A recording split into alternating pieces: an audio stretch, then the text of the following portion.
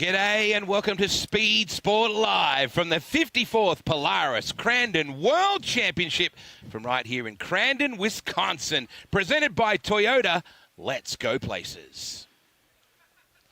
I cannot wait. Good morning, ladies and gentlemen. Boys and girls, do not adjust your set. There's a strange talking man sitting next to a beautiful woman from Michigan. That's the kind of thing that can happen here at Crandon. Boy, Erica L. Reed, I'm really looking forward to my first full day of competition. I've never been to this event before, but oh my God, it's amazing. Absolutely, and we're both first-timers, Wade, and I can...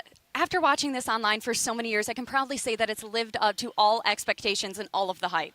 Isn't it great? You know, the major sporting events throughout the world are known just by one word: Wimbledon, Indy, Daytona, Crandon. This place is the greatest show on dirt, on air, on dirt, on air. There are some phenomenal driving abilities and some cool trucks and cars. Absolutely, and I think our other broadcast partner, Ken Stout, says it best when he says that this is the dirt of dreams. This is the place that every single driver wants to win in front of the crowd at the big house. You're not going to see shoeless Joe Jackson come walking out of a cornfield onto a baseball field, but you are going to see a guy called CJ perhaps wrap up yet another world championship. I don't like saying that about drivers. I always put the commentator's kiss of death on them, but there's a lot of expectation there, Erica. Absolutely, and like you said, it's really hard to bet against him, especially after the speed we saw him go at yesterday during the Pro 4 race. But I was talking with him, and he said it is a big challenge to go through the pack of the Pro 2s because they are so competitive, and that field is very, very stout this year. And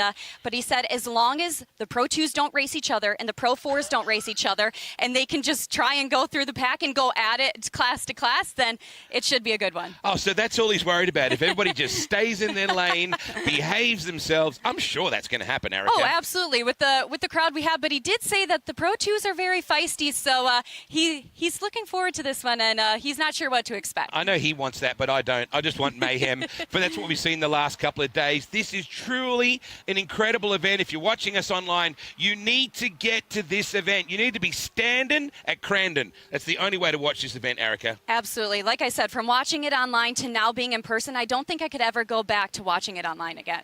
Going to be an incredible event, no doubt. We are set for a huge day of competition. I know that Ken is up there at the moment trying to warm Cameron up and get ready to go. There's a lot of festivities to get through this morning before we even crack open the throttle, but then a full day of competition. This is Crandon. It is an amazing event. Sit tight.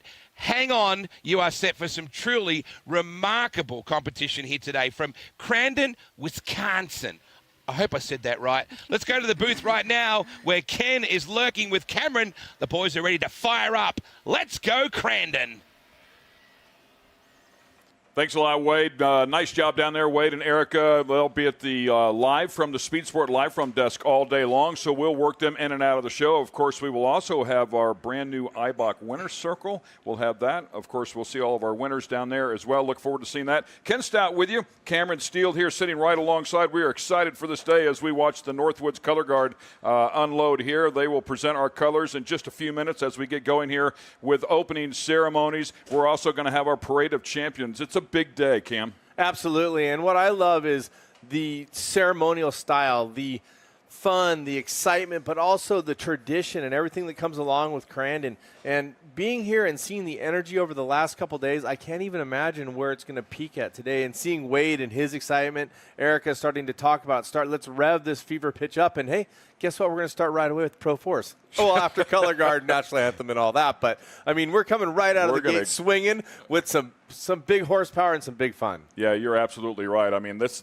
what's beautiful about this day is we start off big, we end even bigger. So it'll be fun to watch the Pro 4s come out here. Of course, they had their points race one day ago, came out here and threw down, and all of these are 900-plus horsepower trucks, so they'll be slinging them around here all day long. We're excited to get things going. All right, ladies and gentlemen, at this time, we're going to send it down to the Northwoods Color Guard, and we'll get our opening ceremony started here. Color Guard Commander, Mr. Bob Smith.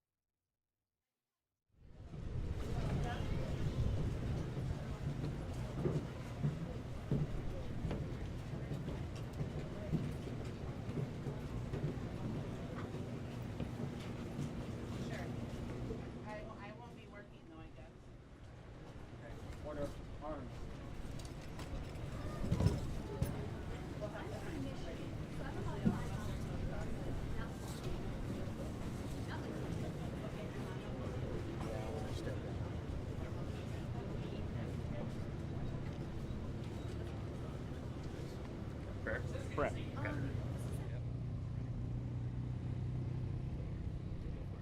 Dear Heavenly Father, we just thank you, everybody that showed up here to this awesome Crandon International Speedway.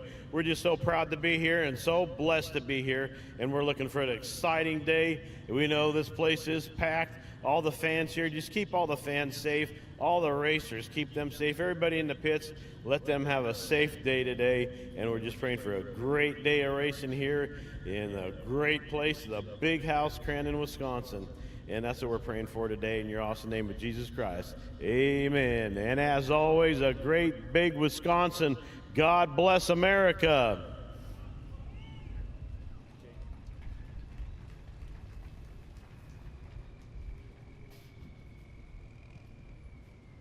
Color guard, port, arms. Present, arms.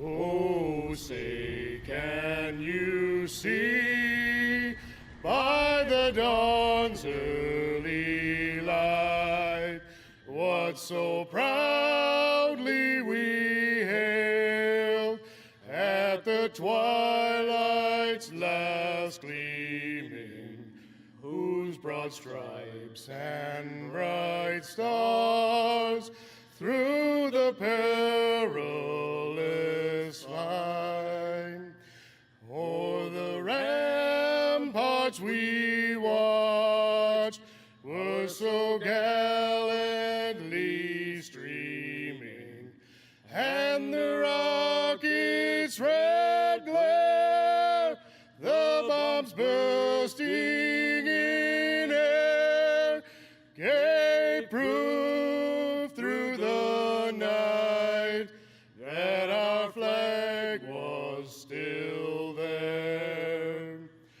Oh, say does that star-spangled banner yet wave o'er the land of the free and the home of the brave.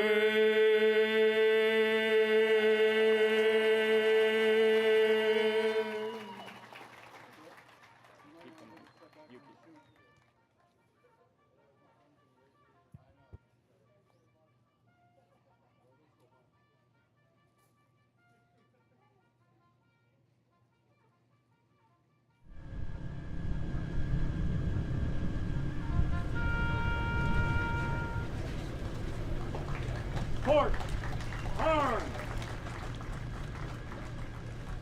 Ready. Aim. Fire! Fire! Fire! Port, arms. Left. Hey. Forward. Arms.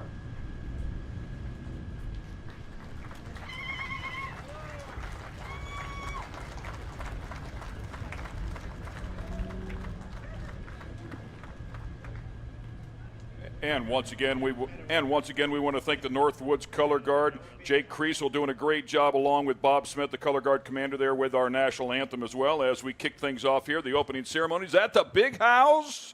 We've got the Parade of Champions coming up here next, and a number of our sportsman competitors, people that were out here battling just one day ago. So it'll be exciting to watch them make a lap, and then, of course, we'll get the Pro 4s lined up, and we'll turn them loose.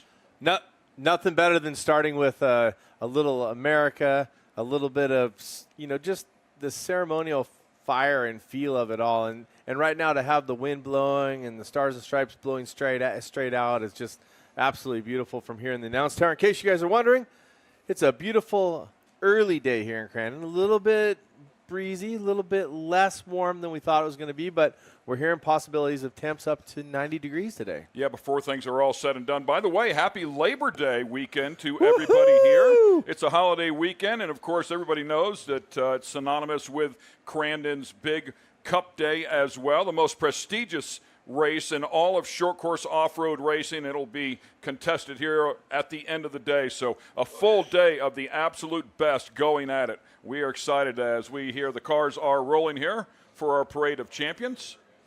Coming down that front straightaway, if you will, from the Land Rush start, that is anything but smooth, which of course makes it all the better to watch as they come sailing down through there at speed, the better part of 100 miles per hour through turn number 1 here, and they'll fan out 3, 4, 5 wide. But getting as level a spot as you can find there off that starting line is important. Well, it's definitely a tricky place to pick your starting position, right? It depends on the level. It depends on the holes. Also going to depend on the watering and what happens in between races there. So certain drivers will pick different ideas, and as we're looking at the track as we're getting ready to have the parade come through, you can see they've been working on the track. There's some moisture in the ground. When it gets to be crwarmer and breezier, you start to get a drier track, which can sometimes make it for a harder surface. And here comes the pace truck, Crandon pace truck coming around. And, you know, when we talk about ceremonial, we talk about all the things that go along with Crandon. There are so many different classes racing here, Ken.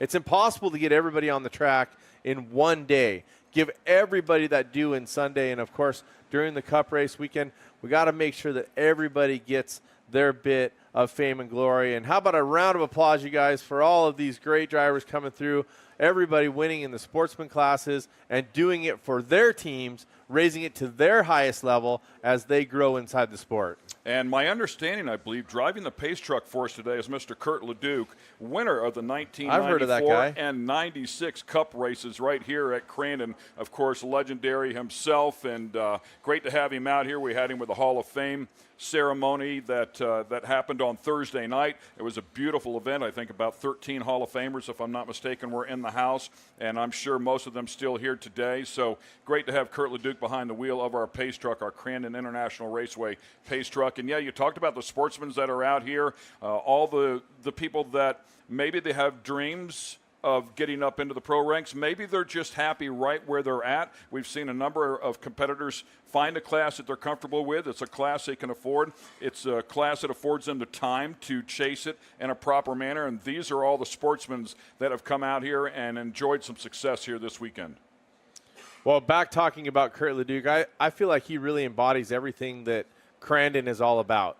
The passion for racing, the passion for family, the passion to share with the fans, and the personality to go along with it. I mean, just seeing the smile on Kurt's face to any time you catch him around the track tells you the story about how he feels about Crandon.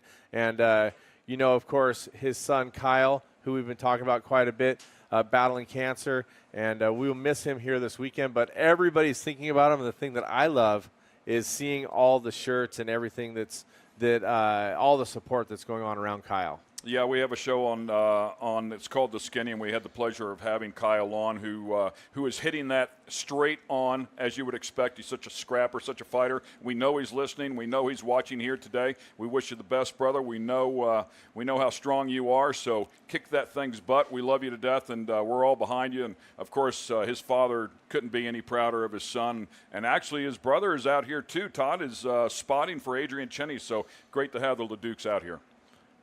Always got to love that Leduc energy, right? No matter which one of the Leducs, Valerie included, the sister. I mean, the whole family has just that personality, Absolutely. That big smile. Everybody's stoked. Everybody's happy. And Valerie raced for a bit. Yes. She was in a pro light truck there for a bit. Absolutely.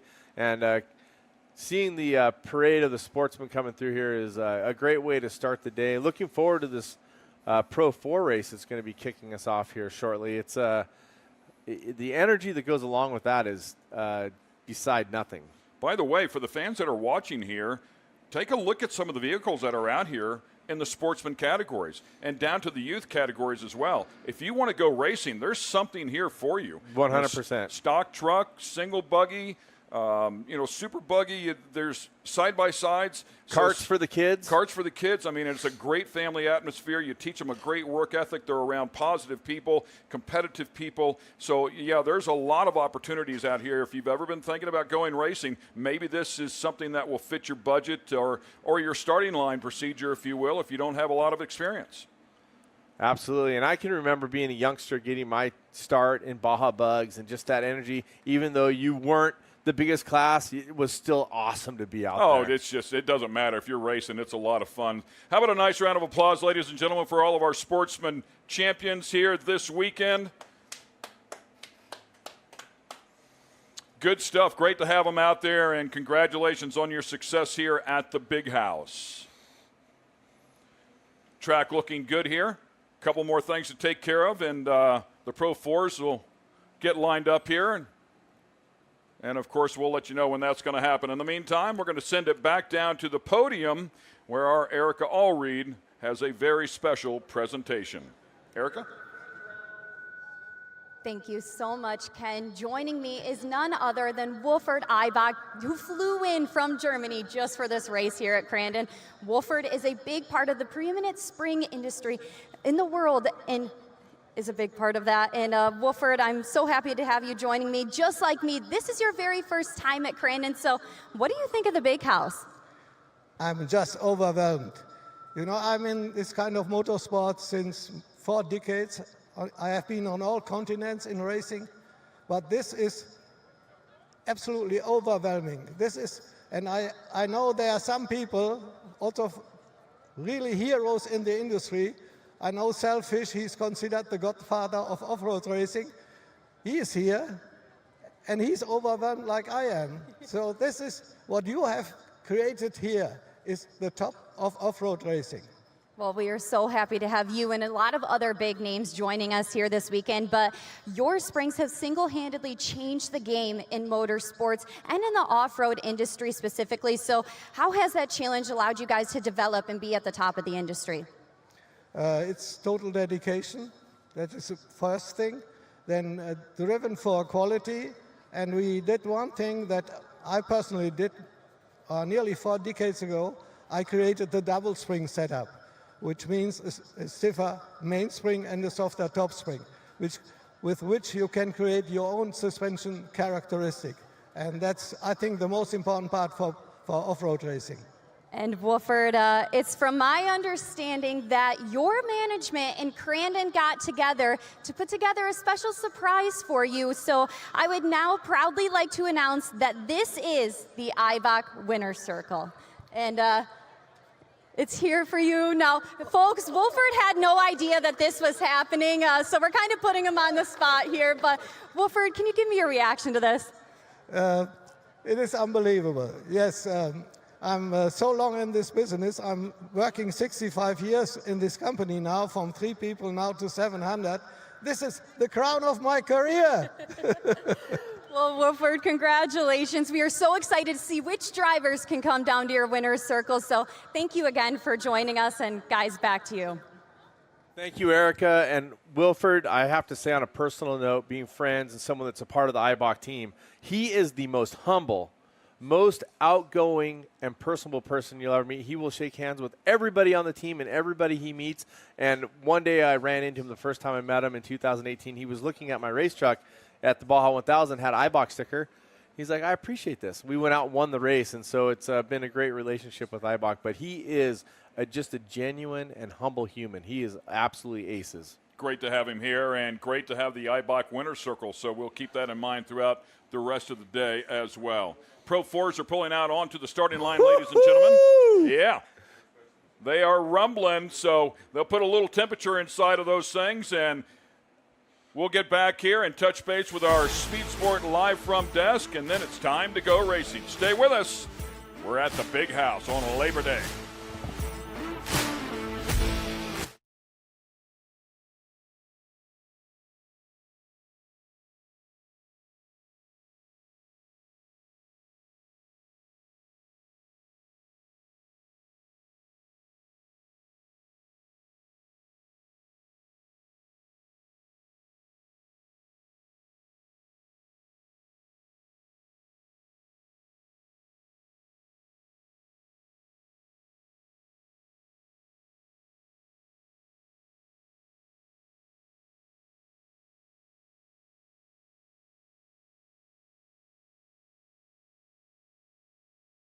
I watched my first race yesterday. You're on the team, kid. It's orientation day. Hey, new guy. Let's get you up to speed. Lunchtime.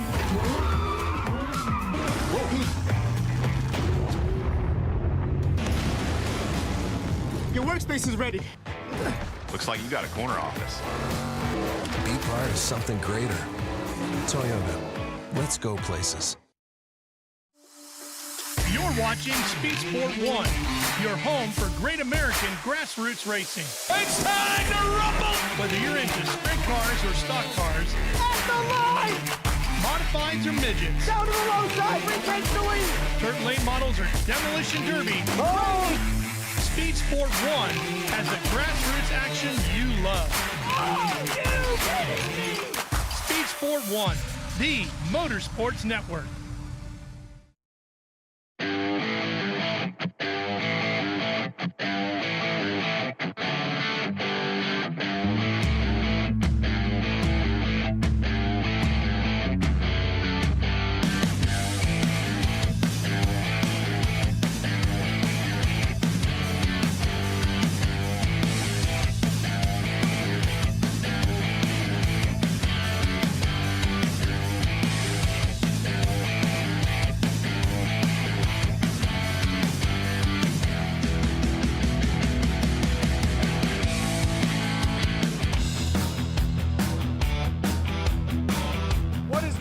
Crandon, we are here at the Project X Ridge where the party happens during the Ultra Cross on Friday and Saturday night. Our friends at Project X are giving away one of their 41-quart Blizzard boxes to keep all your beverages and food cold for the trails and for partying on the Ridge. Make sure you stop by their display here on the Ridge to sign up to win and check out their game-changing off-road products.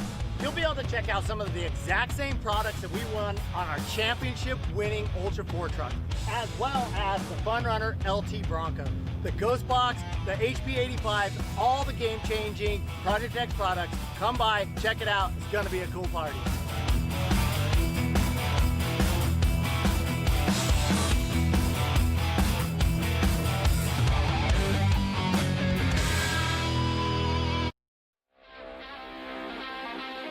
Well, it is starting to warm up here in Crandon. It was a nice, cool morning, but, baby, you can feel it starting to heat up now. The Pro 4s aren't too far away. I didn't mean to call you baby, by the way, Erica. That was a general reference point. If this is your first time or if it's your 54th time, welcome to the big house for what is going to be an epic day, Erica. Absolutely. The fans are already crowding in. All of the chairs are almost full, and we've got a packed hill over here, so I'm excited to get down to some racing. I'm not sure what would be more scary, competing in Pro 4 or trying to move somebody's lawn chair today. Honestly, I think it might be moving a lawn chair. I think you're right. People really fiercely protect their patch of turf. This is going to be an incredible day. We're going to see the big bangers up here very, very shortly, the Pro 4s, and I love it when Ken and Cameron get after it as well. Some fantastic food around the place. What's your food of choice? I mean, I feel like I would be doing it wrong if I came to Wisconsin and didn't get some cheese curds. Yeah, I think you're right. Even the cheese with the pretzels is really good as well. This is a great little team here in Crandon. Of course, we kicked off the weekend with the greatest rock and roll band of all time. Kiss played here on Friday. So we are going to rock and roll all night and party every day for the rest of today. There's a big party coming up at the end of the day. Did you know that? Is there? Yeah, apparently. I think it's a party all day anyway. This is going to be an amazing day of competition. Of course, the Red Bull Cup is coming up later on today. I can't even imagine what that's like. I can't imagine either. And talking with a lot of the drivers, I'm like, are you going to hold back during these other Crandon World Championship races to solely make it to that Cup race, make sure the car is good? And they said, it's World Championship Day and it's Cup Day. They're going for both of them. So there's no holding back in any of these races here today. So it'll be a sight to see. Any trophy you get today is absolutely worth it. I'm kind of hoping we can get these fans up and about and get a bit rowdy, Erica, because all day yesterday and throughout the day at the parade and everybody just wants to get in amongst it and be part of it. So later on, I want to send a wave up and down here. Look at all those fantastic people. Could you just stick your hands up for us, Crandon, and get a bit of a look at you wherever you are around this circuit? Give us a wave because we are sending you out all over the world at the moment. And what you want to do is stick your hand up and go, we're here and you're not. And why aren't you here? Because this is going to be a tremendous day. I want to start to work this crowd up and get some waves going, Erica. I feel like it's that kind of crowd. I feel like the thing that's going to get them up is this Pro 4 race coming up. Oh, man, just the sound of the things. I went up to the start, to the Land Rush yesterday and checked out the start and checked out Cowboys Corner, and boy, the gravel trap or gravel pit down there as well, and everything about this track. I really like it when they just toss them in. I mean, I know the speed is good and the air is good too, but when you can bang some fenders. It's definitely a spectacle to see, and like you said, when they hit the track, the place goes nuts, and understandably. But, you know, you and I were talking about C.J. Greaves earlier and how it's really hard to bet against him, but we can't forget R.J. Anderson. He's won that Cup race before. He's very strong and dominant and a well-known name in motorsports. The best part about an elite competition like this, Erica, is anything can happen, and it absolutely will. I said yesterday, this place reminds me of a Walmart without the roof. You walk in, you go, I didn't know I needed that. I didn't know I needed that. That person definitely looks like they're walking around in that place. It's an amazing event. It's going to be elbows up and spurs on for the Pro 4s. Please stay hydrated. Now, for those adults, that means margaritas, Bloody Marys, and Red Bulls and vodkas. I'm pretty sure that's what that means. But try and drink some water as well. Try to keep the sunburn cream on as well. We're going to head upstairs in just a moment. Ken and Cameron, I'm pretty sure they're limbering up, doing their calisthenics and getting ready for the Pro 4. Hey, Crandon, can you make a bit of noise for us? It's time for your Pro 4s. Thanks a lot, Wade. Yeah, we're excited. By the way, you nailed that. Cameron Steele just pushed out 30 push-ups up here, man. We've got a ton of energy inside of this booth. Welcome, ladies and gentlemen, to Labor Day weekend here at the Big House, Crandon International Raceway. It's time to go racing. We couldn't be more excited. The Pro 4s are on the line. Let's talk about them for just a moment. 18 inches of travel in the front, 20 inches of travel in the back, a minimum of 4,000 pounds, 48% of that total truck weight on the front axle. Of course, these things make monster power, 950 plus horsepower, all four corners digging, ladies and gentlemen. And we have to talk about the players inside. C.J. Greaves leading the point, looking for another championship. He already has 10, leading the pile, looking for 11. Of course, he has a bunch of cup wins as well. We'll talk about that a little bit later in the day. Jimmy Henderson is definitely keeping the pressure on. But back to C.J., 98 career wins from Pro Light, Pro 2, and Pro 4 alone. He has a chance to hit the magical 100 here today. We'll certainly keep our eyes on him. He added to that just one day ago, of course, whenever he won the Pro 4 race. Jimmy Henderson has been on fire. He has definitely been the guy to watch here this year. He turned that program around, formerly underneath the Greaves tent, by the way, but they dug in deep, and he certainly has some speed. Adrian Chinney, fresh off a win at Bark River, his first win since 2018. Estero Beach. How about that? So incredible stuff here. Let's talk about our starting grid. There is C.J. Greaves. We mentioned R.J. Anderson before, a cup winner, a champion out here as well. Jimmy Henderson, as we were just talking about, and Adrian Chinney. Of course, legendary Johnny Greaves back in the house. Johnny. Woo, Johnny can get it done. No question about that. Kyle Chaney, Cole Mamer, Andrew Carlson, Johnny Holcher, new to the category, and Ben Passa. So we are looking forward to this, baby. And the number one star of the entire event, the Land Rush Star. Absolutely. The most exciting turn in all of motorsports, and we're going to send the baddest trucks in the land down through it. Lined up side by side all the way across, 10 trucks strong on the Steelett starting line. They'll all aim down for turn one. Of course, that Forest County Potawatomi turn one. It is so exciting. If you haven't seen it in person, it is something to not believe, but watching it here online will also be incredible. Watching the starter, trying to get clues from the starter, there's no clue. There's no way to jump that start. They put him in a box. You can't see any body motion. It's so stealth, and everybody has to try to be preemptive, but don't jump the start. Don't get yourself in trouble. And, of course, this is where we have to remember Cowboy. Cowboy used to walk in front of all the trucks, get a thumbs up from everybody to let them know that they are ready to go. Hence Cowboy corner down there, so great stuff there, and we'll never forget Cowboy. Absolutely not, and they've deemed, of course, one of the corners there in the back, right near the start line, the Cowboy hairpin. Down in 10 down there, and a legendary member of our community. And speaking of legends, so many legends in the making on the line, and a few that are actually certified already. Who do you like, Ken? What do you think?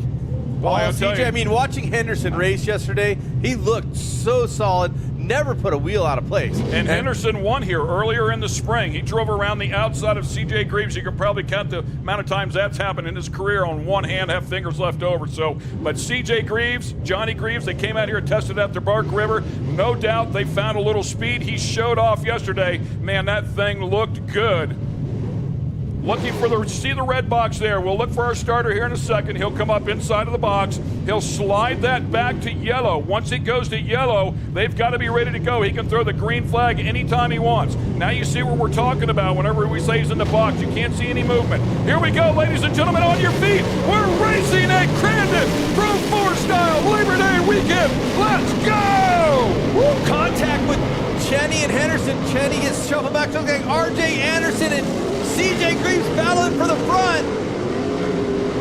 They fan out 3 wide. Here we go. Looks like the early lead's going to go to C.J. And R.J. with a beautiful run there, nose to tail, 3, 4, 5. Chenny with some contact, and Johnny. Jimmy Henderson with a good start here as well. Jimmy Henderson gets up there into second place. And this is what we're talking about. Yesterday, Henderson looked so smooth, so good. Look at it, trying to get a run on CJ. CJ has a bit of an explosion as they come into that finish line turn. CJ gets a couple of car lengths on Henderson. RJ Anderson just behind, and then of course it's going to be Johnny Greaves and Adrian Chenny rounding out your top 5. Now Henderson did work his way up to second one day ago, but keep in mind he had to start in the back of the pack because he had an accident in qualifying, so he had to start deep. But with that said, CJ right there through that right-hander as they head back to Argonne Corner. That truck launches, and look at the distance he's put on Jimmy and the span of just a few yards. Currently sitting at about 6 truck lengths lead.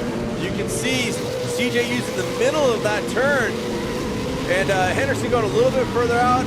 RJ Anderson down to the bottom a bit more, so a couple different choices there. And you can see the water they put on the track has dried up a bit. The wind and the temperature are going to play a factor in that, so we're going to have a little bit of dust, drier conditions here. And I love CJ's setup here as he goes into turn 2. I feel like his setup is so smooth and clean going there. That's what makes it hard for people to put time on him, because he has each one of those lines set up exactly the way he wants it. When he has clear track behind him, 2, 3, 4, 5 car lengths behind him, he can pick the line he wants, which is generally the fastest line. Yeah, no doubt that truck is really switched on as we watch this battle here. RJ Anderson and Johnny Greaves. Of course, Johnny Greaves, a 9-time champion of the Pro 4 category, over 100 wins, and he's right there on the back. Now, keep in mind, he was in a vicious wreck earlier this year, has been picking his way back, but Johnny Greaves back in form now, ready to rip. I was stoked to see Johnny on the track after the accident and see him back in the seat. And yesterday, I saw the aggression. It looked like something might have happened to the truck later in the race. But right now, it looks like he's spot on, trying to chase down the 37 of RJ Anderson.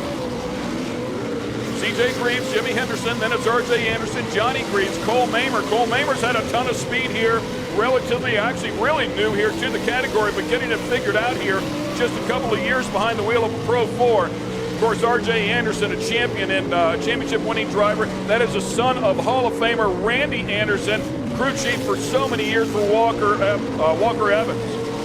And you can see that setup, R.J. Anderson a little wider there in front of the stands. He goes out on the turn, out on the jump just a little bit more than C.J.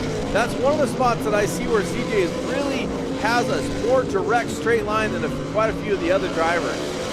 Well, I'm not going to lie to you, man. The fact that C.J. could drive away from this field the way he is it's just hard to put into words. They found something here. That he has not had the fastest truck this year. Jimmy Henderson has really had the truck to beat. But clearly, CJ and Johnny, when they came out here to test, found something. And boy, they are applying it all. They've been finding something for decades, yes, buddy. They have. Let's be honest. I mean, CJ, the prodigy of Johnny, I mean, the two of them working together, synergy, being able to test different setups, work on different setups, talk to each other, and look at that setup, super wide. CJ went for very wide early rotation. looked like he wanted to get straightened out a little bit earlier. As you can see, RJ coming around, still apexing that turn a little further out. Interesting, different lines being used. The dirt looks a little bit different today than it did 1 day ago when they were out there racing. So I like the way that CJ is lining it up and making it as direct as possible.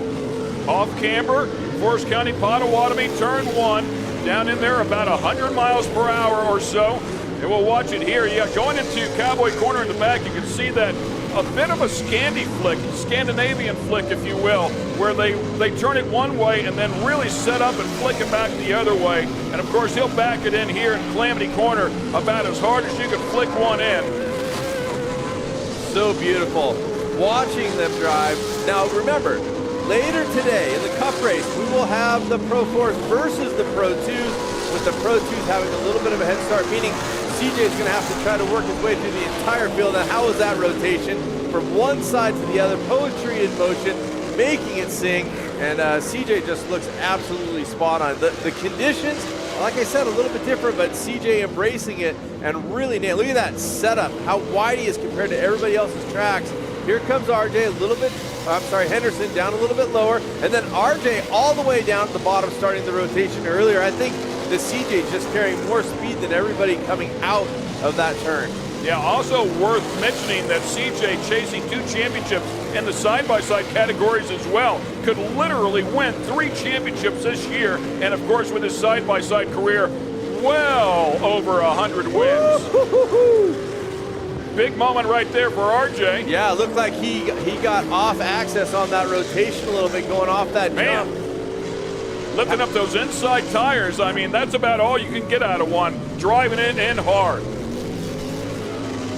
And of course, Spotter up there talking to him, I'm sure letting him know you have no pressure. But Cam, you know what it's like. When you get in the rhythm like this, if you get out of that rhythm, it could cost you everything. You've got to stay in it. And if you miss a turn or come off a jump and it sends you into a different turn, all of a sudden it's going to set you up for 3 different turns trying to collect that back up. And now the competition yellow is out. So let's talk about this for a moment. Of course, they'll make one lap here. CJ will bring them back around right in front of the crowd and restart the field. But now the track is completely different than the track that they were on when we started. And a lot of people, it looks like Johnny pulled over there for a moment to sort something out and go back to get his spot there ahead of the Baja Vita sponsored Cole Mamer truck. But now this track is completely different, and these guys, when they set up, this is what they set up for. So the ones that have set up for late in the race, whatever their tire cut may be, this is what they're planning on. We'll see if they've got anything for CJ. Well, so far, it looks like no is the answer. Look at the massive boulder they just picked out of turn 1 that was slung to the outside. That was a big boy. You're talking to a Hall of Famer, Scott Taylor. He's had rocks come through the windscreen in the front. They roll around, get underneath the pedals. They don't have brakes because there's a rock underneath there. It's hard to explain all the crazy stuff that goes on in the cockpit of one of these trucks. It comes out of the "you'd never believe this" category, right? Every time I'm racing, if it doesn't go exactly perfect, you would never believe this happened. I think Rodrigo Ampudia had one smash him in the face, right? I mean, through the windscreen, or the rock screen, I should say, and then into the face mask of the helmet. So, yeah, it can get pretty gnarly out here.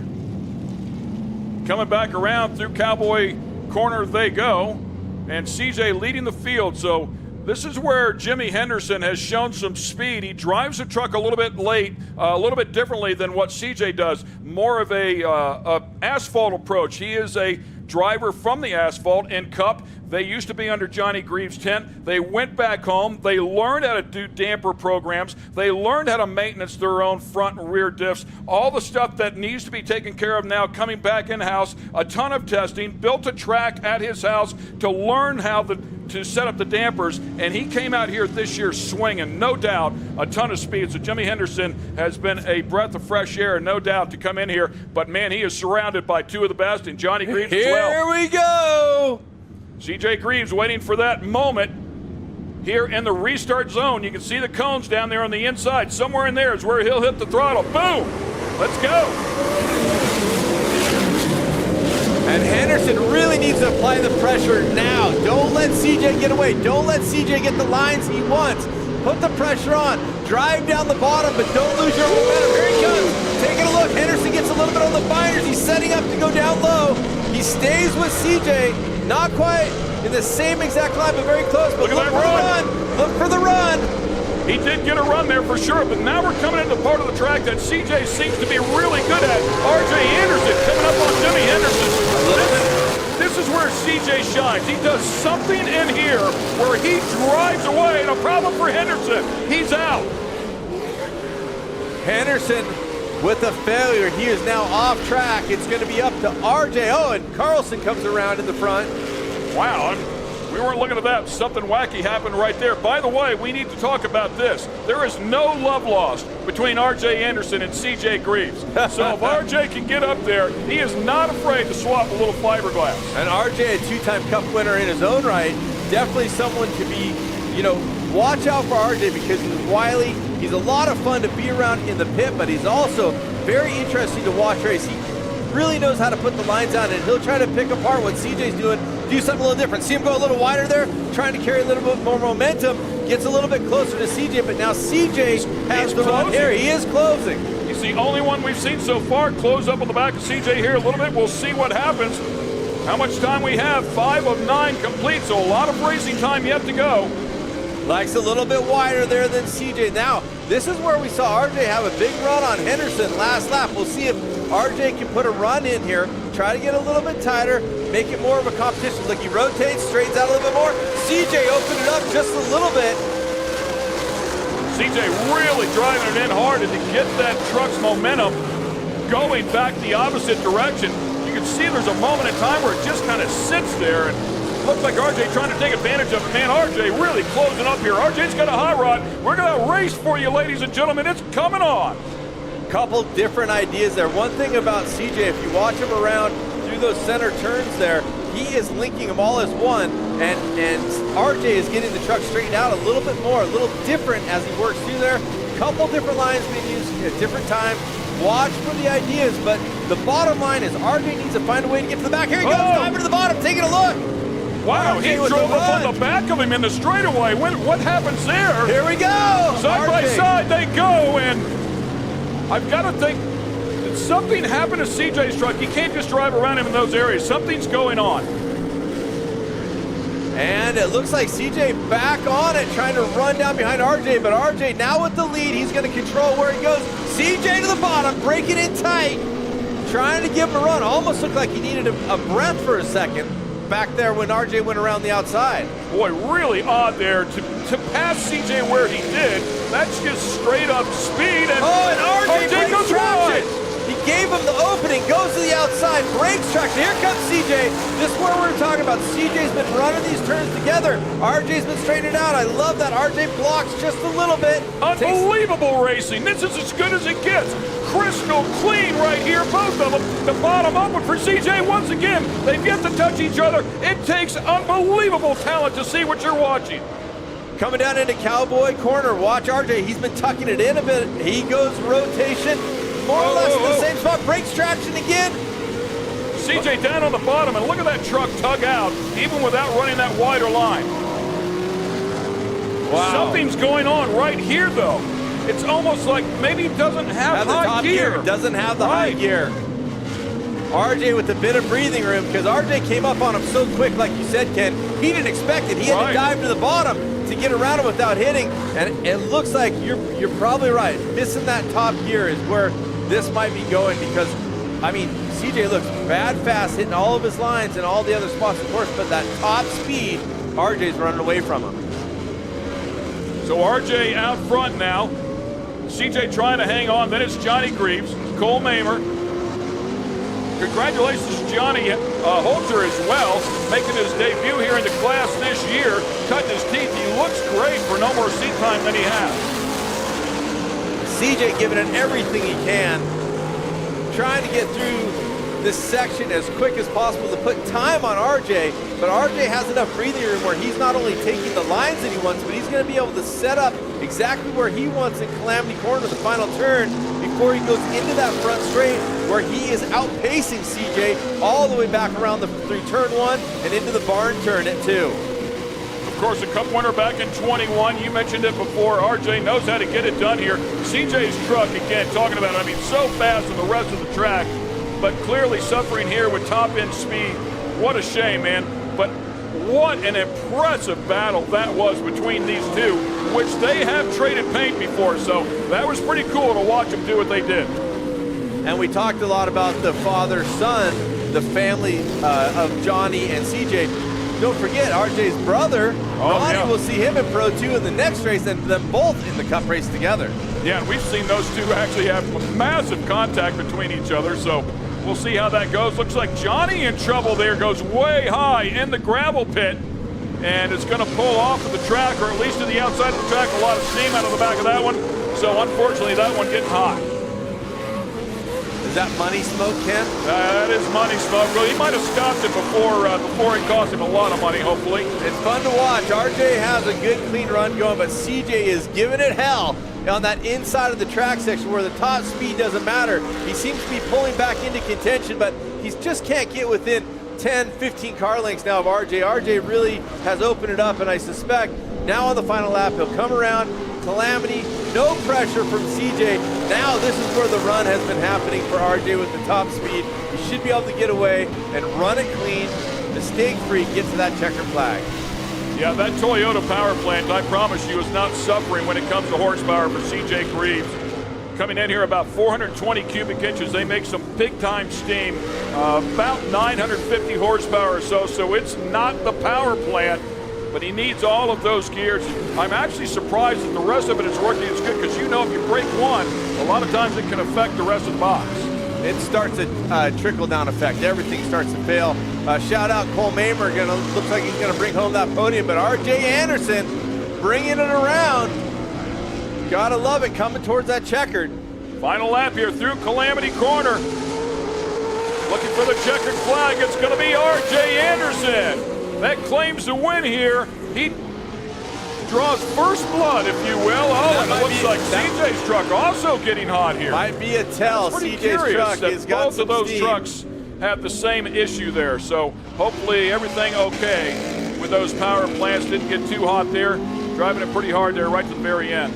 Well done by R.J. Anderson, that BF Goodrich NOS sponsored truck. And wow, lots of steam coming out of CJ's truck now. You can see the water on the ground where he stopped there. Yeah, it looks like, is that steam or just dust coming out of Cole Mamer's truck as well? By the way, congratulations. There's steam coming out of all of them, I'm telling you. Helmets too, right? There's steam coming out of their ears if they're not R.J. Anderson. We'll take the top three over there. Congratulations to Cole Mamer. He's the third one across, so he'll make his way to the podium. Jumped up to third in the points just one day ago. Was able to just sneak past Adrian Cheney by one skinny little point.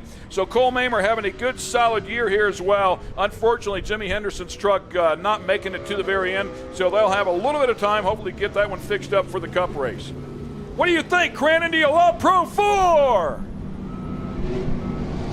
They love it. They're here. They know they love it. They're already here on top of you. They don't. you can rev them up all you want, but man, oh man, they're here for a full day of racing. Remember, everybody, at the end of the day, the Red Bull Cup, Pro 2s versus Pro 4s, lining up, and look at that, R.J. Anderson out of the truck. RJ, you know what I love about RJ? He's a great race car driver. Yes, his dad, a Hall of Famer. Actually, his dad joined us on our dirt bike trip to Cabo this year. Oh, nice. Got to learn a lot about the Andersons. But RJ is his own personality. RJ is fun. RJ is outgoing. RJ is personable. He will talk to everybody, and everybody loves to engage with him, and he engages well. But he is a race car driver, man. He's a race car driver. You see him at the legit. awards banquet, they'll show up with the pink flamingo shirts. I mean, he is a fun-loving cat for sure. Cruise by his pitch, you'll figure it all out. But man, when he puts a helmet on, he can for sure throw down, much like his brother Ronnie, no question about it.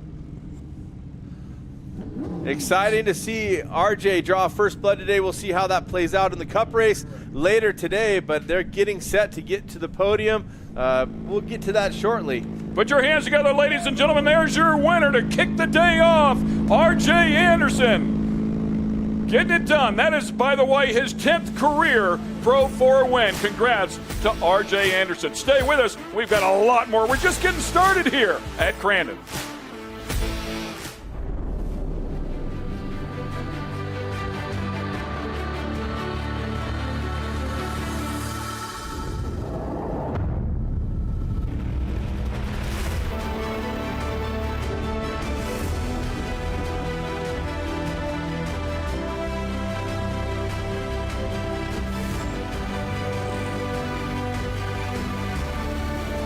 Eibach on top of the box, baby.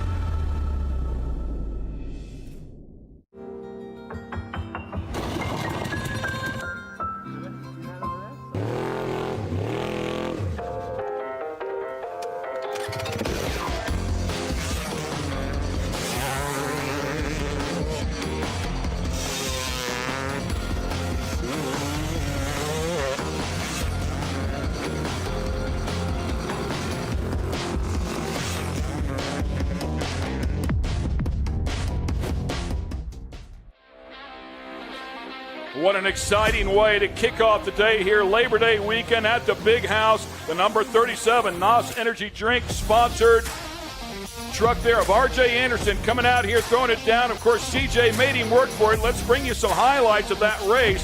So much fun to watch as C.J. got the early hole shot. Jimmy Henderson right there behind him as well. Adrian Chinney battling back in there with Johnny Greaves.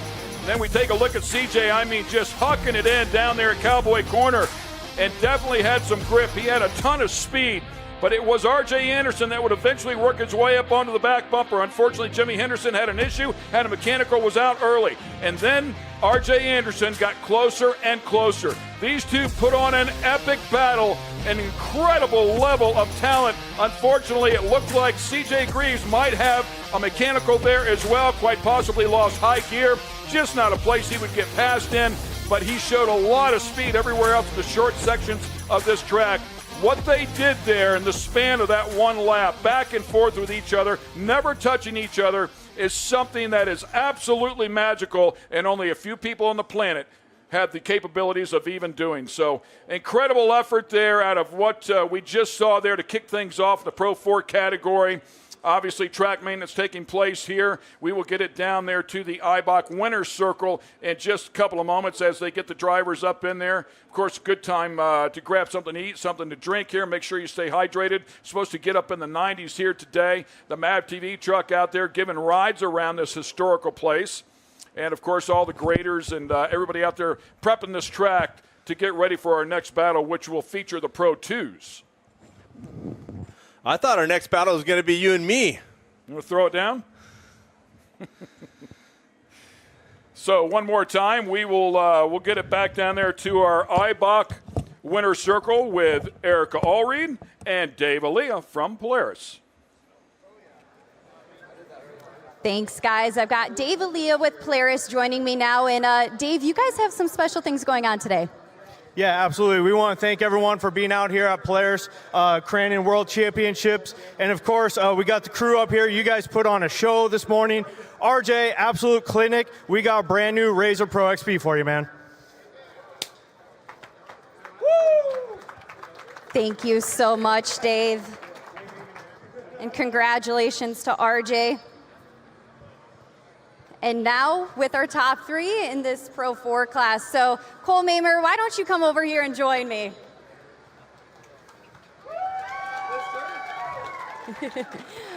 Cole, your patient driving was rewarded as you captured this podium finish late in the race. So can you take me through that second half from the driver's seat?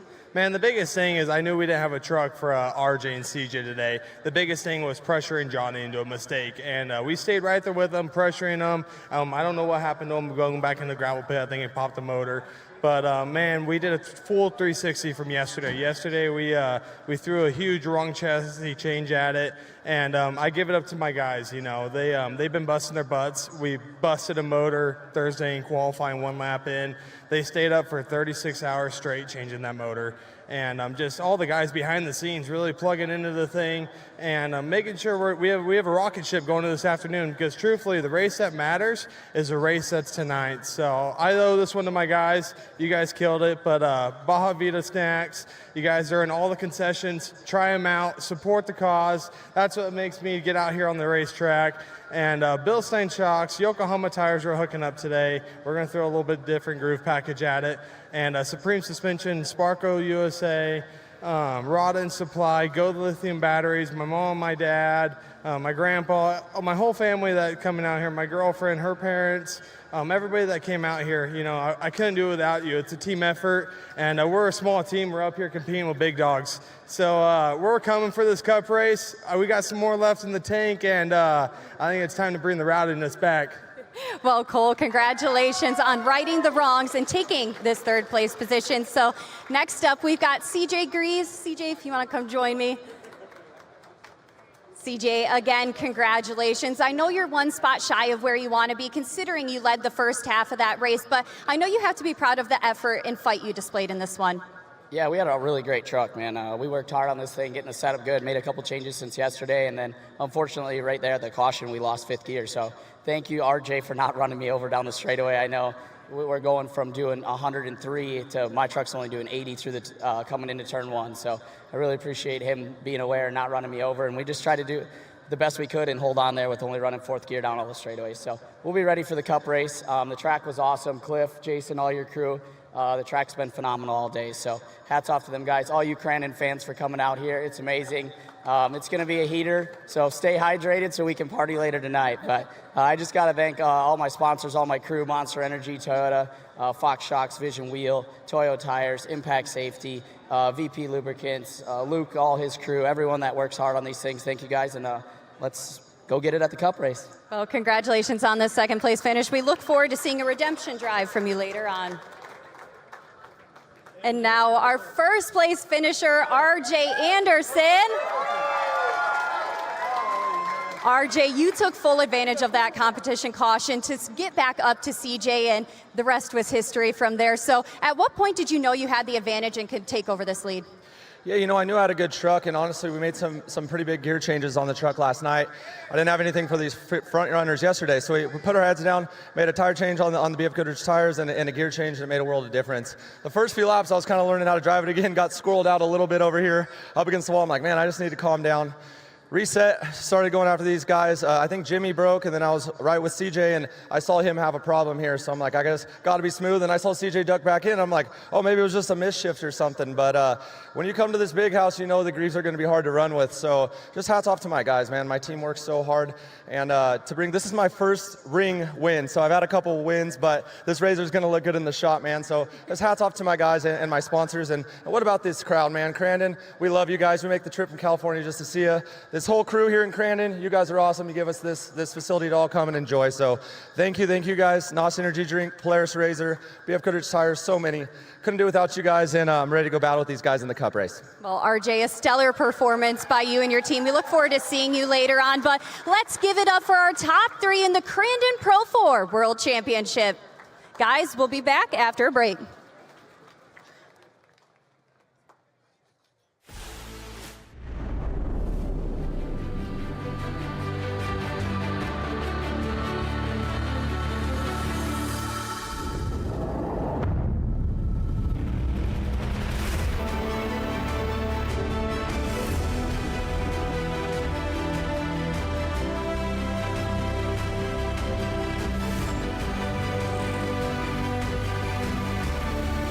Eibach on top of the box, baby.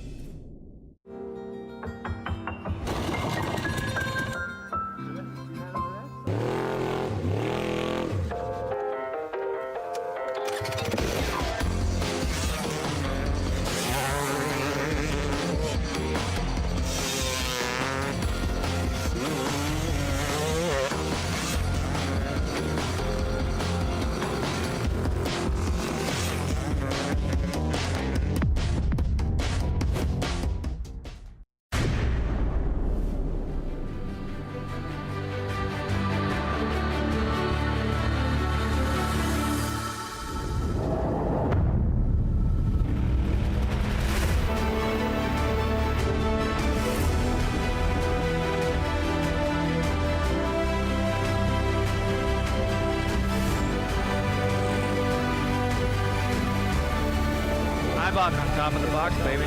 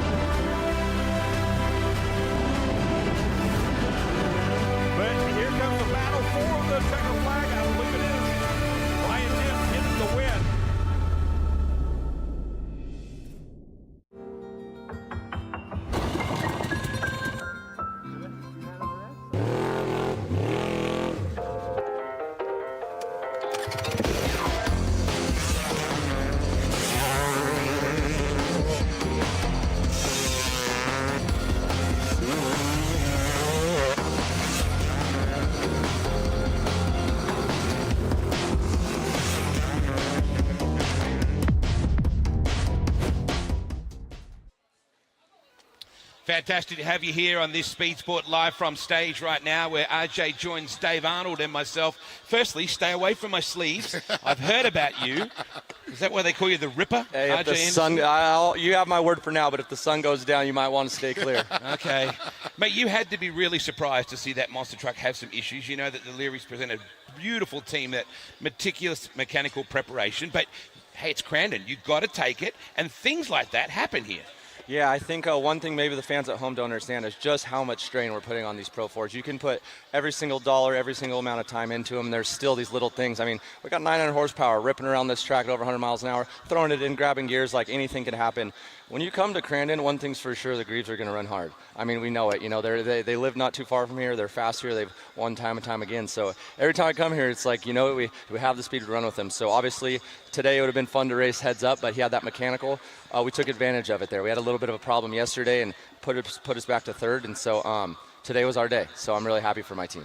Well, one of the big questions I want to ask, too, is watching Jimmy Henderson right in front of you, and you're going there. You see CG up there. You know that's your big goal. Get to the front. You got Jimmy there. Jimmy has the problems. Then I see the side-by-side action that's happening, and you're going to CJ. Now, going into Calamity Corner, how crazy is that being side-by-side with him going into it? Yeah, you know, I actually had a little bit of an advantage there because the first few laps, we changed some gear ratios last night, and they're quite a bit different to drive. So what that means is, like, in these Pro 4 trucks, I have a 6-speed manual transmission. So into these corners, whether you're running second high or third low, like, there's a lot of changes. So when we make a big change, it's relearning how to drive. That's your RPMs, the gears, where you want to be. So the first few laps, I needed to clean it up. So those guys started to leave me a little bit, and it gave me some time to slow down, find the lines. You know, I wasn't pushing as hard as I could, and I saw some things those last 2 laps before the yellows, like, okay, I think I need to make some adjustments here.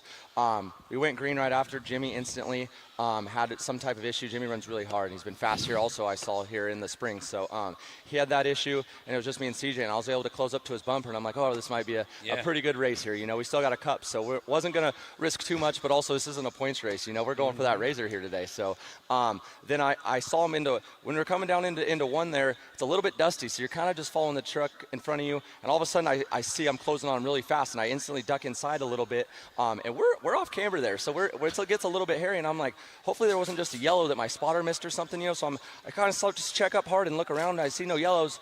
So then I start going, and then I see it going into gravel pit. I hear him, and then we go into the finish line turn, and he's right there, and I'm like, maybe he just missed the ship, like, it's on. And then I hear my spotter say, clear by 5, clear by 6 on the going back into the tree turn. So I knew instantly, you know, that the character of the beast, he must have had some type of gear issue. So I knew I just need to get good runs off the corner and then protect on the high speeds because I knew he didn't have much for me there. Geez, I wish you could get excited about the sport. Unbelievable.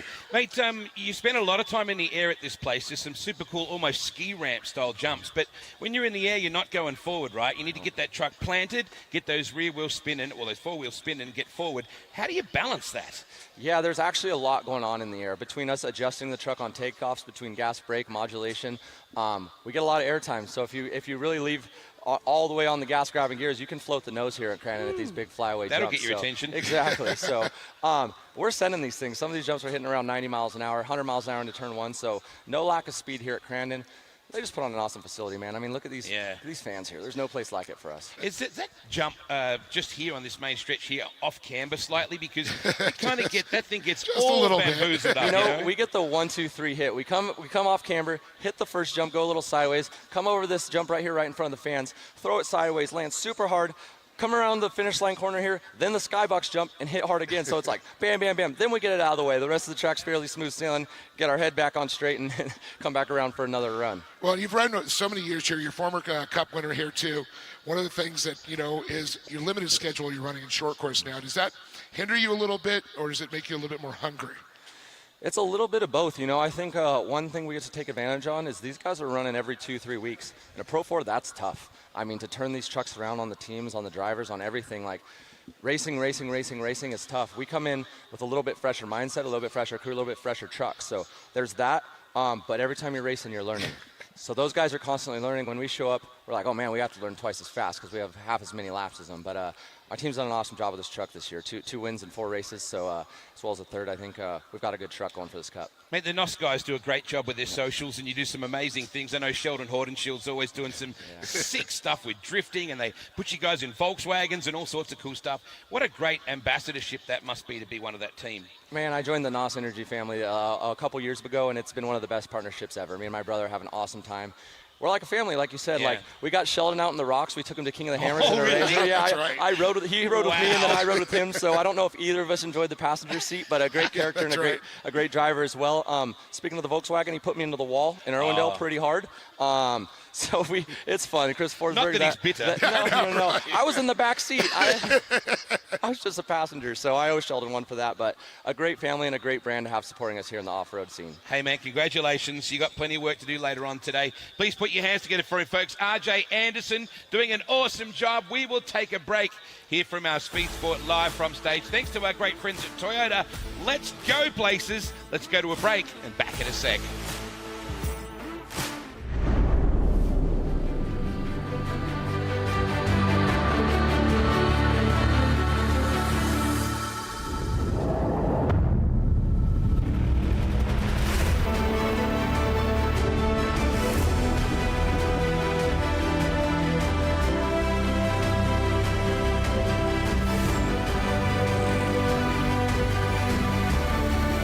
Eibach on top of the box, baby.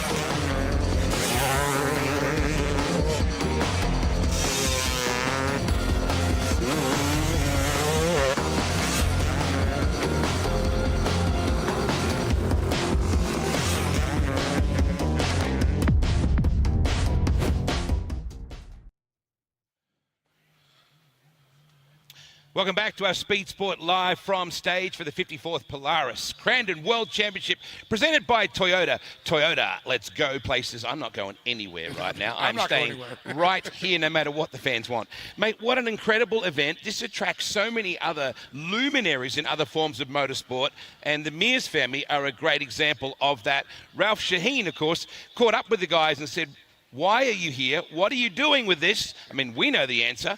Ralph found out more. Okay, so here we are with the Mears gang at Crandon, but you guys don't really have a huge history here. I can't believe that. You, Roger, have never been here before, and Casey, you've only run here once in a super light? Yeah, years ago. How did this happen? How did we have to wait so long to get you guys here?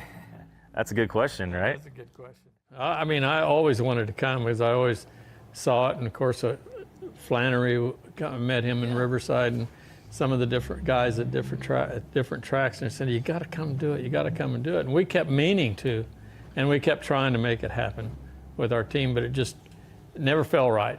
Just didn't get to do it. So here you are now, but your kid's driving.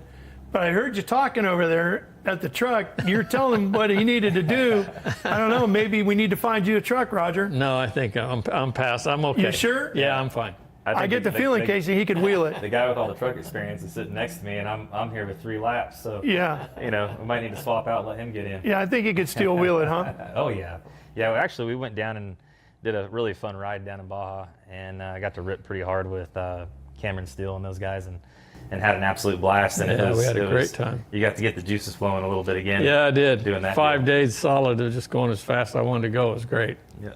One thing I do want to say is I've been able to run with him over the last few years in a lot of different things. I'm glad I don't have to race him. Yeah. So you talk about the IndyCar stuff, and you and I were chatting just before we started this interview here. 258 miles an hour at Fontana in an IndyCar, just mind-boggling speed. And then I think about turn 1 here and how hair-raising this thing is. Does it compare? It's completely different, but the feeling's not a whole lot. I mean, because here you are now taking anytime you take something to its limit at the fastest speed that it can take, it gives you a similar sensation, but being on dirt, being sideways, going through a corner at 100 miles an hour in one of these trucks is a pretty awesome feeling, and I'm glad I've got to experience that. What is turn 1 like here? Describe it for us. How do you drive it? Well, I mean, going into it, I didn't realize how blind it was at first. Now having driven it, I mean, you're coming into this thing at 100 miles an hour over a slight rise. You can't see, the wall disappears, the inside wall disappears, so you can't really see where you need to set up to get into the corner. So it's a little bit unsettling, at first, trying to figure out where that point is, where you're going to throw the thing sideways at 100 miles an hour and hope that you did it right, not knowing what's on the other side. Yeah. And right now in my truck, I go in there wide open, throw it sideways, and it's spinning the tires so hard that I actually have to roll out of the throttle just a little bit to get to hook up. And then when it does, I can get back wide open to straighten up for that jump. But it's a super cool sensation. You get in there and it's real light, it floats in, and then when it gets in lands and it gets all that load, and then all of a sudden you feel the G's and you're in the gas hard. It's a really cool sensation going over that rise that fast. Okay, so you're running with Ryan Beat this weekend. Tell me about the truck and the strategy, how you're approaching the weekend. Well, I mean, this all came together kind of last minute, and I wasn't going to turn down the opportunity. And so I said, absolutely, I'll do it. Ryan's a great guy, and he's got a great program. He was quick time right out the gate. He built a brand new truck that's beautiful. But to do this, they found another team and program that had an older truck to rent for me. And so, I mean, really, for me, I'm out here to experience this place. I'm always going to go as fast as I can, but I got a lot to learn in a short amount of time. So he's been really good about, maybe making some changes to that truck that he would have done to his truck, try to get it as close as we can for me to go out there and just get laps, learn, have fun, and get the best result we can. Well, it's always so awesome to have all these great dignitaries and racers that come here. I know we've had, we got Tanner Fowles, Travis Pastrana. But, folks, it's time to go back to racing. So we're going to go throw it back to the booth, back to Ken and Cam. Thanks a lot, guys. What a great interview there with Ralph Shaheen and of course, Roger and Casey. Yeah, no, what an honor for me to be able to spend some trail missions time. We did a trip this year in Baja together. Being able to hang out with Roger again, who was friends with my mom and dad, who are both now passed. My dad always talked about Roger and Rick as like the youngsters in the racing back in those days. My dad starting in 70 at the Baja 1000. But being able to hang out with CJ, he's won a NASCAR race. He won in a Chevrolet. He's back in a Chevrolet today with Ryan Beat Racing in the number 25. He is just one of the most personable, nicest dudes in the world. And guess what? He gave me a ride to the track this morning. That's right. I was hitchhiking a little bit, right? So Roger Mears and CJ picked me up and give me a ride in. But just great people, and it's great to have Ralph breaking it down, getting in there. 258 miles an hour on anything is hair-raising. But this turn 1 here, the the Forest County Potawatomi Turn 1 is as gnarly as anything you'll ever do in motorsports. No doubt about it. By the way, he finished up 11th one day ago, so congrats to Casey Mears on that with a field that was in excess of 20 trucks. As you take a look at the big screen here for the 54th Polaris Crandon World Championships, brought to us by the U.S. Air Force. Pro 2 Sunday final lineup right here. Corey Winter, by the way, the winner one day ago, as he is a points leader in this category, followed up by Mickey Thomas. Ryan Beat, third in the points, was also up on the podium here, along with Keegan Kincaid, who had a win here at Crandon earlier in the year. He's pretty good. We're about to go racing here, by the way. The Pro 2s are on the line. They are warmed up, making noise. We'll look for our starter there to make his way up into the box, of course. Crandon, get ready to go. It's going to be just as exciting. Yeah, if you love the Pro 4s, you're going to love the Pro 2s, and there's twice as many. So we'll throw it down here with some of the absolute best in the business. Dustin Grabowski getting his feet wet as well inside of this category. One podium on the season inside of the top 5. Johnny Holter with a win a little bit earlier in this season as well at ERX. So, yeah, there's some big hitters in here. And then we have, as I talked about before, Jarrett Brooks is back, former champ. Tanner Faust in the house. Casey Mears, Amanda Sorensen, a drift driver, also out here having some fun. So, yeah, we've got a stacked up field, and they're cleaning those things out. Is it all right to be a little bit nervous? Absolutely. What's it like? What's it like for these drivers right now? Right now, it's go time. You're making sure that you have all your safety gear, and I'm always grabbing my seatbelt, making sure that it's tight, making sure my neck restraint is on, and just making sure that everything is spot on, set to go. As soon as I see him run across the front right there, now my eyes are on the starting flagger, and I want to be ready to go. I'm kind of brake holding a little bit, throttle anticipating. Last time he went green right away. This time, pretty quick. 2 rows of Pro 2s going at it. Mickey Thomas right dead center in that bright yellow truck. That is Jarrett Brooks. It looks like it's going to be Corey Winter again with another hole shot. Oh, contact! Go! Mickey Thomas goes for a big ride in turn number 1. Rips the left front tire completely off. Spotter's doing a great job with all the other trucks to keep him out of Mickey, but that is a big moment. Just a little bit of touch there, and it launching to the outside. Went for a big ride. Safety there immediately as well. We want to make sure that Mickey is okay first and foremost. They are right there on top of it. Corey Winter with the hole shot. The rest of the field still racing, but no doubt they will check things up here before they get back around here to Forest County Potawatomi turn number 1. Boy, scary moment, and you know that's what builds the drama at this racetrack. Is it is sketchy, but everybody is full in. And Winter, challenge from Brooks right behind. Watch those front 2 spots. Brooks in the yellow trying to make a move. Dive into the inside on Winter. Taking a look. That's Winter in the 67. Winter up high, but keeps a little bit of momentum and gets in that dry dirt. So he's able to hang on to it at great speed one day ago. I'm sure Jarrett Brooks, with one race under his belt with this brand new truck, will be working at it. And you can see the yellow flag is out. They will bring everybody to a stop. They don't want anybody coming back down this front straightaway towards this turn. Mickey is out. Big ride there for Mickey Thomas. And Mickey Thomas has been fast here all year long. We watch it here one more time up on the big screen. That's turn 1 at Crandon. Yeah, well, Mickey was coming, watch, if we'll be able to see it again, he comes from the outside there, yellow flag racing through, so caution. He is out of the car. Everything is all right down on the truck. It is still on the outside of the exit of turn 1. They're dragging it off, missing the wheel now. But Corey Winter back under green flag racing. Jarrett Brooks giving chase, but Winter right now with about an 8 truck length lead. That's going to be tough. Unless Jarrett can find a way to get underneath him. Now, yesterday, when they were racing the Pro 2s, Jarrett Brooks did have a great run, ended up failing the truck, but he had a great run to catch back up towards Winter. As you're seeing there, Mickey Thomas getting into the safety rig. That's a tough way to go racing, and Jarrett Brooks has closed it up. Yeah, Jarrett Brooks, a 6-time champion, of course, championships in Pro 2 and in Pro Light. Here we Making go. a run at Corey Winter. Brand new truck. They wanted to get things sorted. Great to see him back out here, no doubt, with a race under his belt from yesterday, making some changes, and now applying a lot of pressure here on Corey Winter. I like this. On lap 1, they both went wide into that dusty, slippery less traction. Jared Brooks trying to stay down a little lower with a bit of a run. He's got a charge here. Now what does he do? He's going to go outside. He's going to do something a little bit different, trying to tuck it back underneath. And we got a drag race coming down, and we got contact. Corey Winter doing a good job. We'll see if he can hang on here. Trying to find a little bit of space. It's going to be on the outside of Corey. Is he going to tuck back in? Hangs right on the back bumper. Berm shot, trying to get the slingshot. Here he goes around the inside. Watch, see if Corey blocks him. If Corey goes to the inside, checks the brake slightly to stay closer to the ground. Jarek on the outside. Can he make a run here? I don't think so. Jarek trying to find that offline just by half a truck. Clear vision, of course, as they head down into the gravel pit.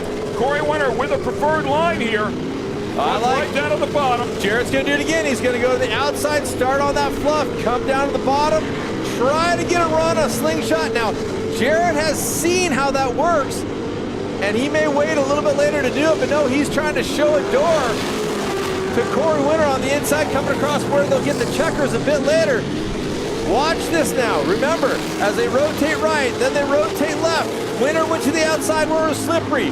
Brooks stayed on the bottom where there was tracks. Let's see how they do it this time. Winter tucks to the bottom now. He's going to protect a little bit more. So that's kind of that line he's been running and lets it drift down. It carries good momentum. It looks like he tucks in tight, but he lets it run. Here comes Brooks. Brooks right up beside him with wicked power. Block him. Block the spot. Take the spot. Jared Brooks is going to fill that zone. He's going to come a little wide. Say, howdy, how you doing? Take it underneath him. Clean racing. He gives Winter the opportunity to run back. Right back around. He does. Outside in, had a good run, kept his line, never flinched. That is so difficult to do, and kept the momentum. Coming around turn one, here they come back to the barn. By the way, we haven't talked about it. We were just talking about R.J. Anderson. Ronnie Anderson in third place, by the way, in Pro 2.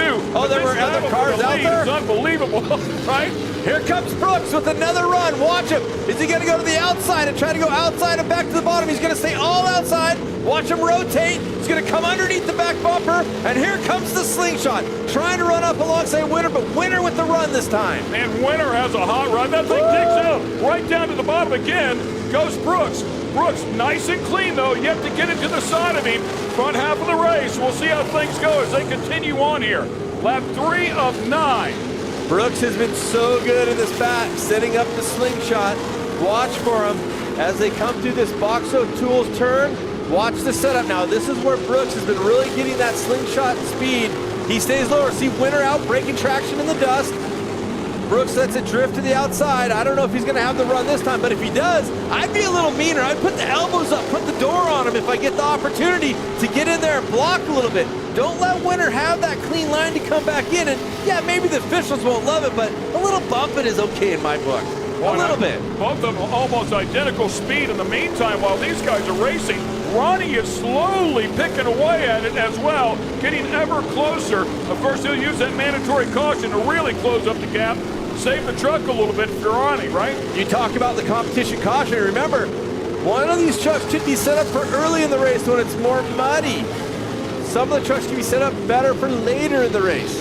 We'll see who has the best truck, but look at that. Brooks, under braking, continues accelerating, likes that fluff. Again, same move, outside to the inside. And he's got a bit of a run. Now what he's been doing, he's been tucking to the inside to try to get alongside Winter. This time he's not able to do it. He actually had a better run. Look at this, he's on the inside. This could work. Bump and bump, bump and run, bump and run. No, a little bit of contact. It's not enough. Nice and clean. And that's the spot he wanted to hang on to. Coming to the mandatory caution right there. Corey Winter able to hang on to it. Corey's truck got a little bit tight there in the gravel pit, and he consequently had to really battle with Brooks there through Calamity Corner. So everybody making it to the mandatory caution here. What a battle, to say the least. Incredible stuff. Does it sound like we're having fun? Oh, man, this is huge fun. Are you kidding me? Just think, later on, we're going to have the 2s and the 4s on the track at the same time. So Corey Winter, Jarrett Brooks, Ronnie Anderson, Johnny Holter with a great run, along with Bob Brand, all inside of the top 5. Dustin Grabowski, 6th. Then it was Tanner Faust down there in 7th. Some big players here inside of this category. Doug Matag, unfortunately, a little bit deeper down in the pack. It's been really fast this year as well. We take a look down through there just a bit more. Casey Mears a little bit deeper down in the field. Mayan Spaccarelli, great to have him back out here as well. Has been running on the West Coast. Ran with us a number of years ago and was fast one day ago in 6th place. And so here you are, right? You're behind the pace truck. Corey's nice and calm there. Jarrett's stepping out, breaking a little traction. It's like, where are the head games here, right? Who's got who and who's head? Corey Winter's playing the head game where you're like, I don't even care if you're behind me. Here's what I think. Corey Winter, this isn't a points race, but Corey Winter has been so close to winning a championship and has just laid up short a couple times. To who? Jared Brooks. But he's really developed. You can see this. His composure is unbelievable. His talent's unbelievable now. He doesn't get phased by the big pressure from Jared Brooks. He's been here before, done that. So we'll see if he can hang on here in the back half. But what incredible racing again. So close, clean, no contact, massive talent. So do you think there might be a little more contact on the restart? I think there might. I don't know about the restart, but before the checkered flag, I bet you things get a little more sporty. Yeah, I think Jarrett's done a great job showing him the door. Seen a couple spots where he might be able to make the move. Now, I think if Jarrett gets underneath there, gives him a little bit of door, gives a little bit of competition, there could be some elbows up racing. Yeah, and here's the thing. These two have raced a lot, and it's gotten that way before. And this is where I think Corey Winter shines. He's not afraid to throw a little bit back now, and I think Brooks understands that. So it can get really exciting here in just a couple moments. We don't want to see them crash each other, but racing hard is a lot of fun. It sure is. How many people think Winter might have this thing handled today? Chasing that championship. Look at this. Little fist-cuffs and stopping there. How many people think Jarrett Brooks is going to get underneath him? Got some fans out there for Brooks as well. That is Tanner Faust, by the way, with the Yokohama-sponsored number 34 truck. Just a little, hey, how you doing? I'm here on the restart in case you're wondering. And they're coming to the restart zone. That is Kyle Cooper, by the way, as well, with the 73. So there's a zone where the lead driver there's cones out there. Gets to choose when he hits the throttle. It's about 150 feet long. So Corey's truck has been that clean all weekend long. He got Jarrett. The whole shot a day ago. Jarrett giving himself a little breathing room, steps out to the outside a little bit, which leaves an open door for Ronnie Anderson also on the bottom. And Ronnie was catching those guys. I really think Ronnie can hang, so this might not be a two-horse battle here anymore. Great start by Corey Winter. He's got a little bit of breathing room as he goes down to the gravel pit. Now remember, Brooks has been going to the outside just a little bit and then tearing it up on the inside. I'd look to see this pass coming once again. Watch for Brooks to try to get to the inside, make a bump, and get across in front of that finish line before Corey Winter. Beautiful job there off of that Polaris jump. Not going to happen this time. Winter with a great run. Jarrett Brooks drifted a little wide. Let's see what happens in the back. How about that nasty roost, man, off of these Pro 2s? Wow, huge run there by Johnny Holger. Good run, looking for that third position on the track. They're heading in the back. Great battle going on for third as well. Third, fourth, and fifth all tied up. Winter in another gear, shifting it up, it seems like. You talked about setting up for the second half. Maybe that's what's come to him. Looks like the 43 truck here also completely off of the track there trying to get back on. That's Bob Bland. Yeah, Bob was inside of the top 5. I said Bland. Brand. Hello. Too excited. Here we go. Winner. Jarrett Brooks. Ronnie Anderson. Corey sneaking away here now. A little bit of breathing room. Doug Matag, by the way, way deep in the pack, showing some real speed, trying to scrap his way back up. But now Corey Winter's spotter telling him clear by 3, clear by 4. Oh! Up on the bike, hits a hole right there through the gravel pit, launches that thing up on 2 wheels, not phased at all. No, but it gave Brooks just that little bit to get back into that position. Now, Corey wants to have 3 or 4 truck lengths so he can pick his line, right? If he has a little bit of breathing room, he can do what he thinks is the fastest on the track. But if Jarrett can tuck it in there, all of a sudden, you got to start protecting a little bit if you're Corey Winter. And Corey right now knows he's got a mirror full of Jarrett Brooks. Look at the rotation, very similar. Brooks rotates a little bit earlier. He stayed down lower. He has been doing this. And this is where that slingshot's been working. But last time around, Corey Winter had a huge gap. And another one now, man. I mean, really digging out of that turn now.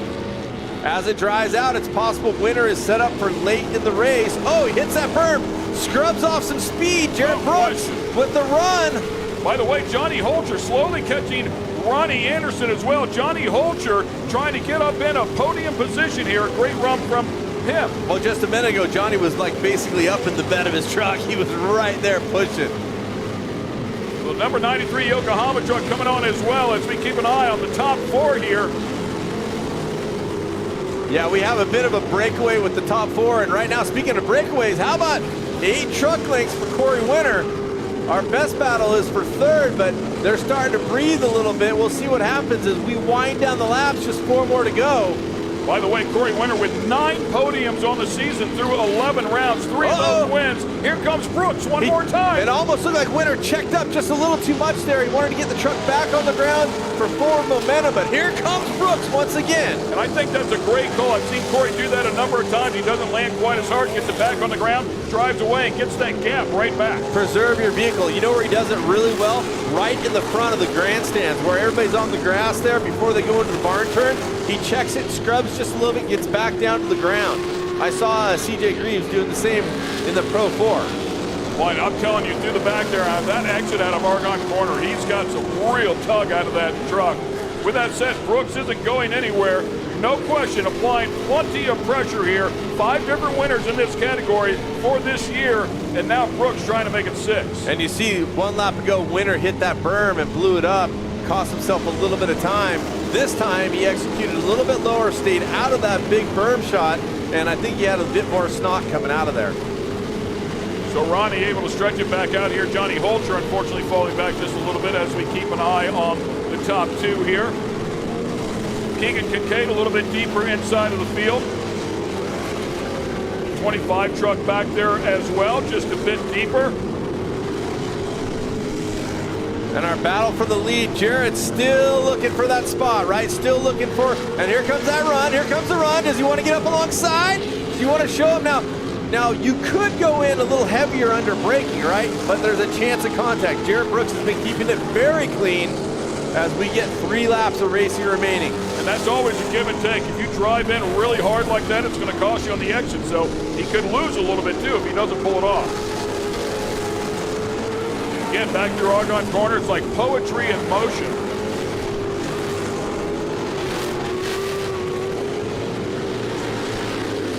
Brooks hanging right there. The brand new Pro truck that brand new Pro 2 truck that they built, he never competed in and sold it. Then the people that currently own it wanted him to shake this thing down. And again, he's pulling in. Window net was down. He's getting called in for that window net. Yep, so he's going to have to put the window net down or he will not have an official finish coming into the pits. Is Jarrett Brooks, putting it up. And you know what, I got to say, that's all on the driver, right? Someone else might pull you in the car, someone else might put the window net up, but you always got to make sure your steering wheel's on and your net's up to stay. Unfortunately, it's going to drop him way back in the field. Corey Winter off to the races by himself. Huge breathing room over Ronnie Anderson. Tough break for Jarrett Brooks. Yeah, Corey Winter with 5 career Pro 2 wins, looking to make it 6 here. It would be his 10th podium on the season. Really has developed into a massive threat anytime he shows up here in the Pro 2 category. By the way, of course, the history of the winners goes deep, as Dave Winter was a major sponsor for the late Rick Huseman back in his Pro Light days. So they've been in this game for a long time. Wonderful, wonderful people. One off the track, that was Tanner Faust way off the outside of the track there at the gravel pit, doing a little stunt driving. Doug Matag, I talked about him picking his way forward. He's a number 81 truck. You see the hood off of it. Doug Matag has been very fast. Anytime he shows up, he's a player for sure, but was way deep inside of this field. And on the final lap, Brooks is back out there trying to race back through the pack, but it's all about the Vision Canopy truck. That's right, Corey Winter bringing it down. Number 67 doing work in front of the fans. Looking unbelievable. He hit all his marks. He never got nervous. Brooks could get right up alongside of him. It didn't matter. He took his line. He did what he wanted to do. Brooks even got by him one time. Corey Winter holds it together, keeps his mind together, and goes right back by. Right through the gravel pit here one more time. And head up over the Polaris Sky Jump. Back there, Ronnie Anderson with a good run here in the 52 truck. NOS Energy back machine. Ultra there in the third and final podium position by Yokohama. But across the stripe, it's going to be Corey Winter for the fourth time this season. 10 podiums, 2 seconds, 4 thirds, and of course now a Crandon champion. How about that? Pretty cool stuff, I got to tell you. It's impressive to see. Crandon world champion, I should say. As the Crandon International Raceway Pace Truck will pick up our top 3. Keegan Kincaid picking his way up into the top 5. Had a good back half surge out of that truck. You're a mess here, Cam. What are you doing, bud? Thank you. I'm not sure. I'm just trying to get in your way as much as I can. But that's why you love me. Good stuff here as we take a look at our results. Congratulations to Corey Winter, our winner. What a great last name in motorsports, right? Especially when you're on top of the box. Right. Ronnie Anderson, of course, Holcher there right behind him. We talked about Keegan Kincaid making a good run from the back up inside of the top 5. Doug Matag was, I want to say, if he wasn't last, he was second to last at the restart. And I mean, he threw it down to get up inside of the top 5. Casey Mears, a great run here up into 7th. 11th one day ago, now 7th. Spec back in there, lost a couple of spots from yesterday. Unfortunately, Brooks, who had a shot at this win, had that window net come down, had to pull in, took him out of contention. What a shame about that. So stay with us here, ladies and gentlemen. When we come back, we will talk to our winner, Mr. Corey Winter, as we'll wait for him here just a moment to climb out of this truck. But what an amazing season he is having as he is oh so close to chasing down his first career Pro 2 championship. Put your hands together for him. Stay with us. We'll be right back to talk to our winner.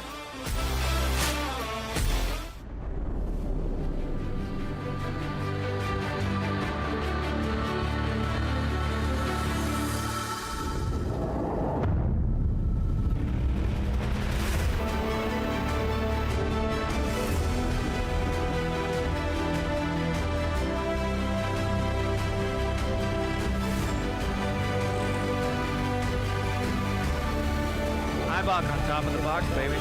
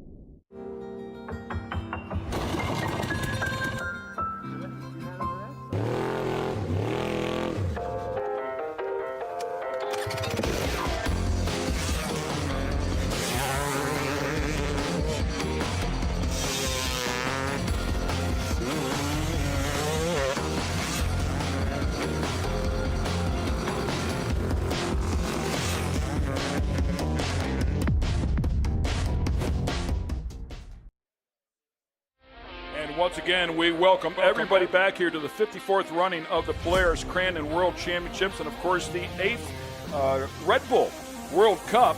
By the way, I was just taking a look at a couple of stats here because Corey Winter will bump up to 6 career Pro 2 wins. It'll tie him with some guy by the name of Jerry Welchel. I heard of a guy named Jerry Welchel before. I think he was a champion as well. So solid guy. You know stuff, what? Man, let's take a look at these highlights.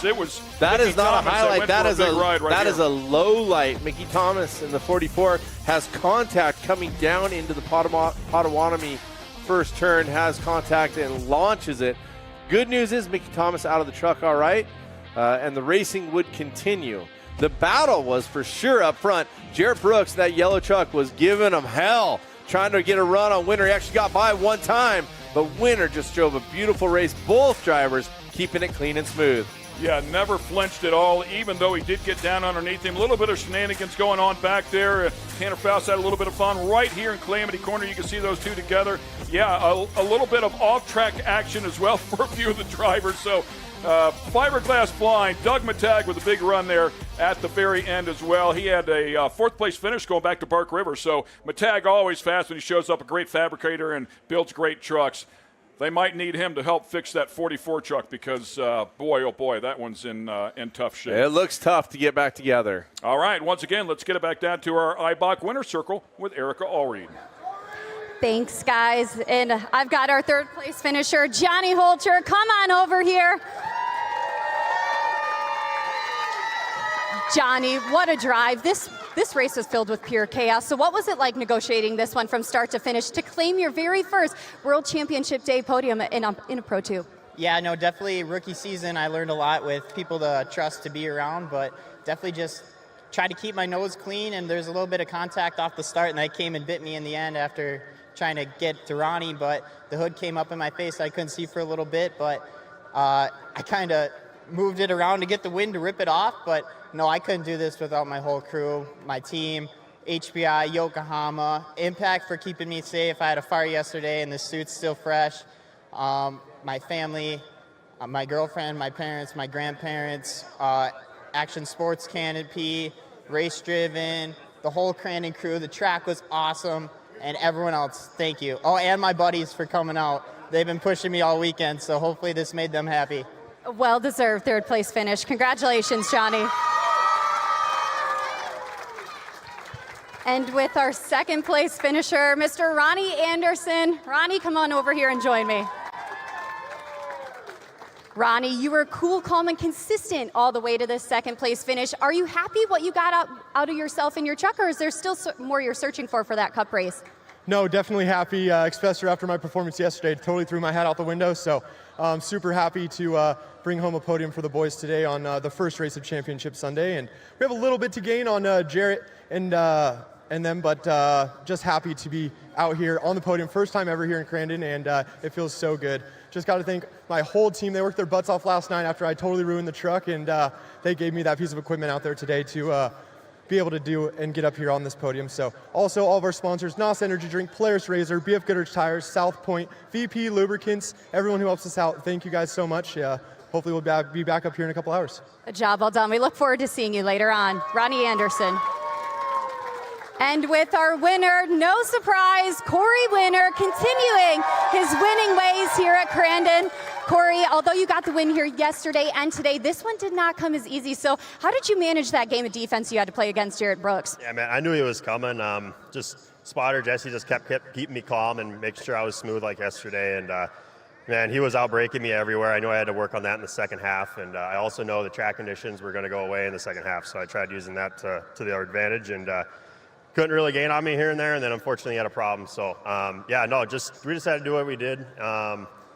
Man, the guys, that change from yesterday really worked out. We didn't really do anything overnight, so we were nice and lucky to have a nice night off. So came out here and backed it up, so that's awesome. So thank you to those guys, my family, everybody here at Crandon. Congrats to you guys, man. It's awesome to see them up here too. So all the fans for coming out. It's amazing. It's so packed here. So I've got to thank my girlfriend, my sponsors, Vision Canopy, Kenda Tires were hooked up, obviously 2 for 2 right now, so we'll try to keep it going. So they're dialed. Race Glass, Impact Safety, Maxima Racing Oil, Motor Gear, FK Rod Ends, Roush Engines, ATD, Dynamic Converters, man, everybody. It's so awesome. Finally put one together here on a Sunday at Crandon, so we're going to enjoy it. Well, congratulations. Definitely on pace to put those Pro 4s to the test later, but right now I've got Dave Aaliyah with me with Polaris, and he's going to take it away. Awesome, thank you. Heck of a drive, guys. Cannot wait to see you take on the Pro 4 trucks tonight. On behalf of Polaris, we wanted to sweeten the pot. Corey, I got the keys to a brand new Polaris Razor Pro XP for you, buddy.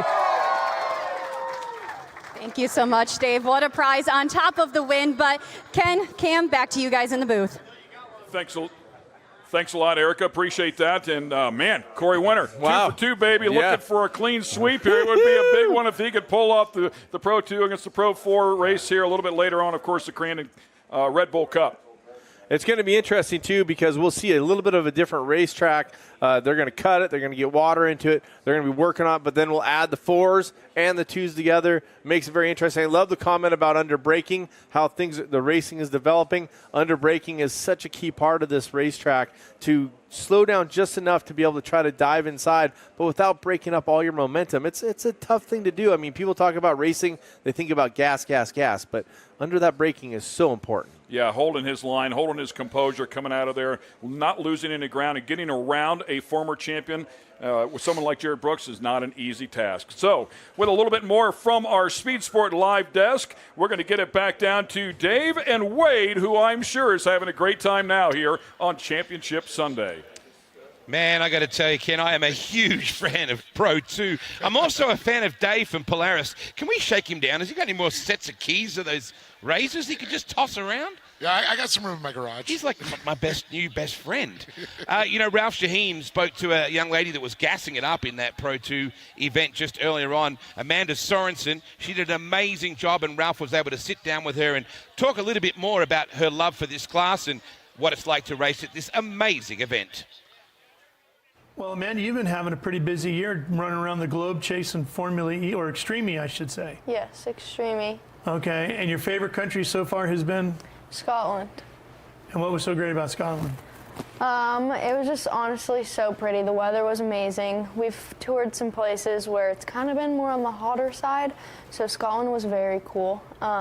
Also, we got to technically race, it was literally 2 different tracks because Saturday it was dry and Sunday it was downpouring and rain, so it was so wet and slick and muddy and slow. Towards the first day it was very high speed, lots of traction. So Extreme E is a very different form of motorsport. How has that prepared you for everything else you're doing? I would have to say it's kind of reverse. Everything that I've done has prepared me for Extreme E because it's so different and extreme. Going into Formula Drift, you don't really have a lot of seat time. There's not a lot of practice. You get 12 laps and you go out there and you race. For Extreme E, similar. We actually get 4 laps total, and then I go to sleep, wake up the next morning, go straight into racing. So as far as the readiness and being super on top of everything, I've kind of learned from Formula Drift going into Extreme E, and then also growing up in the dirt and racing, short course, you have that door-to-door action where you're just banging doors with other people, and everything really, even I also used to competitively figure skate, and I would say that was kind of what has taught me the proper mindset for motorsports. Wow, okay. So how does precision translate over then to Crandon? Okay, Crandon. Honestly, I would have to say this weekend, you got to be very precise. Obviously, we have 30 trucks in our Pro 2 field? Yeah. Something like that. Big class. The goal is to make it to Sunday's last race. So going out there and really just being precise through every race, I think is going to be important, as well as I'm not getting much seat time. I got 3 laps in practice, and I'm going straight into qualifying now. So now that I'm going into qualifying, I'm having to take every single lap that I'm doing and absorb as much knowledge as possible to prepare myself for the next obstacle or race that's coming up in front of me. Crandon this weekend, strategy, Pro 2, first time you've been in one, first time you've been to Crandon, you're running with Ryan Beat and his team. That's a lot.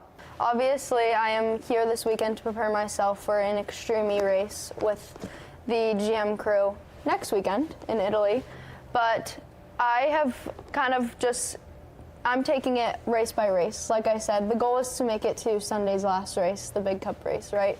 So starting in practice, taking those 3 laps in, that was just more of getting comfortable in the truck and remembering, that short course, those roots that I have in me that I had started out from. And really the goal is to just kind of set a pace. I don't want to go out there and light the world on fire, and I'm not going out there and being, whole shot into turn 1, but I'm definitely going to be competitive, trying to keep up with the rest of the pack, and taking it race by race. Like I said, I think everything from this weekend leads into the final, whether it be, understanding each turn and how to drive that turn and applying it every single time and being, very precise. Yeah. And then also finishing in every single race. I'd rather finish mid-pack than take myself out, and now I'm starting last again, you know? So get the laps. And it is about seat time this weekend, and really just continuing to develop myself as a driver, so. That's great. So you live in Vegas. Yeah. There's a little Formula One race coming up. You got room for a few of us from the crew to come hang out, or? I'm sure we could accommodate. It's going to be crazy, isn't it? Yes. It is already crazy, actually. And you're going to be turning 21 on the Formula One weekend in Vegas. Yep, I'll be 21 on the Formula One weekend. Oh, boy. Well, have fun here in Crandon. We wish you luck with it, and we hope to see you in Vegas. Thank you. Look at old Shaheen trying to get himself some free accommodation in Vegas. Ever the opportunist. Welcome back to the Speed Sport Live from stage, presented by Toyota. Let's go places, and the guy to my left is certainly going places. You were born a winner. yeah, I've heard that one before. No pressure at all with that. No. Mate, I got to say, I'm a huge fan of Pro 2. They're a little bit like my favorite pair of jean shorts. Everyone loves a little tail hanging out. You know what I mean?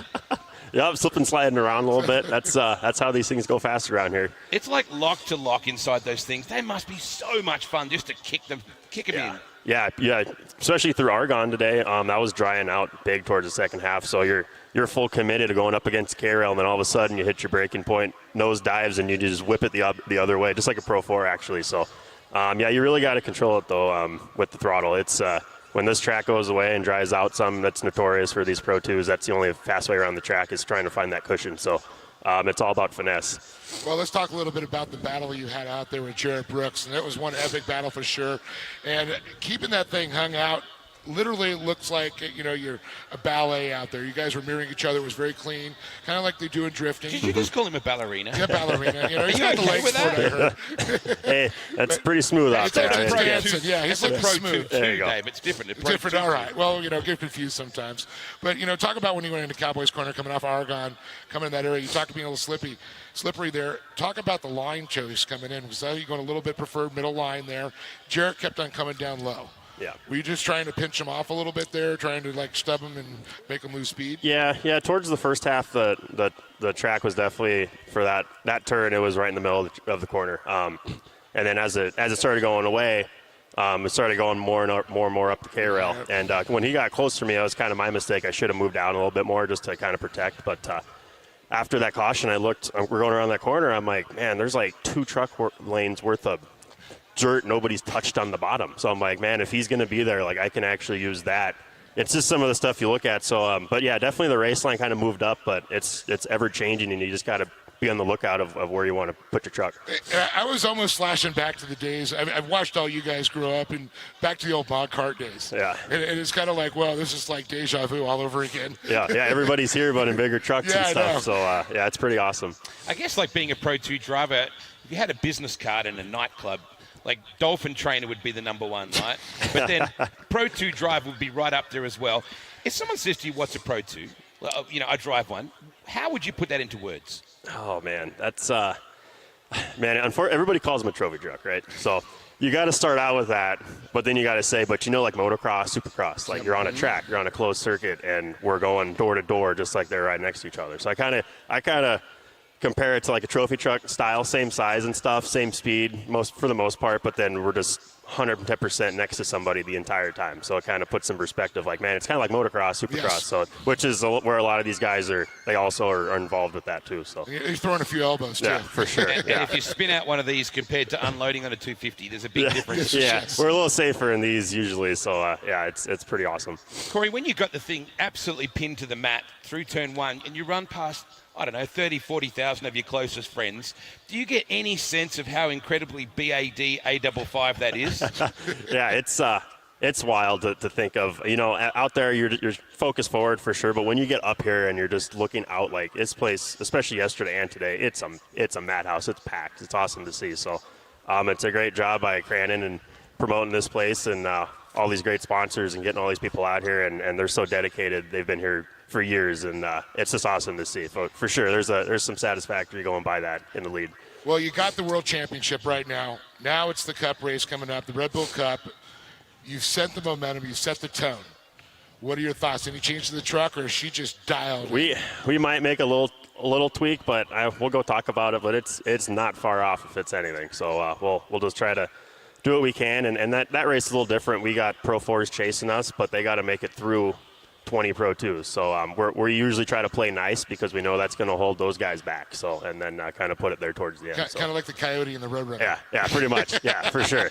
Who's got the Acme where's the Dynamite? Acme plunger? Yeah. He's too young to remember that. Oh, no, I know. Yeah, Wiley Coyote. Yes. Yeah. It's going to be an amazing afternoon. Congratulations to you, mate. Boy, Thank I can you. see you driving down the road in that Razor. Oh, yeah. That's a nice plus to get in this way. I want to come back and go run the woods with you. Yeah, for sure. You know the worst part about this? In a moment, he's about to go back to the pits. That the only winner sitting here is going to leave us. Congratulations to your world champ. It's got a good ring to it. We'll take a quick break here from our Speed Sport live from stage, presented by Toyota. Let's go places. Crandon, it's going to get hotter. Cannot wait for the rest of the day.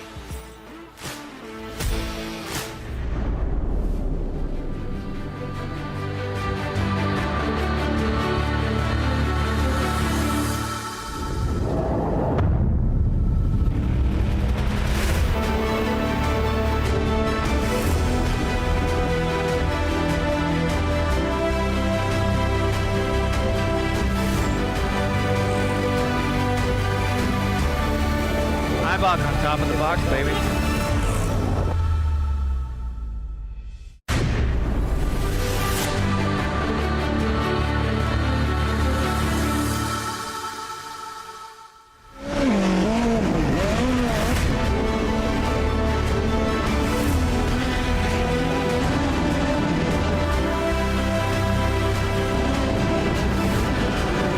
But here comes the battle for the checkered flag. I believe it is. Ryan Tim getting the win.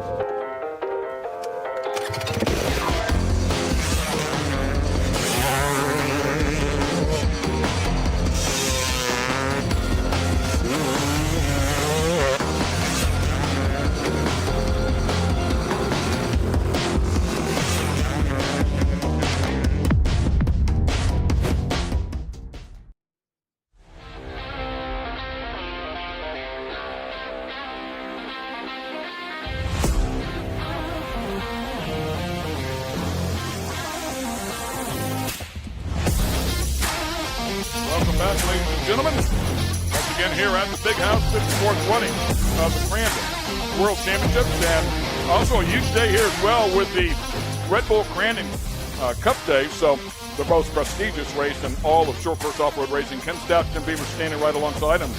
We have some great side-by-side racing coming. That's why you have joined me here in the booth.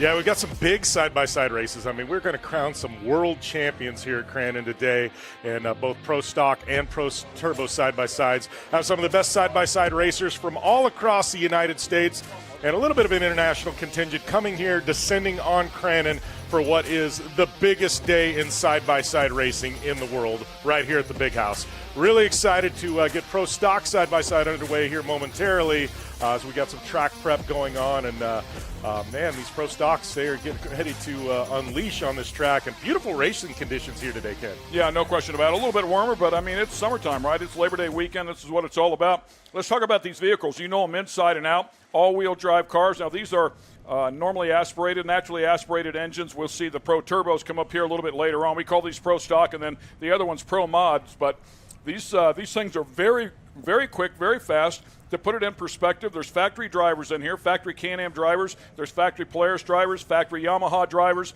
The factory battles are definitely on, no question about that. CJ Greaves leading in the points, 8 wins on the season through 11 rounds, and it's really win or at the back of the pack. So it's cost him a little bit of points, but not near enough to put it a threat for that championship. So we'll find out if he can do it. He's also a threat. Kyle Chaney and him are battling in the Pro Mod category as well.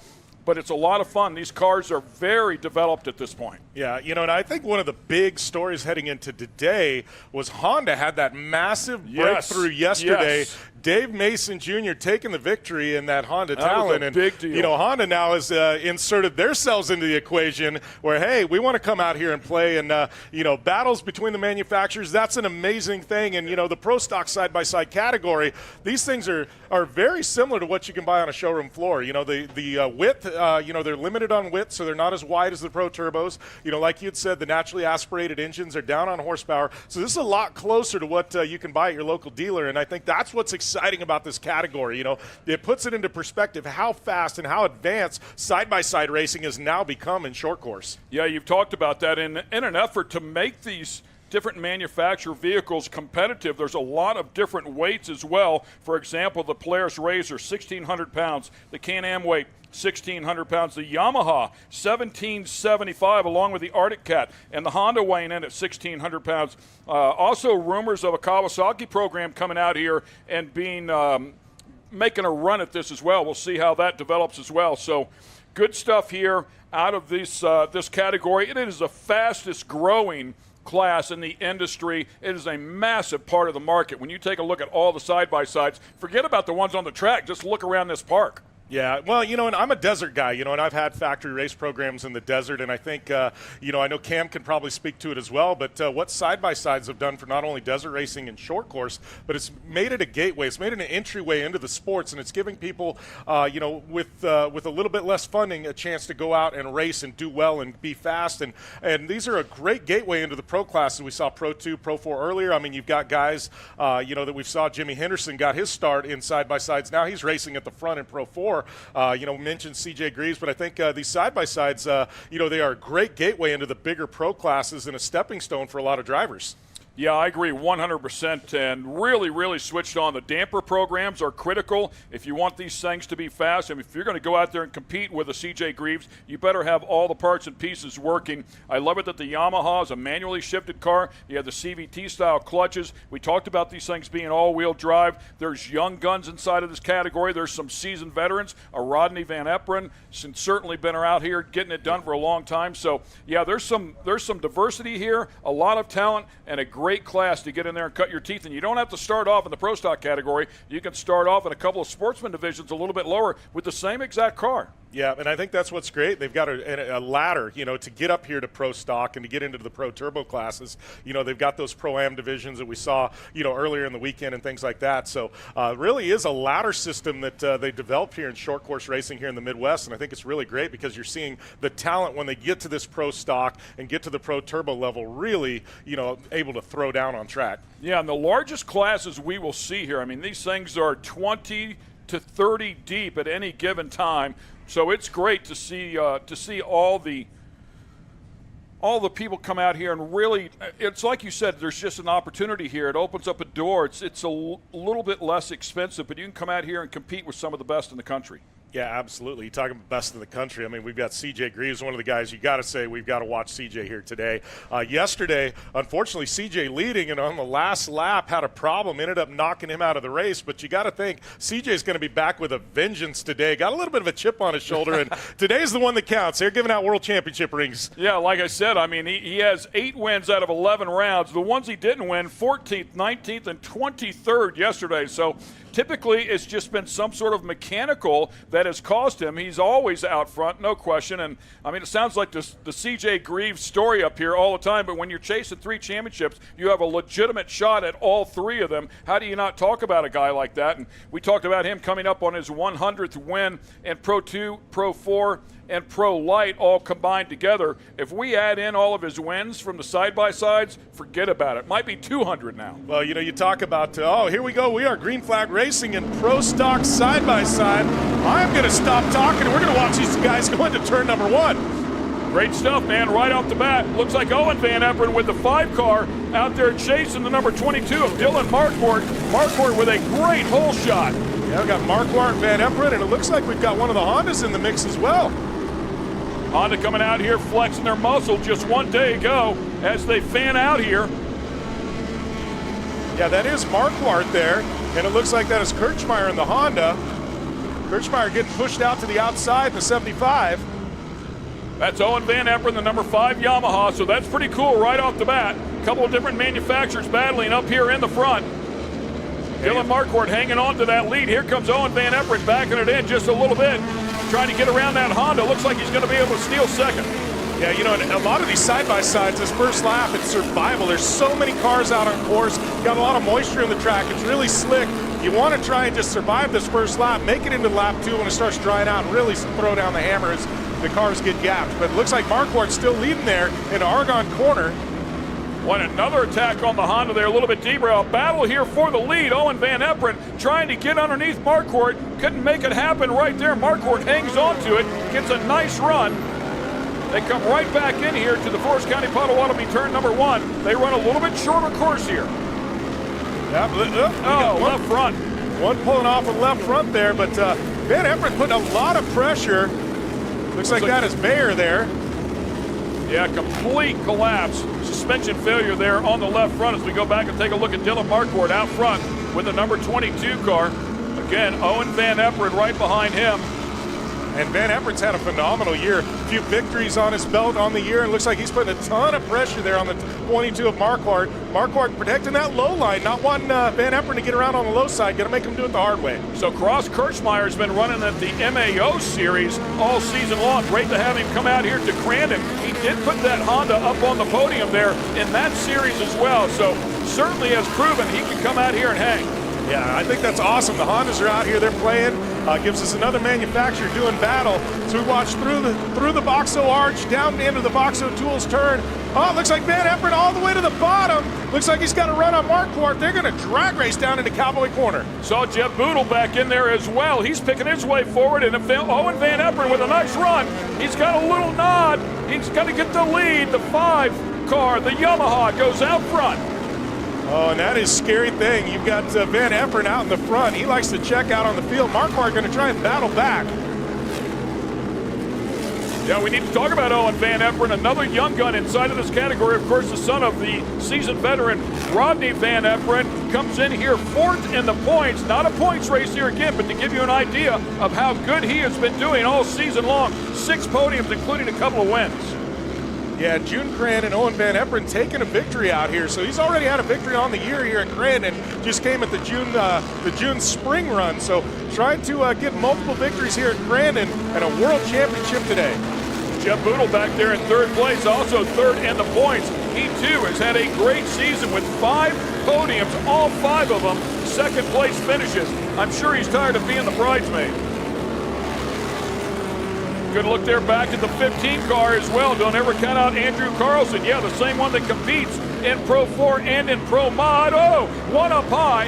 Here comes Jeff Boodle. Yeah, it looked like Kirchmeier there in the Honda checked out up into, it looks like he's back though. Looks like that car's pushing a little bit in the corners. Jeff Boodle down there underneath Cross Kirchmeier. Andrew Carlson followed him right on through. They move up into 2nd and 3rd and now trying to track down Owen Van Eperen. Carlson having to back out just a little bit, eating a bunch of roost there from Jeff Boodle.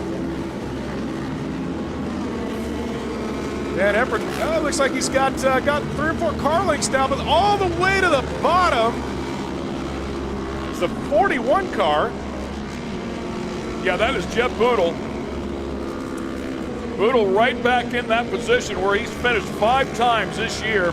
Another one up and down. I mean, he's usually right at the front of the field, but if he's not, he ends up way deep.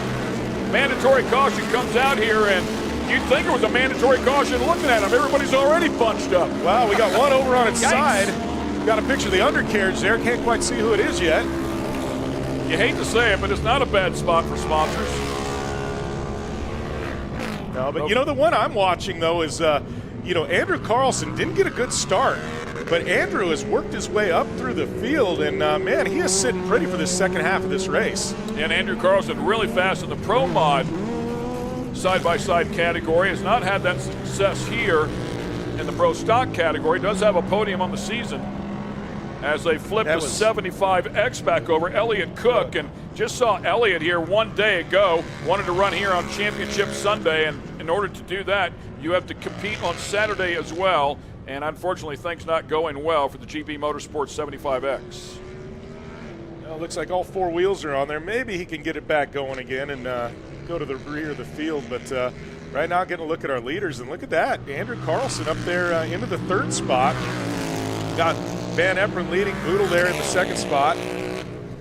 Yeah, Carlson did finish third at Dirt City a little bit earlier in the season.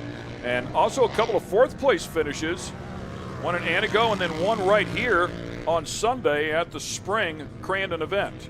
You know, and talking with Andrew Carlson earlier in the season, you know, he has run a limited Pro 4 schedule this year because the side-by-side divisions have become so competitive. He wanted to dedicate more of his time to getting faster in the side-by-sides. I mean, they run a first-class program that are out of the Carlson Motorsports camp at URX there in Minnesota. But Andrew dedicating more time to the side-by-sides this year, trying to notch a world championship and some more victories for Polaris.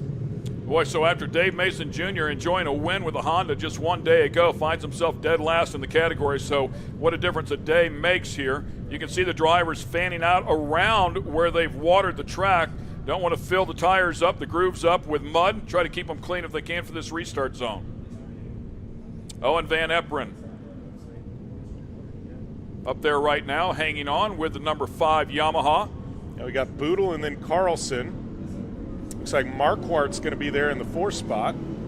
You talked about Owen grabbing that win here at the spring event at Crandon. Also picked up another one at Antigo, round number 2 on the season. There's a restart zone. We keep talking about it. It will stay the same all day long. They go over this first little jump, if you will, and then there's a couple of cones on the inside of the track, and the leader is to pick up the throttle anywhere in that zone. Look at Boodle on the back there of Van Eperen saying, "You are not getting away from me." That was a great move there by Boodle in the 3rd spot, or in the 2nd spot, excuse me. And keep pushing, right?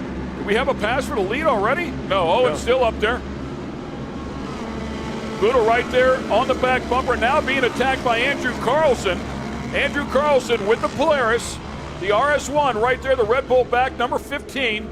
Cross Kirchmeier still there in 4th place with the Honda. And look at that. We got Carlson going to the outside inside. It looks like he's trying to set up there. Boodle going to slam the door on the bottom. Look at those guys all make their way around right down on the bottom where there's still a little bit of dry dirt. Keep in mind, these are all-wheel drive cars. You've got to get them rotated. If not, they inherently have a push. They have to run a spool in the back of these things, so it makes the car tight. You've got to set them up and drive them so you can get these things rotated. Well, the biggest difference between the Pro Stock and the Pro Turbos you'll see later is momentum is key here in Pro Stock. They've got a lot less horsepower than Pro Turbo cars, so they can't bail themselves out. You get out of that race line, and they lose all power. Yeah, you're exactly right. And if you don't set it up to get it rotated through the turn, then it's going to push, and it takes all the steam away as well. They really have to be driven with precision, and the top 3 guys here are showing you why. Look at that. Boodle putting some pressure there on Van Eperen. Van Eperen grabbing that lead early and has been there for pretty much most of the race. But look at that, all the way to the outside. Is he going to try it? He's doing it the hard way. On the outside. So that was a line that CJ was running a day ago. Really carried good momentum through the gravel pit. Not able to get it done, but boy, he was right there. That is so sketchy to get out on that loam. I think Boodle's got the faster car here. Van Eperen doing a great job of holding him off, but how long can he make this stick? By the way, we haven't mentioned CJ Greaves. I'm not sure that he's in the field. A really good chance he is busy thrashing on the Pro 4, changing that transmission since this is not a points race. And look at that, all the way to the bottom. Andrew Carlson trying to get around Boodle now. Getting a tire on him. We're going wheel to wheel. Little tire smoke, and he gets it all the way up underneath him. Has to check up just a little bit as it picks up the inside tires, but they are side by side through Forest County Potawatomi, turn number 1. The one that's loving this is Van Eperen. Now he's got 3 or 4 car links on the tube battling for that 2nd spot. That is exactly right. And it looks like the Polaris is going to have a little steam on the Yamaha right there. With that said, Van Eperen took a look back at the inside. Let's see how they do in the brake zone. He's going to run the outside now and try that same move. He might get it done. Right around the outside, Owen Van Eperen trying to make it happen. Can't get it done. Andrew Carlson never flinched. You know, those Yamahas with the gearbox, they're able to run that higher line. They can bang gears downshift. The Polarises, being that CVT, don't have the advantage of being able to drop gears. Good news is, though, when you put your foot back in the throttle, it's right where you want it. Absolutely. That's what I love about side-by-side racing. You know, there's different ways to go racing here, and we're seeing the Yamahas and the Polarises, both with different, bringing different knives to the fight, so to speak. That's exactly right. Yeah, we love the manufacturer battles. And right now, Owen Van Eperen hanging on here. So one Yamaha able to stay out front, but he's felt plenty of pressure. Jeff Boodle really brought it to him, and now it's going to be Andrew Carlson. We'll see if Andrew Carlson can get any closer here. A couple of laps left to go inside of this one. Looks like Carlson getting a run on him going down here into the barn corner. Yeah, if they can straighten that out just a little bit. And really watching that line that Van Eperen's running, it looks identical to what CJ was running a day ago. Carlson been taking the low line here in the gravel pit. And able to dig out. That thing really grunts up out of the turn nicely. Yeah, he's got that low end torque. Van Eperen pulls the gear and drives away. That might be a problem right there for Andrew Carlson. He definitely lost some speed there for whatever reason. Yeah, Boodle now back up on the bumper there of Andrew Carlson. Carlson making a run for first. Now he's got to start worrying about his rearview mirror in that third spot. So you're familiar, is that a right rear flat? Yep, something's going down. Yeah, we got a right rear flat. You're right on that number 15, Andrew Carlson. So that explains what happened there. And man, I didn't see him do anything crazy out there to cause that. I didn't see any hard side landings, but you can see how much speed he's lost immediately. It's going to take him out of the running for the win of this race. You know, as dry as it is, these drivers are starting to, bring up some rocks and things like that. Ooh, is that Letourneau there in the Bikeman car possibly? Safety there immediately once again. Local caution is what it should be. Everybody's single file through there. Watching these things go at it. It's great racing, man. It is a vicious battle from front to back here in the class. Yeah, Van Eperen getting some breathing room now out front in that number 5.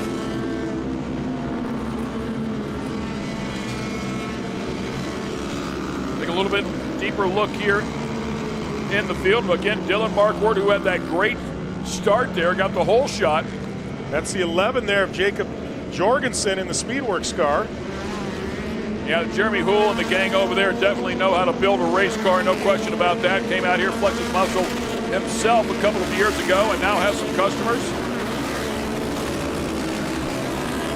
It looks like Jorgensen putting a little pressure on Marquardt. Kind of stalking him right now. Yeah, Marquardt able to stretch it back out there just a little bit. The Arctic Cat, by the way, talking about that, weighs in at a hefty 1,775 pounds, so a bit heavier car. Lined right up with the Yamaha. They make good power, so they tag a little weight on them.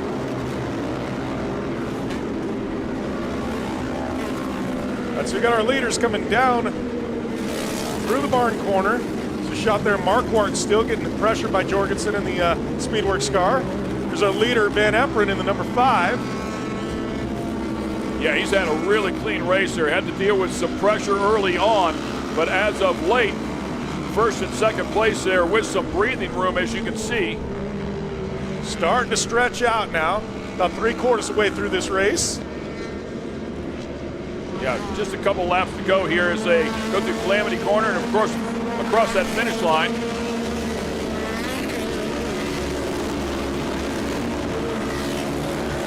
Van Eperen just trying to settle in and hit his marks now.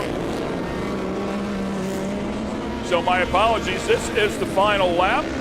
Our ticker was, unfortunately, was a lap behind, but this is the last lap for Owen Van Eperen. We'll see if he can grab a win here, make it the 3rd on the season. It's been a phenomenal drive by this young kid all day long. Had some pressure early on. He started out in 2nd, got around. Been leading most of the way, but hadn't been easy for him, that's for sure. And he's been getting a lot of seat time as well. He's also running that MAO series, doing a great job over there. I want to say if he's not leading the points, top 2 in the points, so getting some good seat time over there. Gonna head into the gravel pit corner one final time.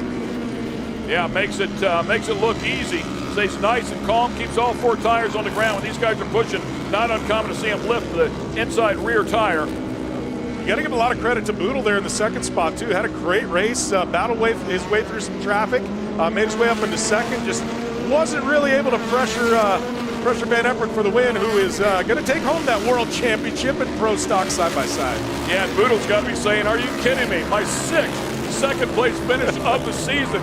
Man, I just can't seem to get on top of the box, but he keeps doing what he's doing. That win is coming for sure, but Right now, it's all about the number 5 Yamaha back machine, and that is Owen Van Eperen. Great job out of that young driver. Yeah, what a great run by him. Pro Stock side-by-side winner here on Cup Sunday. Yeah, of course, placing that weight around is something you always want to be able to do. The Marquardt brothers are privateers, and good to have them up in there, seeing them run with the absolute best out here in the class. And that really goes back to what you were talking about in the beginning. This is open for anybody. Come out here and throw it down. You've actually got a shot here. Yeah, well, and that's great to see the Marquardt brothers do what they do, finding a way to the box there in the third spot. Then you got Jorgensen, Letourneau.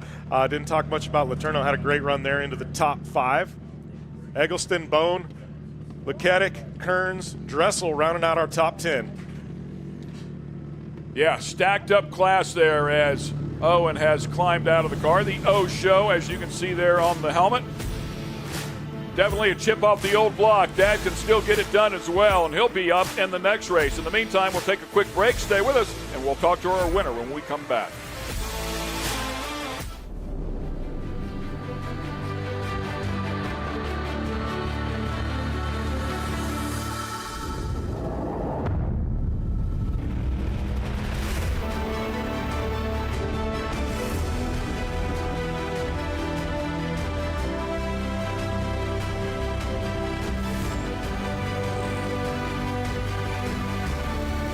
Eibach on top of the box, baby.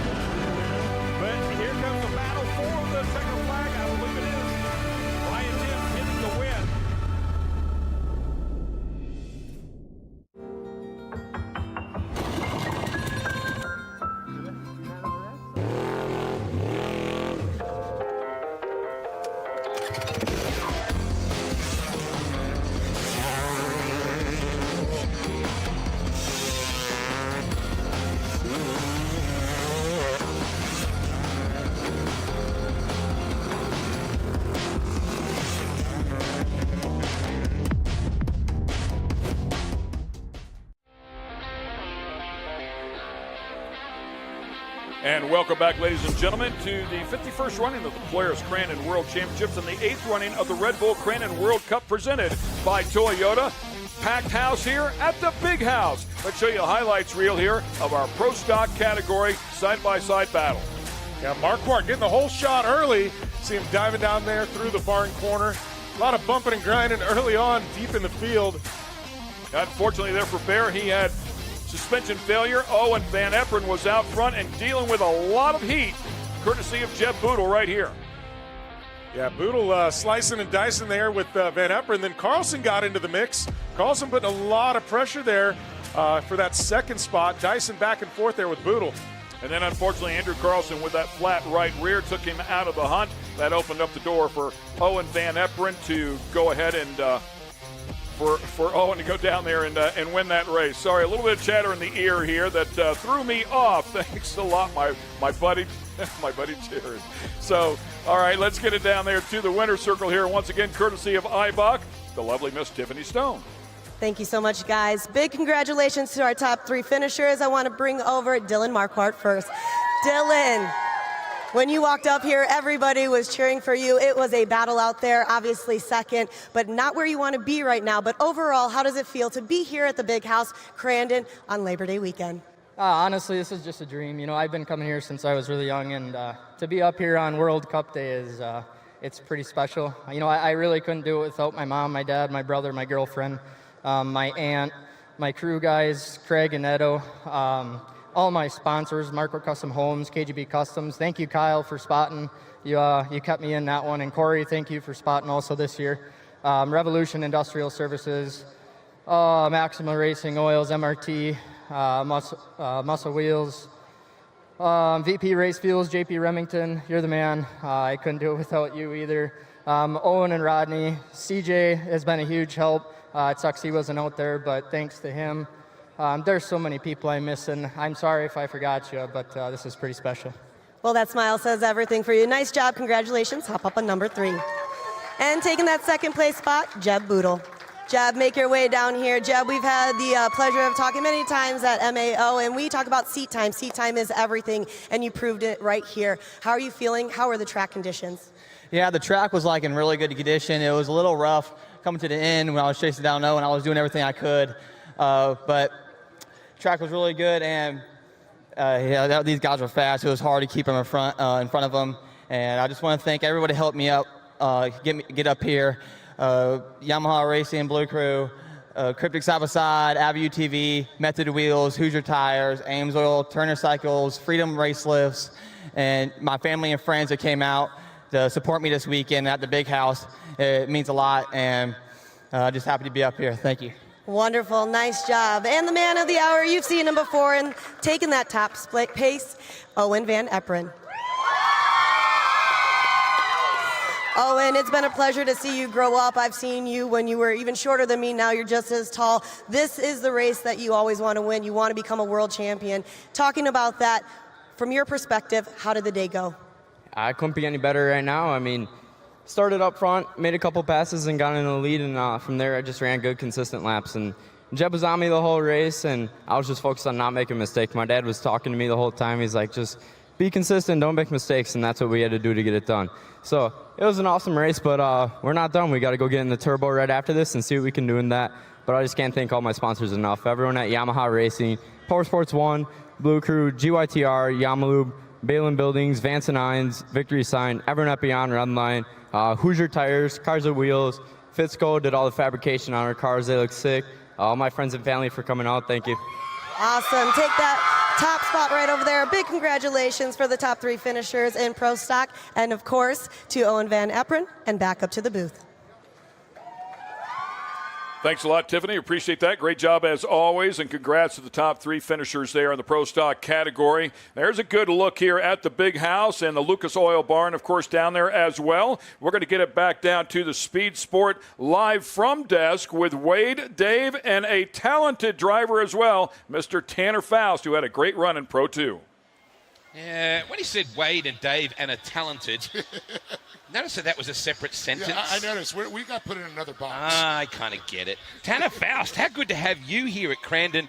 Isn't the big house just rocking? It is an awesome place. It's so unique. I mean, worldwide. I've been super lucky to go drive a bunch of stuff in a bunch of different places, but this is such a unique event.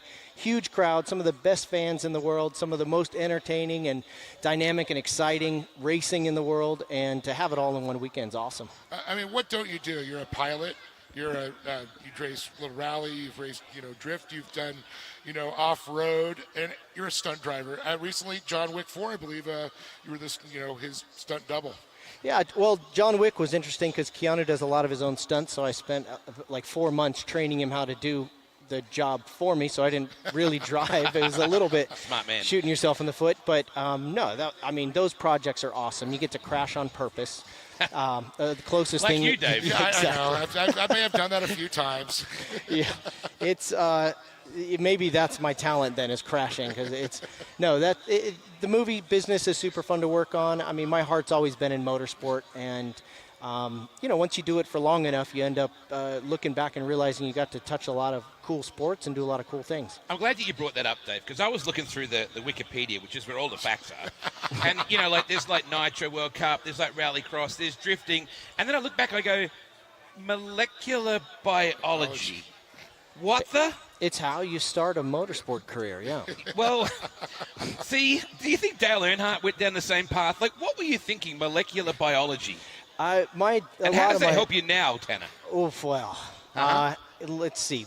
My family, a lot of doctors in the family growing up. So you were the disappointment. I bailed, yeah. I did. I started in engineering, and I think if you go through some of the driver lineup, there are a lot of engineers. Yeah, absolutely, yes. I was in Boulder, Colorado. I skied a lot, and wasn't ready. You know what TV show was made in Boulder? Oh, yeah. He told us we were old because we know that, but he actually lived near the Mork and Mindy house. Nanu. No, you did. Had to do it. That's really calling awesome. That's cool. Did you ever see them? Like that house was sold recently, I think, for some crazy amount of money. The fact that you know that is a little shocking. I'm just going to say, no. I'm the king of useless information, mate. They had finished filming that shows, I think, in the 70s. I didn't go to school there until the late 90s. So it's, yeah. No, I'm not saying that you're old, No, but you might be. yes, you are, and I appreciate the way you did it. Well done. He's not old. He's just got experience on the color hair. You're moving back to Colorado, though, right? Yeah. My fiance and I are moving back to Steamboat Springs, Colorado, where I used to live. I got my driving career started there at an ice driving school. And so I lived in Newport Beach for the last 10 years or so, and Southern California for a while, which was a great place to get involved in a lot of cool motorsport, obviously get involved in the movies. But love to be back in Colorado. We've got a little bit of land. Believe me, I've been looking over at the Polaris booth over there at some of the expedition, some of their new toys. So we're loving farm life and looking forward to it. Well, speaking of that, let's talk a little about the livery you have over at Yokohama. Yeah, Yokohama is really the reason I'm here. Once a year, I come out here with them. And this year they did a very cool thing. Maybe it's for Marty. I don't know, because there's a picture of Marty there. Yes. With him standing there in the shortest shorts you've ever seen. I think they're bright orange or something. He's got a big mustache. Now we're going back to the 70s or 80s again. 80s. I think it's 84. Yeah, it blends with the late 70s. And he's there with all this heritage livery from Yokohama. And a very cool thing. I mean, it looks like about a dozen trucks out here. It's a little bit less than a dozen. All have that same livery. Everything from 170s with William to all the way up to Pro 4s. So cool. And they're represented out here. So you'll see the white trucks with the red Yokohama stripes in the back, and that harkens back to the Toyota racing back in the day in the 80s. Harkens. I like that. I like that. It's a very Norwegian sounding word, Harkens. He is quite international. Yeah, well, absolutely. There's been a number of European countries, of course, that you've raced in and competed in. But when you look at Rallycross and Drift and World Games and probably even John Wick's, not ice racing, all of it still relates to this place. In some way, you are doing similar things with a race car. Oh, for sure. This is sort of a big mix of everything that I've done in driving on steroids. So, the trucks, they've just got twice the horsepower of the other trucks that race around. The jumps are just twice the size. The speeds are just twice as much. And there's a lot to this racing. Pro 2 I find very, very challenging.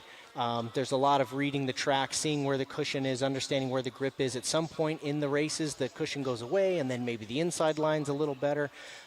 There's a lot of talent in the lineup. The 24 trucks or so are just stacked with the abilities of those drivers. So I really respect the other drivers, even though it doesn't look like it if I crash into them, but I do. You know, does your fiance do the laundry at your house? Like, do you do your own washing, or does your fiance have to do that? Because we're taking a look right now at your helmet. We've actually got a shot on the screen right now. Yeah. And who's in charge of cleaning that? Because you did a number on... You know how to keep the helmet clean, by the way, right? How? Stay up the front.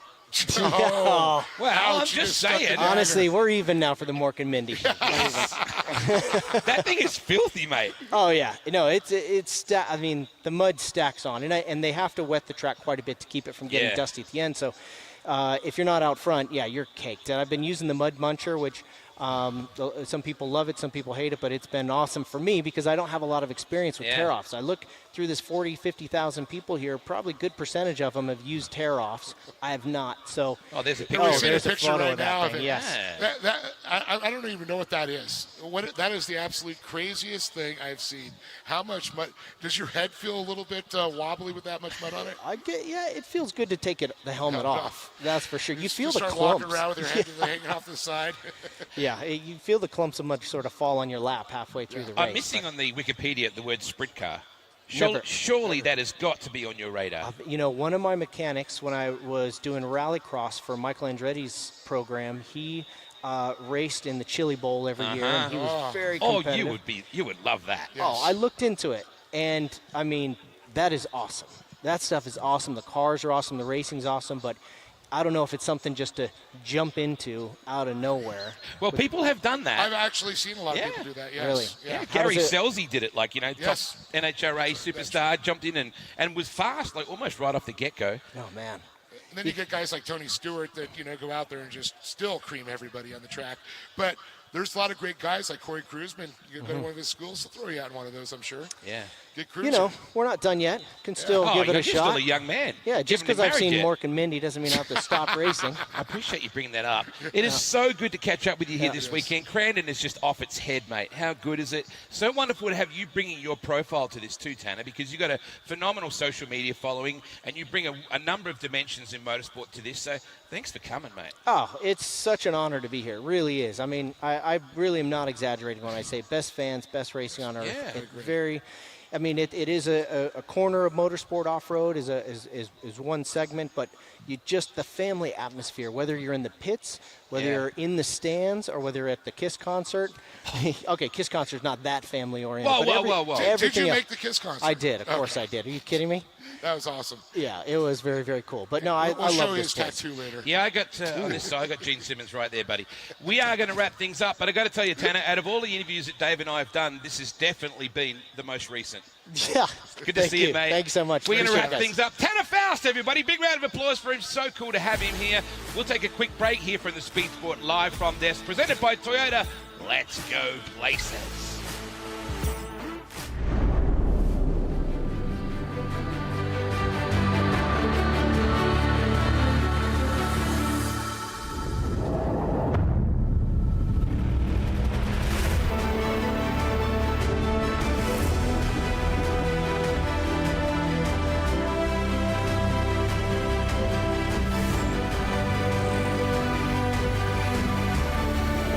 Eibach on top of the box, baby.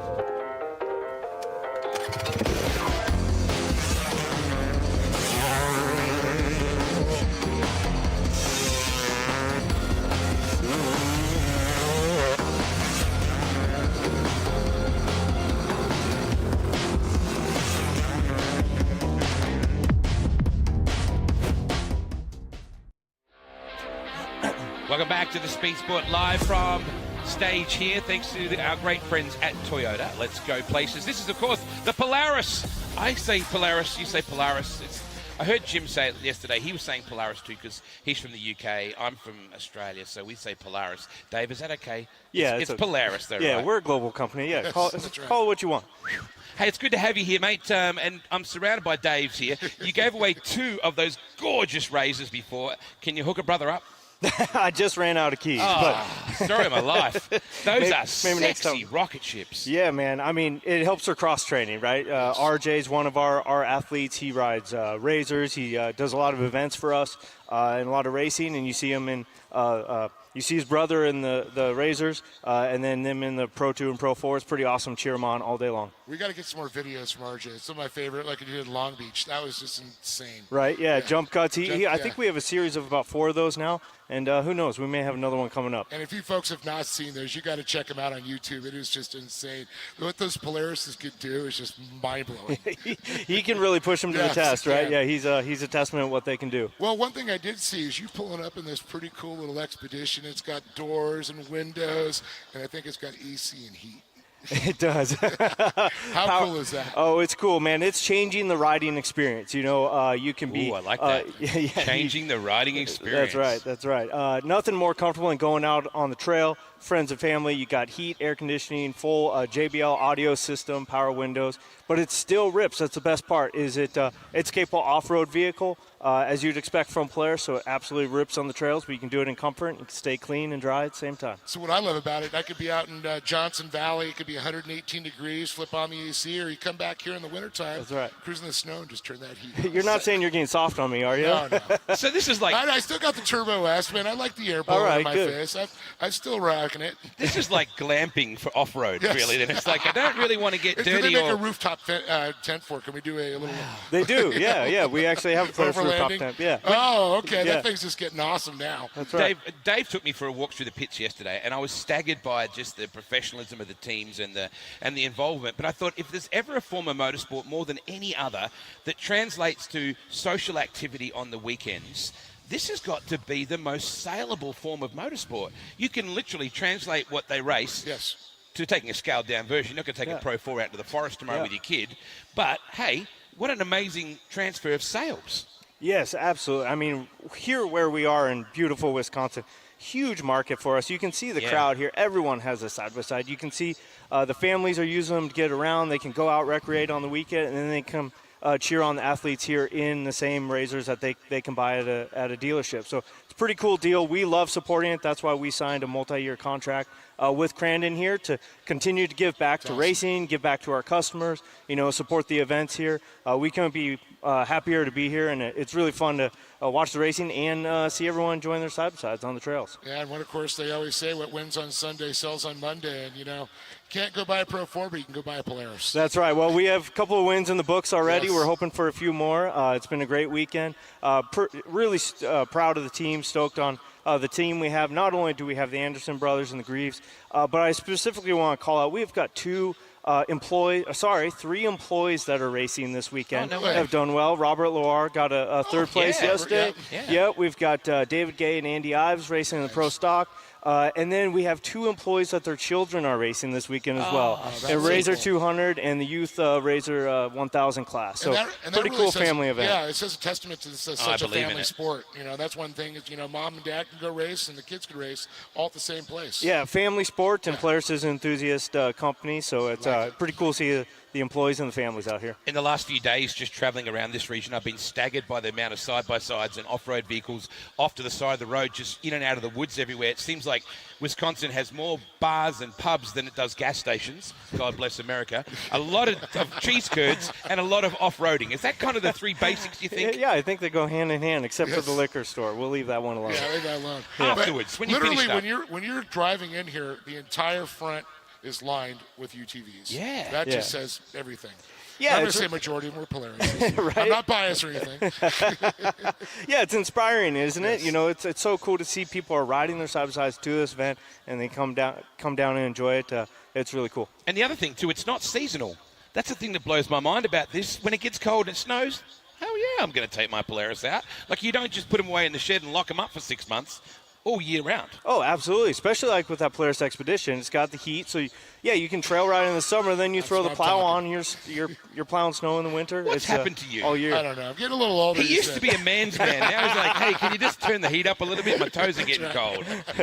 What is the best way for people to contact their local Polaris dealer, Dave? Is it as simple as Googling that kind of thing, or go to your Facebook? What's the best way? Yeah, both. Absolutely. Google, Polaris.com has all the dealers, even inventory searches on there. Social, go to Polaris.com, Instagram, Facebook, all that goodness. You can also, there's a lot of great Polaris factory add-ons, too. That's what's so cool. There's a whole catalog of them. Oh, yeah, we've got a whole accessory line. The coolest thing, especially like the new product like the Polaris Expedition, it was designed with accessories in mind. We have over 100 accessories that literally no drilling or modifications needed. They're ready to bolt on. 100 accessories. Yeah, some of them are pre-wired in the vehicle already. It makes it really easy to customize. I noticed that. We did a deal with Polaris. They popped up the hood, and they said, you want to add your lights? There's the plug-in setup right there, and there's the mount position. Done. You don't have to wire anything. You don't have to drill into your frame. That, to me, the old days, I've had to do a lot of that, and this is just so nice to just plug and play. Oh, yeah. More time riding, less time wrenching, right? There you go. Yep. You've got all the good one-liners, mate. Have you done molecular biology like Tanner Faust? I've got to ask. That's going to be the standard question for me later on. No, I haven't. I'm a washed-up engineer, man. He's a cool cat. There's no doubt about that. Hey, thank you so much on behalf of this event for Polaris' incredible support, because without corporates like yourselves and people who are actively involved in the workplace and in the workforce doing this, we couldn't have events like this, mate, so thank you. Oh, thank you. Yeah, we're really proud to be involved. Thank you to the family that brings us out here, Marty and the team. We're really happy out here. It's great to connect with the customers and the racers, and it's been a great weekend. Oh, mate, I want to check this Expedition out. In case it gets a little cool later on. Let's go. I do have the keys to that one. Do they have those in Australia? It gets a little hot out there or what? You know what? We probably do. Polaris is big in Australia too. Yes. We probably do. Dude, I'm going to be in Australia in 4 weeks with an expedition. You're going to take him for a ride. We're going to go shoot some roos, mate. Yeah, let's do it. It is what. That's a thing, by the way. They're vermin. Don't think I'm not loving animals. We love our kangaroos.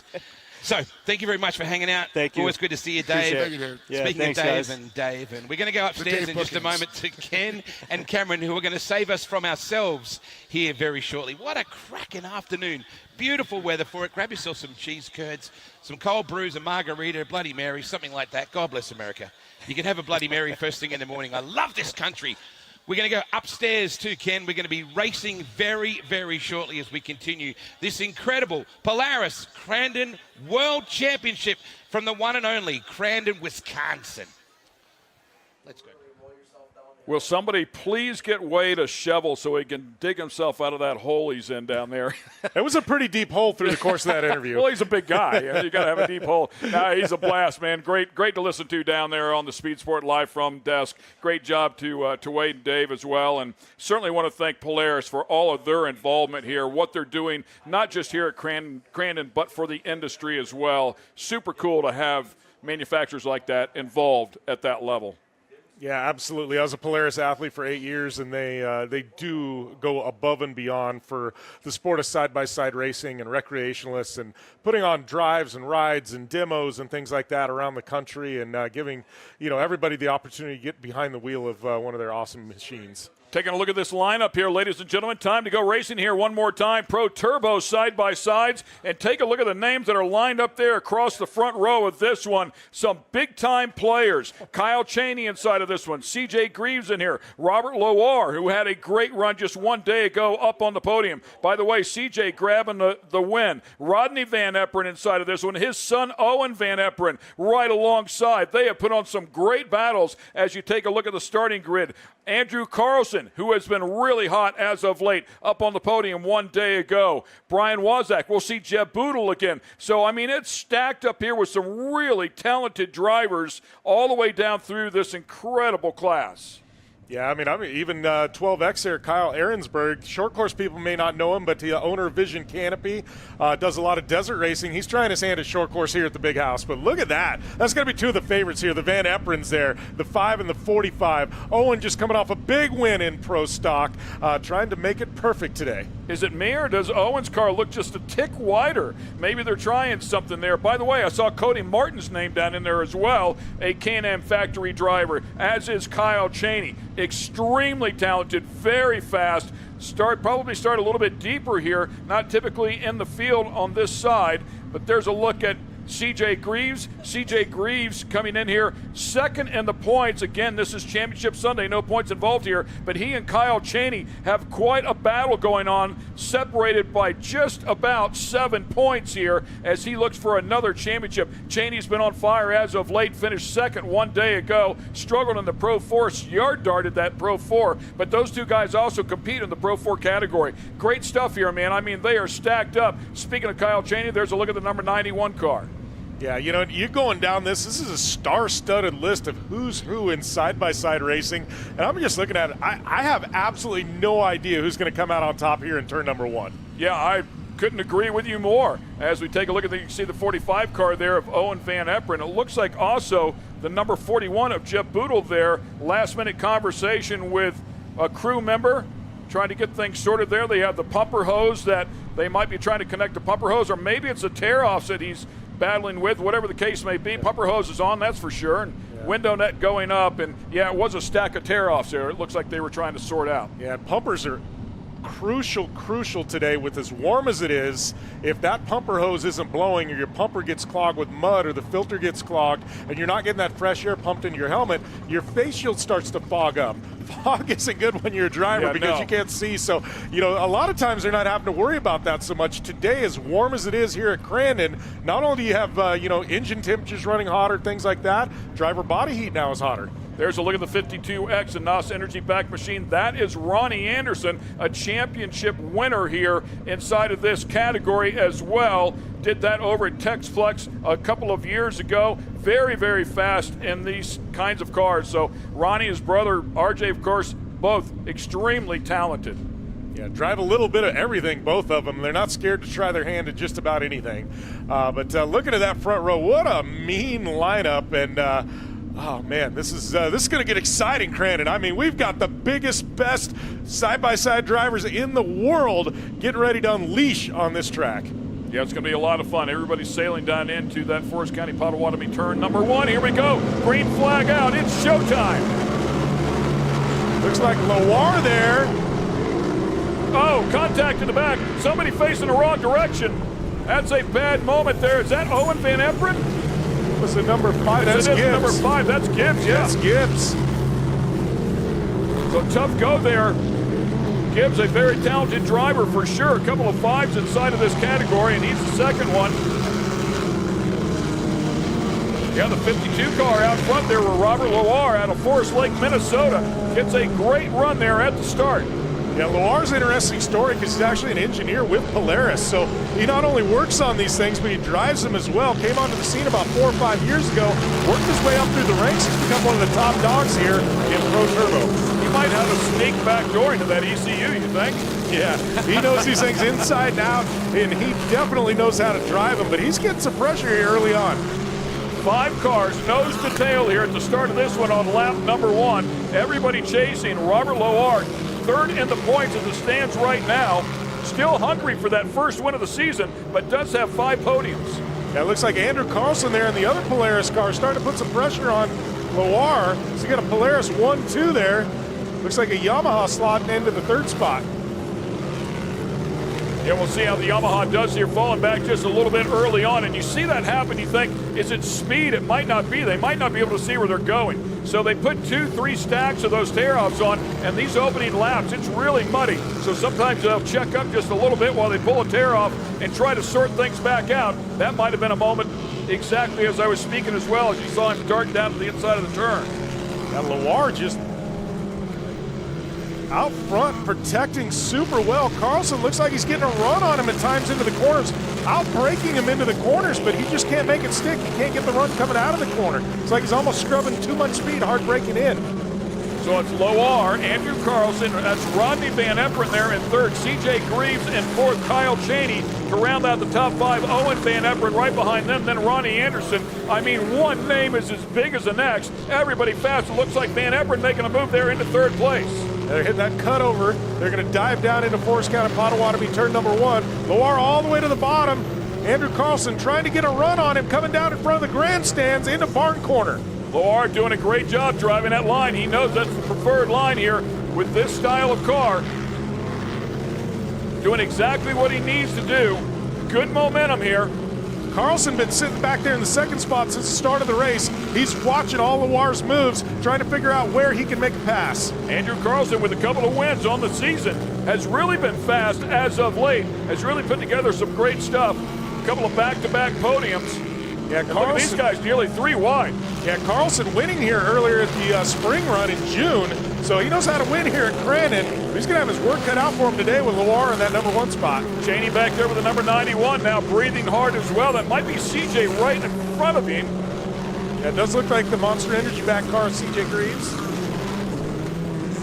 Look at CJ backing in there, take that low line, tries to drive right down underneath Van Eperen. Van Eperen and Greaves, no strangers to each other. They've had some battles over the years. Pseudo teammates with Yamaha for the longest time. And of course, CJ Greaves with a big announcement switched over to Polaris here just a couple of years ago. Bit dusty right down in there, but none the worse for wear. Everybody looking good. 3 of the best pro mod racers in the country right there. You know, Cheney, he's sitting back there just watching this thing play out, saving his car for the second half of this race, but you know, Cheney's got a really big opportunity here to make something happen and maybe get a 2-for-1. Good battle here. Rodney Van Eperen will not flinch, I guarantee you. There's no level of pressure that he can't endure coming from somebody behind. He's seen it all. Looks like a big moment down here in Calamity Corner. Exactly why it's been named that. A couple of cars over on their lids. Safety down there immediately to take care of that one. That's Kyle Ahrensberg there in the 12, the owner of Vision Canopy. Big supporter of a lot of short course programs out here. Yeah, I mean, and in particular, Corey Winter, right? Points leader there in the Pro 2 category.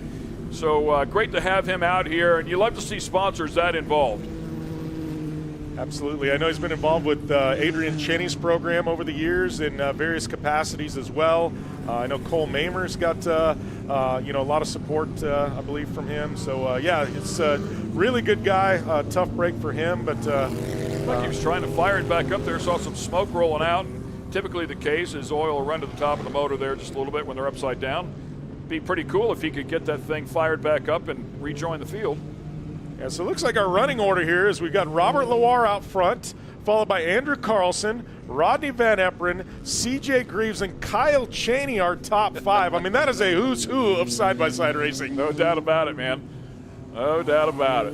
Owen Van Eperen down in there as well. Ronnie Anderson now is falling back just a couple of spots. Jeb Boodle back in there. Tell you what, Robert Loire's spotter's going to have his work cut out for him here real shortly. Going to have to be the rear view mirror for Robert as he tries to navigate this Crandon track and bring home a world championship. Yeah, and that's exactly what you want to do, right? You want to be able to allow your driver in that scenario to keep his eyes forward, or their eyes, he or she, whatever the case may be. If you can keep them filled in on what's going on directly behind you, then they can focus in on their line or their braking point, whatever the case may be. Well, and I'm watching this track as it's started to progress throughout this Pro Turbo race, starting to dry out. And these turbo cars, I mean, they have a lot more horsepower than the Pro stocks, but they're still a limited class vehicle. You know, it starts to dry out. They start to hook up more. It's a little bit tougher on the drivetrain components, but I'll tell you what, it sure brings out the speed of these cars. We're going to see some lightning quick lap times here in the second half of this race. Showed where the spotter stand was there on the outside of the Forest County Potawatomi turn number 1. That job near and dear to my heart, as I have the pleasure, honor I should say, of spotting for Scott Dixon at the Indianapolis 500. So I understand that gig very, very well up there, and it can get pretty sporty in the spotter stand. Oh, it definitely can. I've heard of some elbows out in the spotter stand before. No question about it. And so you got Robert Loire creeping here to the start line. Delaware-style double-file restart is what they refer to it in super lates, where the leader is by himself, everybody else stacked up side by side. Loire with a great restart right there. That's exactly what he wanted. Well, that was a big jump. He nailed it on that one. Andrew Carlson could have his work cut out for him to cut that gap. So you've seen, though, Carlson, it looks like he's got a little bit stronger brakes than Loire. He's been braking really late into the corners. And Loire pinched the entry down just a little bit there on the gravel trap. It cost him some speed, and consequently, they're closing in on the back of Van Eperen. Now, taking a look at the outside, being joined by Andrew Carlson there on the inside. CJ Greaves right on the back bumper as well. It is on. And it looks like Van Eperen now getting around Carlson. CJ Greaves now going to be battling with his Polaris teammate there for the 3rd spot. Kyle Cheney still sitting back there in the 5th spot. Teammates by sponsors only, by the way. He will have no problem trying to get around him.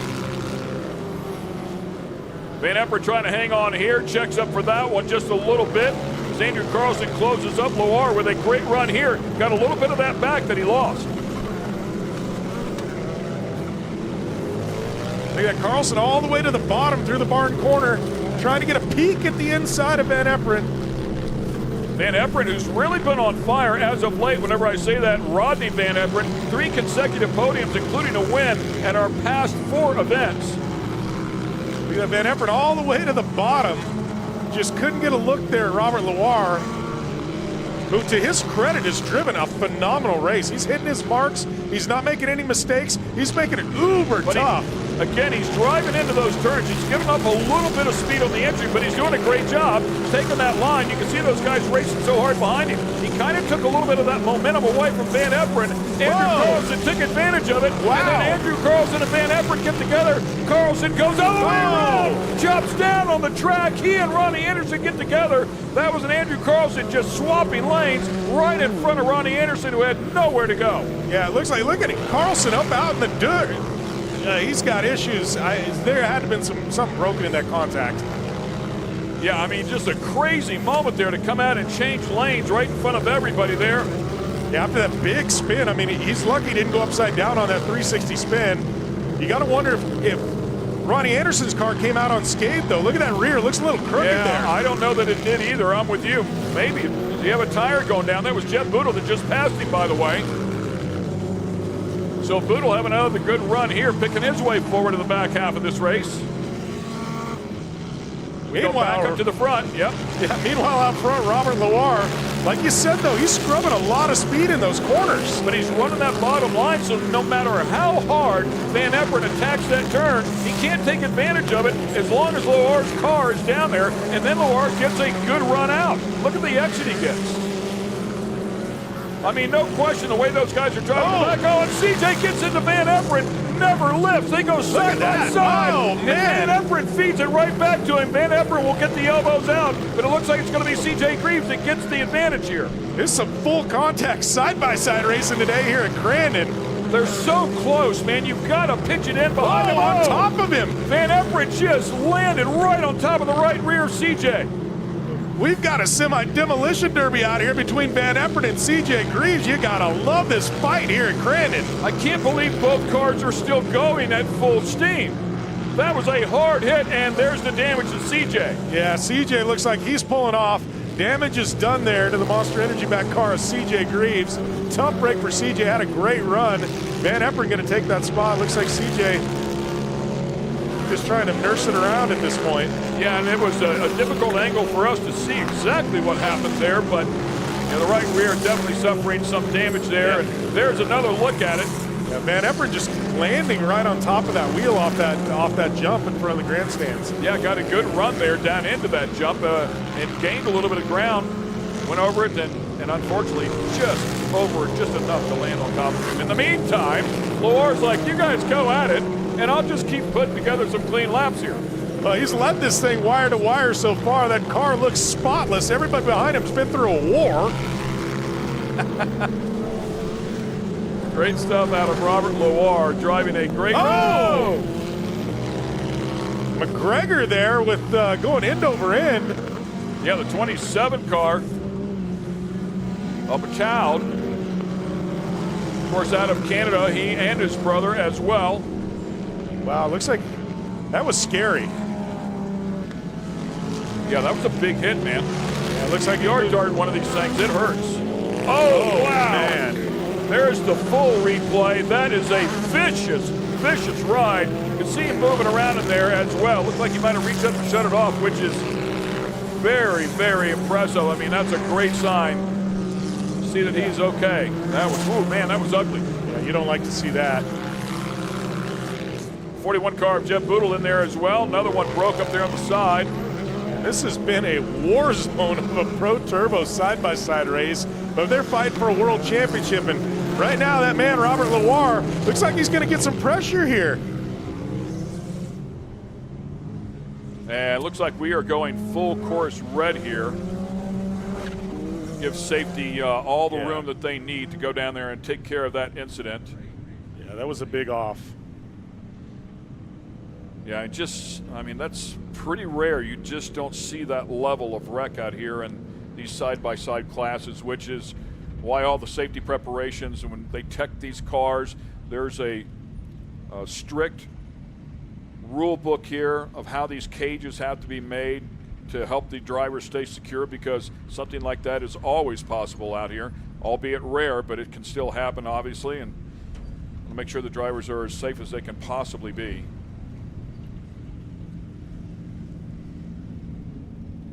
So, and like I said, you can see the gloves are off there, so giving him some immediate attention there, and rightfully so. We'll take a quick break, and we'll be back on the other side.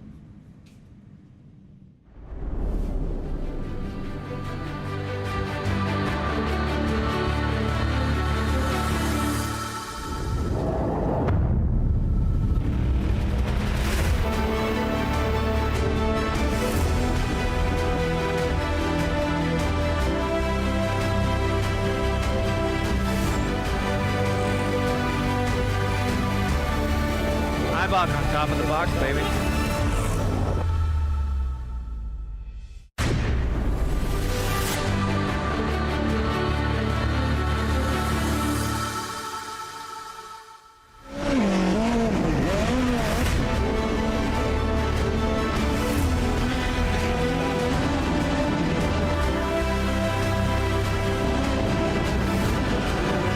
But here comes the battle for the checkered flag. I believe it is.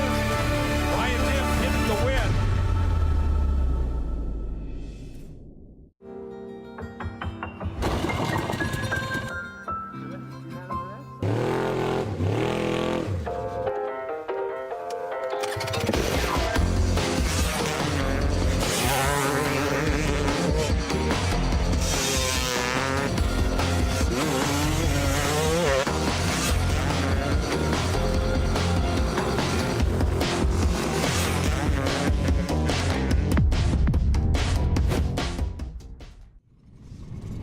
once again, we welcome you back to the 51st running of the Polaris Crandon World Championships and the 8th running of the Red Bull Crandon World Cup. And how about a nice round of applause, ladies and gentlemen?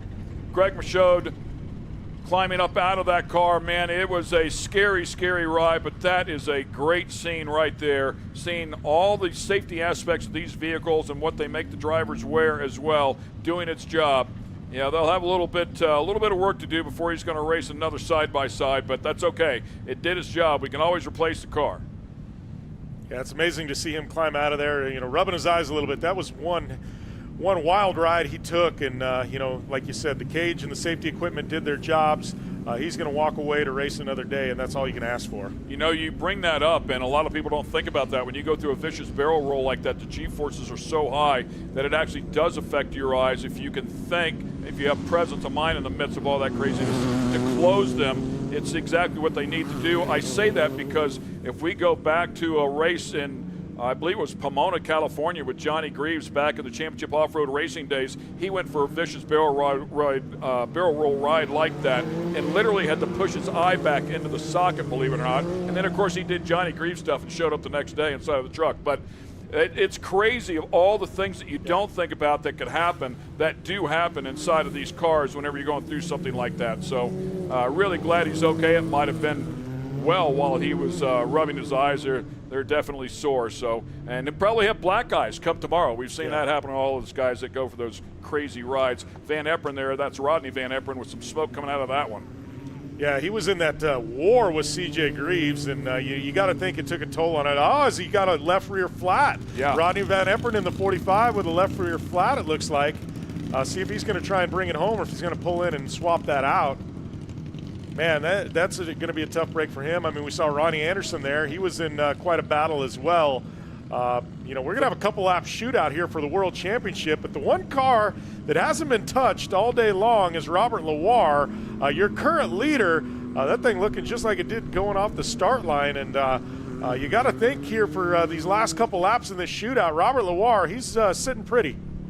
Yeah, he did not want to see this caution come out, red flag come out, because now it's allowed them to get right back up on the back bumper. He had a little bit of breathing room, but it will not be the case here in this shootout. Yeah, it looks like 2 and 3 looking very similar to the way 2 and 3 looked at, like in the pro stock race with Owen Van Eperen there and Boodle. So two of the usual suspects sitting there in second and third. Been talking a lot about them today in these side-by-side races. But right now, Robert Loire, the man of the hour, can he make it perfect? Led from the start, trying to make it perfect here at the Big House. So what we hear is they will be coming to a white flag here.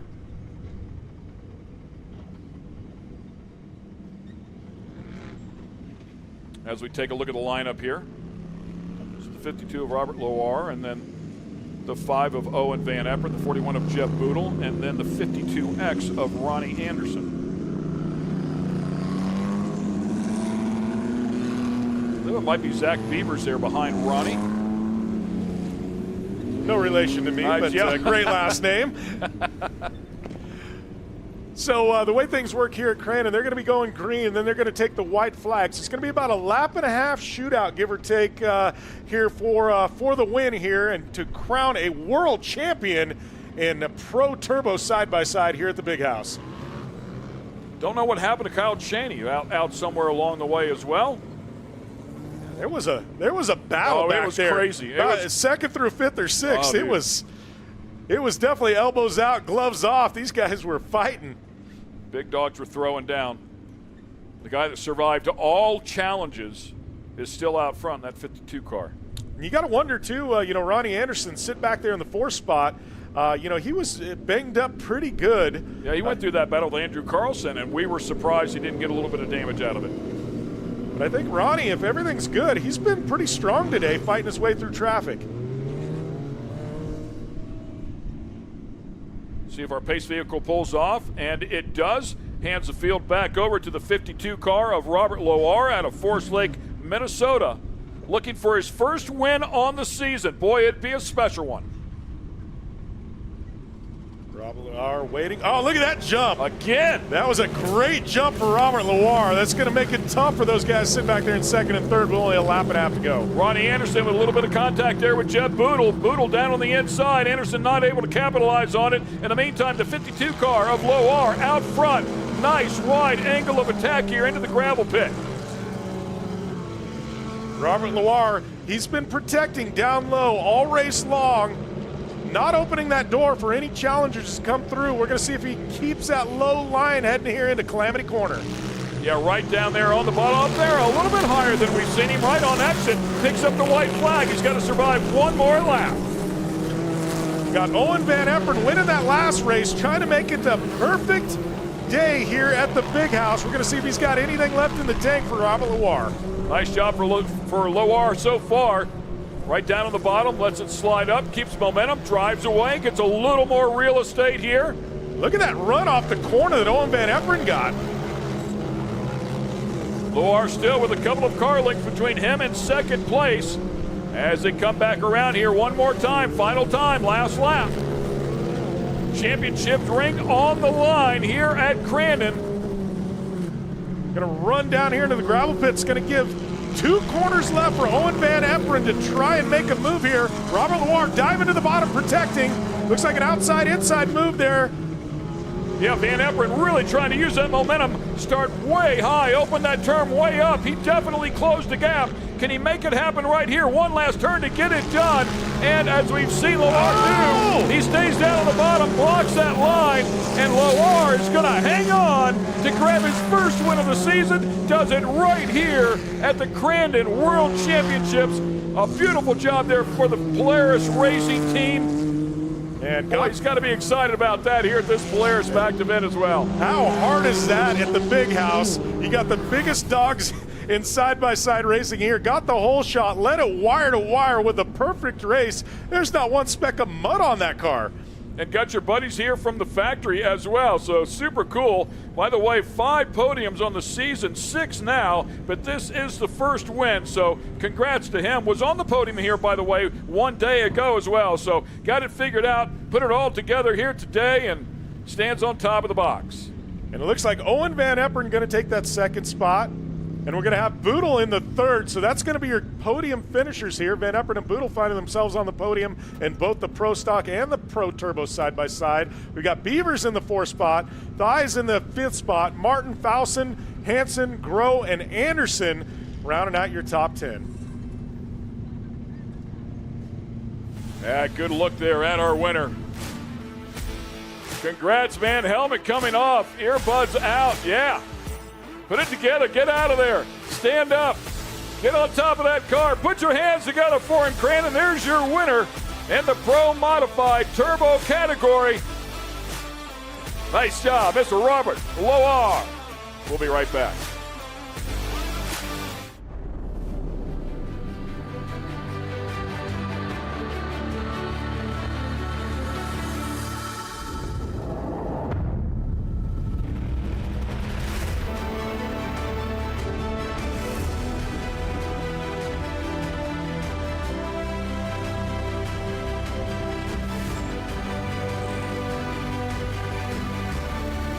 Eibach on top of the box, baby.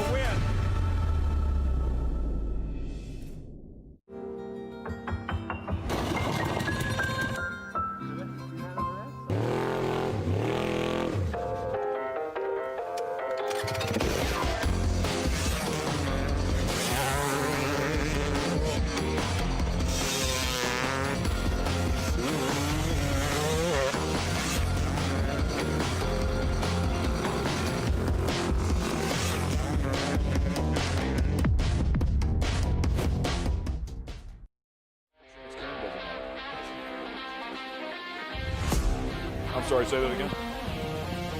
Welcome back. Sorry, ladies and gentlemen, caught us off guard up here in the booth as we're doing a little bit of track prep, and my producer's trying to take the blame, but I'm not going to let him do it. Let's show you some highlights here of our Pro Modified category. Yeah, it looks like there was Gibbs there early on getting spun, but Robert Loire out front early, and just the man that couldn't be caught all day long. He had a lot of challengers, and Van Eperen.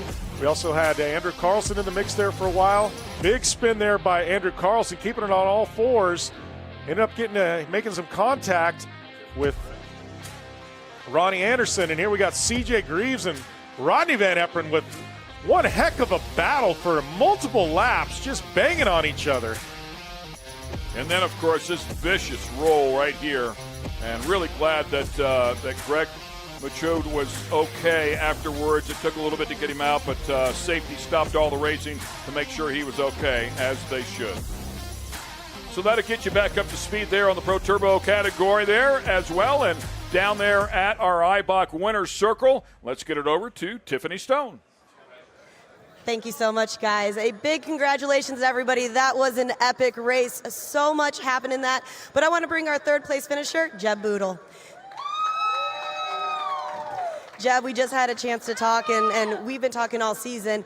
This is the first time you've really raced at the big house during Labor Day. We've talked about it for the World Championships. To be able to get 2 podiums here, that is a feat in yourself. Anybody who's raced here knows that. How are you feeling overall from the weekend?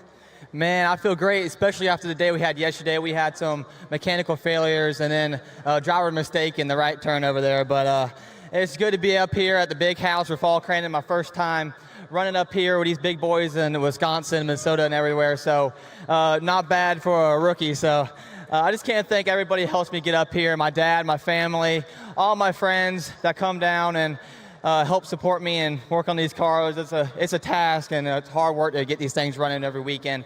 But I also want to thank my sponsors, Hoosier Tire, Method Wheels, Cryptic Side-by-Side, Turner Cycles, Freedom Race Lifts, Folk 21 Fuel Additives, and everyone else I forgot. Thank y'all. It means a lot. Nice job. Hop up on number 3. Taking that second place spot, Owen Van Eperen. Owen, I know that you were pushing there. There was quite a battle for 2nd through 6th. What was your spotter saying the entire time? Obviously, we've had some stops. We had to restart a full red. Then you go green, white, checkered. How did you accomplish all that? Yeah, I mean, I was just doing kind of what I did in Pro Stock, which was running my laps. Some guys were going at it in front of me, so I knew sooner or later they were going to get tangled up, and then that happened with a bunch of them. So it just is what it is, and got 2nd today, which is pretty good. 1-2 on the day. Couldn't ask for much better. Robert was on rails all day. So I just can't thank all my sponsors enough. Everyone at Yamaha Racing, Steve, Donnie, Glenn, Jim, all them guys do so much. Yamaloop, GYTR, Power Sports 1, Manson Hines, Balin Buildings, everyone at Beyond Redline, Hoosier Tire, Kaiser Wheel, Victory Sign, all my friends and family are coming out. Thank you. Nice job, Owen. And taking that top spot like we've been talking about. It's been 5 years in the making. I love this for you, Robert Loire. Robert, not only do you work on these, but you've proven what they could actually do out here on this track. You are clean. I have never seen a driver come off of that being pristine. This should just be hung up.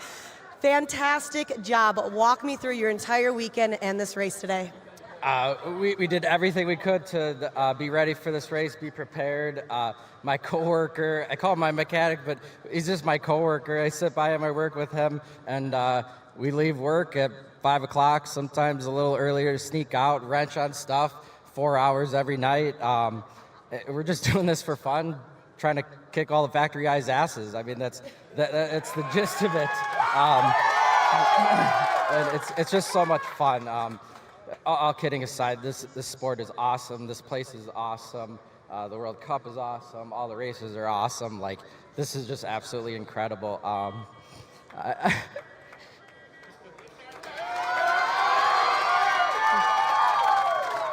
I've been telling myself this is my last year racing so I can spend more time with my kids and my wife, but I don't know if I could do it after this one. This one means a lot, but I'd just like to thank everybody. Mason Todd just busting his little ass every night with me. David Gay helped me out with clutching. Andy Ives, Brett Carpenter from Polaris. John Grouse from Polaris, Derek, Matt Bone, my spotter, just the list goes on. My wife, parents, in-laws, friends, just everybody. I know I'm going to forget somebody, but this is incredible. And of course, our sponsors, Polaris Razor, Fox Shocks, Hoosier Tires. Vince had the shocks working awesome out there. We made a bunch of changes for this race because they peaked the jumps up, and I think we all saw it paid off out there. So I'd just like to thank everybody. And thank you, and just, yeah, awesome event. Well, Robert, you know when you usually cry, I have to give a hug. It is a tradition here for anybody who's ever cried. So come in here, Robert. Nice job. Hop up on number 1. A big congratulations to this guy, your top 3 finishers. This has been an amazing race. And back up to you guys. Thanks a lot, Tiffany. That's a great moment, special moment there for sure. So congratulations to him, man. Obviously heartfelt. Oh, yeah, and, you know, he's been working his butt off for numerous years. Finally to come out on top here at the big house and win the big one, you got to give a big high five there to Robert Loire, and what a great effort today. Yeah, I mean, holding off absolutely some of the best dogs in the country as well. Good stuff there for sure. Plenty more racing yet to go. We're going to take a quick break here. In the meantime, we'll be right back with you here, Crandon International Raceway.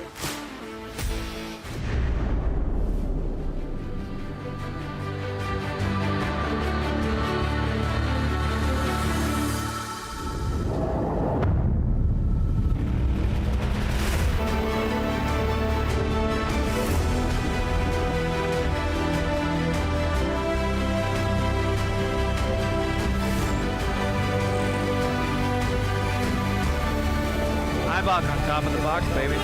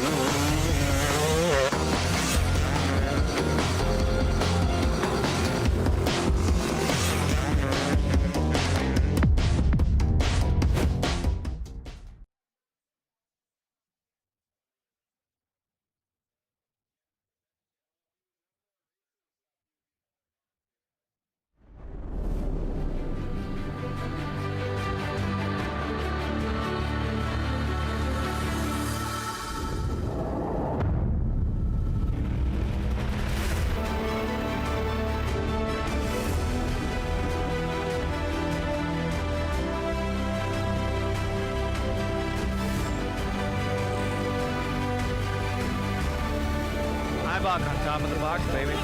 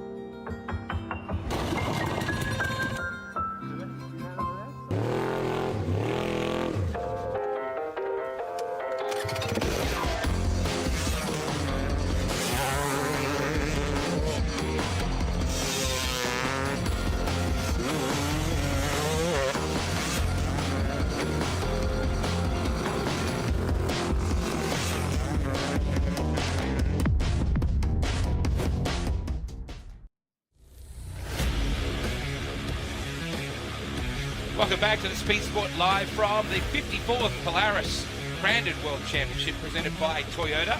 Let's go places. And Robert Loire, who just had the shortest retirement announcement in the world. Because, like, I don't know, 4 or 5 minutes ago, it seemed like maybe you were going to do, well, this is it, I'm done. I've had a good time, thanks very much. Now you're like, I got one of these really big, cool, very, very heavy medals. I think I might stick around. Yeah, it makes you change your mind pretty quick. Did you at least look at her first before you said that, or?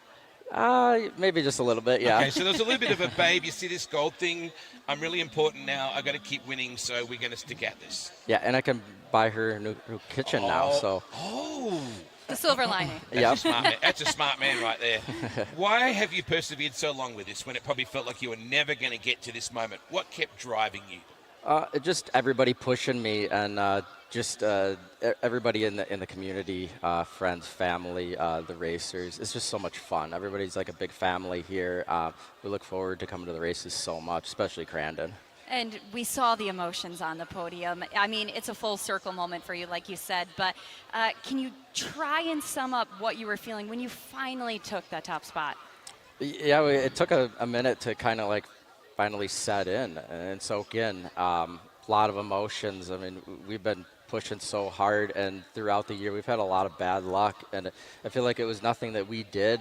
We tried everything to make sure everything was up in tip-top shape, and just we always got taken off the top spot, and this one just, it needed to happen. Like this morning I woke up and I told my mechanic and I told my friends, I'm like, we're gonna win this. Oh, like it's, you had that moment. Yeah, it's literally, it's gonna happen. So does it make it that much sweeter that it's here at Crandon, it's here at the big house and in front of that crowd? Yeah, for sure. I was just telling Marty walking up here, like this is the year to win. This is the place to win. We haven't gotten a win all year. We've just been fighting some battles here and struggling, and for this event to take that win is for sure the top spot. There's such a twitchy concept. Short wheelbase, pretty gnarly. You got a bit of power to work with, but I guess you got to keep them straight all the time. But there's always the idea that how hard are you going to push these things, because they can bite. Oh yeah, there was a few times we got up on 2 wheels, and yeah, we just kept pushing. I mean, that's what you have to do. You can't leave an inch here, especially this race. Like, somebody is going to attack you on the inside, somebody is going to push you out, somebody is going to take that 15 grand away from you. So there's a couple of champions now that live in Forest Lake, or Flake, as my buddy Brooke Tatnell calls it, because he's lived there for, oh God, probably 20 years now. What's Forest Lake, Minnesota? I've been there. It's a nice little place. Really cool lakes, obviously called Forest Lake. What's it like? Yeah, it's just a small town. A lot of racers. Haven't been really able to put my finger on it. Like snowmobile racers, sprint car racers, off-road racers, just boat races, everything. Every kind of racing is there, and it's where a lot of racers grew up. So it's a cool little town. And a culture, and yes, I have been to Forest Lake. The producer was querying me like I was just adding some romance to the story. I have actually been there. It's a nice little place. The culture of motor racing helps. When you got a community like that where there are so many various champions in different forms, it's almost like a feeling in the town that you're going to go fast. Right. Yeah, it just, you get up and you go to work, and eat, sleep, breathe racing.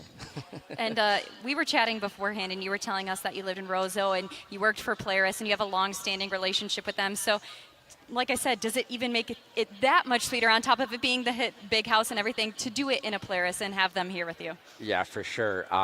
It puts a lot of stress on me, because I want to win, but also I want to do it in front of everybody that busts their butt every day at work to make the Polaris RZR the best vehicle ever. And it's awesome to be able to show it off and prove to them like it is the best vehicle out there. So yeah, it's a lot of stress, but it's also a lot of motivation at the same time.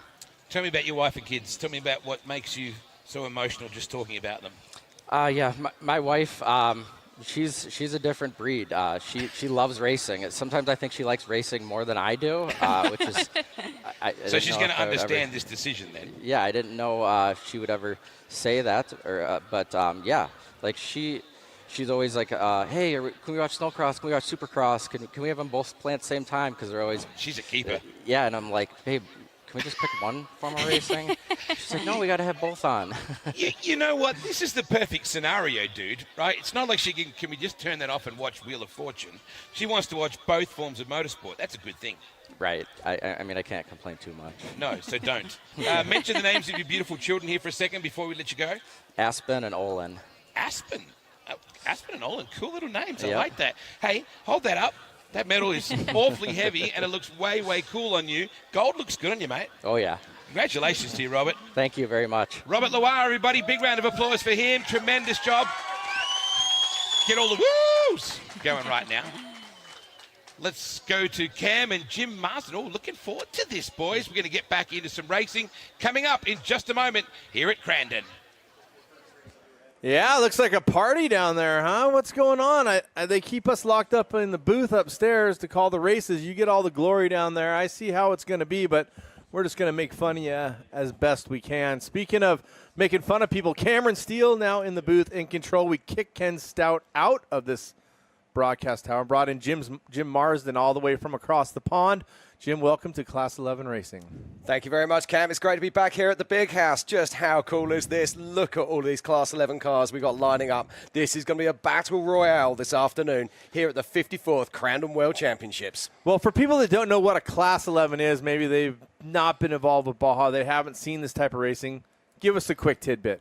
Well, this is basically its VW Beetles. Think Herbie goes bananas, and that's exactly what you've got. But these are 1600 air-cooled motors. These got roll cages inside these vehicles. They're stripped down for racing. Do not be fooled. These are serious race cars. And they are a swing axle, so you got to be a little careful throwing them around, right? Because one side can go up, the other side goes down in the rear suspension. Well, the thing that always makes me chuckle about these, they actually consider their tyres extra suspension in these vehicles. That doesn't happen in many forms of motorsport racing. But in Class 11, it does. And just check out this lineup, Cam.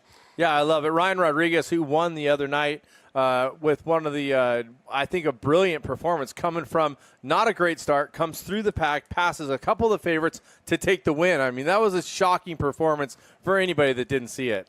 It is. But when you watch these cars racing, you never really know who's going to be at the front. It's absolutely everything go, go, go. And these guys, they're not scared, and girls for that matter, because we do have a few ladies sitting out there driving today. But these cars are not scared of full contact. They're not scared to get into each other as we watch the starter making his way across. And we're only a few moments away from total chaos here in Crandon.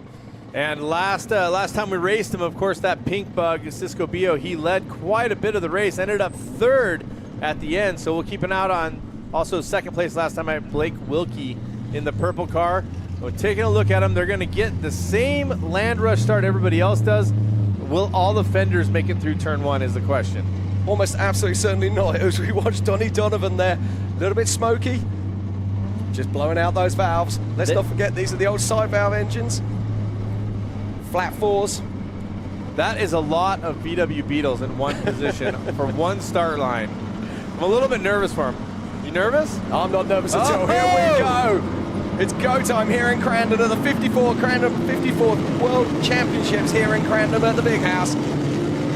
We'll get the numbers for you. Cisco Bio in the all pink on the outside with the great run. Looks like he is going to take control of his family from the greater Ensenada area, northern Baja California. They are OG or original gangsters, and that's not a good way to start the race with your hood up. No, someone forgot to put the shutdown on that one.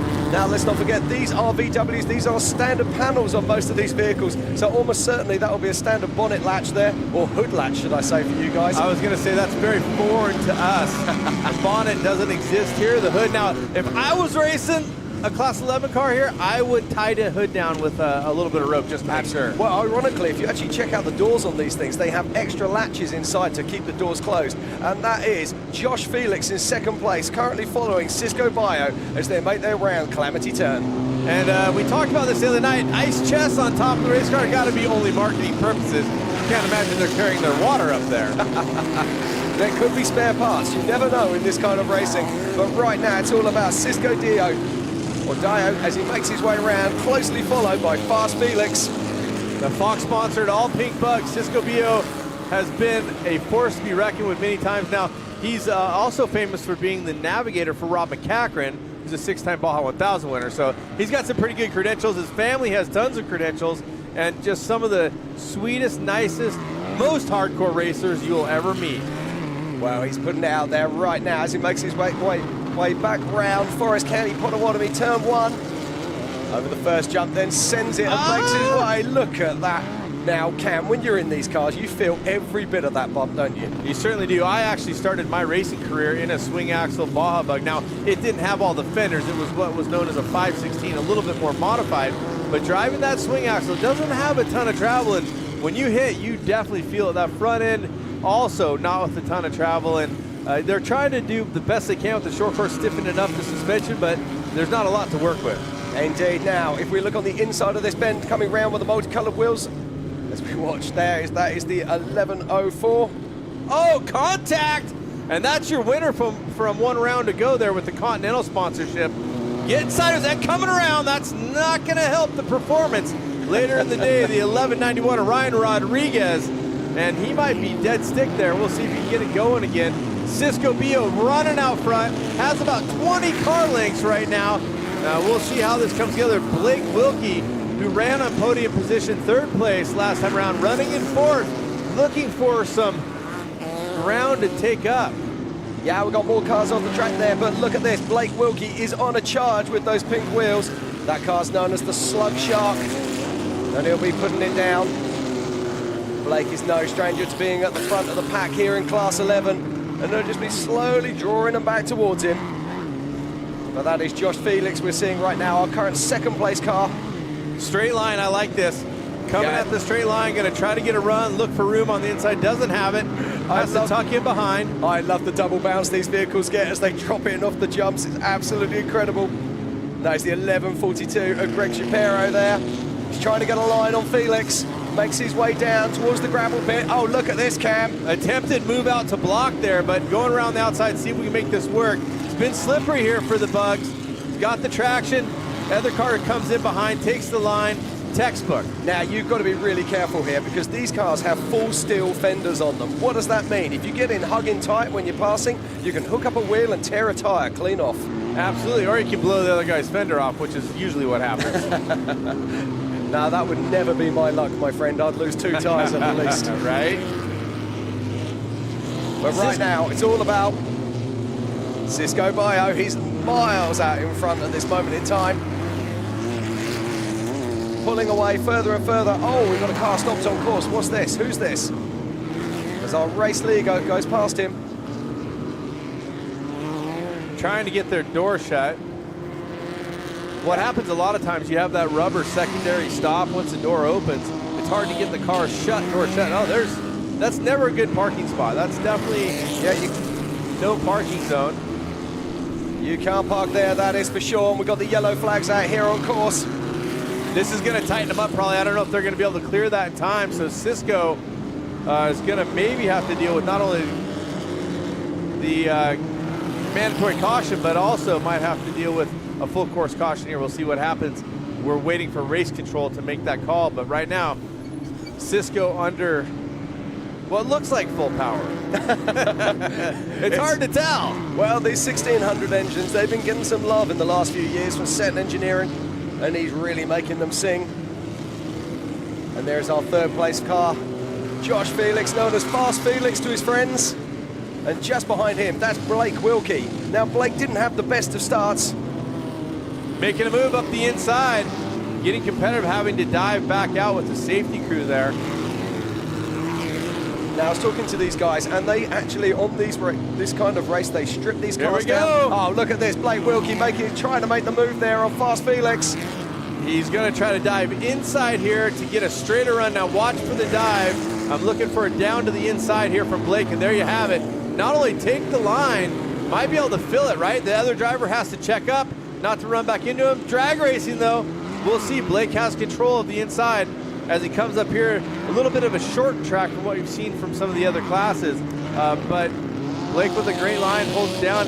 Now has about 8 car lengths. Exactly. He forced Felix out onto the wider line there. And you can see Felix having to work that car really hard. But now they're coming into lap traffic. And that is Donnie Donovan there.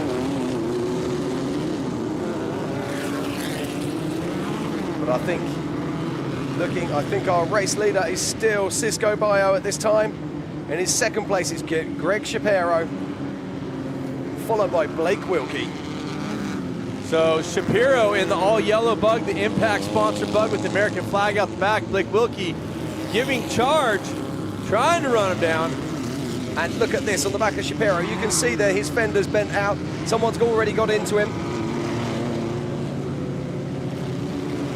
I love watching this racing, Cam. It's absolutely brilliant. And we're starting to see these vehicles popping up at all kinds of different race series. We see them at King of the Hammers. We also see them at the Mid 400. And we're now seeing them at Nitro Cross. It's pretty exciting to watch because it is such a great entry level. Yes, they have a complete roll cage. They have race seats, race harnesses, just like the other race cars, but they retain the stock Volkswagen exterior. Now they can gut them out inside, but they have to have the working hood. They have to have, as you would call it, the bonnet on the rear or the rear hood. Yeah, and they have to be there. And the fenders all have to be the original steels. Now, the interesting thing with these is they're running out of wheels. And you may think that's crazy, but genuinely they are. So a mainline manufacturer has actually stepped up and now making alloys that look identical to the old-fashioned steel wheels. How cool is that? No, I know. In the original, back in the days when I was racing Baja Bugs, it was hard to get those original parts, manufactured. You had to get them from secondary manufacturers, try to find them. Really tough to do, but, and yes, if you've driven a Volkswagen Bug, this is a 4-speed Bug just like you drove it home. Absolutely. Now, Wilkie is trying to make a move here on Shapiro. He's got to be careful. That fender's hanging off. If that drops off, it's going to go under his tyres, and that's almost going to be instant flat tyres. You're such a naysayer, doom and gloom guy. That's his bumper, not his fender. You stop that. I'm happy to call it a bumper. It's a bumper where I come from. I was just trying to fit in with the gang. And look at this, Blake Wilkie trying to put the Slug Shark alongside Shapiro.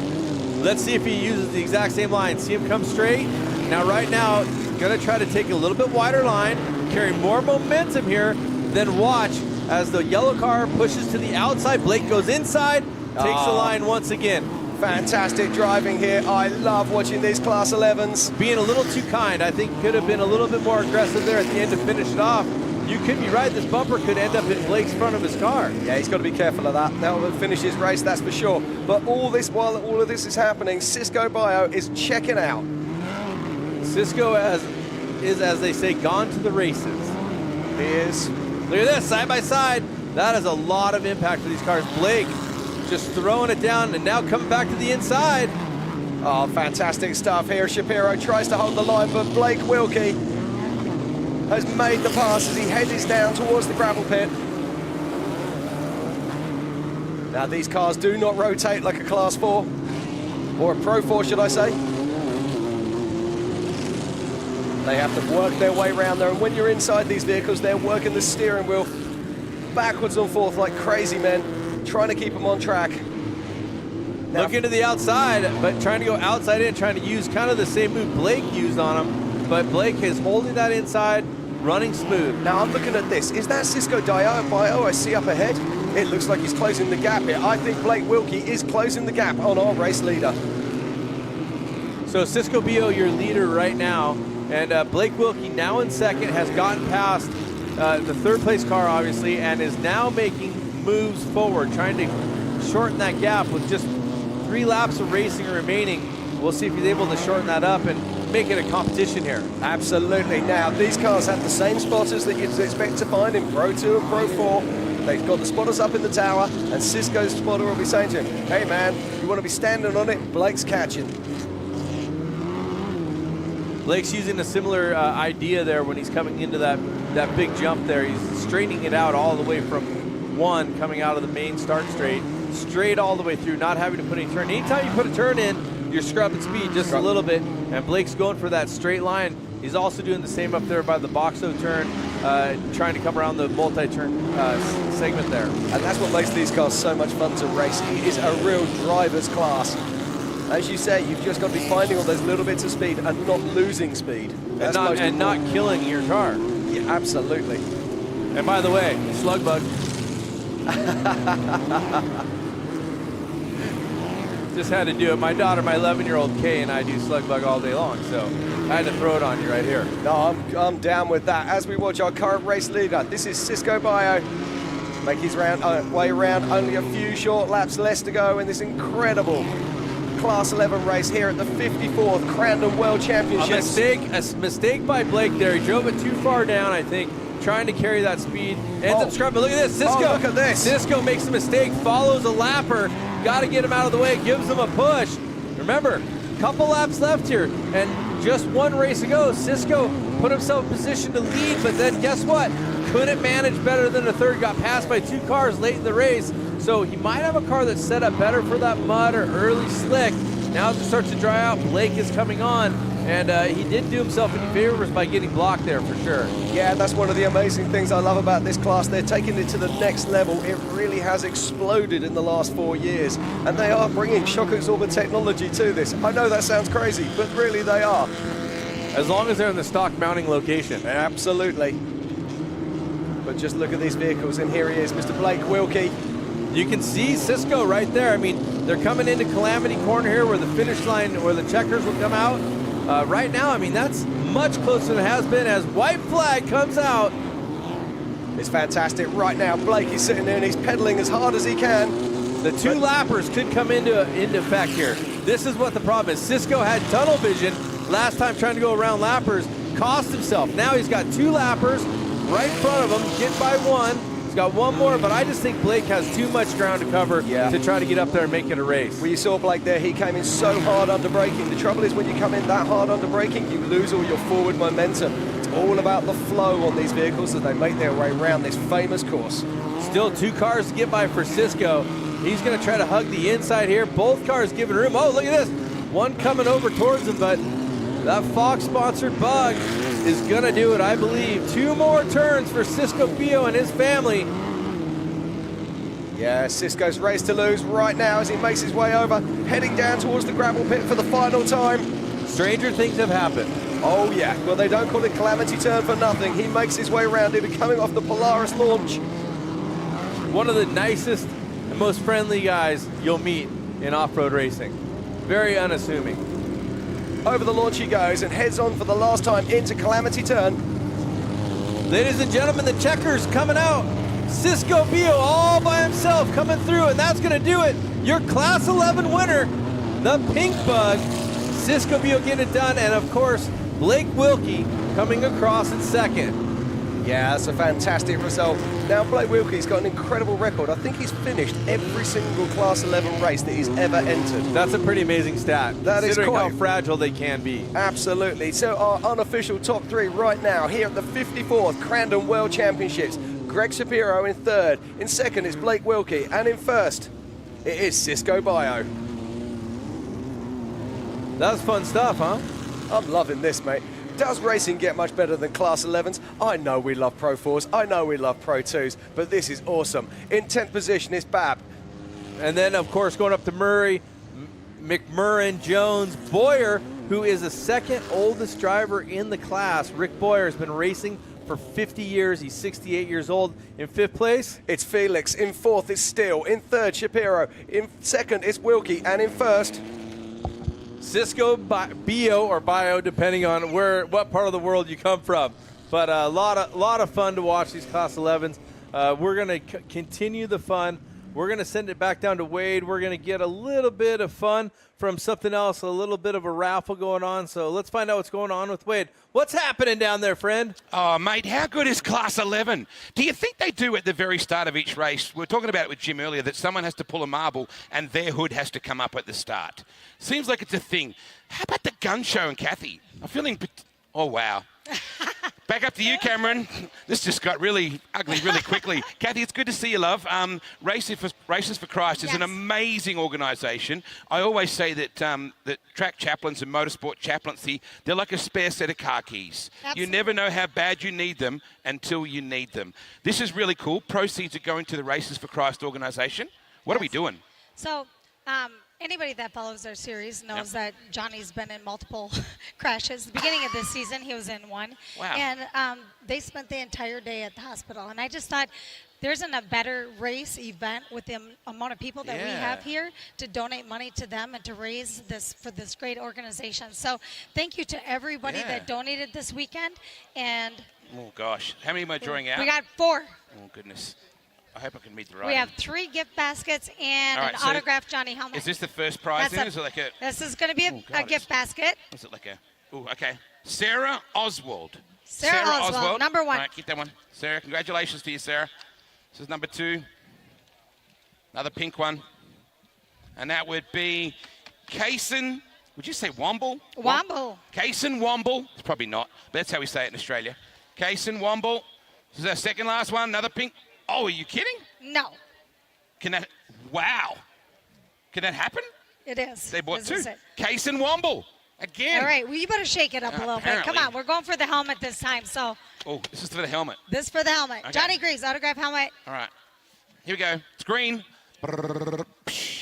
And it is Ben. Hiding. How'd Ben you know that? Hiding. You know that? I know him. He's a racer. Oh, congratulations, Ben. You've won a used helmet Yeah, with Johnny Sweat in it. that's right. What could be Hey. any better than that? It's great thing. We raised $5,000 for $5 Racers for grand. Christ. Thank you, everyone that donated. Oh, good for you, darling. Give me the guns again before you go. Holy cow. I bet Johnny stays well and truly inside his box. That is amazing. Thanks very much for this amazing team. And, of course, our great friends at Racers for Christ. We're going to go back upstairs in just a second. Let's go now. I think you're having entirely too much fun down there, Wade. I think you should pitch in a little bit of money in there, too. The Racers for Christ do a great job. The chaplains here at the track, of course, Steve Hansen doing the West Coast Motorsports with us. It's always a pleasure to support them. They're always there when the chips are down, and you always hope you don't need to see them and just go to chapel services on Sundays, and that's the best time to see them. And I really think a great thing that the Greaves have done to step up and help support that. Yeah, absolutely. But it's racing, particularly off-road racing, is all about the family, isn't it? We say it so many times. Everyone wants to help everybody when they're in the pits. Doesn't matter what it is, whether it be a nut and bolt, whether it be helping tear down a car, or if you're injured. I mean, we're seeing it right now with Carl LeDuc, of course, the support that his family are getting from all of the racers and all of the fans. And it's just awesome to see. Of course, all of us thinking about Kyle LeDuc and his battle with cancer, all of us wishing him well, missing you at the track, Kyle. Great to see your truck here. I know he's listening at home. Just want to send our love to you, of course. The Class 11s, I mean, when we talk about the fact that there was no smash-ups, I didn't see a lot of fenders flying off, only saw one hood up, and we saw great racing. It makes it a lot of fun for us to be able to see the racers and how they carry themselves. They didn't even smash into each other. I mean, I like a little rubbing in the racing. I like a little door-to-door. They kept it pretty clean. They do keep it very clean. I mean, this is the big house, though. They're probably the most nervous they've ever been all year, if we're completely honest. They'd have been sitting on that start line knowing that there's 65,000 people waiting to watch them go racing. But I love that class so much. We saw a few spins. Yes, we saw a bonnet up. And Wade's right. It is mandatory. I think someone pulls a card and they have to do it for themselves on that particular race. But when you watch it, it's just great fun. And the nice thing about it, it's an inexpensive motorsport, which is why we're seeing that explosion. I mean, right now, you can buy a Class 11 car for around about $30,000. That's pretty cool. That is pretty cool. I mean, still $30,000, I'm just saying, but a lot of fun to get out there and race. And what we're going to do right now, we're going to move back down to the podium and hear from some of our winners. Hear from this podium, because I got to hear what they have to say. And what happened to Cisco the first night? Why couldn't he do it 2 days in a row? Welcome, everybody. We're down here at the podiums. We are going to do our podiums for our Class 11. We're going to bring right on over here Mr. Greg Shapiro. He is in that number 3 position. You were fighting super hard to keep that number 2 position, but Blake Wilkie, he had something under his sleeve, I think, and caught up to you. Oh, boy, he did. I'll tell you, the Impact Safety 1142 was really shooting for that bridesmaid position. I wanted it so bad this year, but Blake is a heck of a driver, and he kept the pressure on the whole time. So he capitalized on my mistakes. Well, it was definitely a fun race to watch from up here. I mean, you've been doing this for years, and I know you have great experience in it, but watching you guys go off those jumps, I mean, the landings in these cars, how is that feeling on your body? It's pretty rough. Can you imagine taking your stock Toyota Camry off those jumps? Tell me what that would do.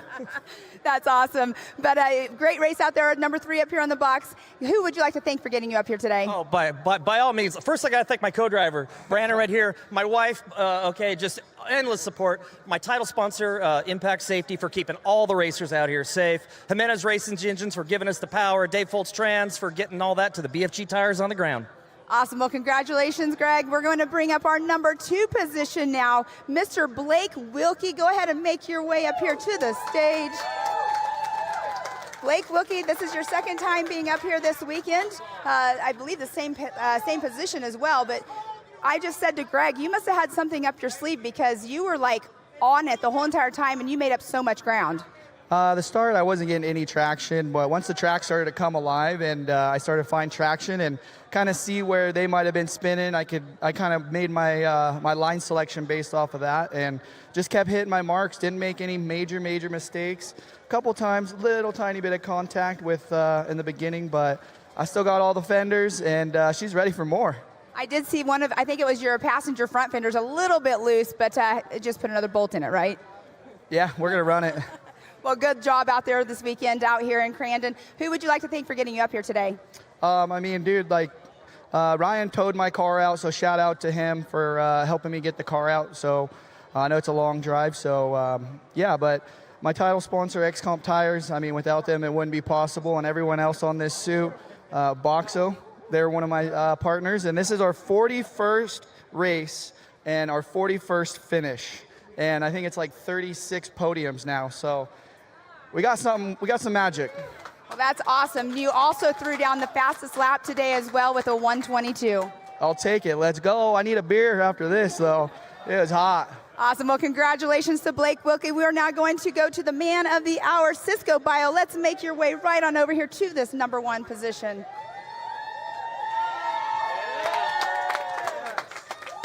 Cisco, here you are, #1 on the box. You got out front and you never looked back, but did you know that you had pressure of Blake Wilkie trying to chase you down this whole entire race? Oh, yeah. I saw him in the mirror. I keep an eye on him. We go back and forth the past few years. It makes the competition real good. But, you know, I have not only my spotter, he's my engine builder, George Jimenez. You know, he's been back here the last 2 years, takes a whole week off of work to come out here and support us, so we really appreciate his help. Well, and that's awesome. You have your co-driver out there with you. You guys were launching off of those jumps. I mean, you guys do not have much suspension. So for the people at home watching, what is the true travel of suspension you guys have on these bugs? About 5.5 in the front, 9.5 in the rear, and it's all Fox. And special thanks to Nick and Bobby, and they really give us the ability to launch it. Well, you guys definitely were doing that for sure, but who else would you like to thank for getting you up here today? Yeah, like I said, I really want to thank Jimenez Racing Engines. They definitely give us the power, and it showed today that we've got it. And again, this is a three-peat, so ever since the bugs came out, this is 3 in a row. Got to thank Rugged Radios, Greg and Jaden. They really help us out. Fox Shocks, Yokohama Tires, Dave Foltz Trans, Boxo, appreciate Continental. Want to really another special thanks to Greg Shapiro, who was able to put us all together, work with Marty and the key people to get us to come back again. Well, I know that you guys are one of the fan favorite classes out here. Let's give it up one more time for our top 3. We're not done with giving away awards here, though. We have some special giveaways as well. We're going to go ahead and bring over Marco with Continental. So he's going to be giving away the Continental Cup, and then we will bring over Chris right after that. He will be giving away the Boxo Toolbox.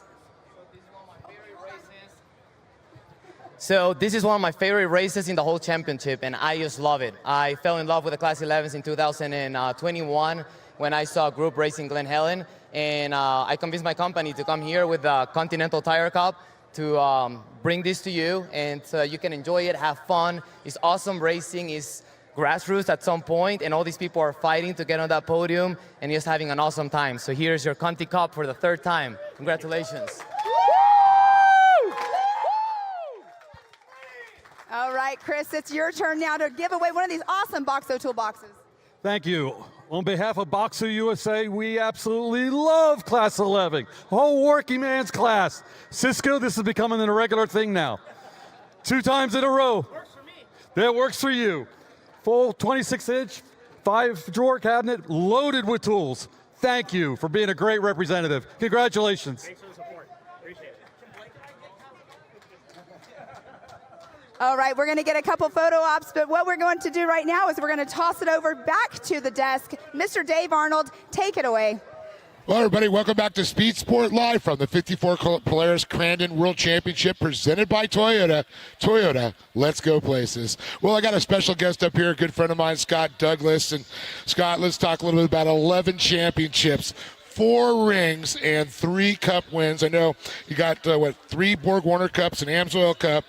And, of course, you've been with AMSOIL, one of the original drivers that brought them championships. And what is it? I saw you win 5 races in one weekend. Yeah, that was a magical weekend where we won, or we not win, but we podiumed 5 times. And 3 of them were wins in the Pro 4, and yes. 2 of them were podiums in the Pro 2. But it was one of our cups, and it was awesome. And it's awesome to do that kind of stuff in front of these fans. And and all those wins and all those championships aren't just mine. They're these fans too, and all my fans out there over the years supported me and everything. Once you step back and step out, now I'm retired, you really realize how important that is.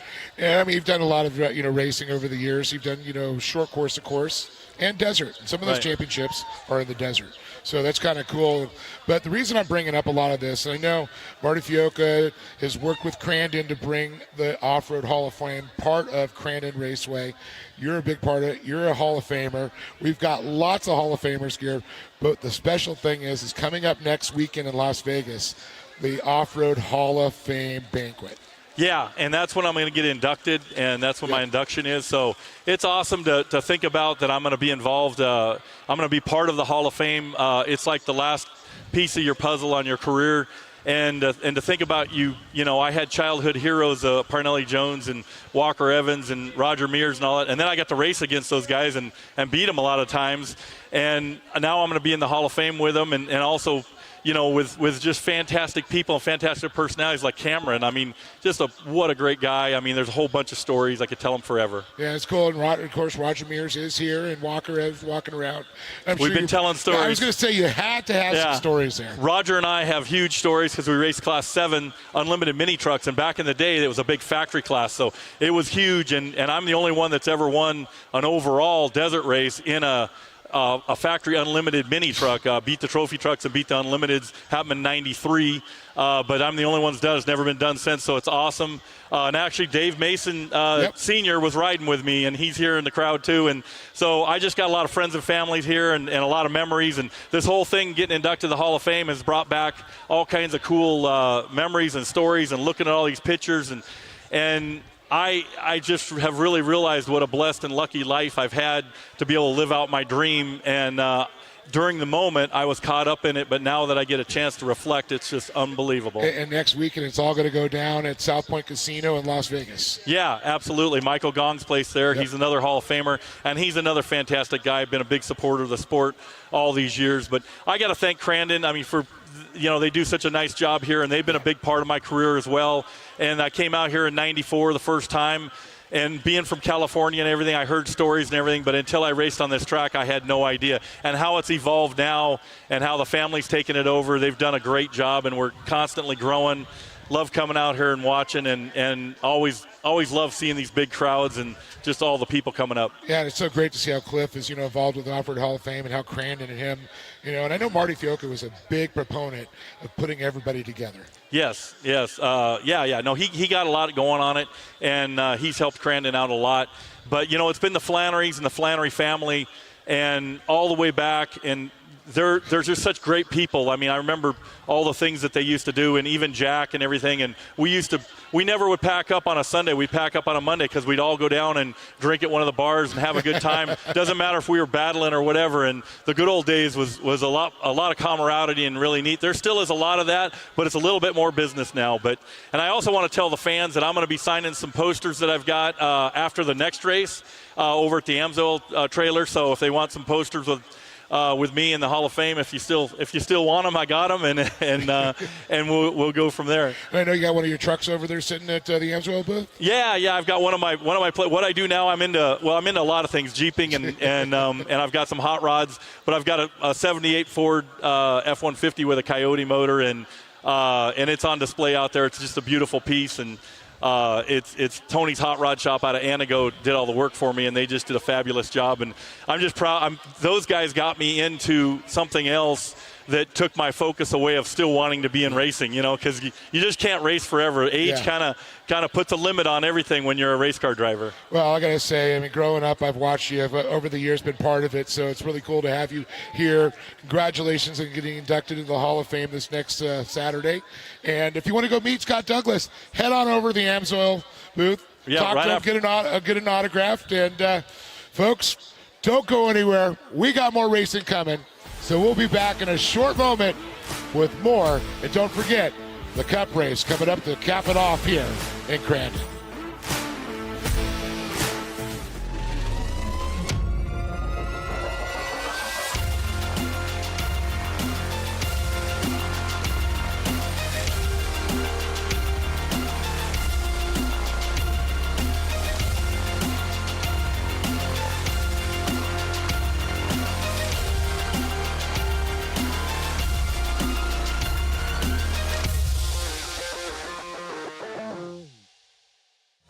is less than 1/100th of an inch of motor oil protecting your car's engine.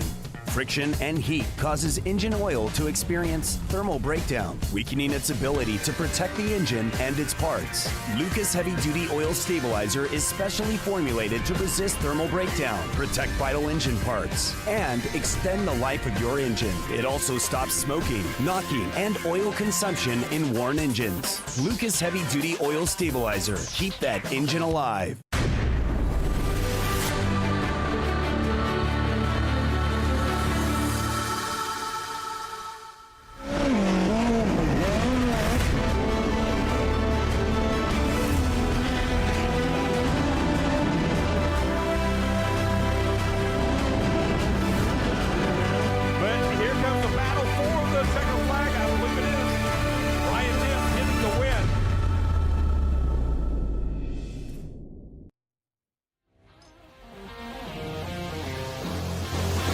Welcome back to the Speed Sport Live from the 54th Polaris Crandon World Championship.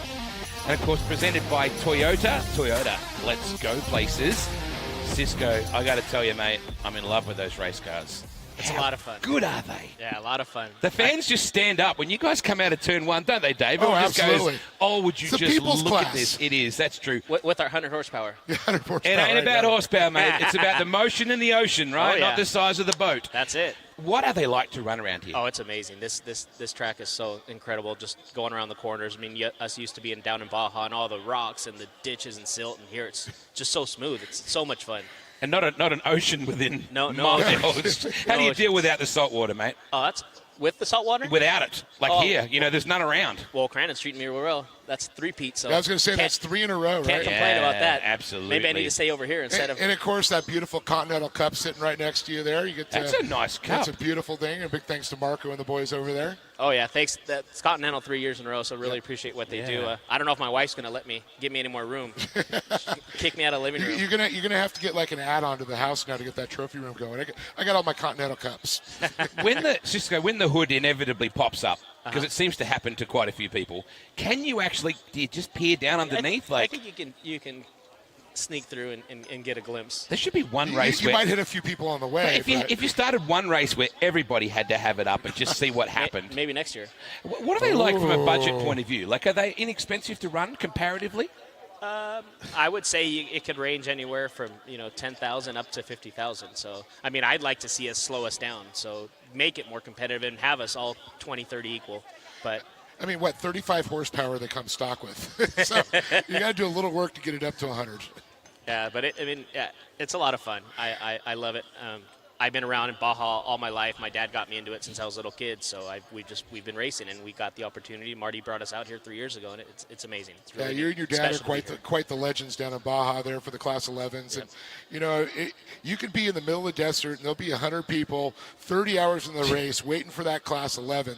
That's how much beloved these you can things hear are. them. You can hear them through the helmet and the motor. You can hear their cheers. So like when you're 20 hours here, later. now you hear 30,000 people screaming in each corner you go by.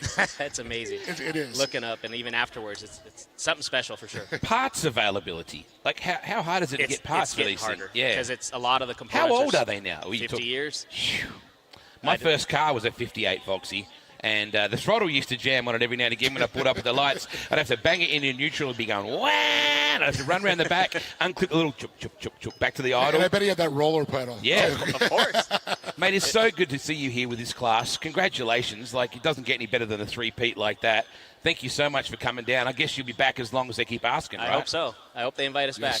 Oh, I'm sure of it, Oh, mate. man, the people will demand it. Yeah, we just made a decision, Marty. Yes. If that's okay. With the hood open. With the hood open. There We've you got to go. do one race where everybody starts with the And hood then up. halfway through the race, you got to run out and slam it. Or at least, I can't argue with that kind of logic. Chinese fire drill. That is going to wrap us up from a Cisco point of view. Look at that very cool hardware that he has. Just hold that baby up. I love that Class 11. They're absolutely tremendous. Plenty more coming up after this. Crandon, it is rocking, and we're getting closer and closer to the big Red Bull Cup coming up a little bit later on. Thanks to Polaris. This is the Crandon World Championship, baby.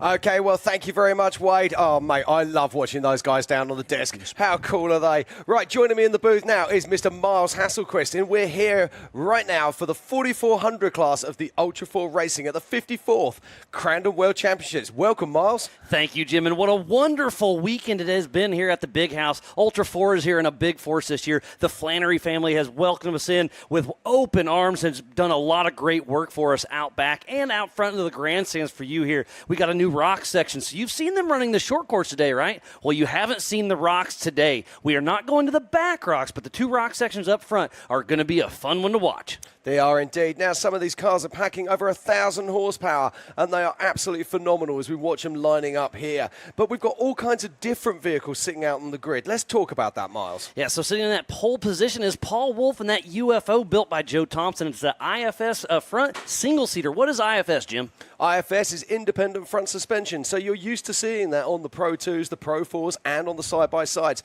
But it's not absolutely a necessity for 4400 class vehicles. And in fact, we do have solid axle vehicles racing with us this weekend. It just goes to show what these cars can do. They can do a little bit of everything, racing here at the Big House for the biggest short course in the world. And then we race King of the Hammers through the mountains, through the desert. We go out east to Pennsylvania and run through the tight woods and the rocks and everything in between. This is going to be an amazing show to watch. Do not go anywhere. This is the 4400 unlimited class, unlimited suspension, unlimited horsepower. It is going to be a fun race to watch. 10 laps, 10 and a half laps if I can correct myself.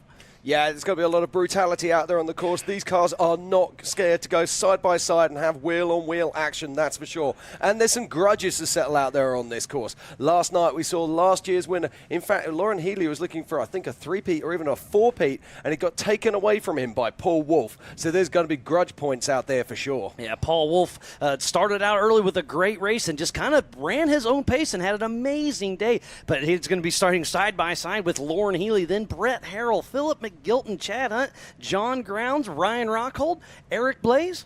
Yeah, then Brian Cross, Vaughn Gittin Jr., Patrick Peterson, Tad Dowker, Christopher Branton, Shannon Campbell. Then Roger King, Paul Horschel, Tom Prendergast, Jeremy Jones, and Justin Hall. We should have about 19 4,400 cars take the line, and it is going to be a spectacle to watch. There's our physical leader winner last night, Mr. Paul Wolf, the 1018 out of Brighton, Illinois. Now, you have to say at this moment, has anybody got anything for this man? He is on a charge. He is absolutely killing every track he visits right now. But there's guys lining up next to him with some serious horsepower. Lauren Healy is going to be looking to take that whole shot right off the start. So they are going to do a land rush start just like you've seen all day, but it is a limited land rush start. We're going to start where the UTVs were starting as well, so we don't have quite as much speed going wheel to wheel into the Potawatomi turn number 1 here in just a few minutes. And look at that stacked field. This is going to be a great race to watch. That is absolute fact. There's Lauren Healy, who won this race both times last year. And I just saw Faye cruise by. We should be live racing in about 30 seconds for the 4400 Unlimited Ultra 4 USA at its finest for the 54th Polaris Crandon World Championship of Off-Road Races here at the Big House. Yeah, you can see him literally getting ready. They are straining at the leash here. Thousands of horses getting ready to leave the line here at Crandon. And speaking about horsepower, on the top left is Paul Horschel with 1,200 horsepower in that third row. It's going to be tricky for him to get around. This first turn is going to be very, very important. Hopefully we can get everything going straight with no mishaps. We'll see how it shakes out. Yeah, also sitting at the back of the grid is Casey Gilbert. He qualified in 4th yesterday, but couldn't get his car running. And it's go time here in Crandon. And it looks like Brett Harrell may have the early lead with Lauren Healy right behind him, trying to make it around Paul Wolf, Philip McGilton, Vaughn Gittin Jr., Chad Hunt. Paul Horschel jumps up early. Yeah, look at this, Mars. They get away clean as they make their way down. Oh, we've got... And that was Paul Wolf that went for a tumble, and it lands, so he'll be able to take off, hopefully. Hopefully the car is still okay. You can see him open, trying to get the car is moving. Yeah, it looks like he's okay, but look at the front. Those Project Deck lights are hanging off, so he's going to take off. This is not a competition yellow, so he's got the work cut out for him. Tough break for Paul Wolf. Not sure exactly what happened, but right now it is Brett Harrell, then Lauren Healy, Philip McGilton, Vaughn Gittin Jr., Paul Horschel, Chad Hunt, Christopher Branton, Casey Gilbert, John Grounds, Ryan Rockhold, Tad Dowker, Jeremy Jones, Justin Hall, Woody Rose, and Tom Prendergast. Yeah, now Brett Hauer is out in front. He's making his way down into the Brannock Rocks right now on hot on his heel. He's last year champion. So Lauren Healy, but look at this coming up alongside them. Open wheel action, door to door, they get into each other. Lauren Healy goes for the pass and makes it stick. That was a little interesting how that happened, but he made it work. And Brett Harrell is driving Lauren Healy's last year winning car, so Lauren Healy really wants that new car to do some good work. He does. Brett Harrell's put a bigger engine in there, and it's full company-size horsepower, over 900 horses in both of these vehicles. And look at the hood on Lauren Healy. That visibility may be hurting him on some of these jumps. Yeah, he's putting that Ford horsepower to work as Lauren Healy makes his way down. And that is a brand new Creighton engineering machine with a Ford sequential transmission. And look at it, is he riding a little bit low? The right might have a little bit of issue for Healy, can't quite tell. Yeah, they'll be wanting the suspension down on these to make them handle a little bit better on this short course as we see him powering around the gravel pit right now. So Lauren Healy trying to get away from Brett Harrell. Brett Harrell's dropping about 6-7 car lengths back, and then Lauren Healy's team member for the Fun Harbor Off-Road team, Vaughn Gittin Jr., the drift master, is not too far back. So that hood is really starting to flop around as Lauren Healy grabs another lap and heads into the Brannick boulders right in front of the grandstands. Oh, he's fully sideways as he comes out of there. Now they've got to be careful going through those rocks. It's so easy to tag a tire, and if you tag a tire on this race, you are done. The attrition could set in. Remember, this is a 10.5 lap race, and they are going to give it their absolute all. And it looks like the fastest lap time is Lauren Healy right now. It is indeed, but look at this battle here at the moment for second and third place. That's Brett Harrell and Vaughn Gittin Jr. Vaughn Gittin Jr. has been a multiple champion in this racing, but he's more often well known for being a world champion drift racer. We usually race endurance races most of the time. That just kind of spectates what these cars can actually do. So we actually have a spot on the stand just like the short course drivers have for normal. So these are the Swiss Army knife of off-road. They race King of the Hammers here at the Big House, through the woods, and everywhere else. These cars can do it all and do it all well. As we're watching Vaughn Gittin Jr. trying to take over from Brett Harrell, who finished third place last night. Yeah, Brett Harrell, his son Brent, has absolutely dominated in the 4800 class here at Crandon this weekend. So he'll be looking for another podium. Lauren Healy starting to walk away a little bit with this race. The battle right now is Brett Harrell, Vaughn Gittin Jr. Right behind him is Paul Horschel. We'll see how hard they hit the Brannick boulders right in front of the grandstand. Lauren Healy is starting to walk away. Brett Harrell's got oh, look at the 1,200 horsepower of Paul Horschel. It's going to sneak around Vaughn Gittin Jr. Is he going to make it stick? It does not look so. Yeah, it's great to see Paul have problems last night, and he'll be putting that Dugan's engine to work as he powers around the back. All four of the cars up front have huge horsepower, amazing drivers. This is going to be a battle right now for second, third, and fourth is the battle we are watching right now. Lauren Healy out front physically, but the battle for second, third, and fourth is right here in front of us, and they are having some fun. They are indeed. Also worth noting that out on course today, we've got Jeremy Jones, Justin Hall, and Woody Rose, who raced in 4800, but they've stepped up into 4400 for this race today. Oh, look at this. Brett Harrell goes wide. Vaughn Gittin Jr. takes advantage and passes him in the rocks. The Spider Track 1-2. The Spider Track backstretch is awesome out there. Vaughn Gittin Jr. overtakes Brett Harrell. Now Brett Harrell's got his teammate Paul Horschel right behind him. So Horschel Machines 3-4, and Triton Engineering up front with a 1-2 with Fun Haver Off-Road team. So right now it is the Lauren Healy and Vaughn Gittin Jr. show.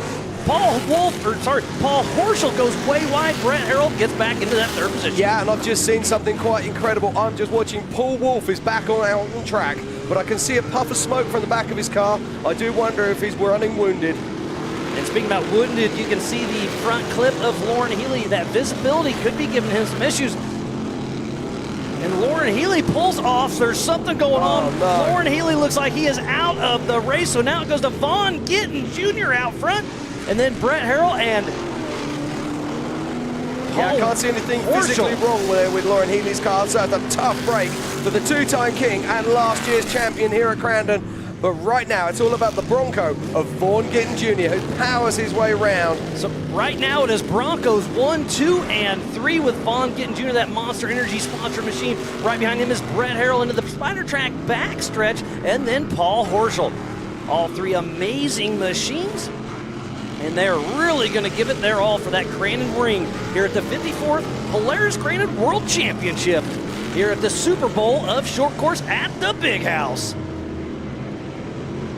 Vaughn Gittin Jr. hitting the Yukon launch, coming around Calamity Corner. This is a 10-lap race. Oh, Chad Hunt's out of the race as well. Tough break for him and Lauren Healy. We saw Lauren Healy and Brett Harrell have a little contact earlier on in this race. So that's probably what started the damage for Lauren Healy. Yeah, oh, look at this. Paul Herschel. Contact in the Brannick boulders. And Paul Herschel gets all the way out of line. Brett Harrell is in a battle today. He is having to fight off everybody. Now, just watch right that front tire. flat tire for Paul Herschel. That's going to really take his toll on that, especially when you go in these deep corners trying to dig in. So the attrition is setting in, Jim. We talk about racecraft. You have to pick your moments. Paul there possibly got unsighted as he was punching his way through the rocks. And that little moment in time is going to cost him dearly. They're going to have to save their cars to keep going. These guys and gals are pushing a little too hard sometimes. To finish first you must finish, and we saw Lauren Healy drop out. Now Paul Herschel's having some issues. Yeah, we're just watching here. So this is Paul Herschel, and you can see he has got that right side flat front. But it's still pushing strong. Can he save a podium? I don't know. He's got 6 more laps to go. Yeah, as we're watching, that is our physical third place right now. And I can tell you that Vaughn Gittin Jr. is checking out in front, some 20 car lengths ahead. And another interesting fact right now is Casey Gilbert's in that 4th position, but we know Paul Herschel is wounded. So Casey Gilbert in that Miller Motorsports chassis with that solid axle machine, who was unable to race last night, has a very good chance to make a podium as long as he drives a smart race. Yeah, in fact, just check this out. Currently sitting in 4th, 5th, 6th, and 6th. So our 3 solid axle cars. We've got Casey Gilbert, Christopher Branton, and John Grounds. Christopher Branton isn't an IFS machine. Oh, crikey, you're right. I do apologize. All good. So there's our physical race leader, Vaughn Gittin Jr., the Drip King, and that Monster Energy backed Creighton Engineering IFS machine. What a beautiful car that is. Yeah, Vaughn's got it all under control here as he makes his way around the Potawatomi turn 1. Coming on over that turn, making his way around the barn turn now, and he'll be heading down in to the Spider Tracks backstretch and over the rocks one more time. Now just check this out. He comes in. Oh, who's that? That's Tom Pendergrass there. And lost a right rear tire, so Tom Pendergrass is going to be out. Oh, and he is right in front of Brett Harrell. He doesn't know it. So Brett Harrell's having to deal with a little bit of action. Ooh, that was Justin Hall out of the race as well. Yeah, Justin Hall, you normally races in 4,500, stepped up for the big dance today. It's a tough break for him. Tough break. So Brett Harrell still running strong in that 2nd position. He's really had to battle quite a bit out there. How far? Oh, I do see Paul Wolf completely off the course after his tumble earlier on the day. Tough break. He won that race last night and was able to keep it going today. Yeah, I'm sure he'll have a story to tell. There'll be some reason as to why he had that multiple flip earlier, but it's a testimony to these cars that he can even keep going at all, Miles. Brett Harrell through the Brannick boulders right in front of the grandstand. We're halfway through this 10-lap race, and it is still Vaughn Gittin Jr. 1, Brett Harrell in 2, Paul Herschel in that 3rd position with a flat tire. Yeah, it looks like John Grounds has made his way up to 4th position in that Miller car. So great stuff there from John Grounds, but that means where's Casey Gilbert? Casey Gilbert dropped back to 6th position. I'm not sure what's happened there. I see Ryan Rockhold off pace a little bit as well, as Vaughn Gittin Jr. is still pushing strong as he's heading into the Spider Track backstretch. Yeah, now Vaughn Gittin Jr., he has opened up a tremendous lead here. It's got to be something around about the 8 or 9 seconds, possibly even more. It's a 10-second lead at the last lap around, Jim. Now Brett Harrell's going to be caught in traffic, giving Vaughn even more opportunity to move that Bronco further and further away from Brett Harrell. What an amazing weekend of racing we have had here at the Big House. This is Ultra 4 USA at its finest, and there is John Grounds, our physical 4th position in that Miller Motorsports chassis. This is his first race back this season since King of the Hammers, Jim. Yeah, it is. Now, he will be told by his spotter that Paul Herschel has a problem. Paul Herschel has a flat. He's running wounded. This man needs to make time. He can make that podium, but it's go time here at Crandon for John Grounds. As he skips through the Spider Track backstretch into the Polaris gravel pit, he'll head straight towards the Yukon launch and then click off another lap. There's a parking lot out there, Jim. The attrition is setting in. Yeah, this course is tough. Yeah, we just see John Grounds there going past Ryan Rockhold, who's coming to a halt. It's a tough break there for Ryan Rockhold. But John Grounds looking good here in that solid axle Miller car. Into the Brannick rocks. Making light work of those, but look at how they're jumping off the backside of them. So that is a solid axle machine, Jim. You can see it up front. Explain that real quick. Well, solid axle is exactly what it says, solid axle. The IFS machines have independent front suspension, just like this one here of Brett Harrell and, of course, Paul Herschel. Paul Herschel still pushing strong on that third position, but that right front flat tire, he's already had it for about 3 laps. Can that Nitto tire hold up to this abuse being flat for that long? Oh, that is Patrick Peterson. Right rear smoke. Is that brake issues or something? I would assume. So tough break for him. Yeah, literally a tough break because that's smoking real hot. Patrick Peterson out of Wisconsin having a little bit of bad luck with Bad Axe Productions. Tough break for him, but he's still plugging along. Yeah, well, he's got a choice, Miles. He either pulls over or he keeps on pushing. Back to John Grounds, our physical 4th position, still pushing strong. That 4415 Proving Grounds racing machine. He wants to give a huge shout out to Ryan Rockhold. On their way out here, he had a truck issue, lost a turbo, and the Ultra 4 family comes to help him out and gets him here to the track. Yeah, absolutely, but it's all about this man right now, Vaughn Gittin Jr.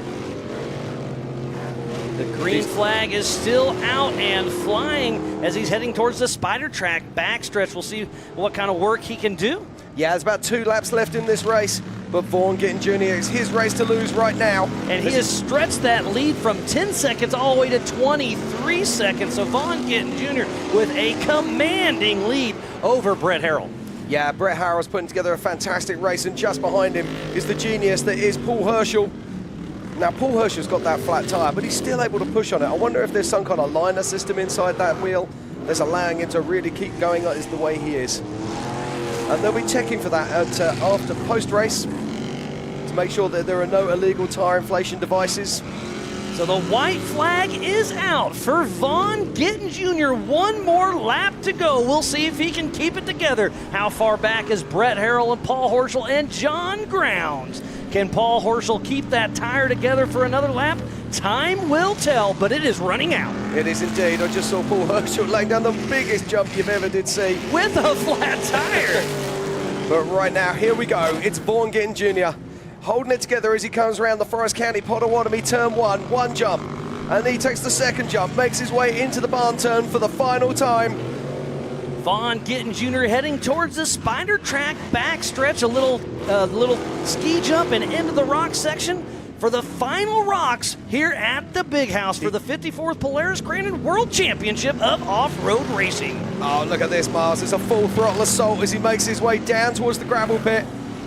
Throws the steering one way, throws it the other, hits the skinny pedal, launches towards the Polaris launch and Calamity turn. So Vaughn Gittin Jr., 1 more turn to go here in Calamity Corner. The checkered flag is out for Vaughn Gittin Jr. and that Monster Energy Creighton Energy machine. Vaughn Gittin Jr. makes it happen. Yeah, Vaughn takes the win here at the Big House at Crandon. And we're just watching now in second position. This is Brett Harrell in the Horschel built machine, powering his way around with a huge engine over the Polaris launch. This car, that is Paul Herschel in third position. Brett Harrell in that second spot is the car that won last year. Look at that Nitto tire, held up for 6 laps, completely flat, but it looks like Paul Herschel's gonna be able to make it done, and Brett Harrell grabs the checkered flag in second position, and the tire comes off in the final corner for Paul Herschel. He won't care about that. This is a right-hand bend. He's taking the pressure off that wheel. He crosses the line. He takes the checkered flag. What a fantastic run there from Paul Herschel. So unofficial third position is Paul Herschel. Unofficial second, Brett Harrell. And winning this race for the 54th Polaris Crandon World Championship is Vaughn Gittin Jr. Yeah, just crossing the line to lock out our 4th position and our highest placed solid axle car. It is John Grounds. And we'll start from the back of the pack. Philip McGilton, Tad Dowker, Paul Wolf, Justin Hall, Lauren Healy, Chad Hunt, and Tom Prendergast. In 10th is Rockhold. In 9th is Casey Gilbert. In 8th is Peterson. In 7th is Jones. In 6th, a fantastic run there from Woody Rose. In 5th is Christopher Branton. 4th is John Grounds. And then in 3rd place is Paul Herschel. 2nd place, Brett Harrell. And top of the box, Vaughn Gittin Jr. I hope you guys and gals here at the Big House had as much fun as we did watching the Ultra 4 USA race. I love seeing the short course races, but you throw little rocks in the mix, you can't get much better than that. Yeah, I'm loving this. Now, Vaughn is going to be super pumped if you don't follow him. Get on the Fun Haver and go and check these guys out. Vaughn Gittin Jr. is teammate of Lauren Healy, who was last year's winner. And they are going to be so excited by this race. Now, this car's around about 2 years old now, Miles, and it's just really coming good, isn't it? Every single race is really at the front end of the pack, just laying it down, podium after podium. It's very impressive. Yeah, Vaughn Gittin Jr. has been racing with us for 6 or 7 years, started in the 4500 Yukon Garrett Axle modified class, and then made his way up to the top of the cream of the crop. And there's Lauren Healy, teammate. Yeah, Lauren Healy, his best mate, and of course his teammate, coming over, jumping off of that UTV so he can say, hey bud, you're the man. You are a champion here at the 54th Crandon World Championships. So thanks for tuning in. We're going to step away, and we'll have some podiums coming up here in just a moment.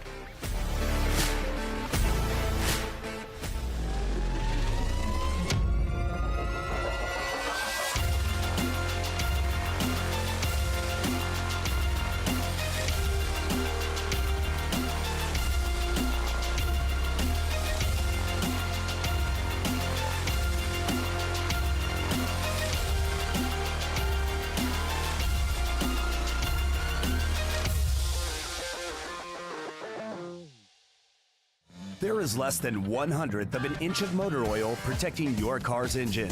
Friction and heat causes engine oil to experience thermal breakdown, weakening its ability to protect the engine and its parts. Lucas Heavy Duty Oil Stabilizer is specially formulated to resist thermal breakdown, protect vital engine parts, and extend the life of your engine. It also stops smoking, knocking, and oil consumption in worn engines. Lucas Heavy Duty Oil Stabilizer. Keep that engine alive.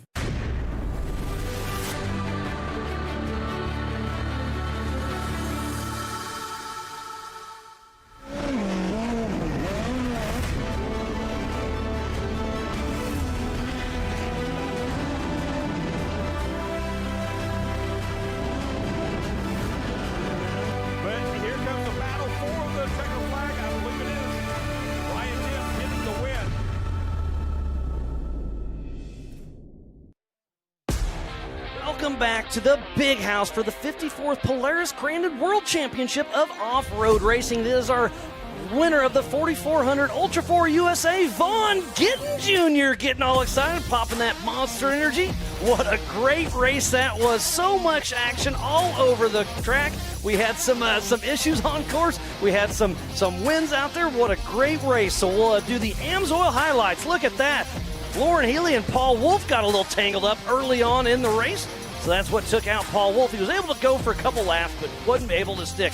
And then there was a great battle. There's Philip McGilton coming from the back of the pack, but there is Lauren Healy and Brett Harrell getting a little tangled up. You can see the front hood of Lauren Healy, who is winning this race for quite some time, Jim. Yeah, I do wonder if there was some damage done to him as we saw him pull over. And then it became all about Brett Harrell, who took a lead when Lauren Healy pulled over. We're just seeing a shot of that now. Yeah, you can see some break for him. And then Paul Horschel and Brett Harrell battled in the Brannock Boulders, was able to drive it back in, and then he got a flat right front tire, and he raced about 5 laps on that tire, was able to still salvage third position. Yeah, Tom Pendergrass there lost the wheel as he makes his way around in the UFO-built machine. But what a race. It was absolutely fantastic. And we have a new champion here in Crandon.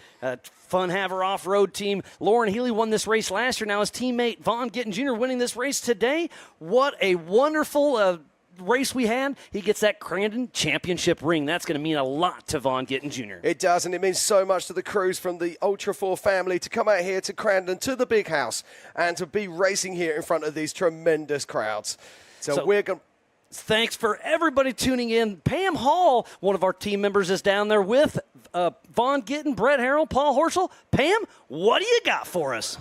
Thanks, Miles and Jim. I'm up here on the podium with our 4400 class winners. Mr. Paul Horschel, come on over here in that third position. You were definitely out there chasing down. You were all battling it out. That last, I think it was 4 laps or so, you had that front flat, but you stayed on it, and here you are, number 3 on the box. Yeah, it was tough. I tried to make a pass, and I was racing against these guys, and they're the best guys out there, you know, especially my teammate Brett here. He was having a good run and tried to pass him on the inside. We love to race each other. Tried to pass him on the inside in the rocks, and unfortunately just popped a tire. But I think it was about 6 laps on the flat, and that just goes to show you how tough these Nitto tires are. Yeah, definitely. I mean, it really started coming apart after having that many laps on a flat right here at the very, very end. But here you are, number 3. How are you feeling right now? I feel great for where I started and what happened last night, and my crew working on my car all night and getting it ready to go. I feel great. I feel really blessed to have my family here, my crew here, and all these fans here. And I can't say enough about Crandon. Well, it's definitely a great place out here racing. You had a blast out there today. Congratulations. Who all do you want to thank besides your family and everybody out here helping you out? Well, it's my family, and then it's my crew. And then it's Brett and his crew that we kind of team up, and we race each other and we push each other. It's everybody that comes to help us. Even some of the other teams, we borrow parts. We work on our cars. Besides that, Nitto Tires, building the best tires out there for Ultra 4, Fox Shocks, TMR Customs. They build some awesome 4x4 and race car parts. Obstacle, the whole army of people that come out here to support me, and I just can't thank everybody enough. Trail Ready Wheels, Trail Ready Wheels held up to all that beating on a flat tire. Well, congratulations on being number 3 up here on the box. I'm going to now move on over to your teammate, but congratulations. Thank you. All right, number 2 up here, Brett, Harrell, you guys were battling it out, teammates out there. You were on the 3rd position last night. Here you are in the 2nd position. How are you feeling today? Oh, I'm pumped, you guys. This is the fans out here. This track is so awesome. We love you guys. Seeing 50, 60,000 people out here cheering us on, and this is why we do it, you guys. It's for you guys, and I can't be any happier than what happened today and last night. I bought that car from Lauren. We put a big block in it. We finished it Monday night, jumped on the road, drove straight here. First time I've raced that car. It's awesome. I'm glad to be up here. I'm glad to have 2 podiums, first 2 races in the car. There's going to be more. That is awesome. And also your son was up here last night as well in 1st position in his class. So you guys have had a very successful weekend. And as Paul was saying, it's a whole family team behind everybody. So who all would you like to thank?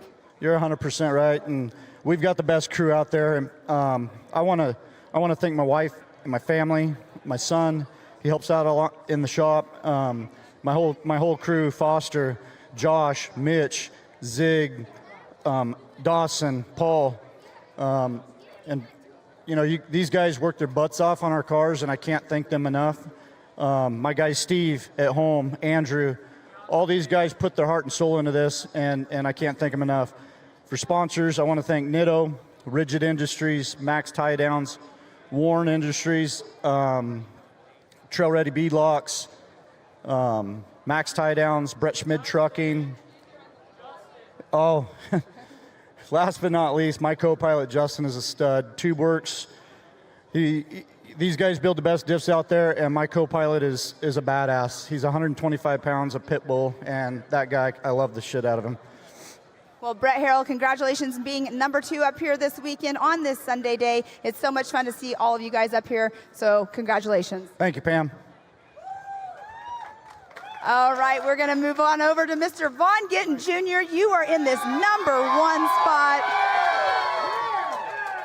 Vaughn Gittin, you were up here last year in the 3 spot, but how do you feel being up here in the number 1 spot this year? It feels absolutely amazing. Last night I made an absolutely stupid mistake. My brain was not there, and I was forced to finish my race early for going down pit road the wrong way. And I went home last night and beat myself up and just said, today's the day for redemption.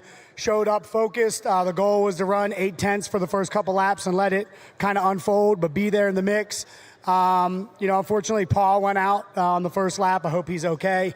But, I was just tracking down Lauren from then on, and I think Lauren had an issue. I saw him park for the last few laps, and I got clean air and just checked out and was just in a zone, just hitting all my marks and doing my thing. And, I'm super grateful. There was a thrash today. We found some things on the car from last night, later this morning. Fun Haver Off-Road team is some of the hardest working men and women in the game, running 3 vehicles in 2 different classes out here this weekend and podiums in every single race. So shout out to our team. You guys are unbelievable.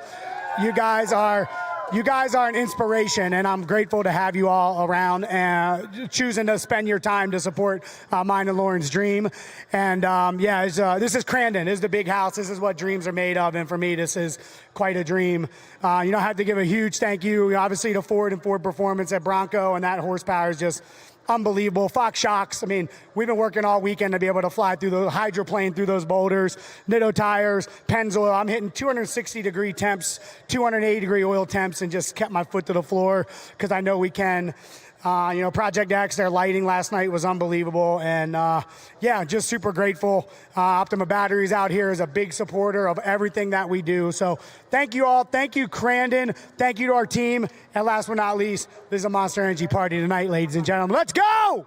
All right, everybody, let's give it up one more time for Von Gittin Jr., Brett Harrell, and Paul Horschel. You guys get up on those boxes, take those pictures. An amazing race by these guys just now, but we're going to toss it right on over to our live from desk. Wade, take it away. Thank you very much, Pam. Gee, they're excitable critters, aren't they? I love some of those speeches. So cool. Ralph Shaheen was a busy man earlier in the week catching up with a number of different people involved in this incredible sport. Jason Robinette is a man who's heavily invested in this sport. He owns the incredible Mid-America Outdoors and the Ultra 4 USA Series. Ralph caught up with him earlier. You know, Jason, I've met a lot of people in motorsports. And the thing about motorsports, it's an energy thing. It's a passion thing, right? And you feel it right away when you meet somebody, you're talking with somebody about racing, where their passion is, where their energy is, what's their motivation. And, buddy, you are redlining on passion and energy when it comes to motorsports and everything you're doing for the off-road community. I love running into you because every time I run into you, it's like, what is he doing now? Well, I ask myself that every day. What am I doing now? Where have I got to go? Or how did I get into this? Maybe is what you should be asking. Absolutely. As far as that red line goes, I think my passion in off-road is a little bit different than most people, though. It's I don't have an interest in going out there and suiting up and running in that car 100 miles an hour. You didn't grow up a desert rat or anything, did you? I did not. So it's I think it's the energy that gets fed off of everybody else that does have the passion that really draws me into it. And then just the opportunity of growth and to just be a part of something that is so special as off-roading, and it's this place right here, the big house. I mean, this is it's something, isn't it? Short course. What has surprised you the most about off-road racing? How much passion is actually here and how much of a family it actually is. It's the best kept secret in motorsports, American motorsports. That needs to change. Yeah. People, if we can make that change, I believe off-road is on the verge of truly being a household product, and be up there on those same platforms with some of these other entities that have blazed a trail before us, So is that also the strongest part of why it will succeed, do you think? Because it has that cohesive bond at the core? I believe it does. That passion has to be driven, and it has to be, there has to be a business sense that gets attached to it. And honestly, that's where I come in. That's my passion of it. It's being able, I thrive off of the passion, but it also pushes me harder to make sure that off-road is taken care of as a whole. When you get all done playing with off-road racing, what do you think is going to be your proudest accomplishment? What's your number one goal? For me personally, yeah, it's that I'm doing it with my family. I built businesses and raised businesses, and I had to be away from my family in order to do that. And I've got the opportunity for myself to do this with my family and my friends. And that's my accomplishment. It's not a dollar amount. It's not a conquest ticket to go sale out and number or anything. Absolutely not. It's we did it with integrity. We did it the right way, and where the cards fall is where they fall. But we did it together.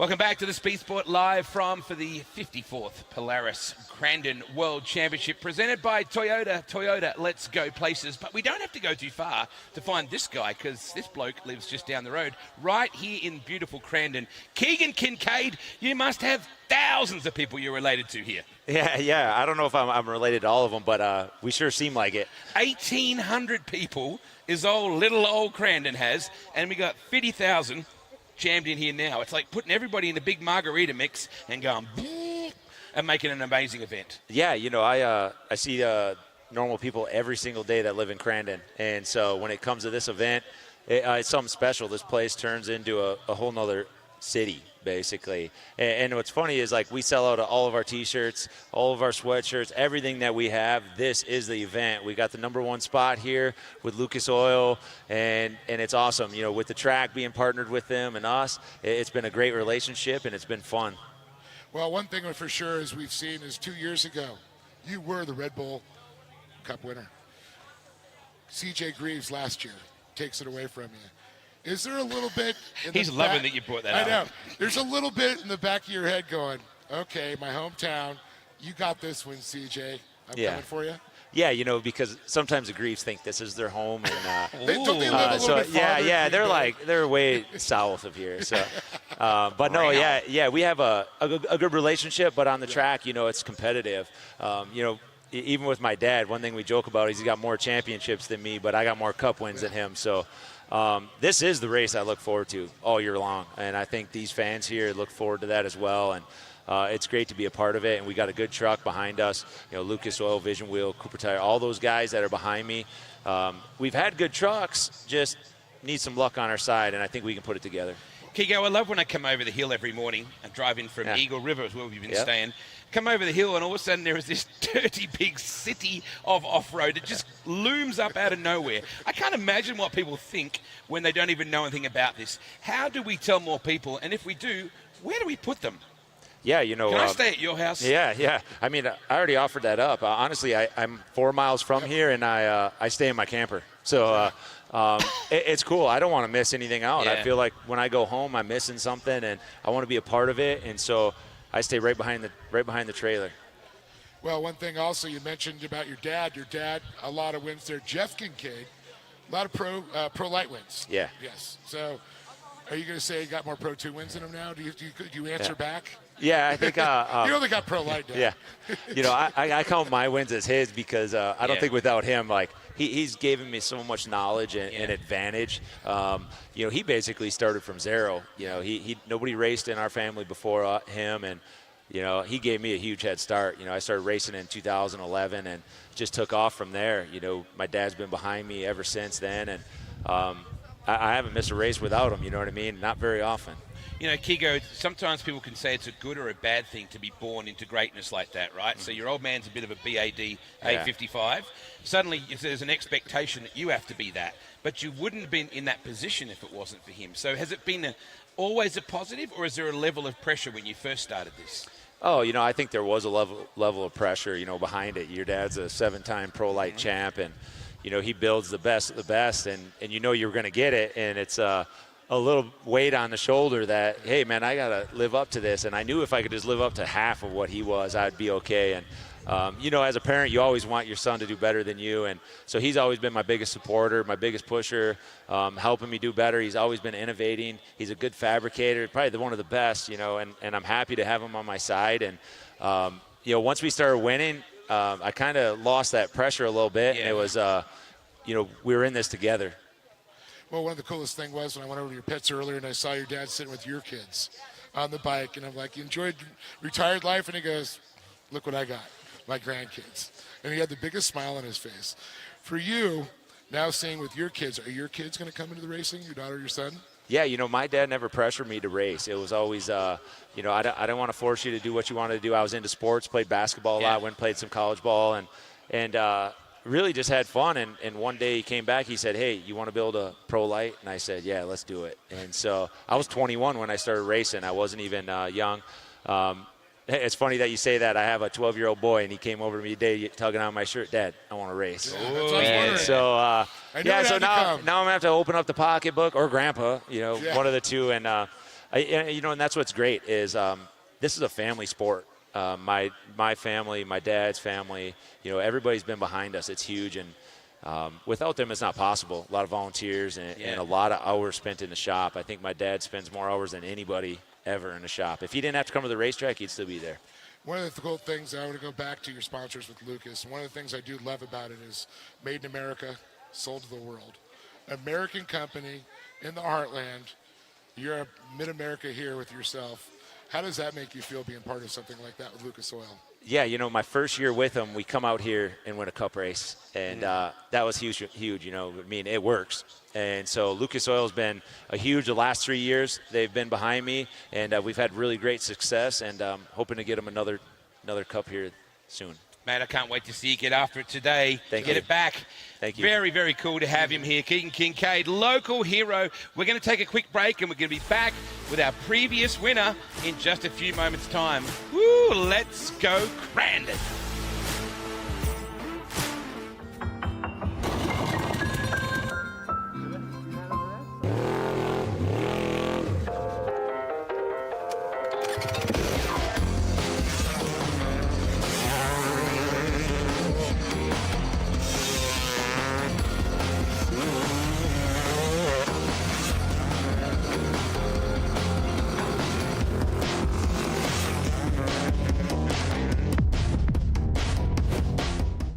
One of the main reasons for poor vehicle performance is a dirty fuel system.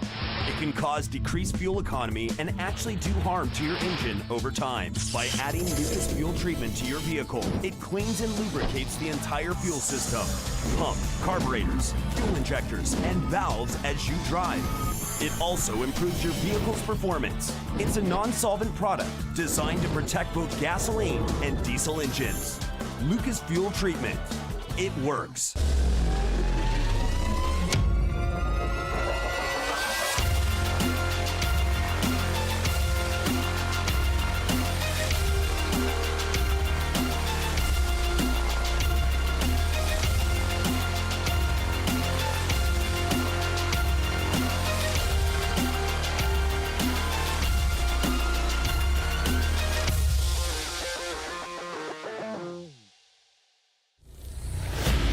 Welcome back to the Speed Sport live from stage here for the 54th Polaris Crandon World Championship presented by Toyota.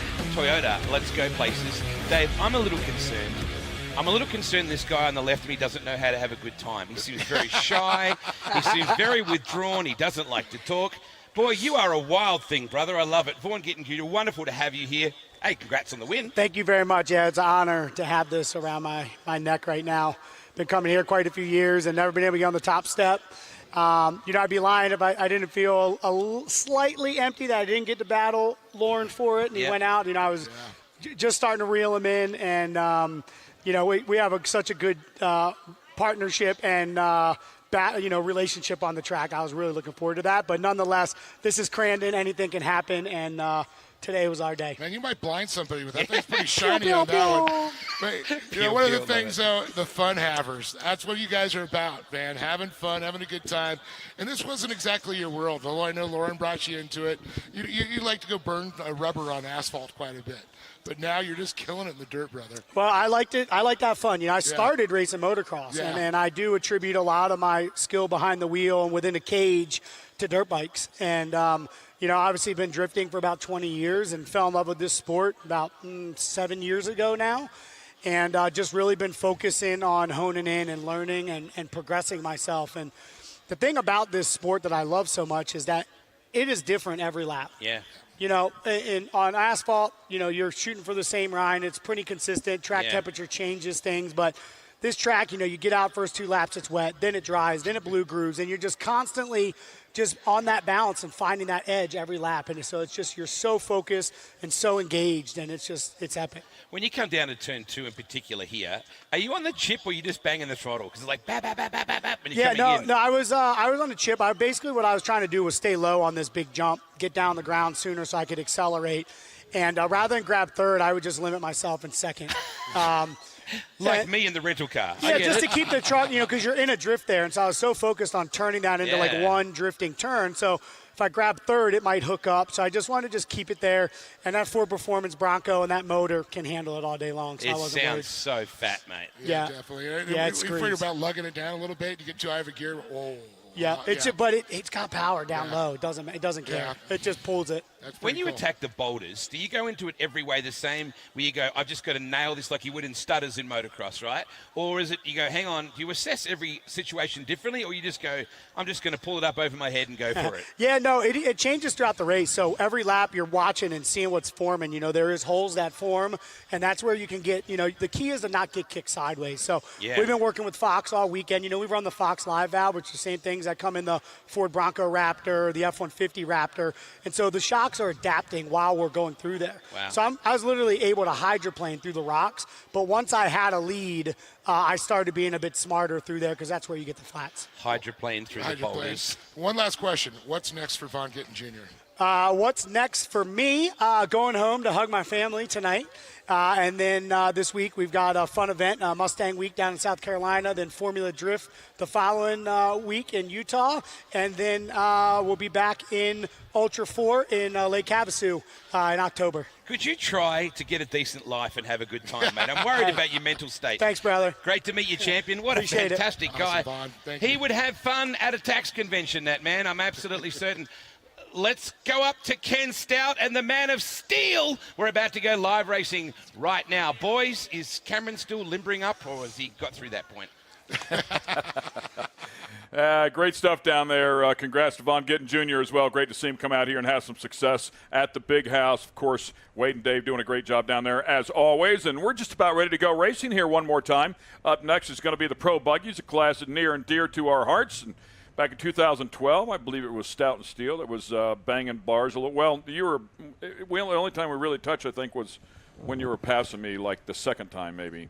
Was that mean lapping you? Yeah, probably. Ouch! I can't believe you said that. I don't think I ever. I don't think I ever lapped you. Yeah, I don't think I ever got lapped. But I was working on it. It was awesome. I got to run an extra lap more than everybody else because you guys would slow down for the mandatory caution lap, and I would run it wide open to catch back up. I love that. No penalty for you. I got all the penalty flags thanks to Greg Fouts. He liked to give to me black flag. Should have got a lot more. I'm ready. Let's do some pro buggies. There's nothing I love more than a good buggy race, and we have some hitters on the lineup. And actually, my former teammate, Larry Jobe, is out there, and he was fast qualifier a day ago. And well, then, he was leading the race for a long time. Popped a snap ring off his axle. Okay. Which Ralph, who was one of our crew leads at Menzies when we were racing together, he reminded me that happened to me while I was racing against Larry one time. How about that? That's crazy. But, yeah, so stranger things have happened. It looks like we're getting close to going racing.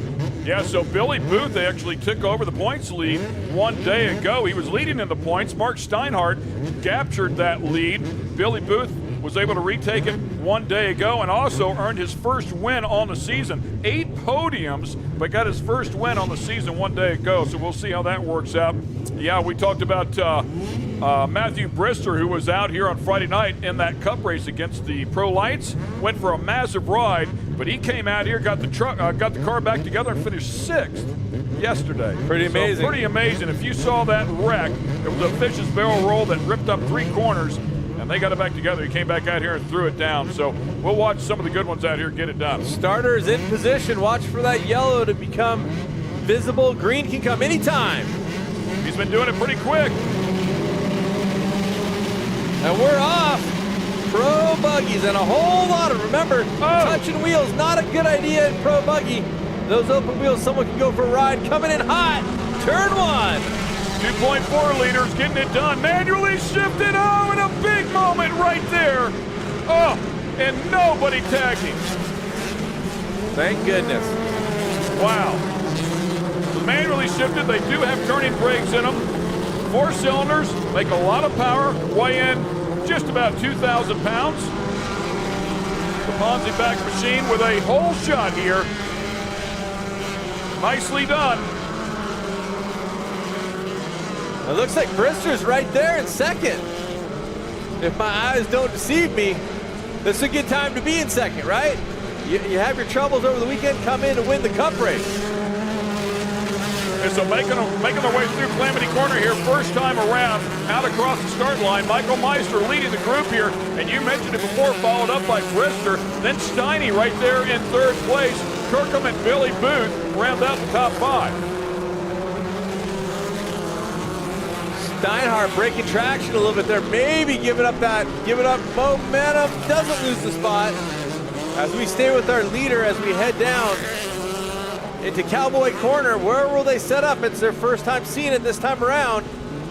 Michael Meister knows how to get it done out front here early on. Won the first 2 rounds of the year. Has been up on the podium, I believe, 4 times along the way. So he's a tough one. But how about Brister right there behind him? That's the car we were talking about that against the Pro Lights on Friday night was in a massive crash. Went barrel rolling down the track, ripped off 3 corners, and now contending for the lead. Meister looking very solid, nailing the line. Brister's gonna have to find a way to make time. I saw him going out of one or coming into one, tightening it up, trying to take a shorter line, but that requires a little bit more turning as you come down through the front straight. About a 10 car length lead right now for Meister. Yeah, then Brister, then Steinhardt. Steinhardt leading the points, of course, a multi-time champion out here in the Pro Buggy category.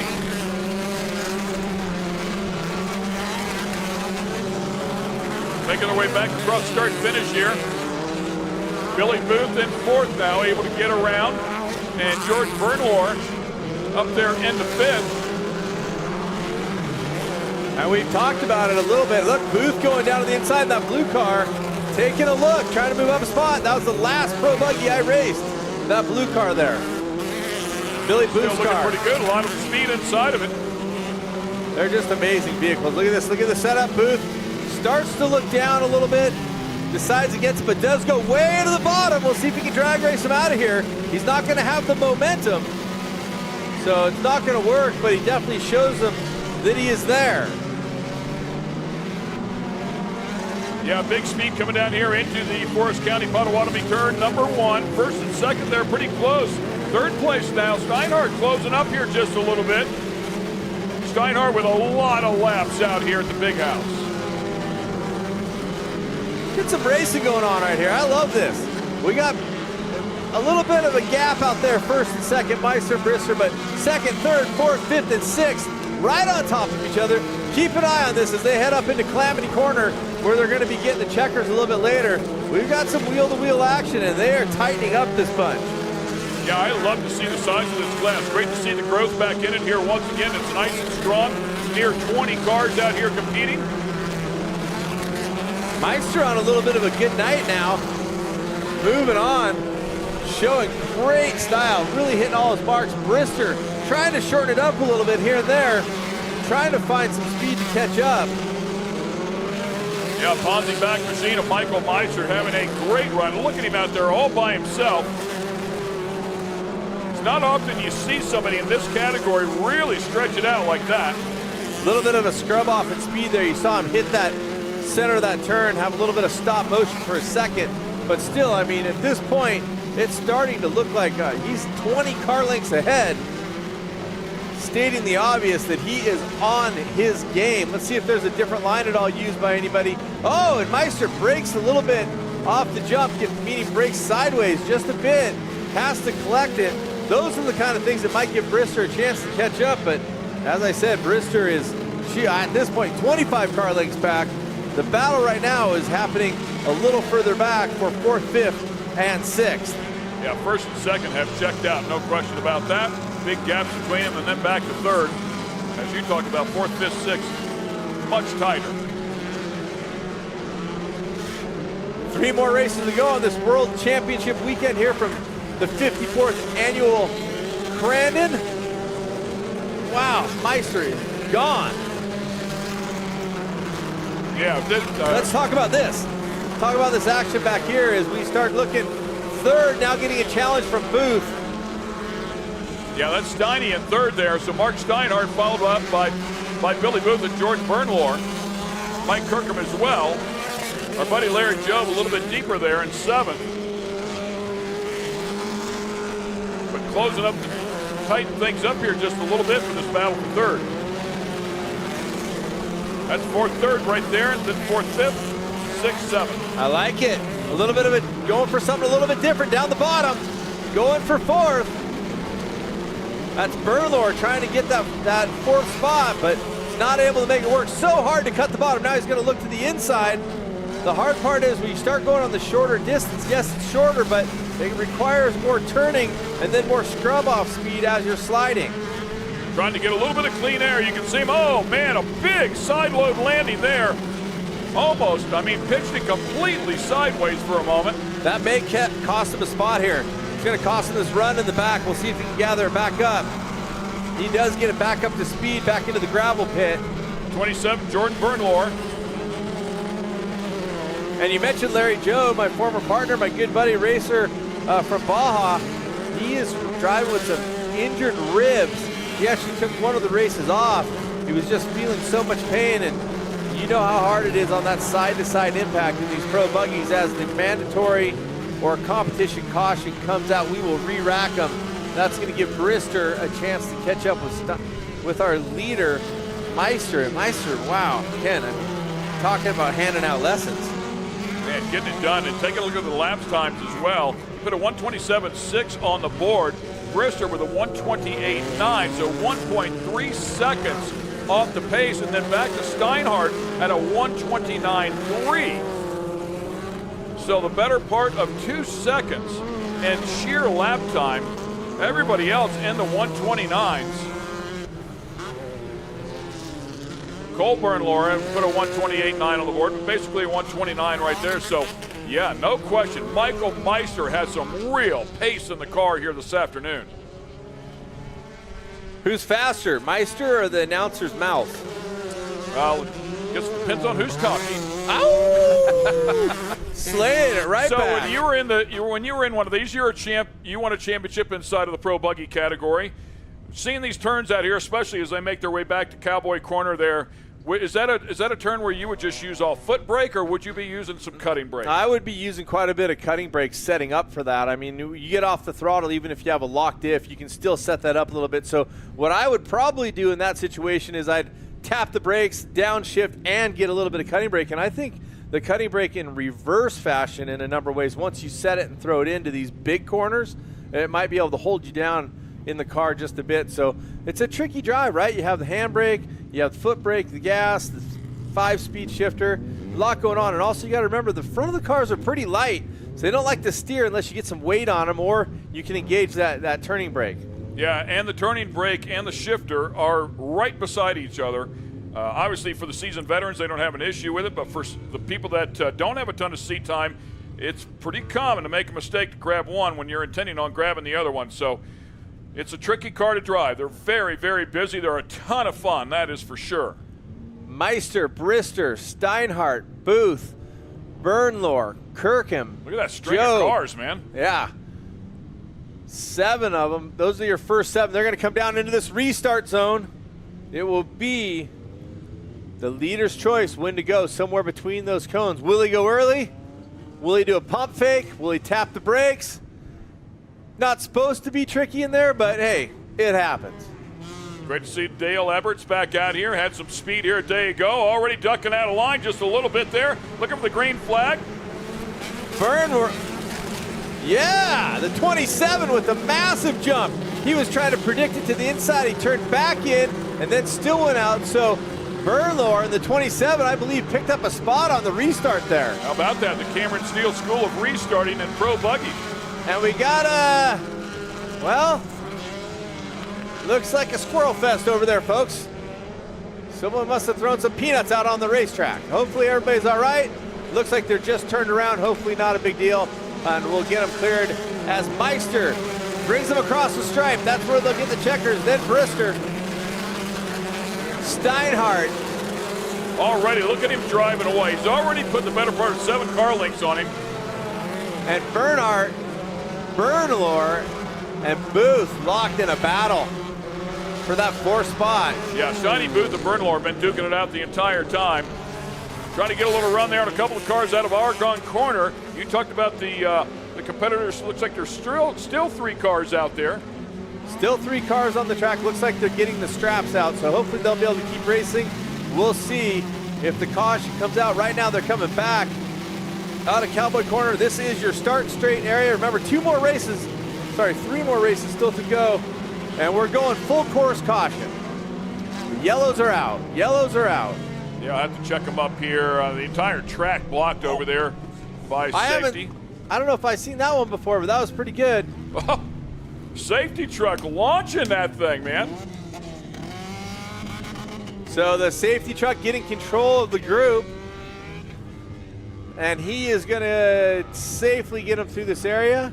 They're going to duck down to the inside to shortcut.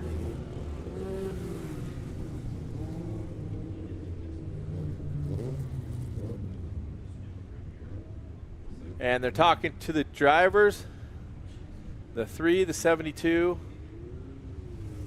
Unfortunately, contact back there.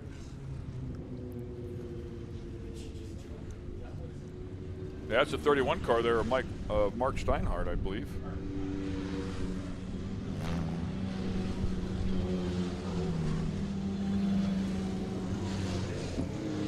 See if we can figure out who was involved in some of that stuff. The 72 car, it would appear as though they're pulling them clear. Nick Carolyn, first appearance here 1 day ago. I saw the 31 car out there on Mark Steinhardt, who had such a good run going. He's still there. He's still in that third position. Okay. Thought I saw him. Meister, Brister, Steinhardt, Booth, Bernthor.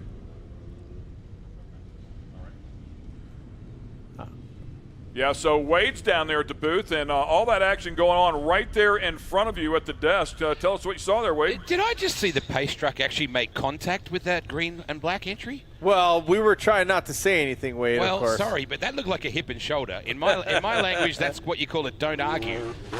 This is such a cool sport, guys. You've got such an incredible event here.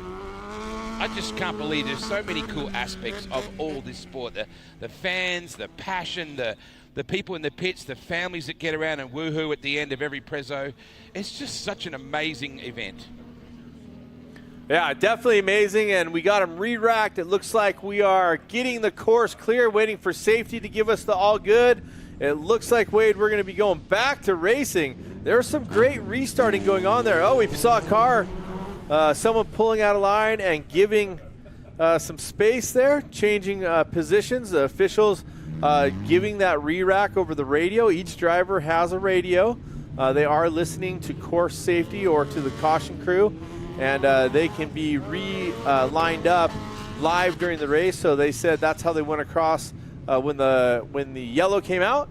So they re-rack them in that position. Right now, though, Meister has really been doing work, and Brister's going to need to have a great jump on this restart if he wants to try to play ball. Meister, Ken, has just been looking absolutely phenomenal. Yeah, that car is just an absolute rocket ship, and I mean, unless Brister can somehow get him out of his game if he were to miss a shift, which is not out of the question inside of these cars. I never missed a shift. Come on now. Be honest with us. Well, okay, maybe. All right, so now Meister has the control. The question is, will Brister try to preempt it, try to predict? He could try to get on the gas just before and step out, but he doesn't know when Meister's going to go.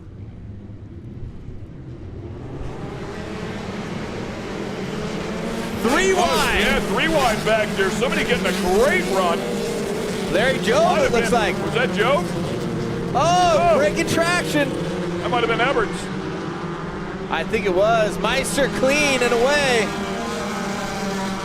His track to decide where he wants to race. Oh, and a battle coming up for fourth. Meister right back in the swing of things. A great restart right there. Booth getting past. He was side by side there going through the gravel pit.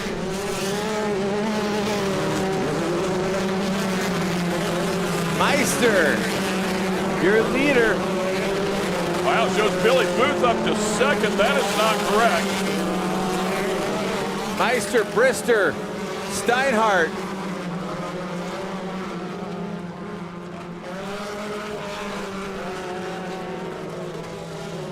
So we'll keep an eye on the guys up in the front here. It looks like Eberts is off pace. Something happened just after that restart or before on that number 7 of Dale Eberts. The extra time out here, of course, is allowing this track to dry up pretty quickly in the heat of the day. Everybody looking for some clean air, trying to see where they're going. Brister's looking for somewhere to run to pick up some, find those seconds he needs, but honestly, Meister has not given an inch. He made a wiggle here earlier, and he does again. He has a big landing, but sets up perfect. All those cars looking so good in the front that they're just not giving each other anywhere to make a spot, make a move. Meister, Brister, and Steinhardt, once again, still out front, the top 3. Meister again stringing together some great laps. Already structured this thing back out. I mean, the better part of 10 car lengths here over second place. And the same thing with Brister. He's got to have at least 10 car lengths over Steinhardt. However, Steinhardt and Bernlohr absolutely in the thick of a battle there. Bernlohr's got to move on him. See if we can get it. And Bernlohr has a tire on him going in. How about that? Coming into the box corner, and he's going to lose another one to Booth. Yeah. 2 are trying to go by at the same time, so he's trying to battle forward and protect behind. Never an easy thing to do. Oh, Bernlohr steps out, breaks traction, but is able to keep the position. So Bernlohr up to 3rd, and more action coming. Here comes another car to join the fray. Is that Job? I think that might be Larry Job. I believe it is, and down to the inside, contact. Larry, I believe, gone sideways, trying to tuck it in the bottom. Yeah, they were 3 wide there for just a moment. That was Larry Job in the 07. Larry, unfortunately, yep. And hey, that was, he kind of went for the gusto there and cost himself. Well, that was the twofer if he could pull it off, right? He was definitely down the bottom. We'll have to get another look at that to see if he was overexcited trying to get in there and get it stopped, or if he got chopped off at the bottom. Really good chance the other driver didn't know he was there. I agree. For the spotters to see as well. Definitely not a spotter-friendly area. Bernlohr there in the 27 car. Love those things. When they're loaded up and they carry the front end, it's pretty cool. We're going to go back and take a look at this replay here with Larry Job down at the bottom. Job down to the bottom, and he was hot coming in there. I don't know if he's going to be able to get it collected, but Steinhardt definitely chopped down right into where Larry was at. One of those things in racing, right? One guy's going for a mad pass down the inside, trying to collect it. Another driver's trying to turn to the inside to get the driver in front of him. Yeah, I just don't think Steiny anticipated him even being there, so don't think he was trying to chop him off. Back looking at our leader here once again. Huge lead right here. Good night now. 20 car lengths already on Brister. Hey, and Brister coming back after that huge crash to finish 6th 1 round ago. Come here to the Cup race, be on the podium. That's a huge result. That team had to replace at least 2 full corners of that car and more, and they're able to do it. Yeah, not to mention the driver himself, who went through a violent barrel roll, climbed right out of the car, all the safety equipment doing its job, climbed right out of the car, smile on his face, stood on the roof, said the most fun I've had in a long time. 55 of Brister. Yeah, tough second place here. He's the better part of 3 seconds behind first, and Bernlohr about 3.5 seconds behind Brister.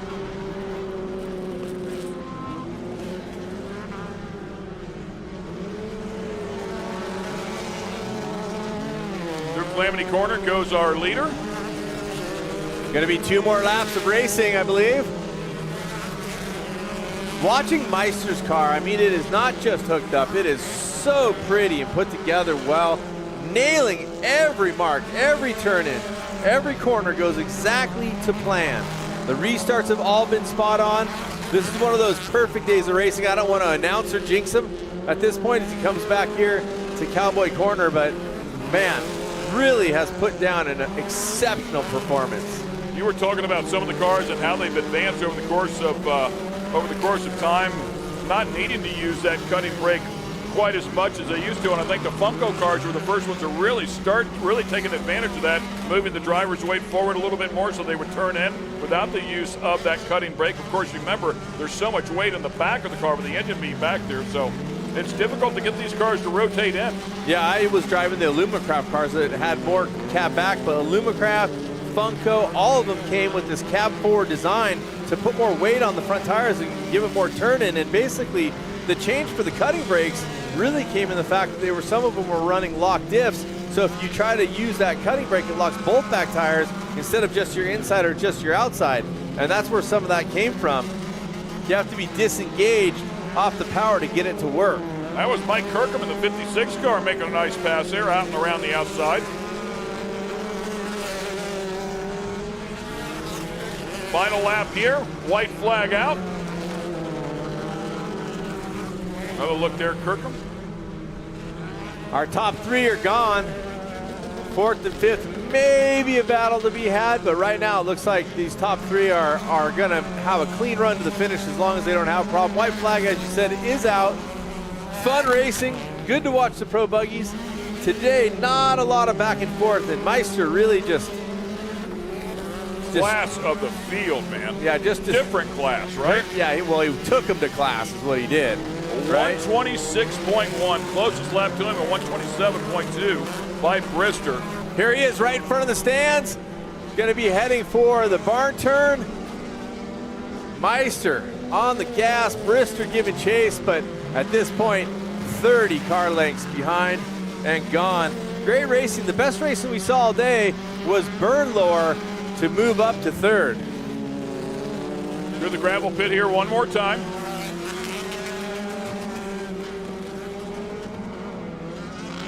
Up and over the Polaris ski jump, airs it out there. Lands fairly hard. Pitches it into Calamity Corner, pulls a gear, and across the finish line he goes to grab the win. Congratulations to Michael Brister.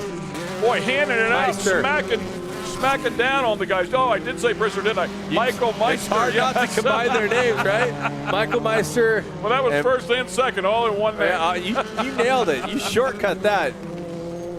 Congrats to We've Michael been talking Meister a lot for sure. about this, Ken. Let's take a quick look. Now the race is over. This is the crash from Matthew Brister a couple nights ago. Take a look at this crash. Comes together with Trey Gibbs in the race between Pro Light and Pro Buggy. Watch this. Oh! And that's the car that just finished second here today. Finished sixth one day ago. Hats off to that team, that crew, all the people that jumped in on that one to put it back together, and not just put it back together, but fast. Yeah, and I would give them crew of the weekend, but I'm hearing one of our top Pro 4s might have had a motor and transmission change, right? So there's a lot of crews working hard. There are your final results of 54th Polaris Crandon World Championship. Meister, Brister, Bernlohr, Kirkham, Steinhardt. I mean, everybody had such a great race. Steinhardt actually got shuffled back a little bit later on, but Bernlohr was the one on the move, but Meister was the one breaking hearts. Yeah, great battle. Once again, great to see the strength of this class. Car count back up there where we love to see it. Michael Meister popping the lid there on the roof, pulling the pumper hose off. Radio cord out. Make some noise for him. Your winner here in the Pro Buggy category. Not stoked at all.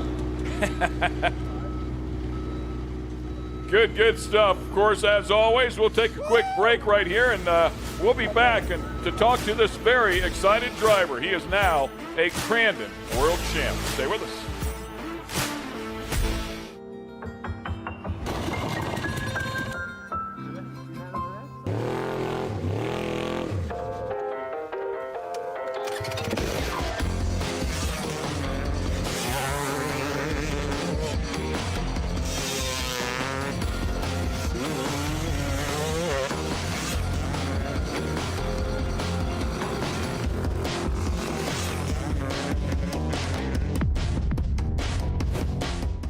One of the main reasons for poor vehicle performance is a dirty fuel system. It can cause decreased fuel economy and actually do harm to your engine over time. By adding Lucas fuel treatment to your vehicle, it cleans and lubricates the entire fuel system. Pump, carburetors, fuel injectors, and valves as you drive. It also improves your vehicle's performance. It's a non-solvent product designed to protect both gasoline and diesel engines. Lucas Fuel Treatment. It works.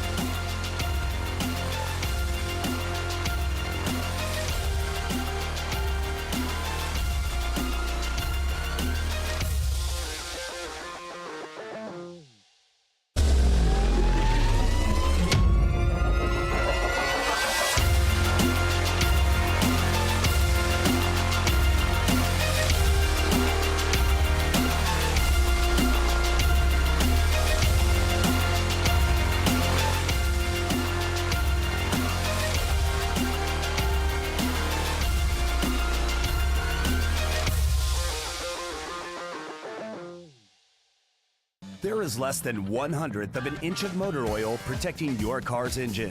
Friction and heat causes engine oil to experience thermal breakdown, weakening its ability to protect the engine and its parts. Lucas Heavy Duty Oil Stabilizer is specially formulated to resist thermal breakdown, protect vital engine parts, and extend the life of your engine. It also stops smoking, knocking, and oil consumption in worn engines. Lucas Heavy Duty Oil Stabilizer. Keep that engine alive.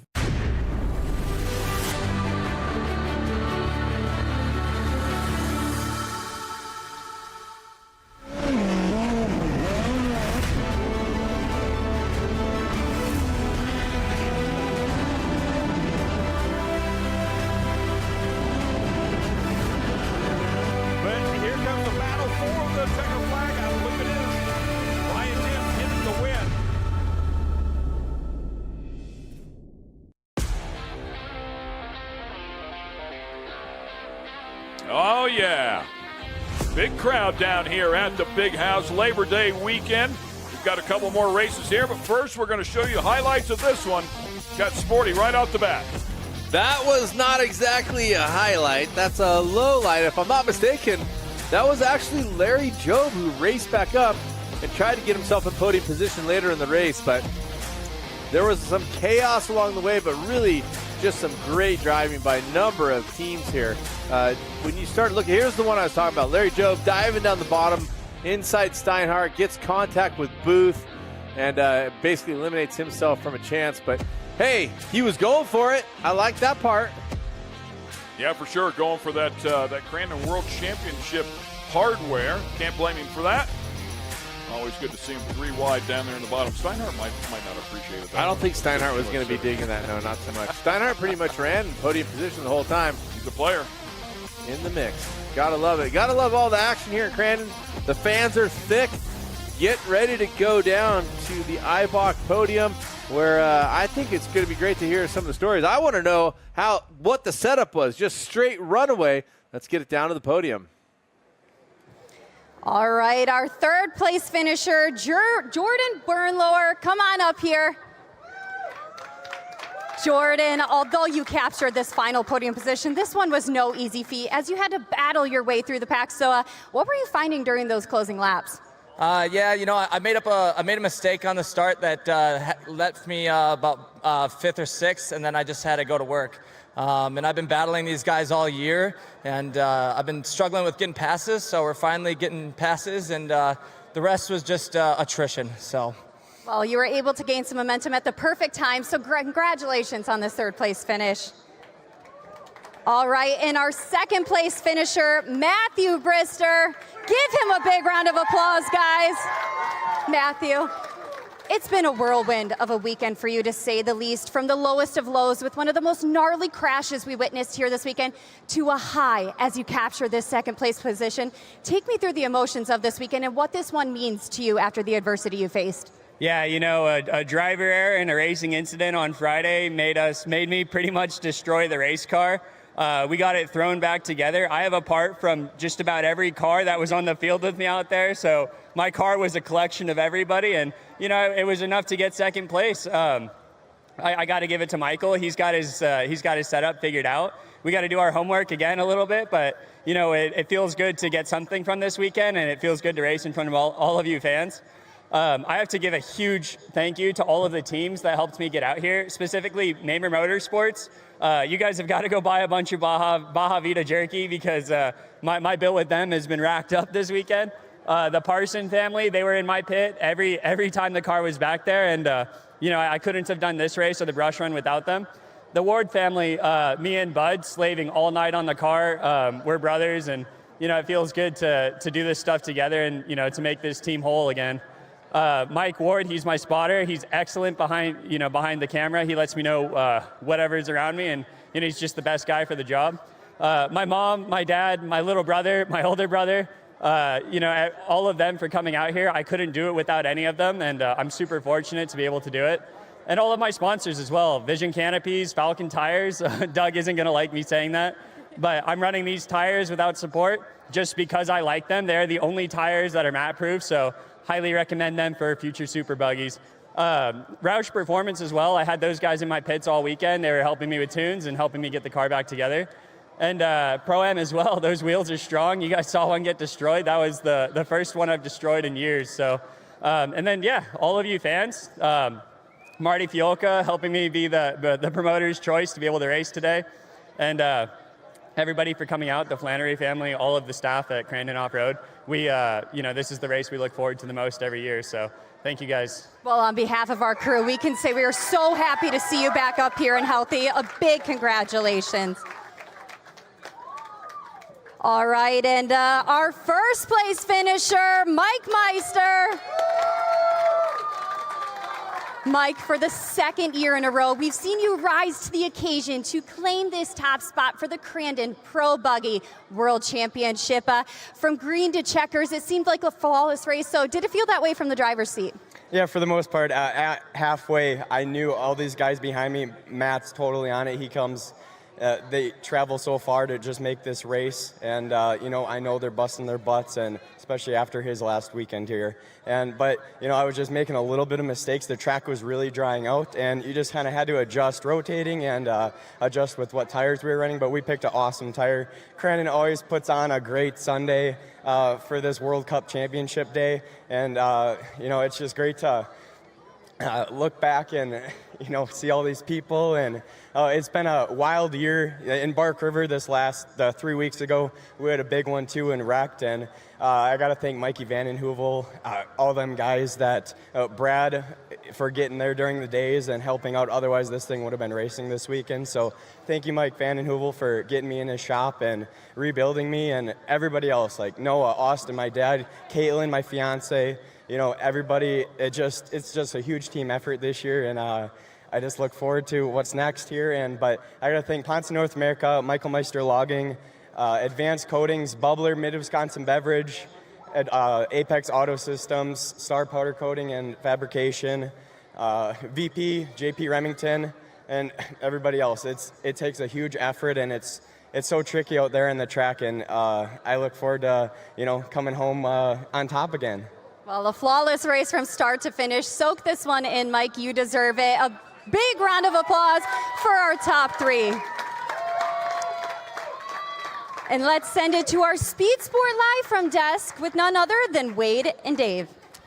Yeah, it's definitely none other, because you certainly wouldn't want any others. That's for sure. One of us is enough, Dave.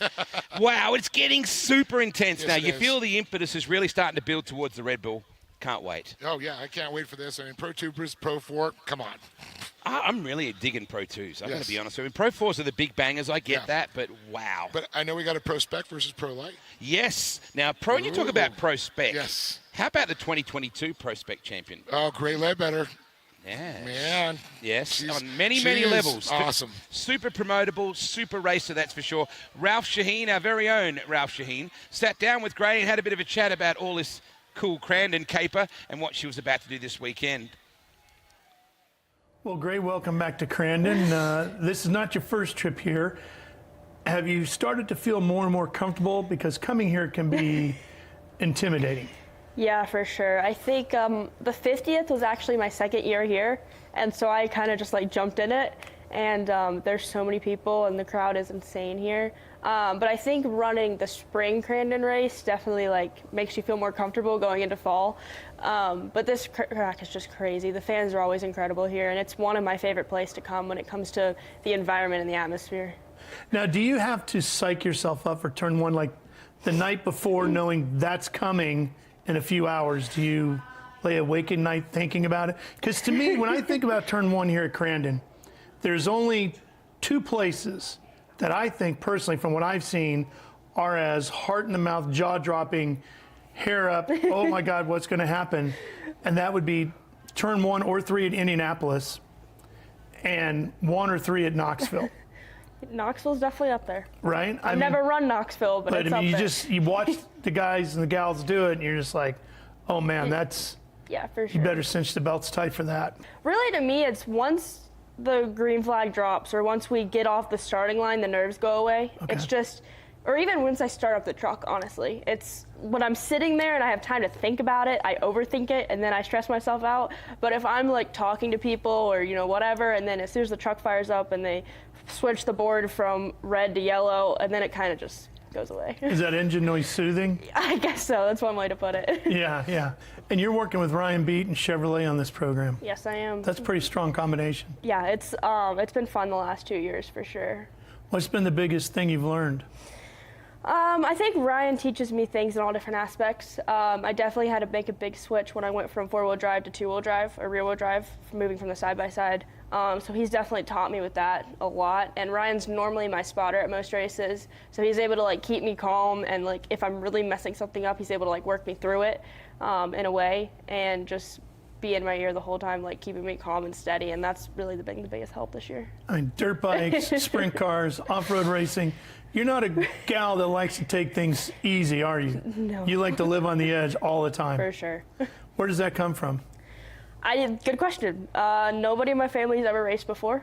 I wanted one of the plastic toy cars you get at Walmart when I was 2 years old. My parents said no because we have a gravel driveway, and they were like, we don't want to listen to plastic tires on a gravel driveway. Yeah. That's just annoying. I get that. So instead they got me like an electric four-wheeler. It's probably like this big, and I rode it around when I was 2 years old. We had friends that rode dirt bikes, and they're like, okay, when she turns 3, put her on a PW50 with training wheels. Yeah. Got on that, fell in love with it. They're like, okay, when she turns 4, put her in a race, because it's the youngest you could race. Yep. And fell in love with that, and then it just kind of carried on, and then somehow we ended up here.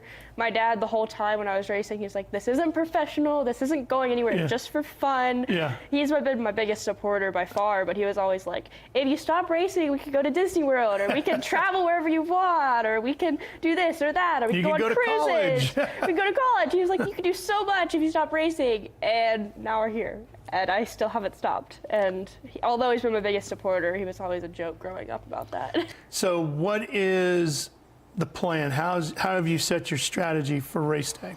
Well, we were first in practice, so that was good. We had the fastest time in practice. Qualifying, we're just going to go and run our best. And then the race, get through turn 1, and then just try to stay up front and clean and consistent. We just need to make Saturday count because we're in a points battle, and I need to get my way back up. And then I'm excited because Pro Spec has a championship race on Sunday now. So throw it all out there for Sunday. Big stage. Yeah, for Big sure. stage. All right. Well, best way to get through turn 1, hammer down, right? Just like that sprint car. Absolutely. All right, great. Best of luck this weekend. Thank you. Oh, I can listen to Ralph Shaheen talk all day. I don't really mean that, but I do love Ralphie. He's an integral part of Speed Sport, of course. We are here at the Speed Sport live from stand right now. Our great friends Toyota are helping us to present this situation right here. Let's go places. Let's go places right now with this guy. Michael, congratulations. Another world championship. Yes. Surely, Dave, this is no big deal for you now, Michael. Like 3, you're like, meh. No? No, this is a huge deal. It's such a big event for this fall, and every year, you know, it's just, you know, the last couple of weeks, it's just been stressful just thinking about racing with all these awesome guys, and you know, this Pro Buggy class has just become better and better each and every year. We started out when I started in 2016. There was like maybe 6 cars, and now I don't even know what we had today, but there's a good 18, and everybody's going for the win, and it all depends on the hole shot here. And I was just slamming gears, 0 clutching or anything, no letting off. I needed that hole shot. You know, it's been a really tough year for me, especially back in Barford River, the last race. We had a good wreck. So it's just relieving almost to, you know, get back on top of the box. I'm glad you said a good wreck, because I'm sure you didn't mean it that way. But just recently, we saw how much you guys can unload. I mean, when it's big, it's B-I-G, right? We saw an absolute monster. It just came back and ran second in That's the race, right. Michael Brister, Matthew Brister. Yeah. Michael's his brother, Matthew. Awesome driver. He had an incredible wreck. Unfortunately, got tangled up with the Pro Light during the Cup race. Because when you go, it's like a washing machine with a pocket full of quarters, right? Yeah. No, there's just, you know, there's no buffer, there's no body or anything. You know, it's just open wheels, and you know, if anything touches, somebody's going to probably be going for a ride. So that's exactly what happened. But good for him, and he busted his butt to get back to this for the last 2 days of racing, and good for him. It's awesome to see. What was your spotter saying in your head when he was coming for you? Oh, man, at the halfway, I was getting a little nervous because I know Matt is just ready to pounce, and he's just ready to come. He travels so far, and he's ready to win. But he was just telling me, you got to pick off the lines clean, and some of these jumps are really throwing you sideways, so it kind of got you out of your normal lanes. And you just take deep breaths. On the straightaways, he was just telling me to take big, deep breaths, and that's exactly what a driver needs in that situation. So in motocross and supercross and stuff, the pit board with the mechanic usually hangs out and has something witty or inspirational or not last yet or something like that. What's the funniest thing that your spotter has ever told you? Or you prefer minimal chatter, or is he like, you can't pit right now, Cole, we're eating ice cream? Do you get any of those sort of ones? Oh, like he knows when I'm nervous and whatnot. Brad's my best friend, and we've done, we're both 28 years old, and we've wrapped up 5 Pro Buggy championships, and we've done like 3 of these World Cups. So it's just our very small team here. My fiance Caitlin and my dad and a couple other tight people, and it's just hard work and just finding that good setup. But he knows when I'm nervous some days for the beginning of the races, and he tries to joke around and make me giggle or something. And but just to stay calm and just to keep my head on straight. Just stay calm and drink bubbler. Because Yes, that obviously drink bubbler, yes. Mate, congratulations. 3-time world champ's got a nice ring to it. That's right, Michael Meister. Thank you so much. Good on you, mate. guys. Thanks for dropping by. We appreciate you. Thanks for meeting you. It is really starting to heat up. We're getting closer and closer to the Red Bull Cup. You're not going to go anywhere because why would you? We're here at Crandon and we're getting closer to the big dance.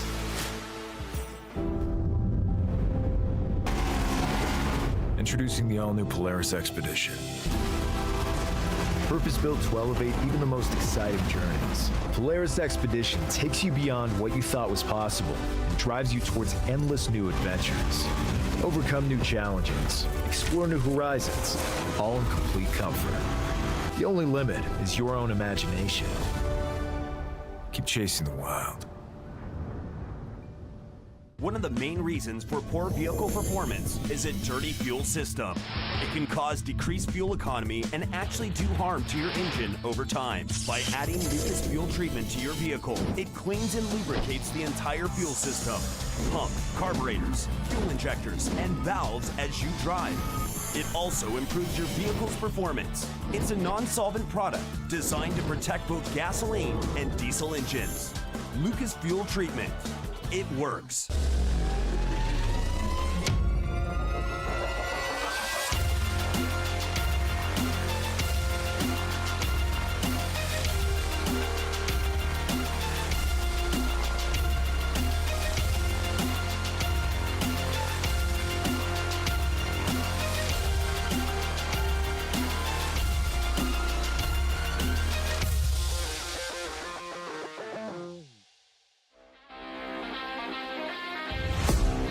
Boy, the sun is beating down on top of the Speed Sport Live desk here, presented by Toyota. Let's go places.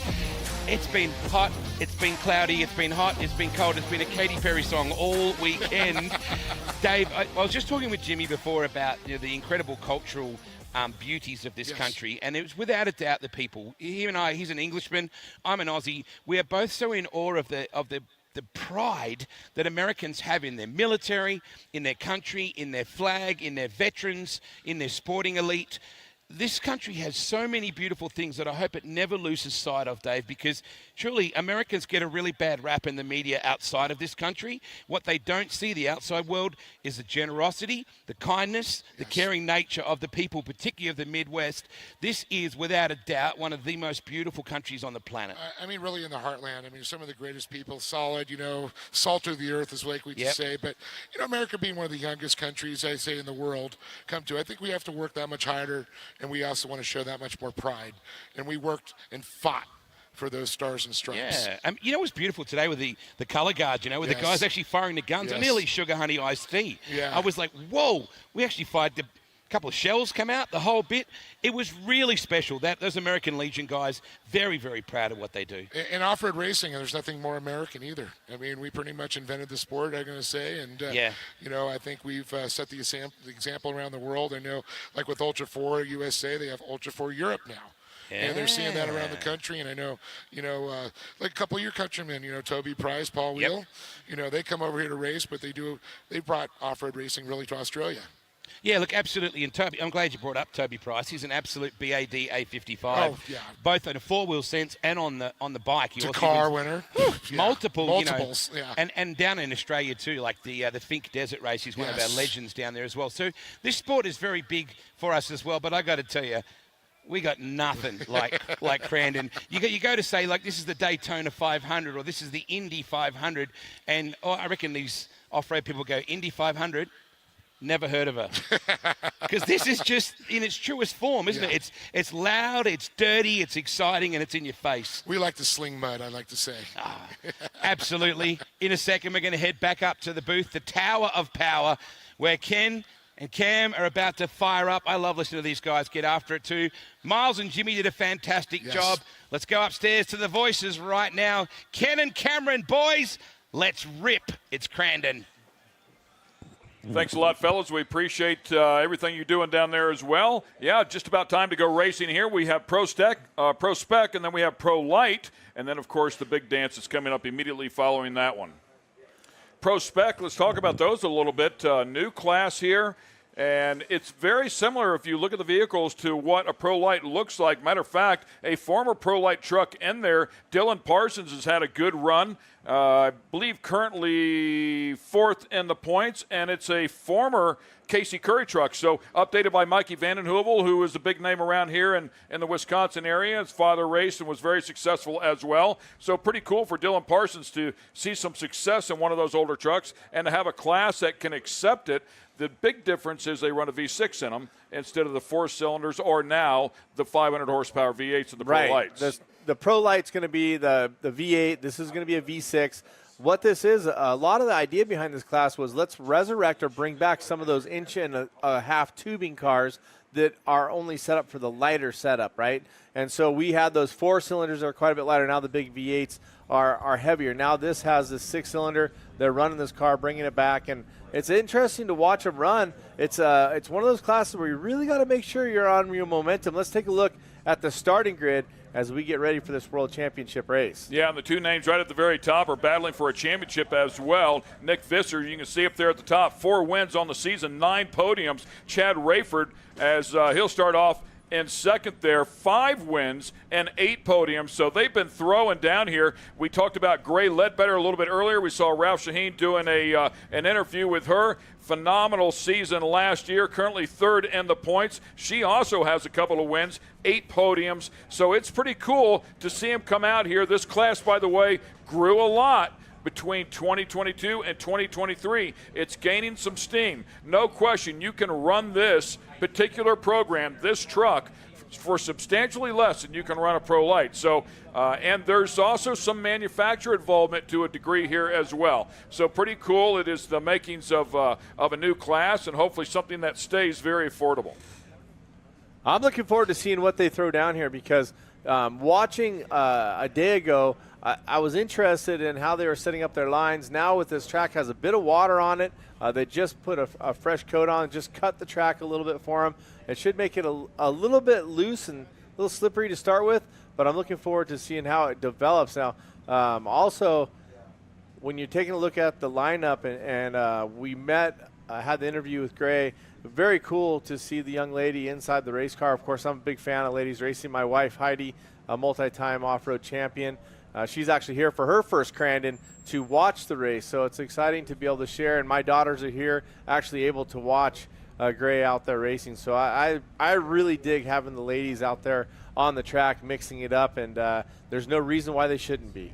That is a look at Dylan Parsons. We were talking about him a little bit ago. Currently 4th in the points here. Of course, this is all about Championship Sunday. Matt Gerald, who ran some Pro Light stuff and some buggies as well, is the guy that's doing the tuning on that. Dylan, a former single buggy champ and 2021 Driver of the Year. So having a good run, learning his craft here inside of the trucks, getting faster and faster all along the way. Does have 3 podiums on the season. As we take a look, still 1 crew member out there, and I believe that is on Gray Ledbetter's truck. So trying to get things sorted here. They do have a rule for a 2-minute mechanical, so they got trying the to get timeout something sorted out. And it wouldn't timeout. surprise me if that's a radio communication thing. Happens on a regular basis. Well, one of the things that does happen, because most of them don't have mounted radios, they have handhelds in there, and sometimes the battery can jar loose, and you can't race without having your spotter being able to tell you what's going on the track. Also, the safety communications are involved there. So that is from what we're hearing, has been confirmed. So just getting the radio stuff, it just drives me crazy. You test everything in the pits and everything's working great. You get out on the starting line and invariably something like this happens. And I constantly use this reference. We put a man on the moon in 1969 and we still struggle with radios around a 1.75 mile track. It's just crazy how they constantly seem to cause issues, but they'll get things sorted out here for Gray Ledbetter. It is so important from a safety standpoint, if nothing else, that the spotter have communication with that driver. And they are on the clock. Something to remember, that 2 minutes is 2 minutes, and if they can't get the communication together, if they can't get she that will spotter, miss the start. Yeah, it's in the rule book. You have to have a spotter, so if they cannot get that radio working, unfortunately, she will not be able to race. Hey, you know what, Ken? Later on, we have the Pro 4s and Pro 2s coming out. We do, and that's going to be a big throwdown. A massive. We've chatted with a couple of people, including Johnny Holcher, who has the option. He could run his Pro 2 or his Pro 4. Says, I think I'm going to go with the Pro 2 if I can get a hole shot. I think the class is big enough that it's going to hold them off, and maybe I can get there. It's definitely something to think about. Interesting how Johnny's talking about having a big group of Pro 2s holding off some of the 4s. One of the 4 drivers that I talked to said, hey, maybe, R.J. Anderson, maybe with all these Pro 2s, they're going to blow the course off sooner and let it be a better Pro 4 course sooner in the race to give them a better chance of getting by. He has no choice but to think that. Well, I mean, everybody's going to think positive, right? Right. So it looks like time is up. Clock winding down there. Looks like they're trying to put the window net up. I think they got it. Good for them. All right. So Gray Ledbetter will be out there slinging dirt with the boys. She's as good as they come. Not afraid to get her elbows up. We had a little chat with her yesterday as well. Very, very good at what she does. And as she talked about there with working with Ryan Beat, who, of course, is a Pro Light champ, multi-time Pro Light champ. He's pretty good. In the Pro 2 category for sure. And I think he might come up here and join us for the Pro Light race, or at least he was teasing us about that. But as we heard Gray say, he should be on the headset with her. Down there on the Steelett starting line.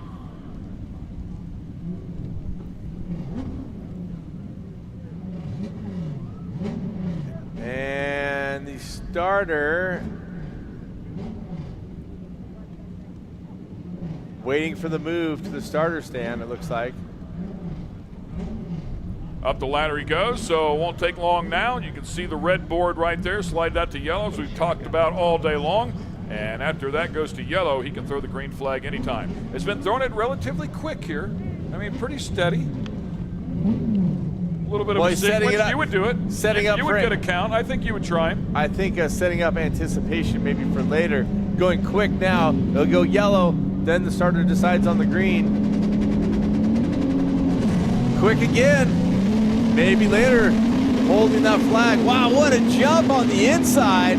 I think that is Dylan Parsons. He had that good-looking truck down there. See if Dylan can make it work for the number 99 truck. Woo-hoo-hoo. Way up high. Oh, somebody almost in the wall there.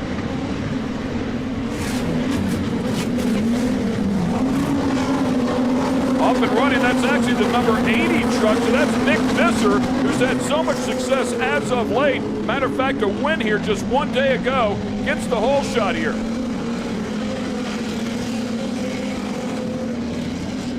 And you can see a little snotty out there, fresh water down, everybody getting to the tear-offs, trying to blow off this track. That's what we're talking about for later on, Pro 2 versus Pro 4. Chris Vanden Elzen, by the way, in second place there, already jockeying for position. The 29 of Chad Rayford down there, sliding down underneath Vanden Elzen. Chad Rayford looked so good 2 days ago. Had a problem with the car late in the race, but it was one of the races that I really watched from right on the side of the track. Very impressive drive. Yeah, and Rayford's been really fast. These have been the two that have been battling all year long for first and second. Looked like the 66 truck of Chris Vandenelsen might have slid up there a bit high through Argonne Corner. So first and second now with a bit of a gap there back to third. Similar lines, chop it down to the bottom a bit is Rayford. Taking a little bit of look, getting out. Third place, comes around, collects a couple other cars. Is that third that was there? Either way, one comes around, takes a couple with them. Fisher back through Potawatomi, turn number 1. Funny how it goes, right? He actually has more podiums, a total of 9, but it is Chad Rayford who has the most wins at 5 with 8 podiums. So these two have been the class of the field this year. Currently stretching it out. Also, first place, picking the lines as desired. No pressure from behind, so to speak, at this moment. But it will only build. That Yokohama truck looks good out front. Yeah, there's a number of trucks with that Yokohama on the sponsorship on the side. Of course, Tanner Faust, one of those in the Pro 2 ranks. Tighten it up, tighten it up. Here we go. First and second, within battle distance, Fisher and Rayford. Rayford with a little bit of a straighter line there, drifts a little wider. Let's see who gets the straight line here under the box of tools. Turn. Yeah, and Rayford's not going to go away. Very fast, and I love the battle of the tires, right? Yokohama and Kenda both sponsored trucks by tire companies. The tire wars are on. Energy drink wars and tire wars.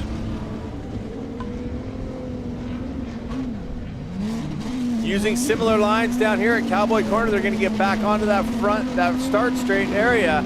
See if we can see what second place is doing. Following the Roost Direct, going to bust out a little bit wide. Both are going wide. Tony Kiever's coming across the stripe in third, by the way. Dylan Parsons in fourth. Chris Vandenelsen, who was up there in second, unfortunately fell back just a little bit here. Lost a little ground in this first lap. First and second, maintaining.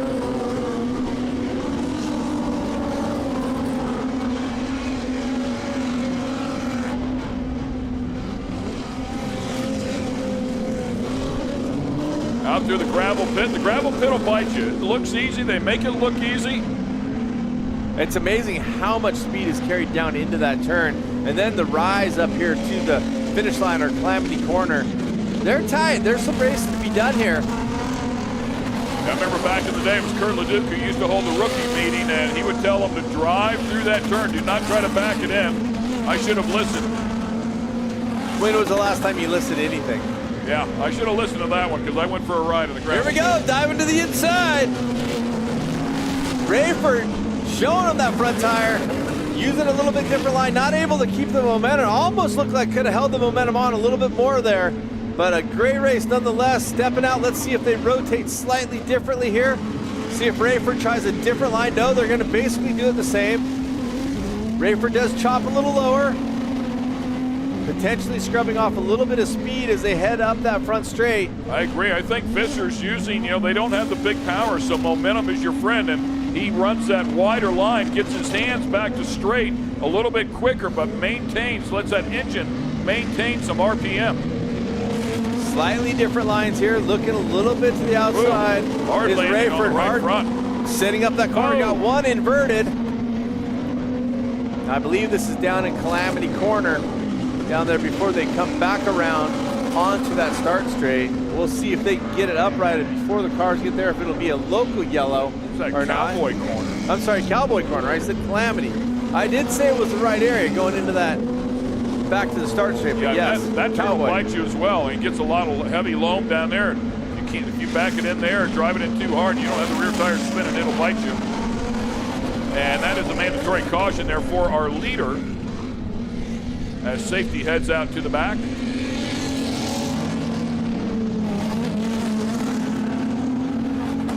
Full course caution. Yeah, this they probably would have rather waited another lap here, but with this truck being here, they'll throw it a lap early, slow everybody down, give the safety workers a chance to roll that truck back over, and then of course we'll kick off the back half of this race. Yeah, right off the bat, it was Nick Visser who wanted Antigo to get the season going, and then Chad Rayford responded with 3 consecutive wins. Round 2 at Antigo, and then here at Crandon, both rounds a little bit earlier in the spring. So he did a great job. Nick Visser right there in second place behind him at the spring Crandon event. Would love to turn that around right here today. Visser trying to go 2 for 2 here at Crandon. The 52 is the one that was upside down. Tony Keepers was looking great early on, was running up in that podium position. Yeah, he was in third place. Still on the chip. How about that? Looks like the truck is okay. A little bit of fiberglass damage. Might have been a relatively, we say it's sitting here, it might have been a relatively soft rollover. Gonna have some obstructed views slightly. We'll see how this restart goes. Now the track's dried up just a little bit. Looks perfect for racing. They've blown off that top layer in the primary line, so we'll see if there can be some options that open up. These front 2 trucks have really been matching speeds. Lap times, the last lap around, 33.3 and a 33.6, so not too far off on that lap time. What do you think, Ken? You'd rather be leading or you'd rather be hawking here? I think I'd rather be leading here in this particular class, to be honest with you. Well, the one thing I think that is really the advantage for the drivers is when they get to choose where they're going to go. So I expect the pace truck to pull off here, and that will give Visser the opportunity to hit the gas where Visser wants to hit the gas. Everybody else has to react around. You'll see the green flag come out. The green flag is also reactionary to what the lead driver does. Visser goes early. Right there with him, though. Did not stumble at all. A little bit of contact. Ray Ledbetter picking up a spot on this restart.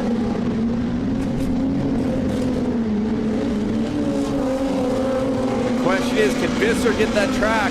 He wants to race on his own. Same amount of travel as the pro line, throwing it down in there. 12 inches in the front, 14 inches in the rear, much like a pro light there. So you see these things land, and they land fairly hard. They'll squat down. They look pretty good. Not much rebound there out of Visser. Just squats and takes off. Chad Rayford definitely bringing the heat now in the back half. Yeah, Rayford trying to go a little bit wider, tucking in underneath. We'll see how it goes here. This section has been ripe for some passing, some setups that have been going on. Rayford with a look, looking down on the inside, trying to run a different line. Visser breaks traction. They go together, though. They stay together on the same line, basically. I expected maybe Rayford to try to drop to the bottom, maybe show a wheel, but not the right time or place as decided by Rayford. And again, the first 2 with a little bit of a gap. Look at this battle here for third as well. Quickly developing between Parsons and Podolsky. Rayford was in the back of the truck there for a second, back of Visser's truck. Right, looked like he's jumping in the bed. Here we go. He's gonna run. Running up the inside now. That opened up outside is going to give a little bit less scrub to your leader, but your second place carries a lot of speed in there, trying to keep it as straight as possible, least amount of turning. Scrubs the least amount of speed. That's a big hit right there every time. And that's 2 times, yeah, at least 2 times, if not every time, like you say there. See how long that truck can hang on. Man, he lands really hard. Rayford really with a tough landing truck there. No rebound, it just squats and goes, but it's still tough on the driver. Interesting having just had that restart, getting them close together. Third and fourth right on top of each other as well. Yeah, good battles going on here between Parsons and Podolsky. Down to the inside for that third position. Ray Ledbetter up there in third right now. She was able to get around Dylan Parsons on that restart, so she bumped her way forward there. Now the 99 of Parsons trying to get back, maintains. Looks like she's got a little gap, so Ray Ledbetter coming on here. She did a great job on that restart. Almost like her truck was set up for a less wet, less slippery course, right? Track, and her truck's coming in, looking great right now, making a run, trying to catch up to that second position. Clearly in third. All hers right now. Yeah, we'll keep an eye on this lap time too. I'm curious to see where she's at, because much like where we saw CJ was really fast a day ago, she really does good. The exit out of Argonne Corner was great. You can see her just drive away. No one driving away in that front spot right now. Visser still leading the number 80, the 29, and Chad Rayford giving chase. Yeah, about 4/10 on him last time around. We'll see where we're at here when they cross the finish line here one more time. Going to make their way through the gravel pit. Ooh, a little bit of redirect there for Rayford. Has to not collect it, but has to straighten it back out, get it in position once. Gives Visser a bit of breathing room possibly, but Rayford has been chasing, looking for a spot, looking for a mistake from Visser, and Visser hasn't given anything up. Yeah, this battle's still going on here as we're safely past the halfway mark. Visser a 131.1, Rayford a 131.12. I mean right there, and Gray Ledbetter a 131.6, about a half second off of them, but keeping pace with the leaders. If they get the racing, she'll tighten right up.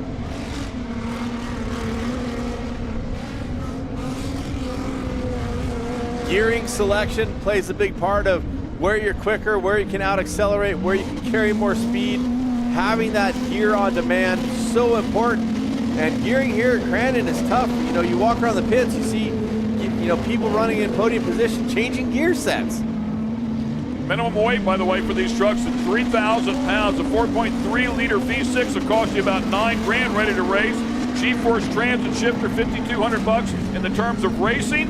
That's a pretty economical way to go. And man, he gets me every time with that landing. I'm waiting for it to rip the right front right off. And they can only do it so long, right? Eventually, if you land, if you sideload that truck over and over and over, sooner or later, something is not going to be happy. So Visser still hanging on here. The top two running about the same pace, but not enough steam there for Rayford to get around him. And now looks like Visser's starting to stretch it out just a little bit. Looking clean, truck looks perfect. So the track getting quicker. The track getting quicker every lap here. Visser knocking off another half second, actually a little bit more, about 0.6 of a second. And Ledbetter right there with Rayford now. All depends on your setup, right? Where you want to race, how you want to race, what part of the track you want to be on. If you like the drier condition, you like the more wet condition. Some people might set up for a more wet condition to have a better run in the front. Some people might set up for a more dry condition to have a better run in the back. And right now, Visser has been looking great. Right now, throwing some gap on Rayford. And Ledbetter's not far out of this, but a bit of a hike back, about 20 car lengths from second to third. Here's a look at Gray Ledbetter there. Yeah, she got in the thick of it there at the start of this race and had to scrap back up. I believe started off in the 5th position there on that restart, 5th, maybe 6th, and made a couple of passes there, worked her way up into the top 3. You can see there, that one's been through a battle.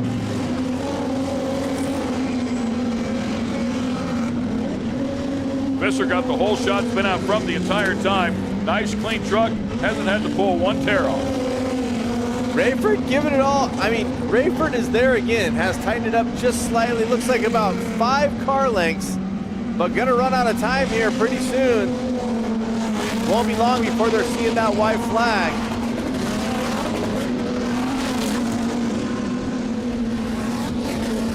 Seven done, working 8, 9-lap race here.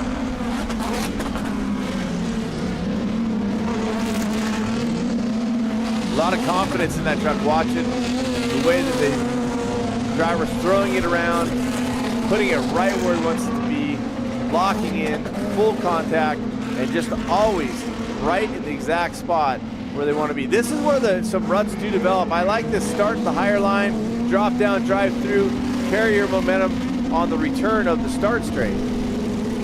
7 of the 9 trucks out of the Wisconsin area, 1 out of North Carolina. That would be the 3rd place competitor, Gray Ledbetter, talented young lady that we just saw the nice interview with. Of course, the final one out of Michigan, that's Paul Hayward. But yeah, right now, Visser, the class of the field here, keeps putting together great laps. Last time, Rayford a tick better, about 0.3 of a second quicker. So closing in slightly.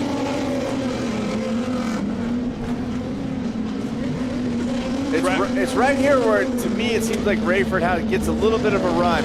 Likes this uphill gearing. Right here, you're yeah. right, man. He really closed it up. He's got to run up beside him right now. Now drop underneath. Nope, not able to do it. Too close. Going to stay to the outside. Now drops underneath. Tries to get a run. Trying to set up a pass possibly in here. Look at this one on the bottom. White flag is out. Trying to hang on. That cost him right there. That really cost him. Driving it wide there, sideways, not going to help. Had a great run going. Not over here. He closes it back up here one more time. Trying to bring some heat in. Traction. Here we go. Visser makes a mistake, and he's going to make him pay. A change for the lead on the last lap. Chad Rayford goes to the front. Visser has to be sick. One small mistake, and man, they make you pay for it. It's not over there. He's got to get his composure back and go for it. And that will end his efforts right there to win this one. Almost nothing worse than leading every lap except the one that counts. That is a heartbreaker for sure. Nick Visser putting in a good effort, but Chad Rayford just keeping the heat on him the entire time. Rayford drove a great race. Hawked all the time, looked at different lines, tried to straighten it out, tried to make it happen. He backed off a little bit for a couple of laps, and all of a sudden, boom, here he comes again, right? Just when you thought he didn't have anything. Oh, look at the right front there.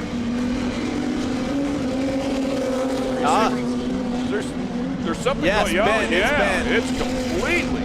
So maybe something failed in there initially that we could not see. One of those side-loading corner jumps, maybe? Yeah, maybe, but that was Rayford we were worried about.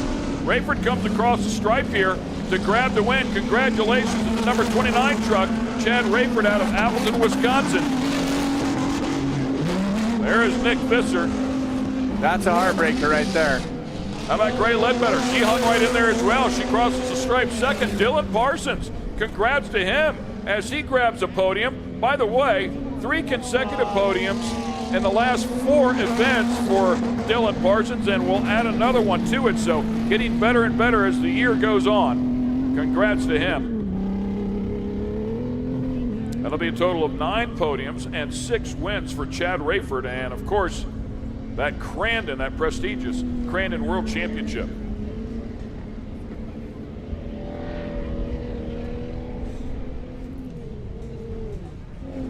Racing can be fun with any horsepower. It really is. It's all about the level of competition, right? Absolutely. When you go to the local little go-kart track, you can have a blast with 10 other people. Rayford, Ledbetter, Parsons, Visser, Pulski. Your top 5. Rayford, I felt like just laid in wait, just kept picking away. Obviously, Visser had a problem there at the end, but you can't keep torturing it and expect it to go all the way, right? And it was Rayford we thought that was going to have a failure. Rayford that might happen to, so not sure how all that went down, but nonetheless, Rayford's truck made it to the end, and he was the first one across the stripe. Put your hands together, Crandon. There's your winner in Pro Spec. We'll talk to him when we come back.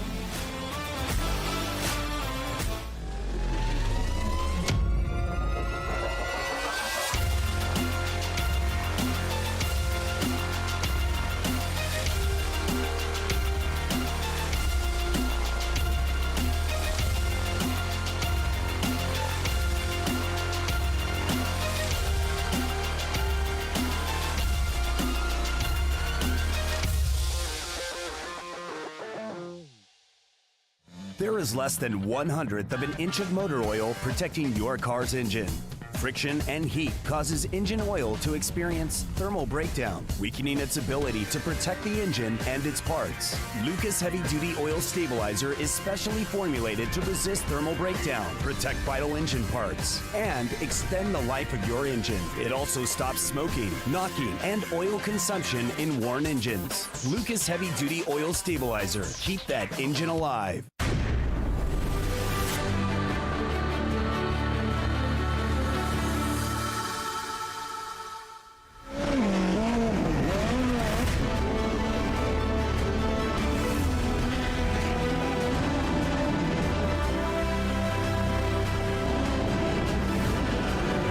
But here comes the battle for the checkered flag. I believe it is. Ryan Tiff hitting the win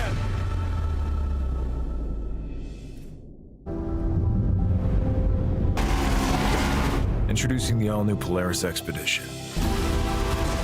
Purpose-built to elevate even the most exciting journeys. Polaris Expedition takes you beyond what you thought was possible and drives you towards endless new adventures. Overcome new challenges, explore new horizons, all in complete comfort. The only limit is your own imagination. Keep chasing the wild. One of the main reasons for poor vehicle performance is a dirty fuel system. It can cause decreased fuel economy and actually do harm to your engine over time. By adding Lucas Fuel Treatment to your vehicle, it cleans and lubricates the entire fuel system, pump, carburetors, fuel injectors, and valves as you drive. It also improves your vehicle's performance. It's a non-solvent product designed to protect both gasoline and diesel engines. Lucas Fuel Treatment. It works.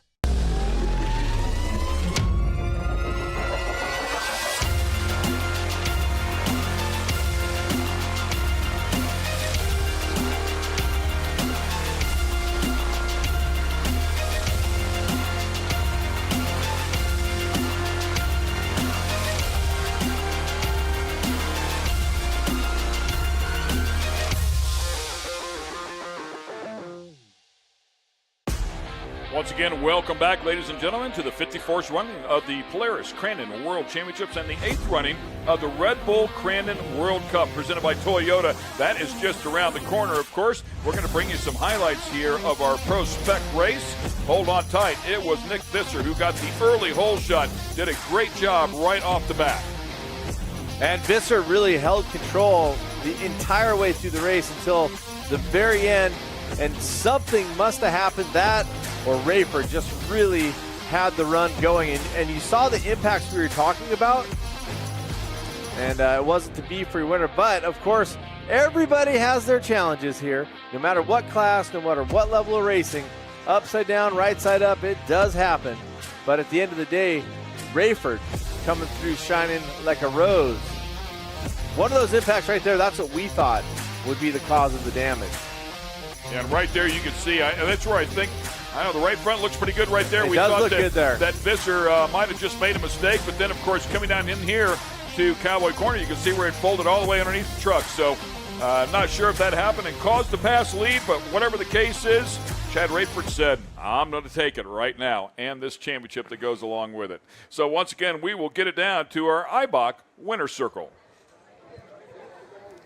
All right, for our third place finisher, Dylan Parsons.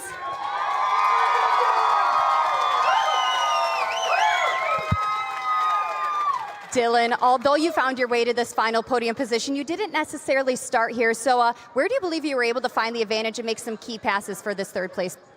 We just stayed in it. I pulled my earbuds out on accident on the comp yellow, and I knew Gray would be coming because she spun out at the beginning, and I was just waiting for her to come. And as soon as she got there, I gave her room, and then Nick had an issue, and we ended up here just staying in it, not giving up. A true good drive. Well, congratulations on this third place position.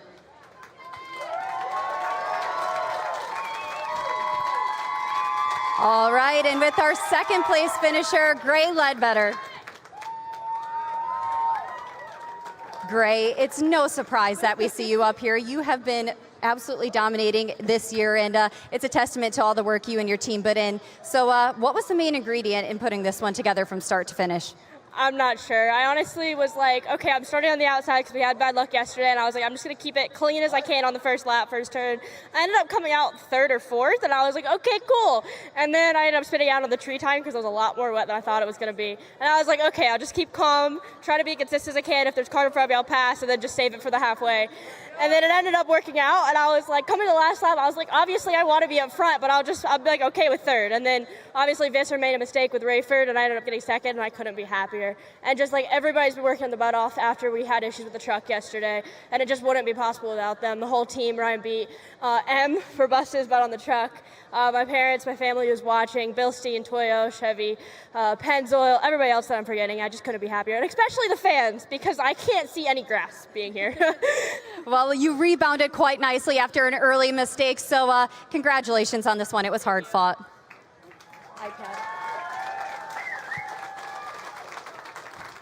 And with our first place finisher, let's give it up for Chris Rayford. Chris, you never gave up on this one, and you were fighting hard for this first place position, and your patient driving was rewarded on that very last lap. So what opportunity did you see late in that race? I'm just Nick is a phenomenal driver, so I'm watching him. Everyone can make a mistake, so I'm just putting the pressure on him, falling back, trying to get a run at him, and just working it, seeing what he's doing. And he made a mistake, and I capitalized on it, and here we are, world champion. I've been coming here since I was a little kid, like a lot of these kids out here, and I've been dreaming of this day for a long, long time, and I finally did it. And this is all for my buddy Creighton King. We lost him a week and a half ago, and it's been tough, but he was with me, riding with me, so we can't thank him enough for being with me and being a great friend he was. These kind of tires are just amazing out here. Yesterday in the mud and out today. Modern built. Jake supports me like no other. Flying Dutchman off-road, the Van den Hoevels. Bill Publicki built a gear for me last night. I was in the lead yesterday, broke a gear, took it to his house in Rhinelander. He stayed up all night building it, put it in at like 10 this morning. Here we're out here, world champions. So everyone else that helps me, my whole family, my brothers, my mom, everybody, RNS Motorsports, everyone that helps me, my whole amazing crew, their families, Crandon. I mean, look at this place. This is amazing. A fan to a world champion. Congratulations on this drive. Let's give it up for our top three in Pro Spec down here at the Eibach Winner's Circle. But guys, back to you in the booth. Thanks a lot, Erica. Thanks a lot, Erica. We appreciate that, of course. Congratulations to all the competitors down there making it up onto the podium. Ken Stout, Cameron Steele, and Mr. Ryan Beat has joined us in the booth.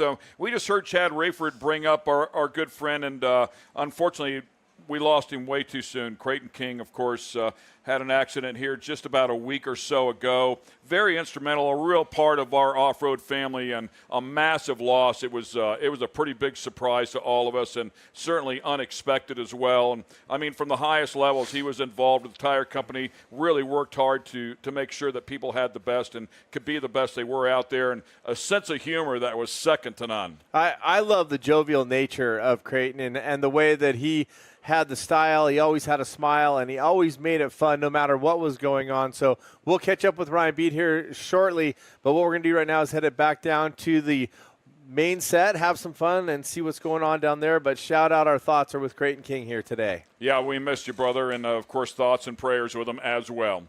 All right, once again, we're going to get it back over to the Speed Sport live from desk with Dave and Wade. Thank you very much indeed, boys. Well, I think that really touches on the culture and the community that's involved in this sport, Dave. And I think that hit it right on the head for a lot of people that, you know what, they might race the, out of each other, but we're all friends and we're all family. Yeah, absolutely. And I considered Creighton a good, family member and all that. One of the good friends that we traveled for over 15 years. So we're going to take a look here at Creighton King's life. And it's one of those things that you look back and you remember the good times, and you remember that the guy went out the way he loved to live was fast. Forever 15, Creighton King. Let's take a look at it.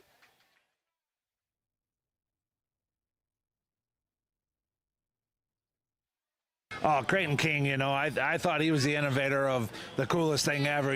He did all these videos after the weekend, and the camaraderie he put into the pits here is just awesome. And it's a shame to see him go, you know what I mean? And kind of tells you where you miss time and miss how things happen. And, Creighton, and I still go back and look at the videos and all the good times he had. And I think he was an innovator of what off-road really brings to racing, you know what I mean? And it's great, and we'll miss him dearly.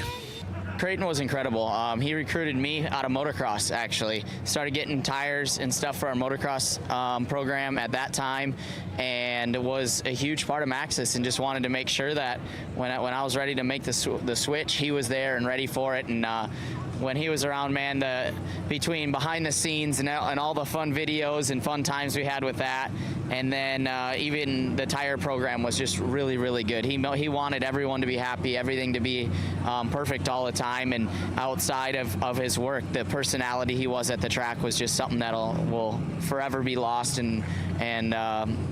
but we won't forget him. He's been an awesome part of the sport. I think everyone here at Crandon, he's in our hearts, and hopefully we can all have fun this weekend in memory of him.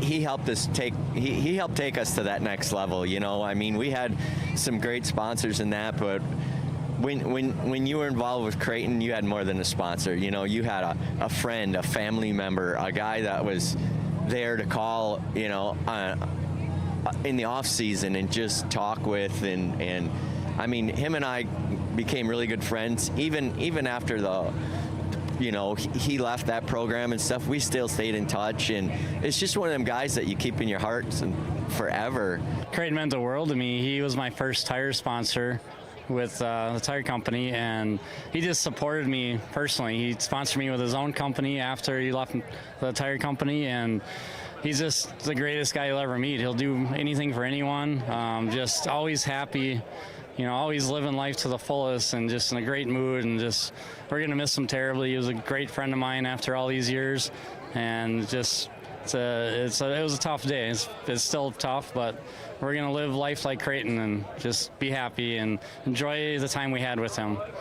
Super great friend. You know, him and I hung out for years. He lived in my driveway for years between events. I'd do anything for him, and he'd do anything for me. Well, we're here at the Speed Sport live from desk here for the 54th Polaris Crandon World Championship, presented by Toyota. Toyota, let's go places. Man, it was so great to see that, and I know Chad Rayford, you know, you were part of that little memorial there for Creighton, and you put it on top of the box, I got to say, just was a testament that he was looking down on you, my friend. He was definitely looking down. I think he was messing with me a little bit yesterday. You know, I had a good lead and broke the truck. But that's Creighton, you know, the jokester. So the jokester, exactly. Yep. So he was back riding with me today, and we pulled it off. It was world championship for Creighton King. You know, a lot of people think that the trucks are cool, like that it's about steels and wheels. Right. It's not. No. It's about flesh and blood. It's flesh and blood. And you know, a lot of times it's not even the stories of what happens on the racetrack. It's those laughs in the pits. It's those miles on the road. It's we become a community, and it's like a pub brawl out there, right? When you're racing. Oh yeah. But we would all go to war for each other. Well, yeah, we're in the pits. Like, I'll borrow parts of my biggest enemy, you know, just to make sure they're on the track. We all help each other out. It is a family. We camp out for 4 or 5 days every couple weekends, and you become a family. You're the fiercest competitors, but you're friends off the track, and you'll help do anything to help each other out. Well, I got to wonder what was going through your head after yesterday. And, of course, that was, you know, you had a great run at the beginning, and then it wasn't. So was that a little bit in the back of your head on the start today? Oh, yeah. You know, you definitely always remember that, but you just go, you put it behind you as soon as that flag drops, and you go for it. Was Creighton's voice in your head? Creighton, what? I can hear his voice. I hope I don't lose that because I can always hear his voice, but I can hear him talking to me. I used to spot for Creighton when he raced light buggy here. So we had a lot of good memories, and he was with me the whole time, and I just never gave up and pushed to the end, and here we are. There's 50,000 of us here. There's probably only 200 of us that know what it feels like to do the land rush of you. What is it like when you're sitting at the line waiting to go and you know that down there is a corner that you can't see the other side of and you're going in with 12 or 13 other hard-charging people? What's that like? Well, luckily, like I said, once the flag drops, you kind of forget about it. Yeah. You honestly don't think about it. But today, we had some manual transmission, so we put a rock under the tire to hold us because it's downhill. I rolled over the rock, so I had to hold the brake. So with the clutch, they killed me off the line, so I had to work my way up. But yeah, it's intense. When you're sitting there before the green is when you're the most tense. Like the nerves hit a little bit, but it goes away as soon as you take off. So you have to remind yourself to breathe? Oh yeah, because you will hyperventilate and not breathe. So. I love that in a sport like this, you can still put a rock underneath the tire and you still roll over it. Right. Well, I mean, normal cars, when you're sitting there in flatlands, you do the old heel toe type of thing. When you're on that hill, and the way these trucks are set up, the pedals are spread out a little bit more, so it's really hard if you don't have giant feet. Right, and we got a big throw on our clutches, so it's not possible heel to toe. But yeah, it made it more intense, though. It made it more worth the while and more of a story. You know, theoretically, if you could put 2 million people in here, 99% of them would be moved in some way by what they see here. Yeah, definitely. How do you put this into words as a racer, let alone as a fan? I mean, this weekend has been unreal. All the events they've put on, Crandon always does an amazing job, but every year they seem to step it up. So having look at this crowd behind us. Yeah. You know, it's Isn't it insane. great? They're great. Like They're all every here to one of see these, you, Chad. right? I wish, but no, you can't even put it into words. Honestly, it's just amazing. You can see the crowd as you're racing, so you can see people cheering you on. So it drives you. I mean, everyone out here drives you. Everyone cheering for you. Everyone booing you. It drives you. You know. People don't boo you, mate. No, we had a great race out there. Nick, ran a great race, the whole race, and I kept it tight. And he made a little mistake, and that's all it takes. But yeah, that's racing. Yeah, exactly. Hey, congratulations, world champ. All right. Appreciate it, guys. Brother. All right, Congrats. thank you. Hey, so good to have him here. We are about to take a break. We are ever closer to the Red Bull Cup. Hey, you know what? If you're going to grab a minute today and you're going to grab a cold one, grab a margarita. That sounds lift amazing. it up and say, hey, Jimmy Buffett, we might not be at Margaritaville, but we're at Crandon, and that's pretty bloody close. Here's to Jimmy Buffett. Someone get us a margarita, could you? I'm thirsty. I can, three? You three? want I one want too? three. I yeah. want three margaritas, please. Wasting away here at Crandonville. Good on you, Jimmy. Introducing the all-new Polaris Expedition.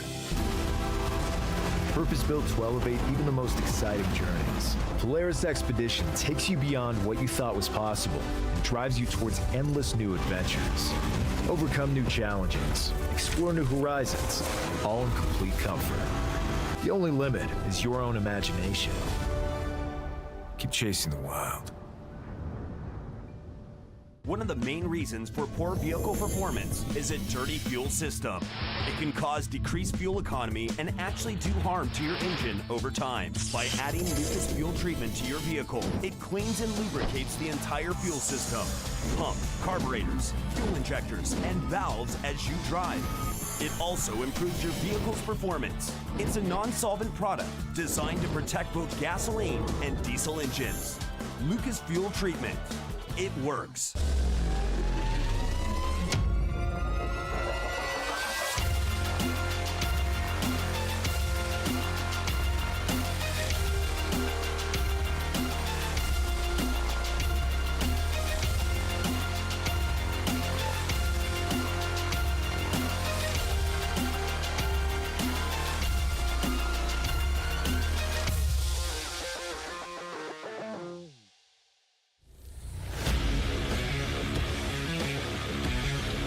Welcome back to our Speed Sport live from the 54th Polaris Crandon World Championship, presented by Toyota. Toyota, let's go places. You know, it's time for our little What's the Buzz segment, brought to us by our great friends at buzzbicycles.com. And we've been sort of tracking down various aspects of this event over the last couple of days. And what we thought we'd do was send Dave Arnold down to the pits, which is always a sketchy situation. And we got him to describe and explain the differences between Pro 2 and Pro 4. So here's Dave Arnold with more What's the Buzz. Well, in Ultra 4, there's several different classes. Of course, everybody knows the big Ultra 4s, the 4400 classes, but we've got very cool UTVs that run the 4900s and the Pro Mod class. For example, we got the 1018, the Pro Mod of Paul Wolf. Paul, why don't you tell us a little bit the difference and what a Pro Mod is? So first off, with a Pro Mod versus Pro Stock, you're allowed to boat side the car, which you can see the sides of the car down here are shaved. And then also I have hydraulic steering on this car, so it gives me a little easier steering. I can hit stuff a little bit harder than normal, and it just takes a little less feedback out of the steering wheel, so it don't beat me up so bad. And then that's the main differences in Pro Stock and Pro Mod. And then you can do different fuel cells and stuff in both cars. So the biggest thing is that both sides we can change more of the chassis in Pro Modified versus Pro Stock. And then you have Pro Open class, which you're completely unlimited. You can change the chassis in any form, any shape you want. I particularly like the Can-Am chassis. It does great, so that's what I stick with. Well, there's a little 411. What makes a Pro Mod here for the Ultra 4s?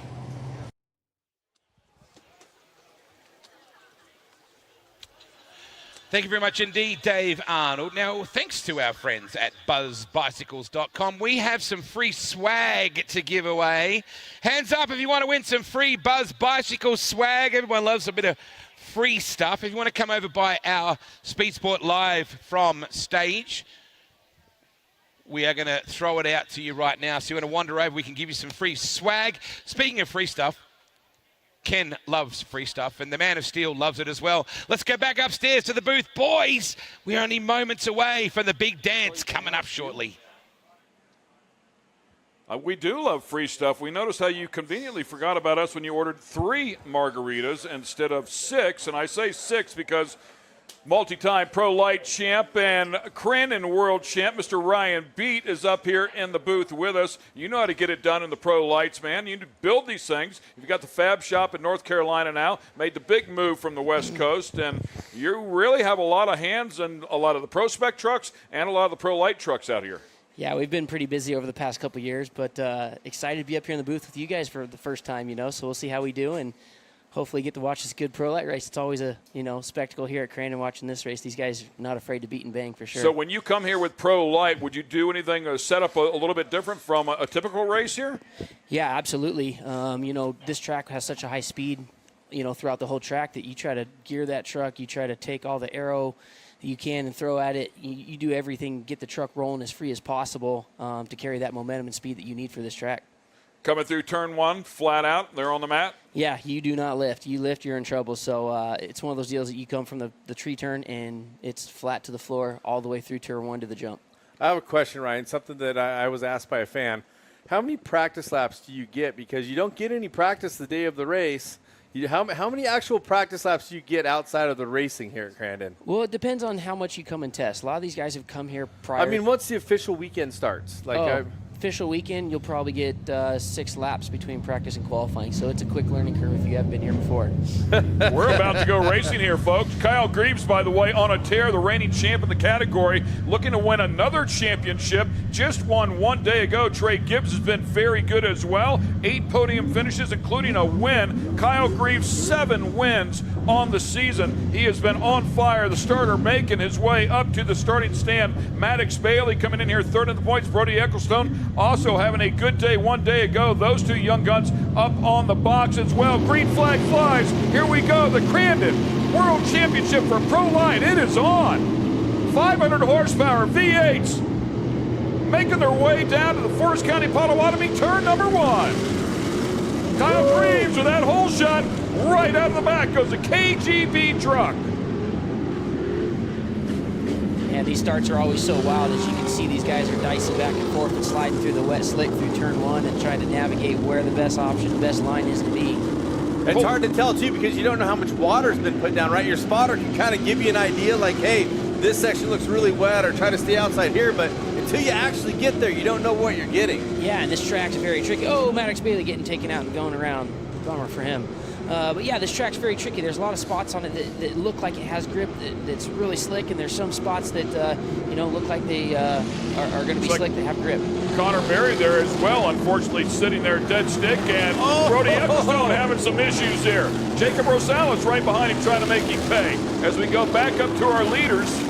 They're on the slipping side. Greaves throwing it around. Full confidence under the boxo corner. Setting up. I love this. I love that poetry, that style. Like, you got to hit the ballet moves. Greaves gets out to the dry dirt, gets a bit of acceleration, makes a little bit of a gap, Ryan. I mean, that's a tricky corner going back down in this section. That is probably the funnest part of this track is that switchback corner, But right here is a dangerous situation. If you let these 2 guys get out front, they're going to take off and you ain't going to catch them. So the rest of these, Brody up in the wall, man. Yeah, Greaves really got deep right there. I don't know if it was because it was wet and caught him under braking, but he did look like he scrubbed a little bit of speed getting out into that heavy loam. We haven't missed it yet. I'm sorry, we haven't said it yet, but we've got to mention Trey Gibbs. That's the guy that's been keeping the pressure on him the entire time. So Gibbs right there on the tailgate, making him go as hard as he could possibly go, but without a doubt has pulled a bunch of tear-offs at this point. For sure. And he's using like 1 lane down from him, Ryan. I mean, talk about the subtle changes or subtle things that you would do different, not to directly follow or to try and see what your competitor in front of you is doing. Yeah, so you don't want to be behind, directly behind. You want to try to be 1 lane off just so you have clear vision. The roost is so heavy, especially when the track's this muddy, that you don't want to be going through your tear-offs in the first 2 laps. And that's a pass for third, if I'm not mistaken. Matt Wood. And contact. Big contact. And then a chain reaction there, and then right back into the wall as well goes the 36 truck. So a big moment there for Matt Wood, who's also shown some real speed. My bad on the call. Jacob Rosales into third position.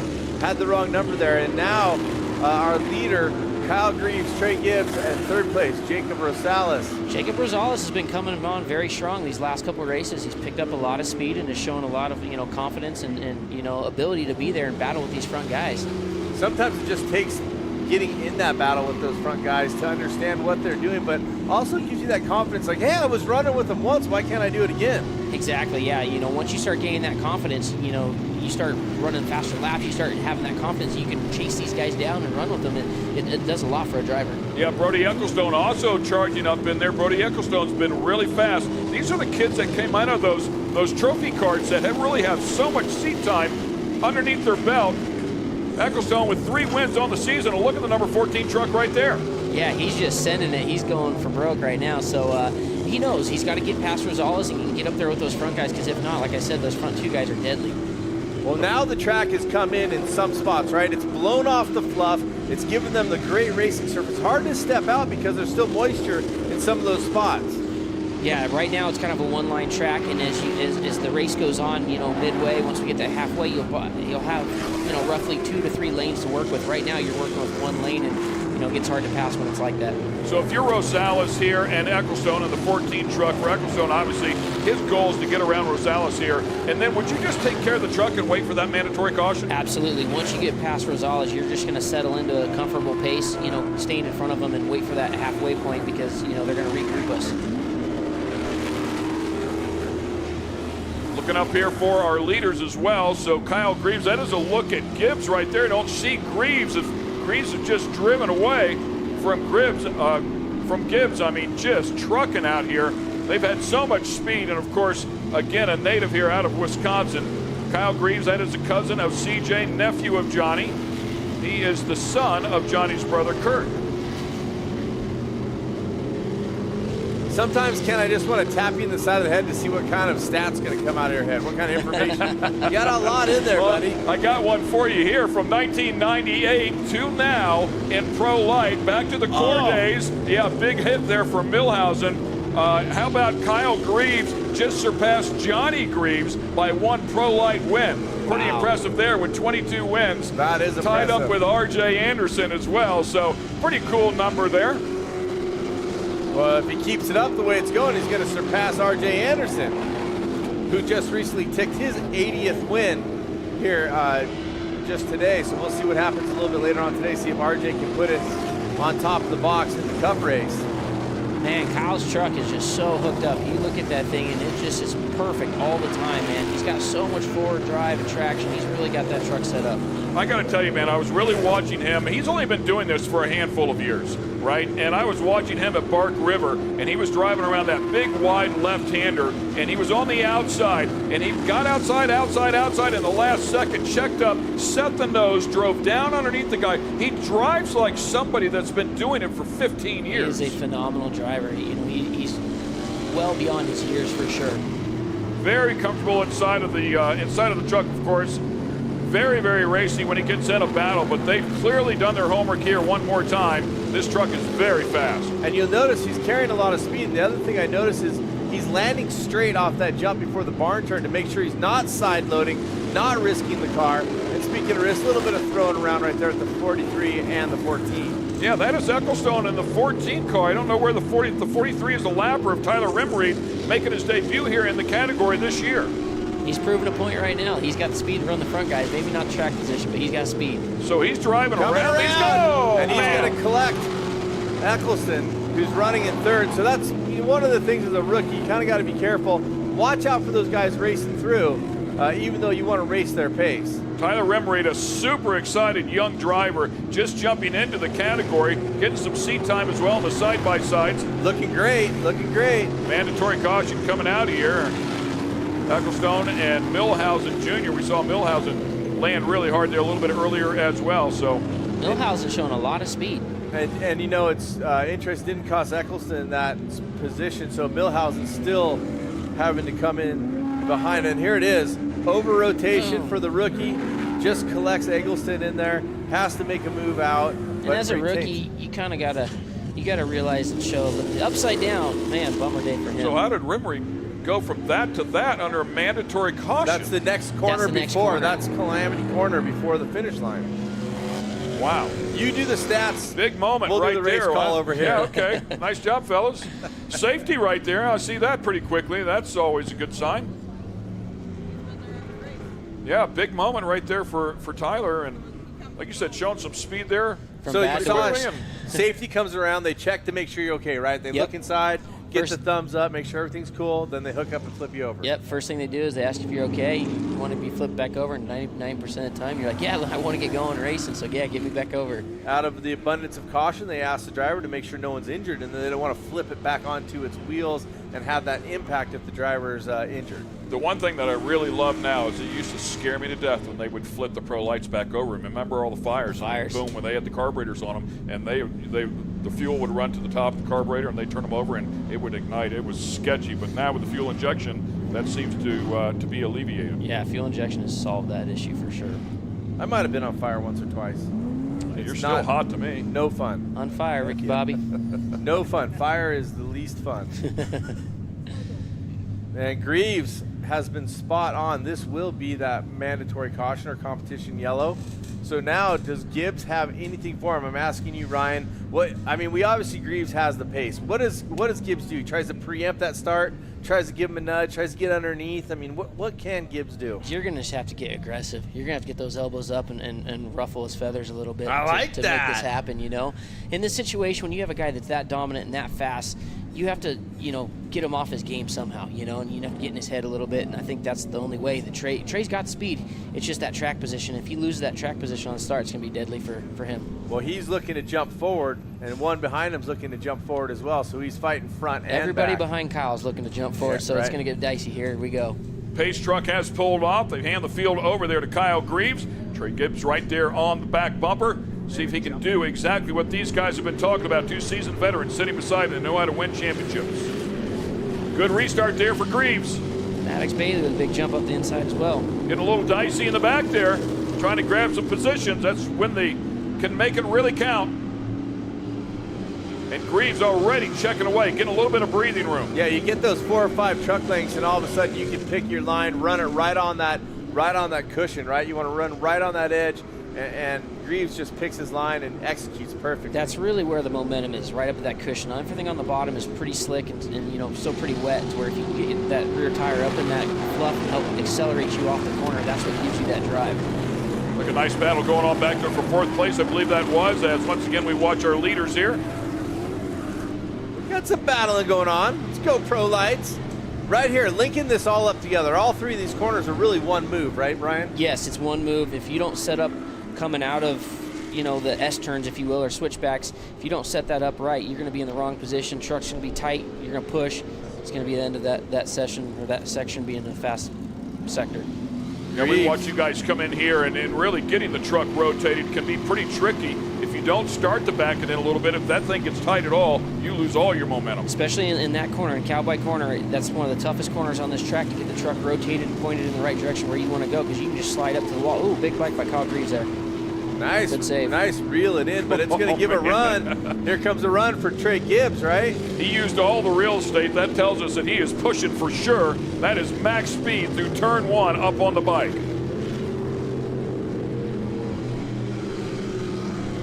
Great young man, also won the championship, by the way, at MAO. They ran a little bit of a shorter season, but it was 8 rounds of racing, and went out there and managed to capture that championship, so congratulations to him. Now a 2-time Pro Light champ, looking to make it 3 here in 2023. Battle for 3rd place, heating up. 4th on the never surrender move, coming in hot. That's Ecclestone once again in that 14 truck, staying just ahead.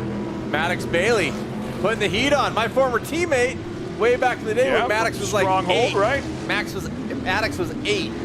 Running around letting the air out of your tires? Probably.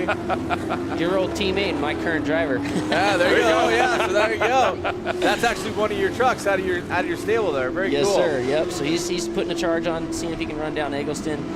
He's got speed right now. We'll see if Eggleston holds her together. He's been very consistent, very fast lately. Maddox goes a little bit shallower into that turn, but it looks like some of the guys are going a little tire to get that whip in, right? Yeah, Some of the others are trying to drive in on that momentum. Yeah, so there's two ways to hit that corner: to go up high and get the whip, and then accelerate down the berm, to get the run for the straightaway. And then there's, but that takes time to go that far wide. And then there's some guys that run more mid corner and just try to carry a better arc through there to get the drive. So there's two ways of doing it. Maddox definitely looked like he had a good move right there. That didn't gain him any time, so to speak, as we get back up here by the barn turn. But I like the move, and I like the fact that trying to do something a little bit different. Yeah, you got to constantly be changing lines up. This is a lot like motocross, where the track changes every lap, so you got to be looking for lines and looking for that extra little bit of speed that you can, hopefully reel in the guy in front of you. Yeah, Maddox Bailey there about 0.4 of a second quicker than Ecclestone in that previous lap. These two guys separated by just a couple of tenths, as once again they will cross the stripe here. 126 flat, 125.8 for Gibbs, showing a little bit of speed, trying to reel in Greaves. We'll see if he can get it done. Once again, we go back to this battle here for third. Couple laps remaining. Gibbs just needs to settle in. Oh, and here we go. Oh. It looked like Ecclestone went a little wide into that fluff, a little high in the fluff, and almost had to bog down, and then he didn't have the set for the corner, right? He couldn't get it to rotate. Yeah, it got tight. When you get up in that fluff, it can get tight and lose, power of steering there. So, these guys here, they're battling, they're going for it. This time Maddox follows that line, similar line. Now he wants to try to get a run. What can you do here? I've seen some of the drivers, they try to go a little wider earlier to straighten it out down the front, which obviously is going to carry more speed if you're not turning, but it seems like there's a little bit of a give and take there. There is a little bit of give and take. One lap it'll work one way, next lap it'll work differently. So again, it's all based on track position and where you're putting those tires in the dirt to get the drive down that straightaway. Maddox is on his game right here. He's trying to give a push. If you're in his headset right now, Ryan, what's the info you're giving him? I'd be saying, let's go. You got this. He's running him down. He's obviously faster, and he's putting the charge on him. I mean, he's got great moves. He's got great car control, and I think in these trucks, believe it or not, the draft is a good thing, right? We see it in the SST trucks. We see it here too. Crandon, these big high-speed tracks. If you can duck in behind somebody on these faster straightaways, you can suck right up to their bumper and get a run on them. I love those alternating lines right there. You can see Maddox slide right up, close the gap, but then it was Ecclestone who ran that higher line, got it squared up, unwound the wheel, and had some forward momentum on the exit and got his gap right back. Just two ways to skin that cat. Yep. This is where Ecclestone made a mistake last time, but this time he's cleaner through there.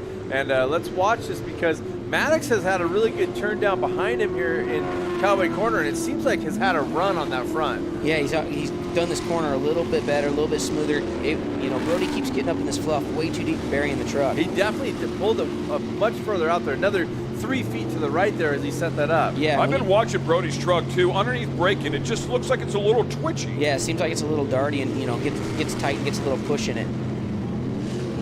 It looks pretty fast right there. Yep. He got a big steam run down the straightaway. Man, they land a ton. That side load there has got to be tough on the truck, Ryan. You see him brake there very often? Yeah, you see, not so much brake suspension parts, but you see tires blow there. That's the biggest thing, is you don't want to side load and blow the tires out. They're beadlock wheels and whatnot, so they help hold the tire better, but still it only takes so much. Once again, these guys battling for that third and final podium position. Man, it is Greaves that out front, and yeah, we're winding laps down here. 7 in the books, 8 in the books. White flag out. Here we go. Final lap.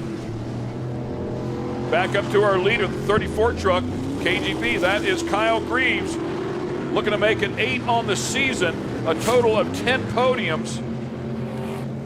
Be 23 career, and he has some nice breathing room right now. One of those times where the spotter tells you no pressure, run your line, don't do anything crazy. Right about this when you misstep, right?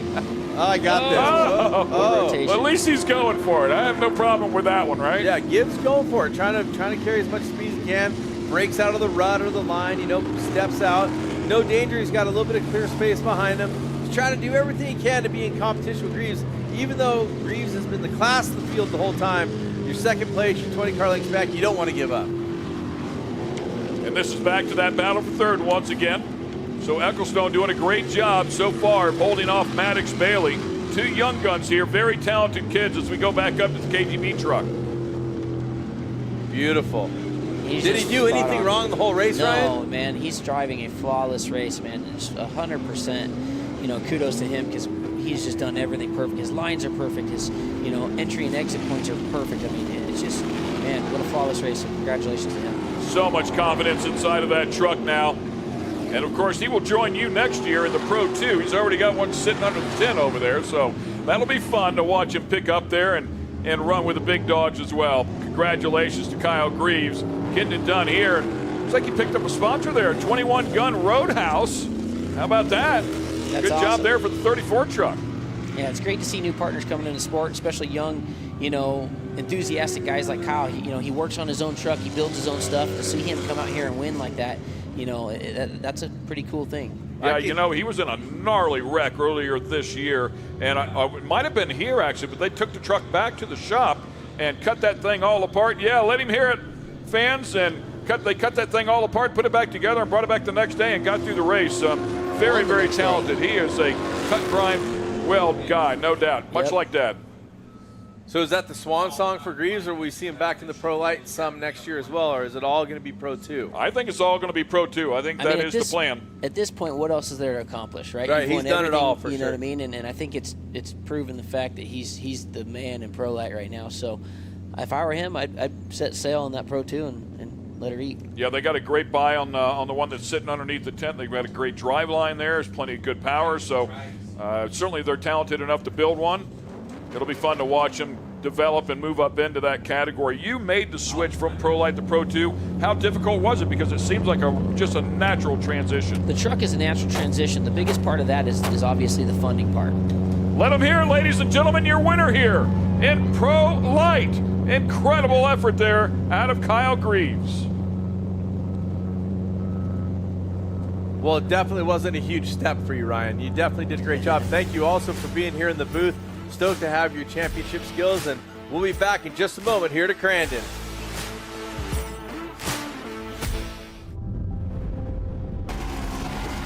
Introducing the all-new Polaris Expedition.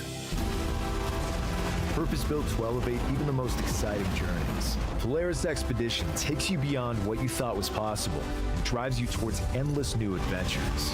Overcome new challenges, explore new horizons, all in complete comfort.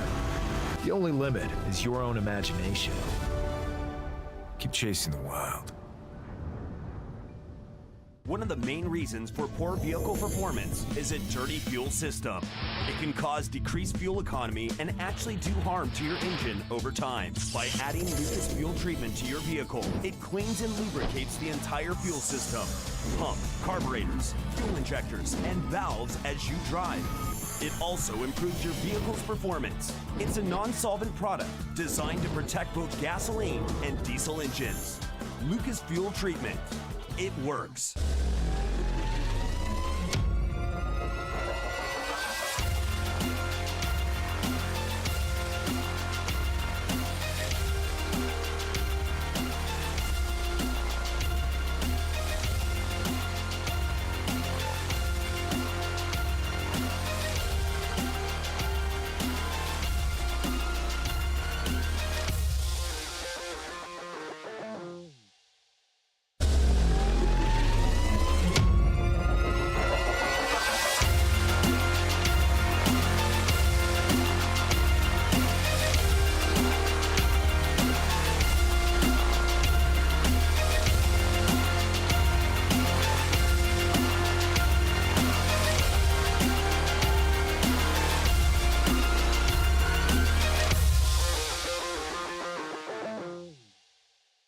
There is less than 1/100th of an inch of motor oil protecting your car's engine. Friction and heat causes engine oil to experience thermal breakdown, weakening its ability to protect the engine and its parts. Lucas Heavy Duty Oil Stabilizer is specially formulated to resist thermal breakdown, protect vital engine parts, and extend the life of your engine. It also stops smoking, knocking, and oil consumption in worn engines. Lucas Heavy Duty Oil Stabilizer. Keep that engine alive.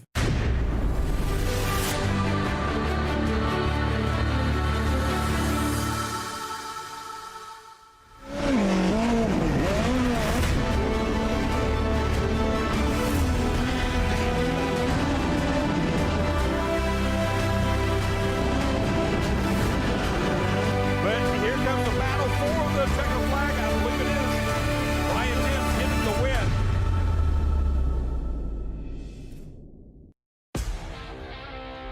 Welcome back, ladies and gentlemen, to the 54th running of the Polaris Crandon World Championships and the 8th running of the Red Bull Crandon World Cup presented by Toyota. Pro Light in the books here. We're going to bring you our Speed Sport highlight reel here. It was Kyle Greaves right off the bat, followed up by Trey Gibbs, and then it was Brody Ecclestone. Little shenanigans going on here at the beginning of the race as everybody was trying to get things sorted up. Unfortunately for Connor Berry, he ended up powerless. So first one out of this one, Jacob Rosales and Brody Ecclestone getting together there as well. And a couple of trucks beating and banging there, including Travis Milhausen. Ecclestone finally getting by Rosales, picks up the spot, takes over third. That was the third and final spot. Then Tyler Rimreed, unfortunately, over-rotated right here in the gravel pit, and that caused a little contact as Ecclestone was committed. Rimreed, unfortunately, would also get up on his lid there, but all said and done, it would be the number 34 truck out of De Pere, Wisconsin, Mr. Kyle Greaves, who grabs his 23rd career Pro Light win. Incredible effort out of that young man, of course, and I want to wish him congratulations as he is now a Crandon World Champion as well. Let's get it down to Erica. Thank you, Ken. Let's start off with our third place finisher with none other than Brody Eggleston. Brody, you were under attack for a majority of that race as Maddox Bailey was attempting to hunt you down, but you were able to answer the call every time. Just how gratifying is this one as you really had to work for it? Yeah, I felt good. I really blew it out the beginning. The track was super slick, and I was just out there trying to find traction, got tingled up a little bit, tagged the wall in the back, bent the truck up a little bit in the front end, and then got tingled up with Tyler later on. But luckily, I was able to get a hold of it and finish off the race strong. So really stoked for all my guys. Sean, Travis, Ken, Johnny, man, they've been working hard, and it shows, and I'm just stoked to be up here. So thankful to be out here in front of all these awesome Crandon fans, and I wouldn't be able to do it without all my sponsors: Maxxis Tires, Bilstein Shocks, Walker Evans Racing, CBR, Dynamic Motorsports, Rugged Radios, and everyone else. Thank you. Actually, Boxo Tools as well. They've been up here, and they've helped me out this year, so shout out to them. Thank you. A job well done. Congratulations on this third place finish. And our second place finisher, give it up for Trey Gibbs. All of the guys limping over here. Trey Gibbs, you were able to keep consistent. You captured a third place finish in 2022 and a second place finish now here at the Big House. But you were arguably only one of the drivers to keep our defending champion Kyle Greaves honest. So was this one as much fun for you to drive as it was for us to witness today? Yeah, no, it was absolutely a blast to run out there. It's especially in front of this many fans, and this is why we come out here for all you guys, and we come out here to put on an awesome show. And I feel like we had a good race today, and I hope you guys enjoyed. But this Kyle Greaves guy, I'm really over losing to him. So me and my team we're putting in everything to hopefully maybe get him today. We had a fast track all weekend, but he had a faster truck than us. So props out to him and his team. They've been killing it all year, but it really comes down to me and my team and all my guys. It really wouldn't be possible without them. They all work their butts off day in, day out, and all my respect goes out to them because, like I said, without them it wouldn't be possible. But I want to give a huge thanks to Maxxis Tires, Bilstein. They were working out there. The track was slicked off and the jumps were big, and my truck was handling it all. But Steal It, Rugged Radios, VP, Impact, anybody else I forgot, thank you guys so much. Well, we look forward to seeing you in 2024, hopefully to reclaim that top spot. But Trey Gibbs, everyone. And now with our first place finisher, give it up for Kyle Greaves.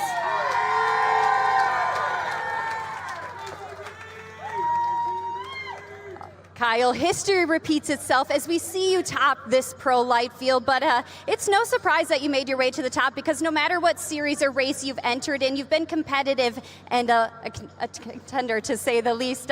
So what has been the secret to your success and consistency this season as you notch another win here today?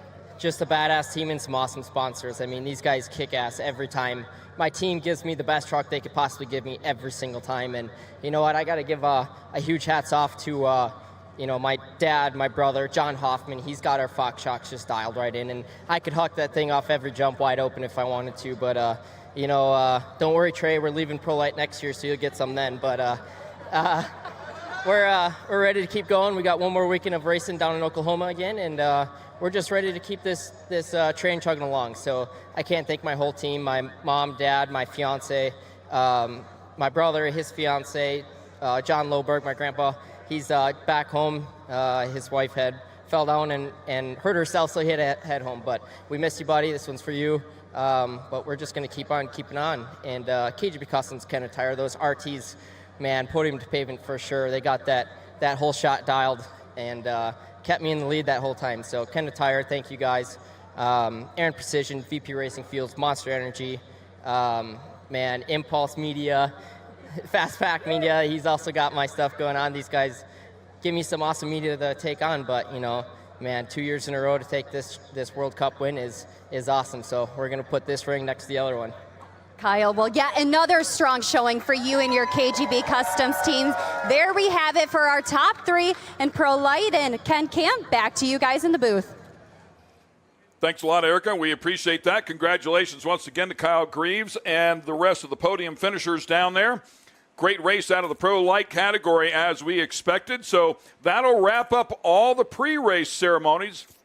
Time now to get things going here for the Red Bull Crandon World Cup. Looking forward to do that as well. So once again, we will get it back down to the Speed Sport live from desk. Fellas? And that's about where I first laid eyes on you, actually, Kenneth. As I remember, and you too, DA, before we went down to, what was the name of that place? Was it Charlie's? What was the name of that? Charlie's. Charlie's, Yes. down by the lake. That was Charlie Schlevy. That was really, really nice. You know, Thursday was a big day. Of course, we had the parade started in the morning, and that was absolutely massive.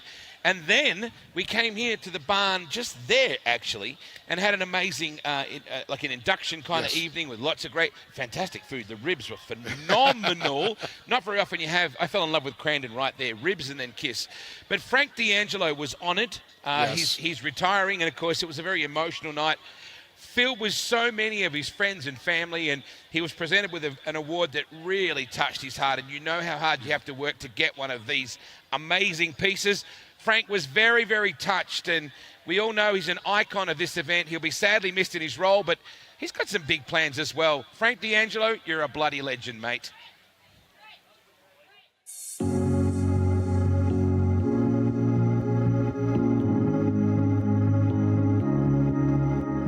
Could anybody in this room ever dream or think of a better place to have a retirement celebration than right here in Crandon?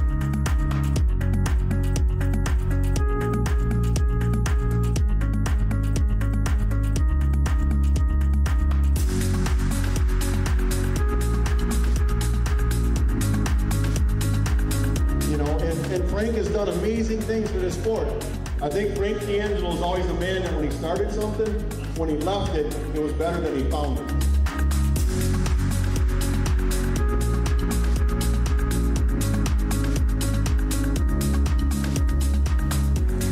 The All-Pro Hall of Fame means a lot to my family and this community. So nothing brings more pleasure to be able to make this donation of $10,000 to the All-Pro Hall of Fame.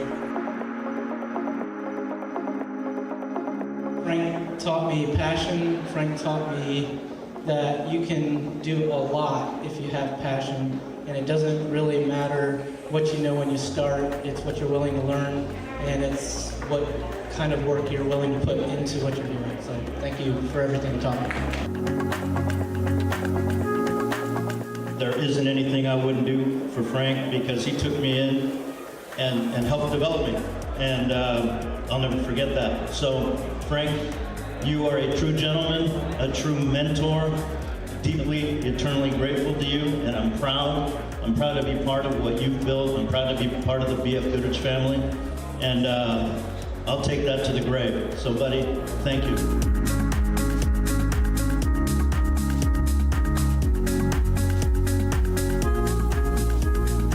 Talk about passion and a love for something. That's what we all share. But Frank is family, and I mean really a family guy. We've known each other now for 50 years. It says, "This is where the cowboy rides away." Thank you, Frank D'Angelo, for a decade of support. 8/31/2023.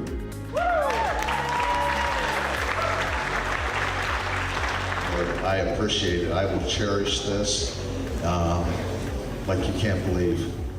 I want to leave you all with a very, very, very special thanks for the friendships, for the opportunities, and more than anything else, the memories. Thank you.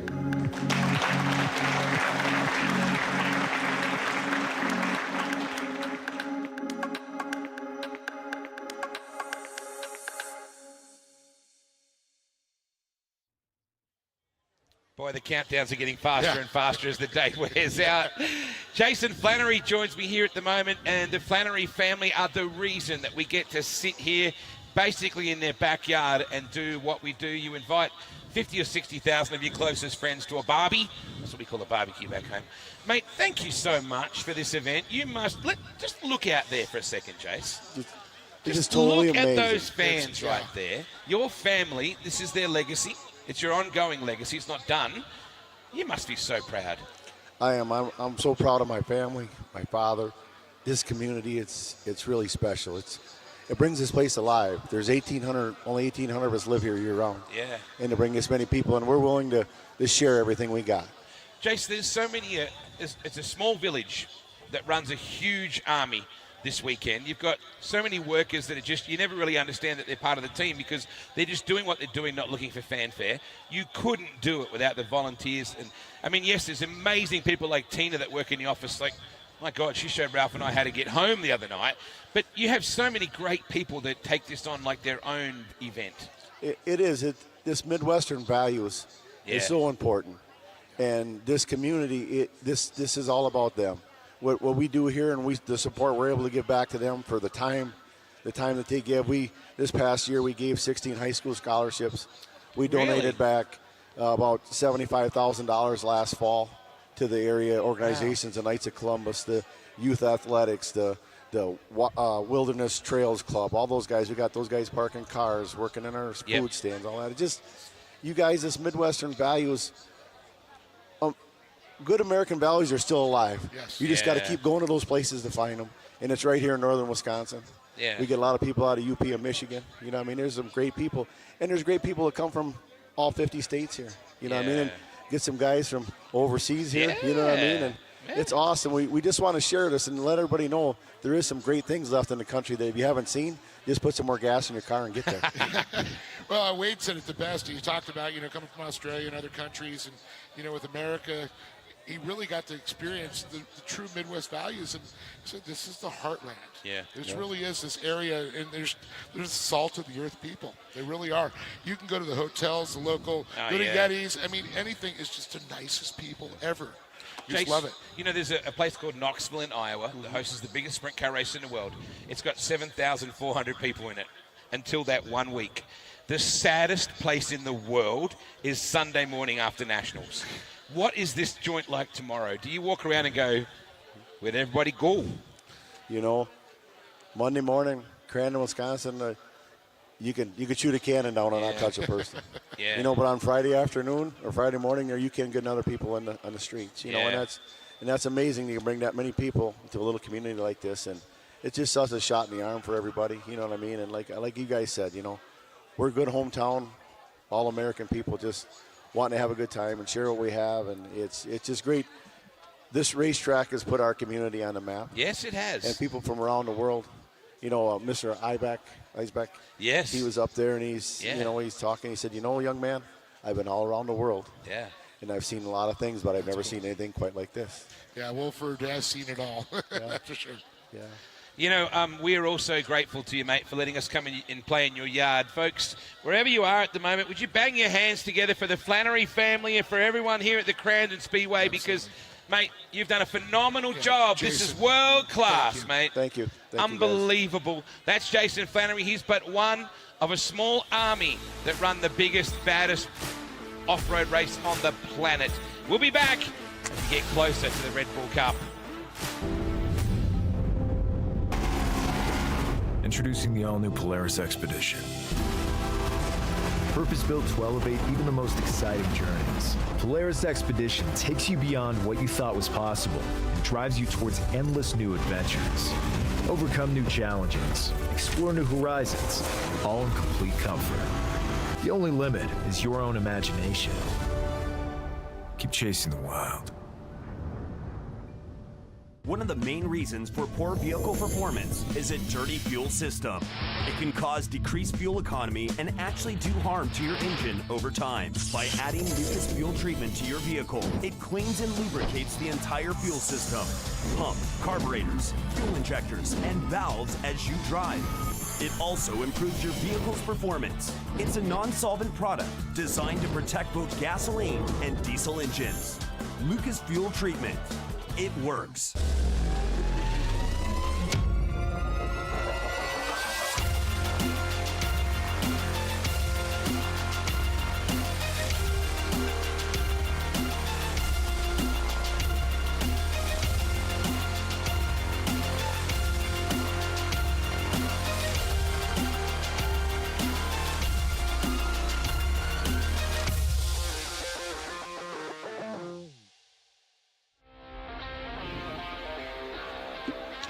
Welcome back to the Speed Sport live from stage for the 54th Polaris Crandon World Championship presented by Toyota. Toyota, let's go places. You know, we were sitting here before, Dave, and we're sort of just, you know, getting ready for things, and I can hear a presentation in the background. All of a sudden I hear, greaves, greaves, greaves. And I look around, there's some 26-year-old punk getting all the adulation. Kyle Greaves, it's great to have you here, mate. Congratulations. You got 2 Flavor Flav medals now. Yeah, you know, it was actually unreal to come out here last year and do what we did, and then to come out this year and back it up 2 years in a row. I mean, it's unbelievable. But you know, I got to give it to my team. They kick butt every time. They give me a rocket ship every time we hit the track, and man, they're just on point constantly. Did you just dream of this as a little kid? Did you have your little like Hot Wheels toys driving around the dirt in the pits while your family was doing this? Oh yeah, you know, CJ and I used to take our little dirt bikes when they scraped the mud off the trucks. We would make a little dirt bike track out in front of the pit, and then we'd go watch John race, and then we had more dirt to make bigger tracks. But you know, it's always been a dream watching John and CJ as I grew up, and it's just been something that I've been passionate about my entire life. And my father did it for a long time, and it was just the right time for us to get into it. And then we just progressively got more experience under our belt, and here we are, you know, 2-time world champ. Yeah, I just got to throw out, of course, your dad, Kurt Greaves, and you guys have turned a business into the racing now. That's, you're not just a race car driver, you're a fabricator. So does that give you a little bit more insight of setting every track a little bit better for yourself? And, of course, you've built other people's trucks, too. Yeah, you know, we started just building and repairing side-by-sides. That's just where our business was.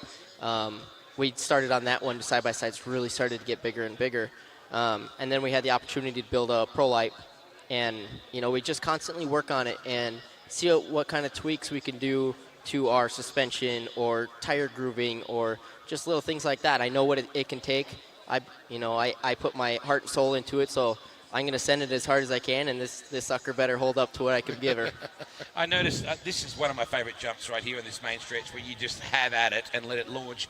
But I got to say, turn 3, like when you head down the back there and just ski slope it like Eddie the Eagle, that's got to be fun, man. Yeah, it's sometimes you hit it and it flies flat and it lands and it just takes off, and sometimes you land a little sideways and it gives you a pretty good rod knock afterwards. But you know, our buddy John Hoffman, he's out here from California, Hoffman Motorsports.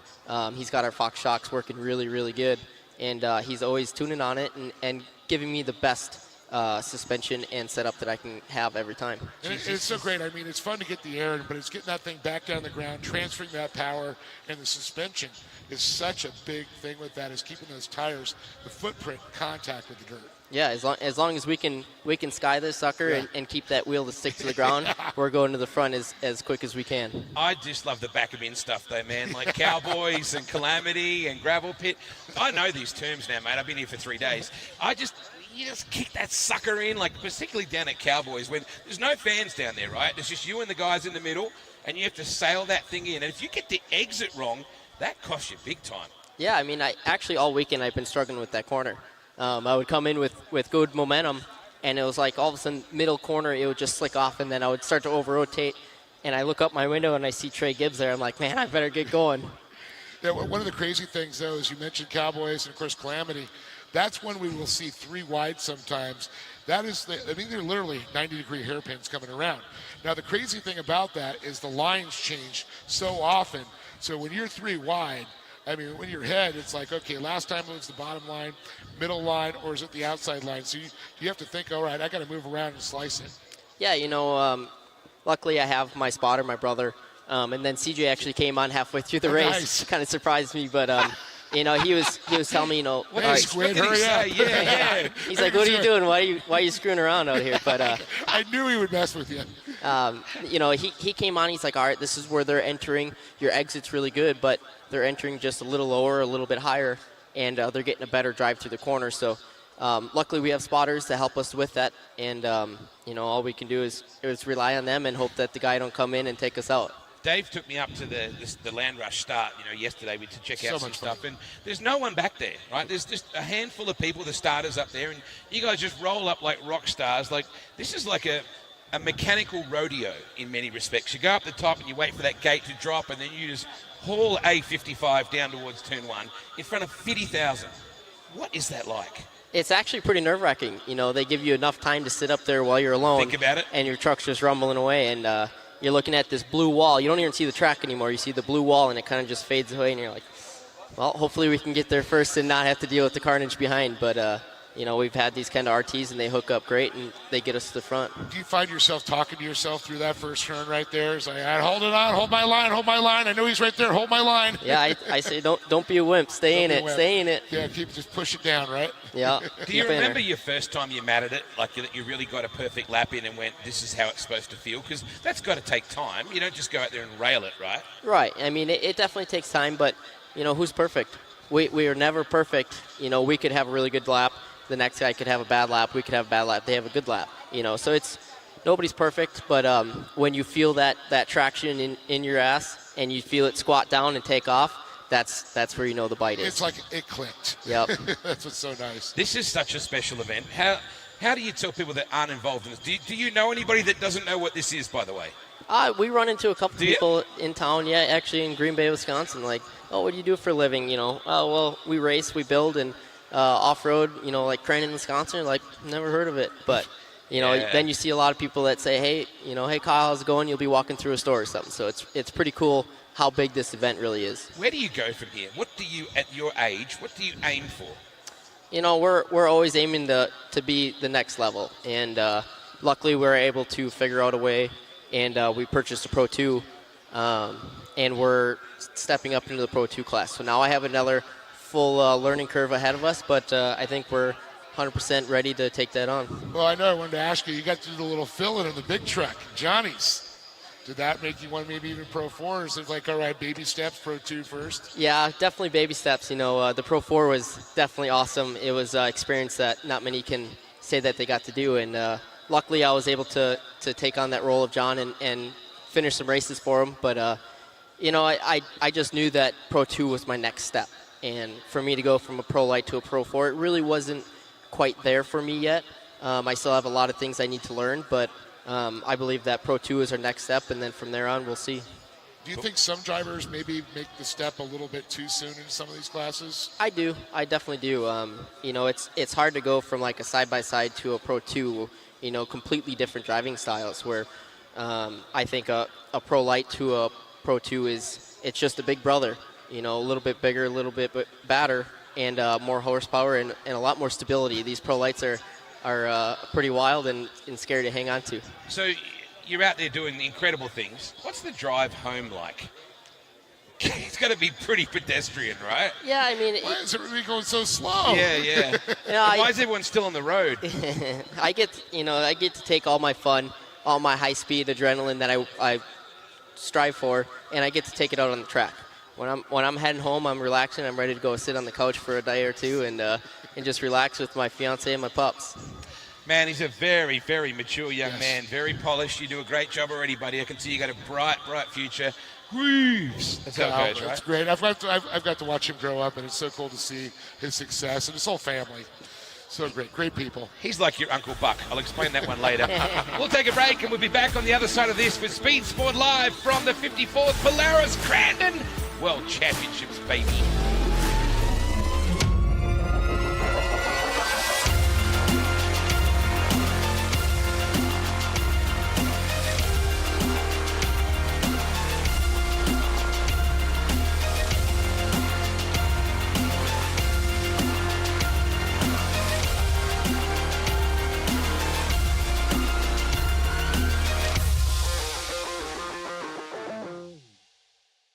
There is less than 1/100th of an inch of motor oil protecting your car's engine. Friction and heat causes engine oil to experience thermal breakdown, weakening its ability to protect the engine and its parts. Lucas Heavy Duty Oil Stabilizer is specially formulated to resist thermal breakdown, protect vital engine parts, and extend the life of your engine. It also stops smoking, knocking, and oil consumption in worn engines. Lucas Heavy Duty Oil Stabilizer. Keep that engine alive.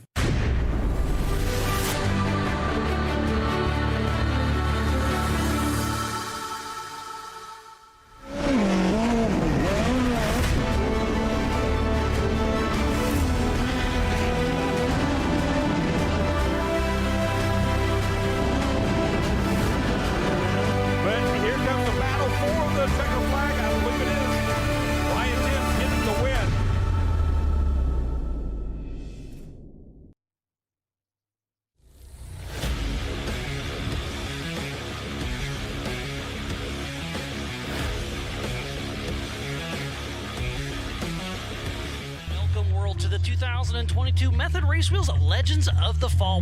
Mid-America Outdoors is a family jamboree, basically. Not only is it a race facility, but it's so much more than that. 2 pools, lazy river, restaurants, bars, several hundred miles of trail system. We're throwing a big outdoor party and maybe a little racing to keep excitement going. This is going to be a game of not making mistakes this weekend. It is treacherous out there. The water is going to create havoc. It's wide open, 12, 1,300 horsepower, and if they don't make it up, they're coming down. Right. He's out the top. Woo! Man, up high on the wall. Got a little squirrely right there. I can't wait to just show people what we can do and how we can bring it together. Family playground. I think that's what makes us unique. That's the reason why it works.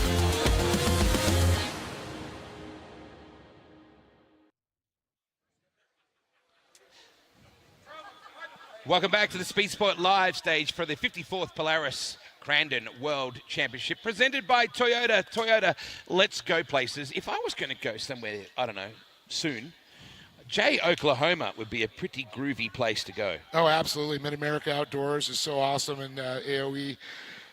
The folks out there, Jason Robinette and the entire crew, have done such a good job. They're all about the grassroots racing, but the facility, absolutely mind-blowing. The pool, the lazy river that they got a pool with a jumbotron so people could actually sit in the pool, watch the racing going on. Are you serious? And a lazy river. And, of course, adult beverages will be served in that area also. But it's When is really, this? We're going in a couple of weeks. They're going to be doing the Champ Off-Road, and also they're going to be doing our Mid-America Outdoors final round there, too, for the side-by-side series. A pool and a lazy river and That's off-road racing together. It goes hand in hand. But the greatest part about that, it's kind of like if you look out around the Crandon here, but all the property is owned by Jason that we have. Yep. Actual trails that you can go riding around there. Happy So there's more to do for the family. So you can not just have to come out and watch the racing. You can hang out by the pool, or you can take your family on a trail ride. And that's what's so cool about it. Plus, we've got Travis Pastrana and the Nitro Cross crew hanging out there. So we got a little Nitro Cross. We got the Nitro Circus goes on. They're going to be doing a lot of stuff next year. They're adding a lot more stuff going on. We got TK's Rodeo when we're down there, too. So, I mean, it's just so exciting. There's so much, and it's so family-orientated. Are you done already? Is that enough? No, there's more to come. Just wait. Sounds amazing. And everybody has prefaced here that's been on the box. Has been, we got Oklahoma next. We're pumped about Oklahoma next. So everybody is clearly looking forward to it. Jason Robinette is a real visionary. Absolutely. He certainly puts his money where his mouth is. He makes things happen, and that's what we're most excited about in just 2 weeks' time. Yeah, and if I could say anything to Gayla and Jason, thank you for the love of off-road racing, and it's so great. And it's just like the Flannery family, what they've done for Crandon, they're doing there. And that's really becoming like the West Coast. They've got Great American Shore Course. They've also now got, working with Crandon and, of course, with Mid-America Outdoors. A lot more to come with things around the country and a lot of family-oriented events, and that's what's so great about it. Can't wait. It's going to be amazing. We are getting ever closer to the big dance that is the Red Bull Cup, which is going to be amazing. I can't wait to hear the boys call it. I got to say, you got some of the best announcers on the planet in this sport as well. I really love listening to hear all the voices of this event. We're going to take a quick break. When we come back, we're going to get towards our introductions And then we're going to have at it at Crandon, Wisconsin. That's the way I got to say it. Cheese curds and crazy fast off-roading. We'll be back in just a moment.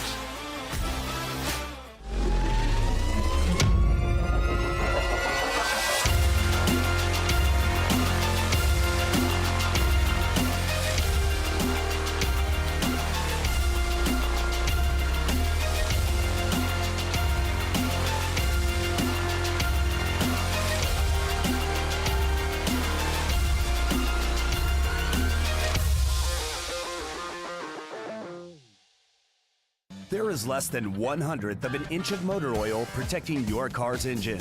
Friction and heat causes engine oil to experience thermal breakdown, weakening its ability to protect the engine and its parts. Lucas Heavy Duty Oil Stabilizer is specially formulated to resist thermal breakdown, protect vital engine parts, and extend the life of your engine. It also stops smoking, knocking, and oil consumption in worn engines. Lucas Heavy Duty Oil Stabilizer. Keep that engine alive.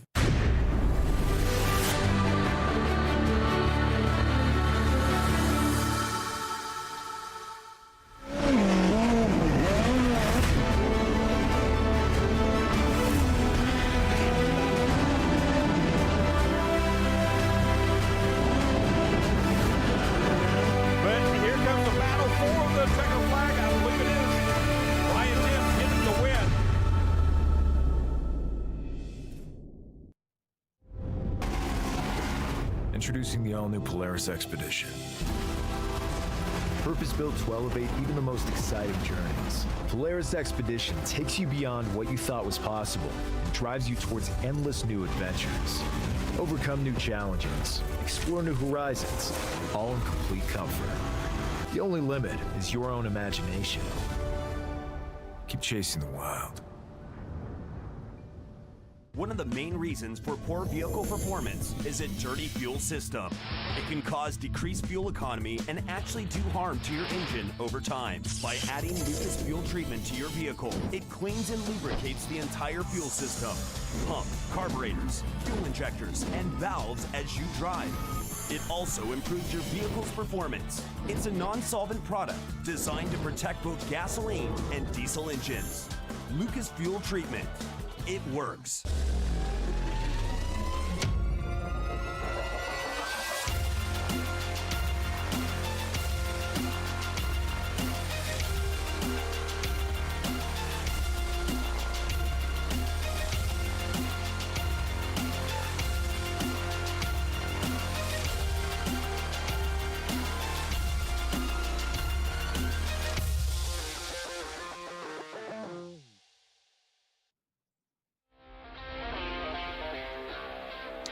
It has all come down to this. We are but moments away to turn all hell loose on someone's backyard. That is the Flannery family backyard, and what a backyard it is.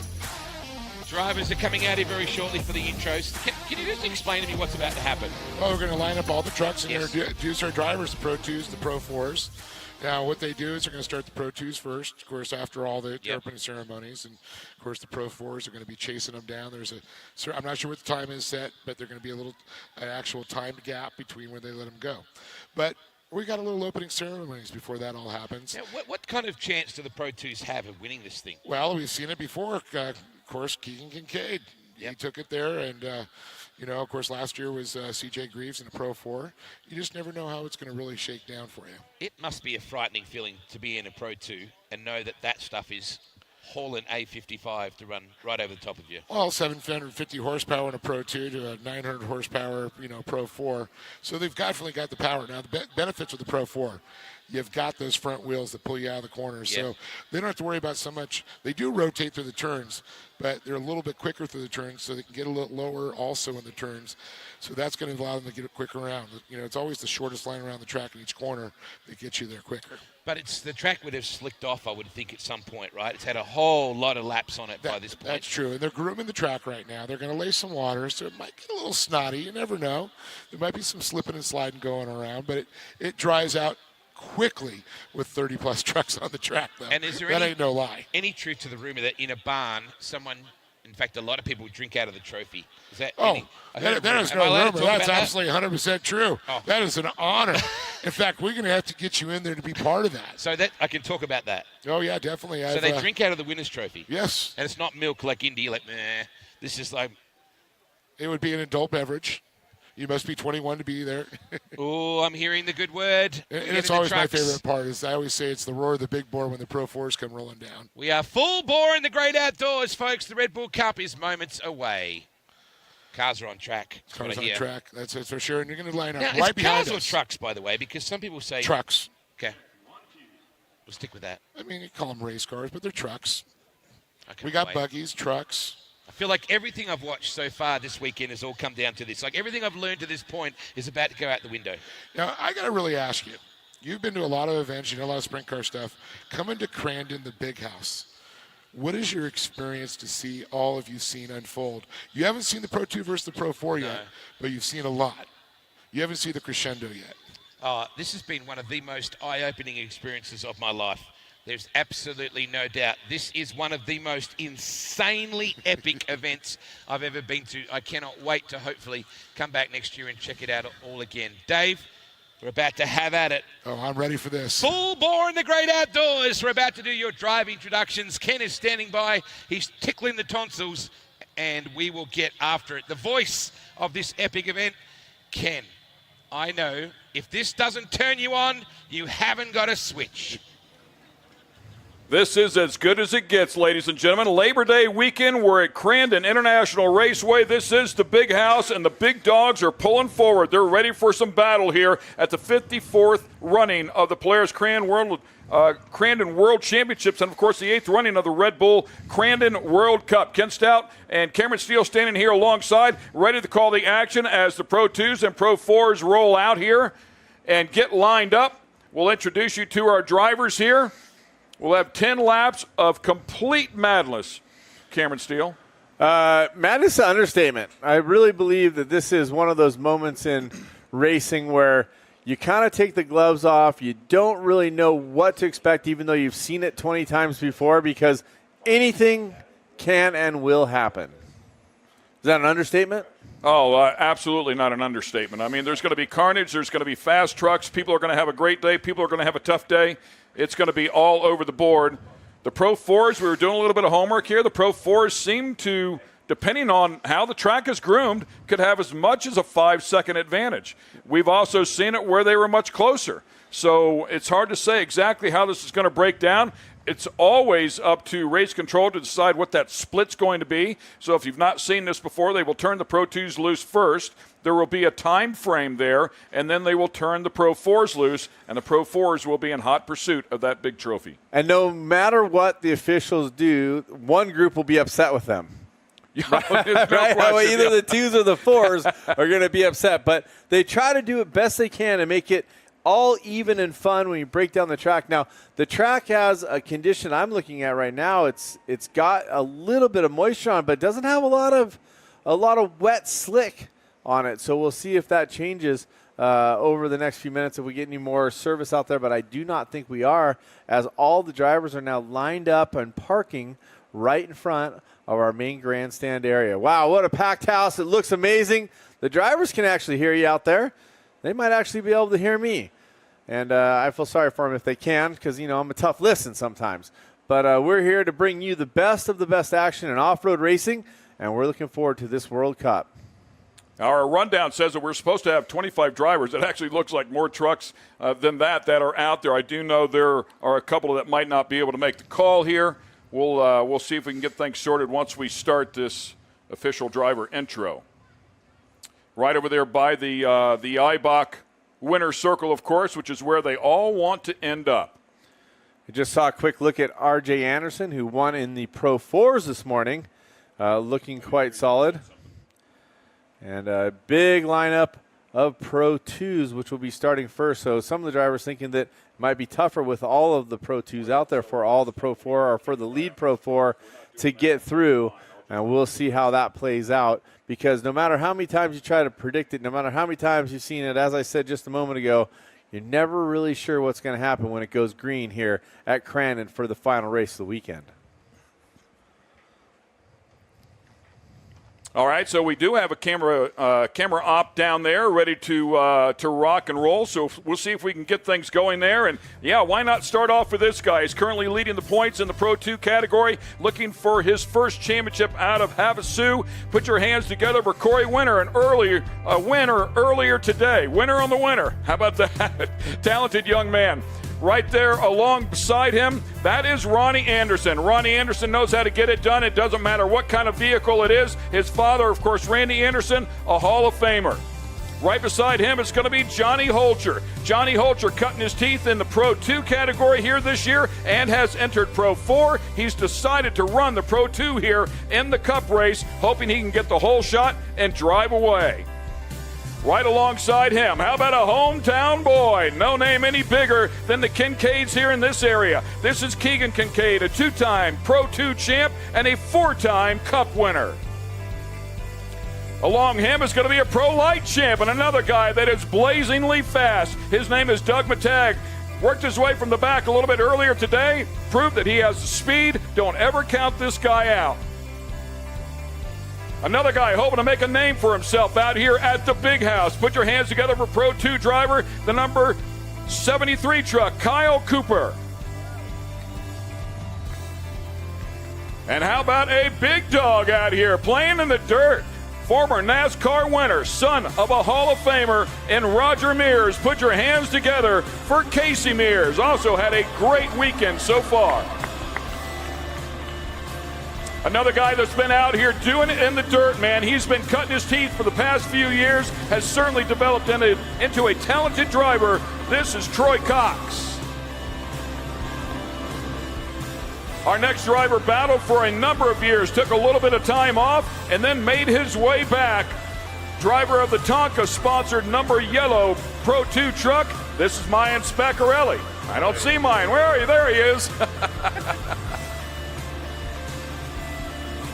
And then it's great to have him back here with us. This guy knows how to get it done as well. How about a 6-time short course off-road racing champ?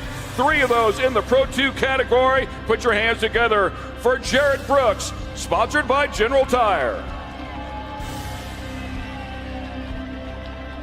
Great to have a diverse driver out here. Not only does she know how to drift, she is also part of the Ganassi Extreme team and R.J. Anderson's partner. Nice to see her out here getting it done in a Pro 2 as well. Put your hands together for Amanda Sorensen. Our next driver is getting a lot of seat time as of late. Doesn't matter if it's Pro Light or Pro 2. He'll drive it, he'll race it, getting faster every time we see him on the track. Put your hands together for Travis Milhausen Jr.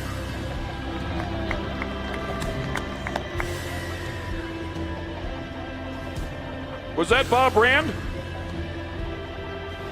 I believe it was, so I don't see Travis. I believe that was Bob Rand. My apologies there as we are going off of the camera. Clearly by the name on the door, right? How about this next guy? They're as diverse as they come. Not much this guy hasn't competed in, driven, won in championships. It doesn't matter. He does movies, he does racing, he can even do science. Put your hands together for Tanner Faust.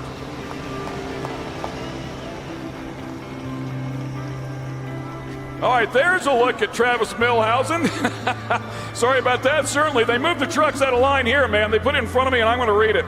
But great to have him out here once again, as we were talking about, getting better every single time he touches the track, running in multiple classes. Put your hands together for Travis Milhausen Jr.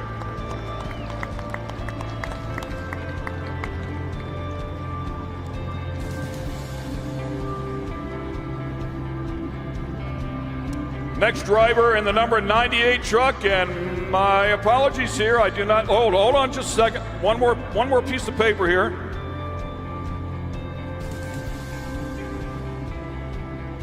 I believe that is Patrick Dennis in the number 98 truck coming down out of Canada. We appreciate him making the effort as well. We've not seen him too much here this year, but as of late, the last couple of rounds has been beating around out there, getting it done, finishing inside of the top 10. Put your hands together for Patrick Dennis.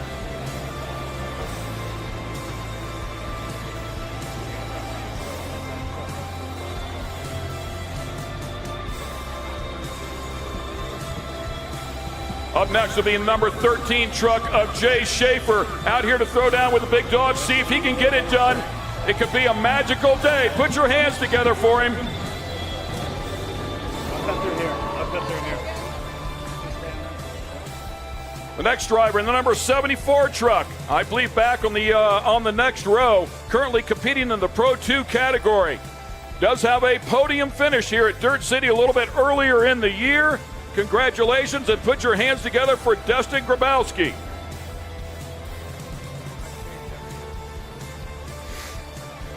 All right, the number 37 truck. He can get it done. You see him down there again. This is the brother of Ronnie, son of Randy, the Hall of Famer, a Pro 4 champ, a 3-time short course off-road racing champ. Put your hands together for R.J. Anderson. Also a cup winner here as well.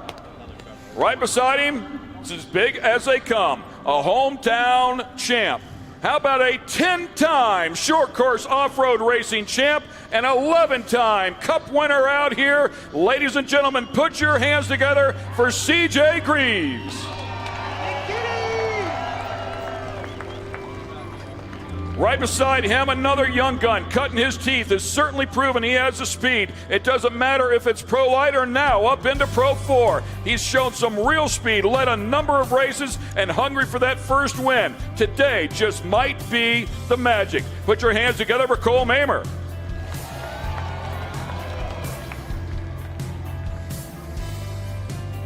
Alongside Cole Mamer, looks like it's going to be the number 15 truck. The Red Bull sponsored driver out here getting it done in both the side-by-side categories and, of course, Pro 4. Running a limited schedule in the Pro 4s, but certainly very, very fast. A number of podiums along the way, including back-to-back podiums at Bark River. Put your hands together for Andrew Carlson. Next up, a former Cup driver, another guy that came out from underneath the tent of the Greaves camp. Dug in hard 1 year ago. They've done a lot of development on that truck. Came out here in the spring and won 2 races here at Crandon. He is extremely fast, very switched on, and great to see this team excelling. Put your hands together for the very tough Jimmy Henderson. Alongside Jimmy Henderson is going to be the number 91 truck. How about a 3-time short course champ, a 3-time King of the Hammers champ? The resume goes much deeper, but put your hands together for the championship winning Mr. Kyle Cheney. And we'll round things up here with the Wild Man. He's been in this sport for a long time, an absolute veteran. Just coming off of a win at Bark River. He has done some crazy stunts inside of a Pro 4. Put your hands together for Adrian Cheney. And that, ladies and gentlemen, will wrap up our field here for this Red Bull Crandon World Cup. The 8th running of this, of course. You might be asking, where is the 9-time champ? The guy with over 100 wins, Mr. Johnny Greaves. Unfortunately, not able to make the call here. The Greaves camp had to pick either his truck or CJ's truck, which they had a lot of repairs to do too, and they focused all their efforts on CJ Greaves. So we will miss Johnny out here, but I'm sure he will join us again at another Cup race. In the meantime, they'll all be pulling for CJ out of that camp. So good stuff, man. We're ready to rip right here with the 8th running of the Red Bull Crandon World Cup presented by Toyota. Lots of great things to come, including the start of this race. Stay with us, ladies and gentlemen. We'll be right back here to Crandon.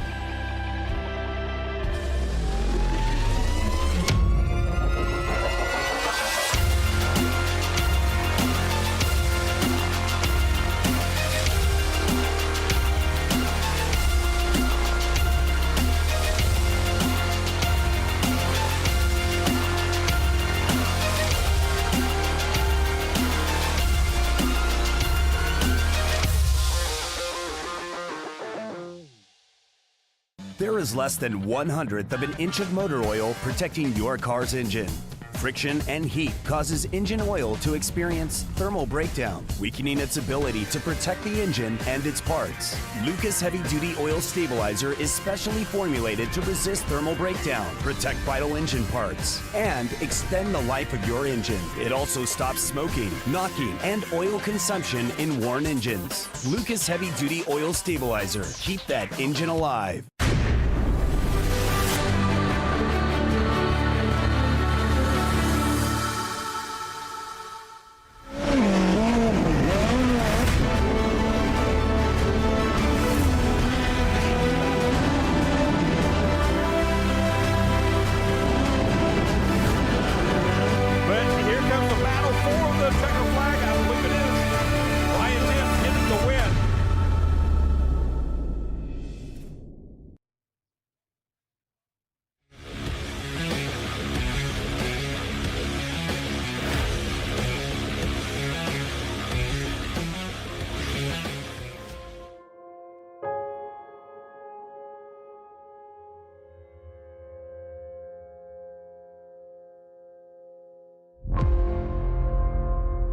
Back in 1989, I was 26 years old, and I was the director of motorsports for Bosch, Robert Bosch Corporation, and was into desert racing, and I made friends with Les Unger at Toyota and a guy named Bob Mount from Yokohama, and I just felt like we needed to have kind of the super team idea where we had some of our racers all come together in one group. He picked a handful of teams long before big manufacturer involvement from a couple different classes that he thought were the best of the best, and he pulled them all together. They shared the same sponsors, shared the same livery, the same crew uniform, and they went out and dominated.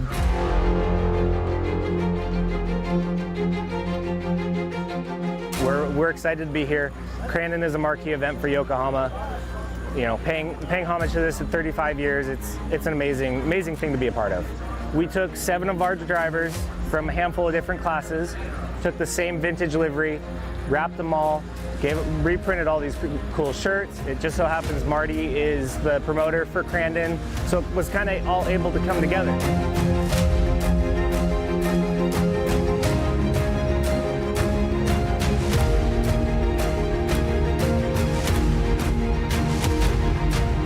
It means a lot to be on Yokohamas. In my opinion, they're the best tire. Using this livery is just awesome. It's cool to see the old pictures. All the guys were showing me that, and to kind of bring that back has been such a cool experience.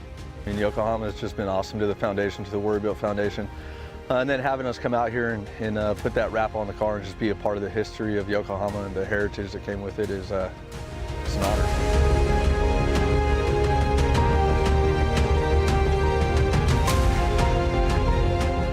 As a young man, or young teenager, my dad rode in the truck, spent many miles in the passenger seat of the truck racing with Malcolm Vinge and Mark Hansen, who were the driver records on the truck. So as a young teenager, like I said, I was at the races, working on the truck, and then to find it again and restore it and look at all the old footage and stuff, just a lot of memories.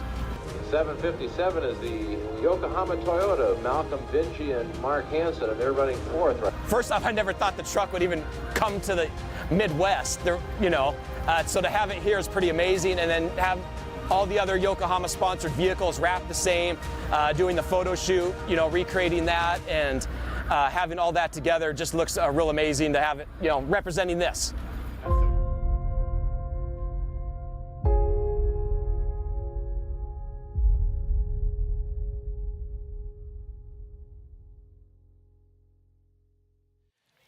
Welcome back to the Speed Sport Live from the 54th Polaris Crandon World Championships presented by Toyota. Toyota, let's go places. Let's not go anywhere just yet. I get the feeling something's going on, Marty Fioca. There's a lot going on. There's been a lot going on. But, yeah, we're ready for the big show right here. The annual Red Bull Cup race. This is the biggest race in short course racing, the one everybody wants to win. $30,000 on the line, and this is a great show. Staggered start, as you know, it's Crandon tradition after the land rush starts for both Pro 2 and Pro 4. Fans come here, wait all year just to see this race, and we're ready to get it on here in Crandon. I feel like I've wasted 51 years of my life, mate.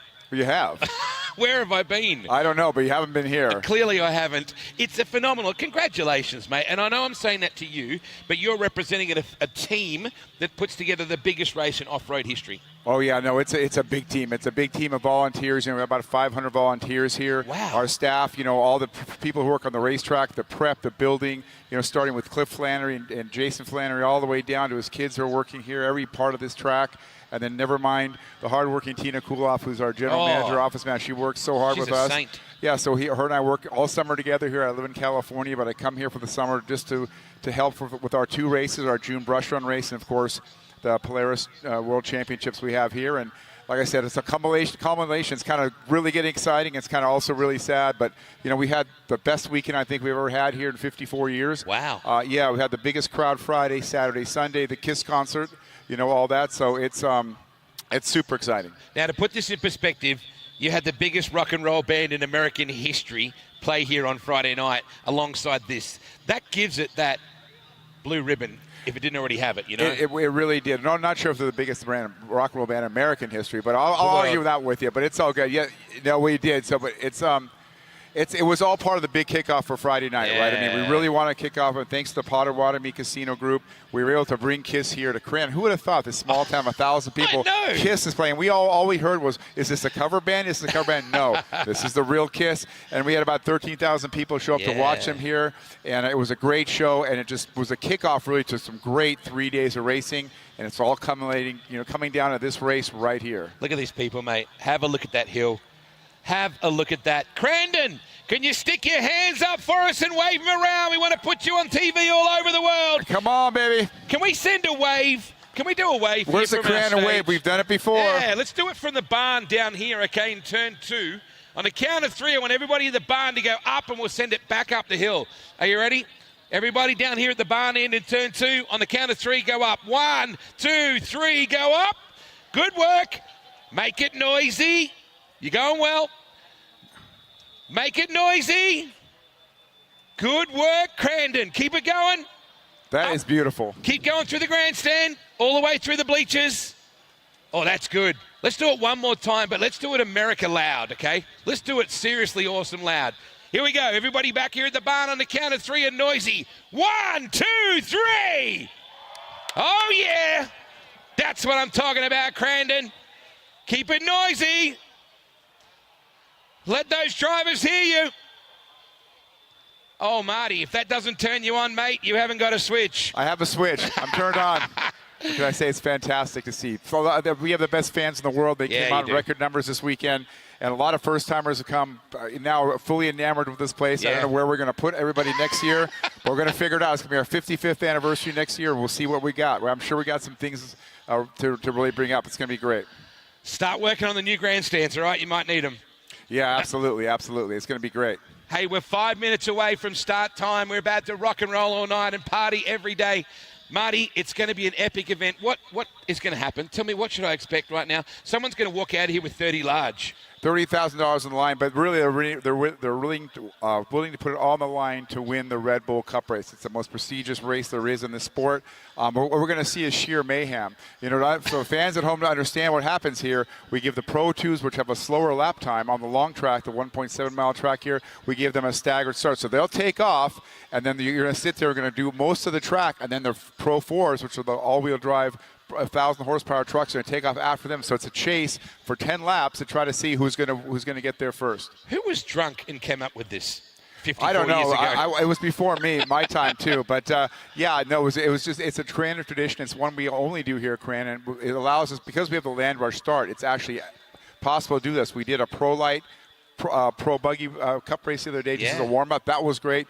But this is the big deal, and you'll see sheer mayhem going on here in about 5 minutes. Marty, you've got some of the best people in racing working behind the scenes on this. I want to say big thanks to Joe and Ralph and all the team here on Speed Sport Live for doing a great job with the coverage. And I've got to say, your announcers, mate, they are very, very good. The announcing team you have here. We're very blessed. We've been working really hard on making sure that the world gets to see this race and do it on as high as a professional as we can, in terms of bringing great live streaming and great television to bring this day. It's not just one race, it's all day. This is the biggest race in pro off-road racing, and we're proud to be here and doing it. It can only happen at the Big House. It can only be Sunday. It's Labor Day weekend. It's America, and we're ready to go racing.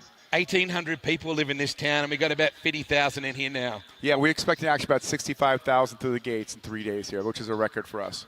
God bless America. It's great, isn't it? I can't wait to have a beer with you later on.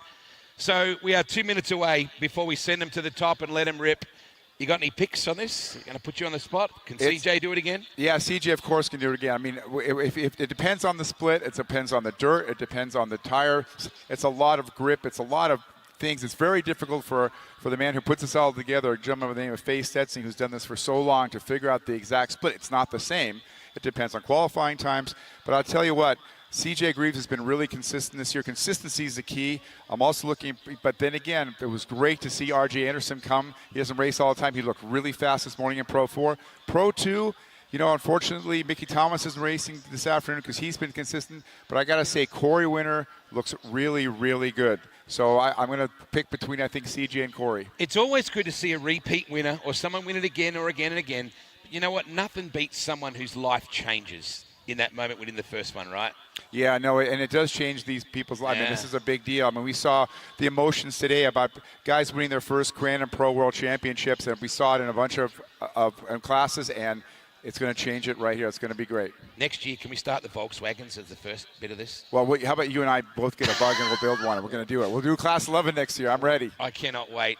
Ladies and gentlemen, boys and girls, we have 25 seconds to throw up to a couple of the best voices in all of off-road racing. Marty, it's been a bloody pleasure, mate. It's been a bloody pleasure to see you here, too. Thank you. Hold on tight, America. We're about to get after it. Ken and Cameron, it's up to you to take us through the big one.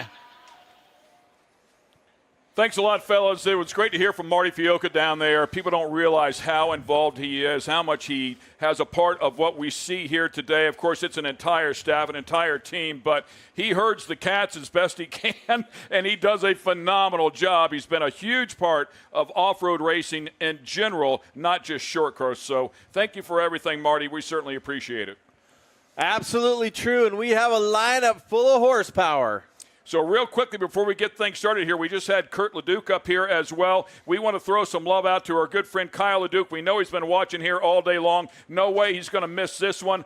We saw his truck down at the parade a little bit earlier this week, fighting head and neck cancer. He is giving it one heck of a fight as well. In great spirits, doing everything he possibly can. Looks great as well. Hey, brother, we love you, man. We miss you. Your fans are out here. Everybody wants to see you back here next year. Keep doing what you're doing until you beat this thing, and then get your butt right back out here. We want to see that 99 truck throw down. Yeah, Crandon, how about a big round of applause for Kyle Leduc, one of our heroes. We certainly love him and can't wait to have him back. And they're on their feet. Strong T-shirts out there, too. That is very, very cool. All right, man, it's time. It took us 4 days, but we're finally here. It's time to throw down there with this big race. 30 grand on the line. Big trophies as well. That's what it's all about. This is bragging rights. Pro 2, Pro 4. I heard Wade say, who got drunk and came up with this idea? You didn't have to get drunk for this one. All you needed was a guy with a Pro 2 and a guy with a Pro 4. It was on, right? Bragging rights on the line. Of course, it doesn't always go as predicted. We've said it a couple times. Let's take a look at our starting grid because now we have who is going to be in the field, and there are a lot of hitters here. Who's your favorite, Ken? But let's get through this list. Man, I don't know. It's so hard to pick a favorite. Certainly you have to think about CJ Greaves, but I love Corey Winter, who's gotten the whole shot a couple of times in the Pro 2. If he can do that and run away and have the bulk of that Pro 2, that large Pro 2 class back behind him as blockers, who knows, man? We've seen Pro 2 trucks win this many, many times, going back to Scott Taylor, who was the first one to ever do it inside of a Pro 2. Many people didn't think it could be done, but it's certainly been done a lot since then. The Pro 4s will have their work cut out for them. We'll see how big that split is and see when it comes together. No mandatory caution in this race, as you might imagine. 10 laps long, and they've got to get after it. 10 laps, get it done. Now, it'll be interesting once they turn loose. The Pro 2s will wait and find out how long it's going to take before the Pro 4s go off. It's one of those things of anticipation, right? And the spotters are probably all paying attention to the Pro 2s to when they're going to let those 4s go. There's a lot of different things going on here at one time, which is the best part about it. So to help you differentiate between the two, the Pro 2s will have black numbers on them. The Pro 4s will have white numbers on them because they can look very similar for sure.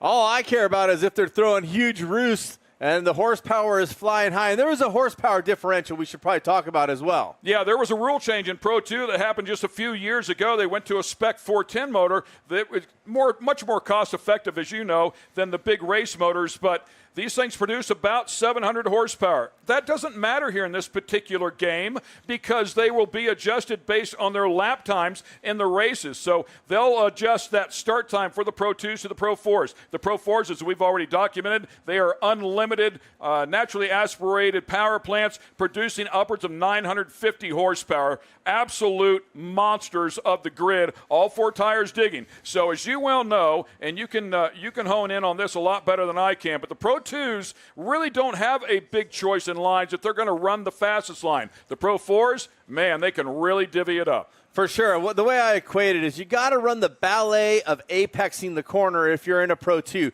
You got to hit the sweet spot. You got to know where the traction is. You got to know where it's not heavy, where you can really lay it down and carry your momentum through the turn. So there's one preferred line, so to speak, for the Pro 2. Yes, you can move around a little bit, and don't call me out on this single line. But the Pro 4, with all 4 wheels digging, they can rotate early, go down to the bottom. They can apex late and come out on the outside. It's not as hard for them to choose a different line, but they still love that same preferred line that the Pro 2's in. And I know that the Pro 4 doesn't like when it gets too far out into the loam where the Pro 2 throws that loam on the outside on the cushion. So the beginning of the race here, the Pro 2s are hoping, and you brought this up, what RJ talked about it with all the trucks out here, the Pro 2s out here, they will sling the bottom off pretty quickly and start developing that cushion where they can get some grip.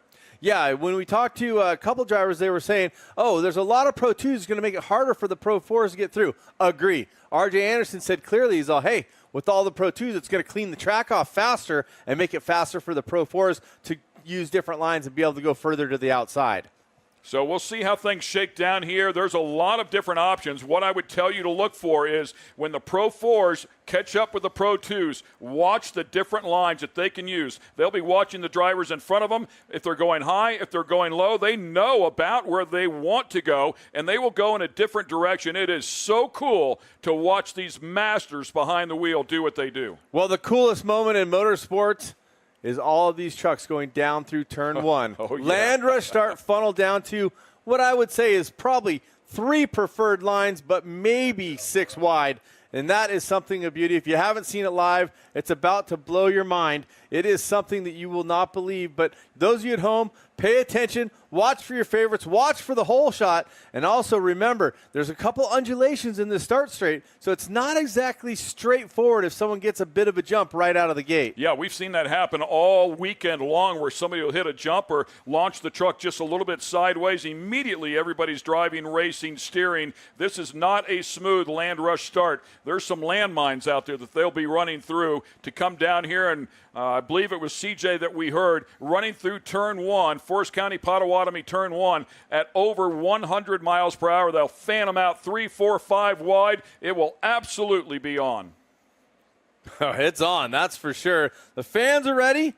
The drivers are strapped in. We're waiting for the officials to be ready, and we'll be ready to go time here. You see the bright yellow truck there, Jarrett Brooks. He had a great run going in what I would call the qualifying race this morning. Had a window net come down. He had to pull into the hot pit. Therefore, he did not get one of those first couple picks on the lineup, so he's a little bit further out from the inside than he would probably like to be.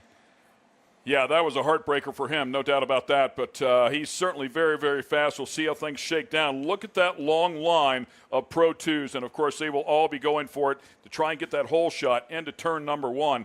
So far tucked down, even if you're on the pole down there for Corey Winter, when you come in and you hit that angle that low, if he has somebody beside him, it can really pinch off the turn. If he can open it up just a little bit, he can carry that momentum. It is, I have not driven this start straight, but every time I see that outside, someone coming around the outside, it makes my hair on my neck stand up because it does come around and pinch down on it. All the momentum of all the trucks is drifting to the outside.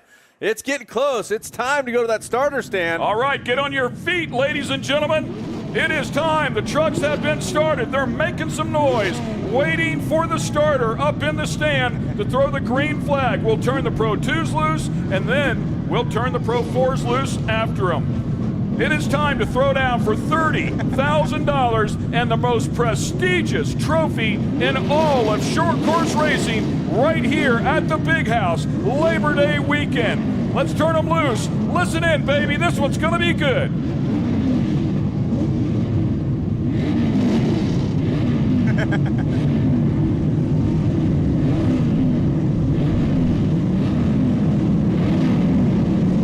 Three, 2, 1, let's go racing!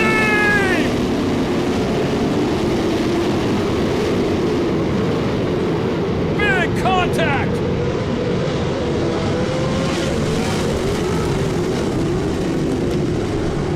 Keegan Kincaid! Jinx. The early leader there with the Lucas Oil back machine. Former winner here. Oh, and a big wreck. One sitting right in the middle. I believe that's Mayan Spaccarelli sitting there in the middle of the track. That will force a yellow flag here, I'm sure, very quickly with the Pro 4s not leaving just yet. We'll see what race control decides to do.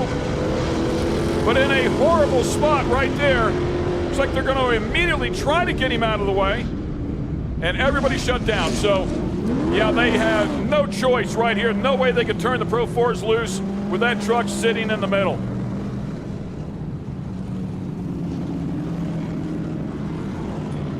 And I believe that that might be Amanda Sorensen. No, Spaccarelli. I really think it might have been, the 12X there of Mayan Spaccarelli. So, make sure Mayan is okay there. I saw a couple of trucks and it got dusty. Couldn't see if anybody was on the backside. But, here's another look at it. Keegan Kincaid with the whole shot. Mayan Spaccarelli started early. He caught that big jumbo tire on the outside. Does have some contact after, but everything is okay. We're getting reports. Mayan is okay inside the truck. They're just going to move it from the course, and we're going to go back. Believe it or not, we're going to do that again. Two different number 12s out here in this particular category, so my apologies there. I don't want to give anybody a scare. That might have been an Amanda fan, but great to see that Mayan is okay. Mayan's been doing this for a long, long time. Was a regular on the tour there for a long time. He's been running on the West Coast. Great to have him back out here, but boy, this is a tough moment for him. Of course, we're glad he is okay. That's first and foremost, but a lot of work to be done to get that one race ready again. Boy, he went for a pretty big ride there. That was a big ride for sure. We'll see how they line him up, but Keegan with a great start, unbelievable hole shot. That's always a heartbreaker to get that great start and then have to go back and do it again. Yeah, that's really tough. Well, we're going to get everybody lined back up here one more time, and that's going to take us a few minutes here, of course, as well. Hey, put your hands together for Mayan Spaccarelli out of the truck, ladies and gentlemen.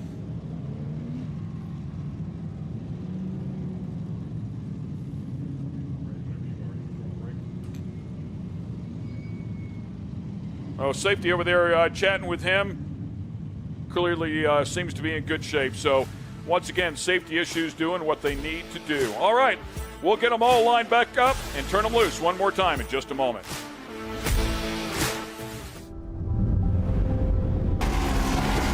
Introducing the all-new Polaris Expedition. Purpose-built to elevate even the most exciting journeys. Polaris Expedition takes you beyond what you thought was possible and drives you towards endless new adventures. Overcome new challenges, explore new horizons, all in complete comfort. The only limit is your own imagination. Keep chasing the wild. One of the main reasons for poor vehicle performance is a dirty fuel system. It can cause decreased fuel economy and actually do harm to your engine over time. By adding Lucas fuel treatment to your vehicle, it cleans and lubricates the entire fuel system. Pump, carburetors, fuel injectors, and valves as you drive. It also improves your vehicle's performance. It's a non-solvent product designed to protect both gasoline and diesel engines. Lucas fuel treatment. It works.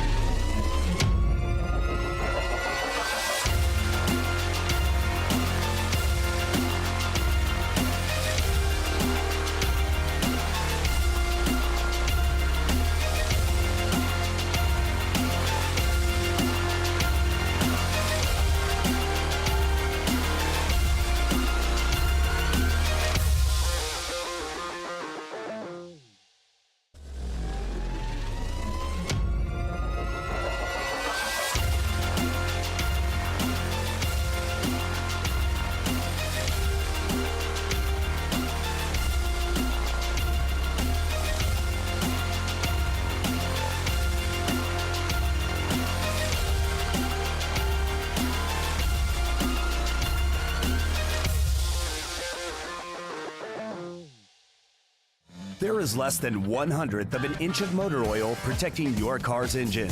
Friction and heat causes engine oil to experience thermal breakdown, weakening its ability to protect the engine and its parts. Lucas Heavy Duty Oil Stabilizer is specially formulated to resist thermal breakdown, protect vital engine parts, and extend the life of your engine. It also stops smoking, knocking, and oil consumption in worn engines. Lucas Heavy Duty Oil Stabilizer. Keep that engine alive.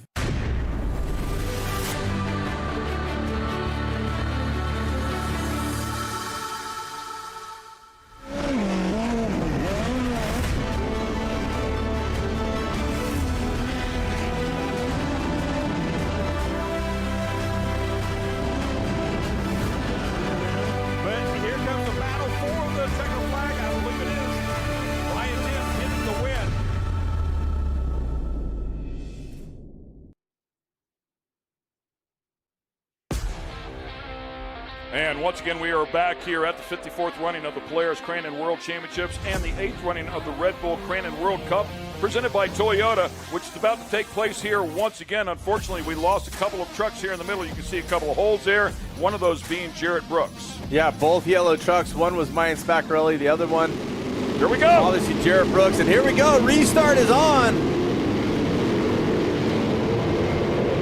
See all those undulations. Here they come, setting it up. Lots of talk.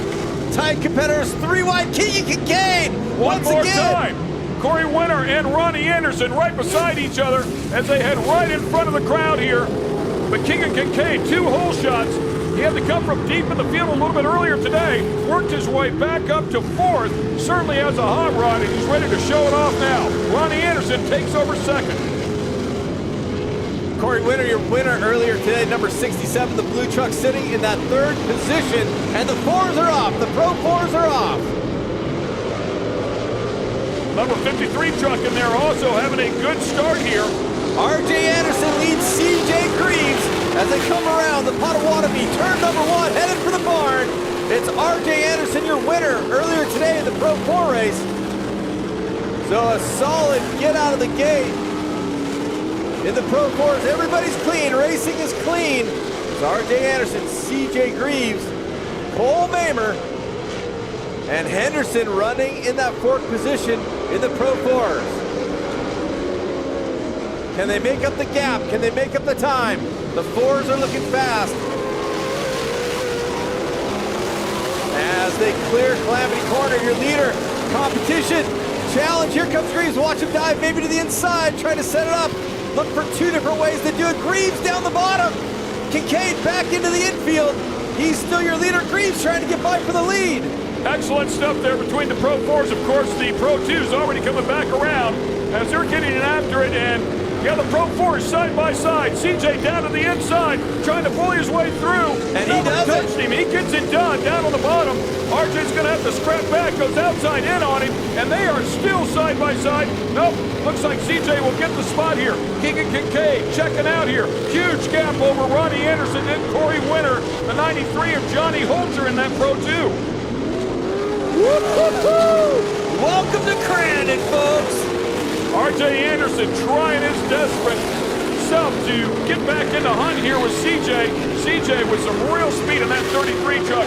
Toyota making some noise here tonight. CJ just did classic, pulled up alongside and took the same braking potential with RJ and filled up the line. RJ couldn't turn in, couldn't rotate. Yeah, and how about that other guy, that Jimmy Henderson guy that's been flexing some muscle here? He's coming, sitting in that 3rd spot right now. We don't want to forget about our Pro 2 drivers. Still Kincaid out front, followed up by Ronnie Anderson, Corey Winter. They're going to be coming back around here in just a couple of moments. Here they come, back around the Potawatomi, turn number 1. Here comes your Pro 2s, led by Keegan Kincaid in the number 4. Lucas Oil Truck, the NOS Energy number 52 of Ronnie Anderson, and the Vision Canopy number 67 of Corey Winter. But he has competition right on his back door. Watch for the pass, watch for the attempt. We'll start getting some lap times here as well. We'll try to monitor when the Pro 4s are catching back up and how they're doing with the leaders of the Pro 2. Man, Keegan Kincaid on a torrid pace. This is exactly what he's got to do. I'm talking about 10 qualifying laps. Get it done. The Pro 4s are back inside. CJ Greaves in the Monster Energy number 1. followed directly by that NOS energy of R.J. Anderson. So about a 1:23-second lap time here for Keegan Kincaid. Clearly the fastest Pro 2 here out on the field so far.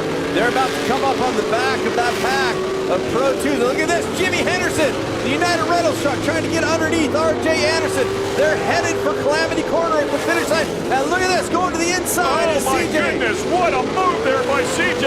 The smallest amount of contact, but man, he set that up a month ahead of time. Incredible effort.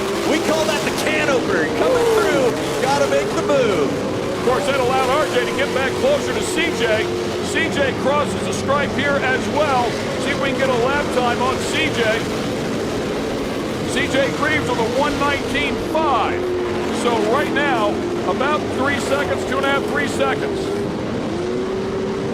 Your Pro 2s are back on the infield.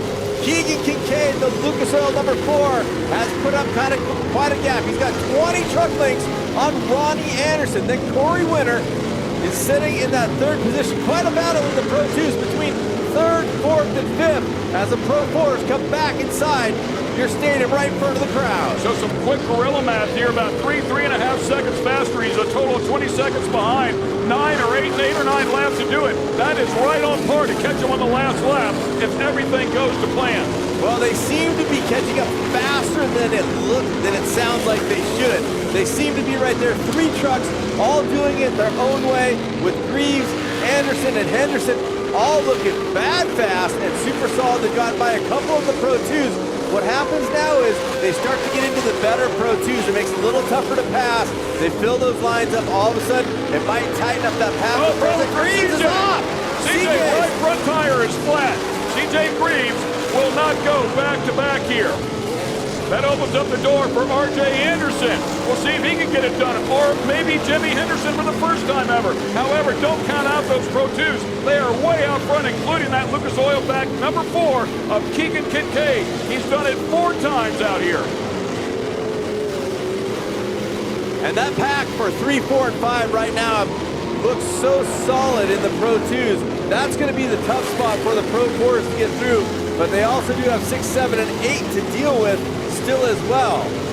R.J. Anderson now on the back of the 25, trying to make a move. He's going to go to the outside. Watch out now. Henderson might be able to make a move here. And he has to go back to the inside. R.J. Anderson had to go outside and back to the inside. And here comes Henderson. Watch that Pro 4 action as they go into the gravel turn. Yeah, that's the other thing that's worked out for him so far. They've not been racing each other too much. Henderson right there, but just cannot come out of the bottom of the turn as fast as RJ. No doubt a fast truck, though. RJ has to do work. He's got a couple lappers. He goes to the outside.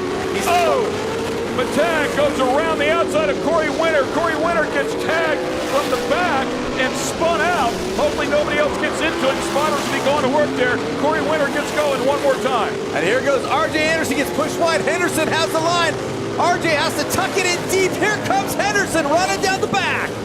Henderson all over the tailgate of the 37 truck's got to run down to Cowboy Corner. They've got traffic. Traffic as well. He stuffs it down in there. He so far has it. RJ trying to take it down in and keep it. Can he get it done? A lot of dust back there. Hard to see it, but I think Henderson got the spot. It's right there, but here comes Anderson. He's got a truck right in front of him, a blocker. They're both going to have to deal with it. It's Henderson in front, and RJ trying to go down the inside. No, Henderson makes a move. It's the wrong move. He follows into the lap traffic. Corey Winter changed lanes in the last second, and he ran right into the back of him. I'm really glad he didn't launch Corey Winter. He had nothing to do. He had an opening. Corey went down to the bottom.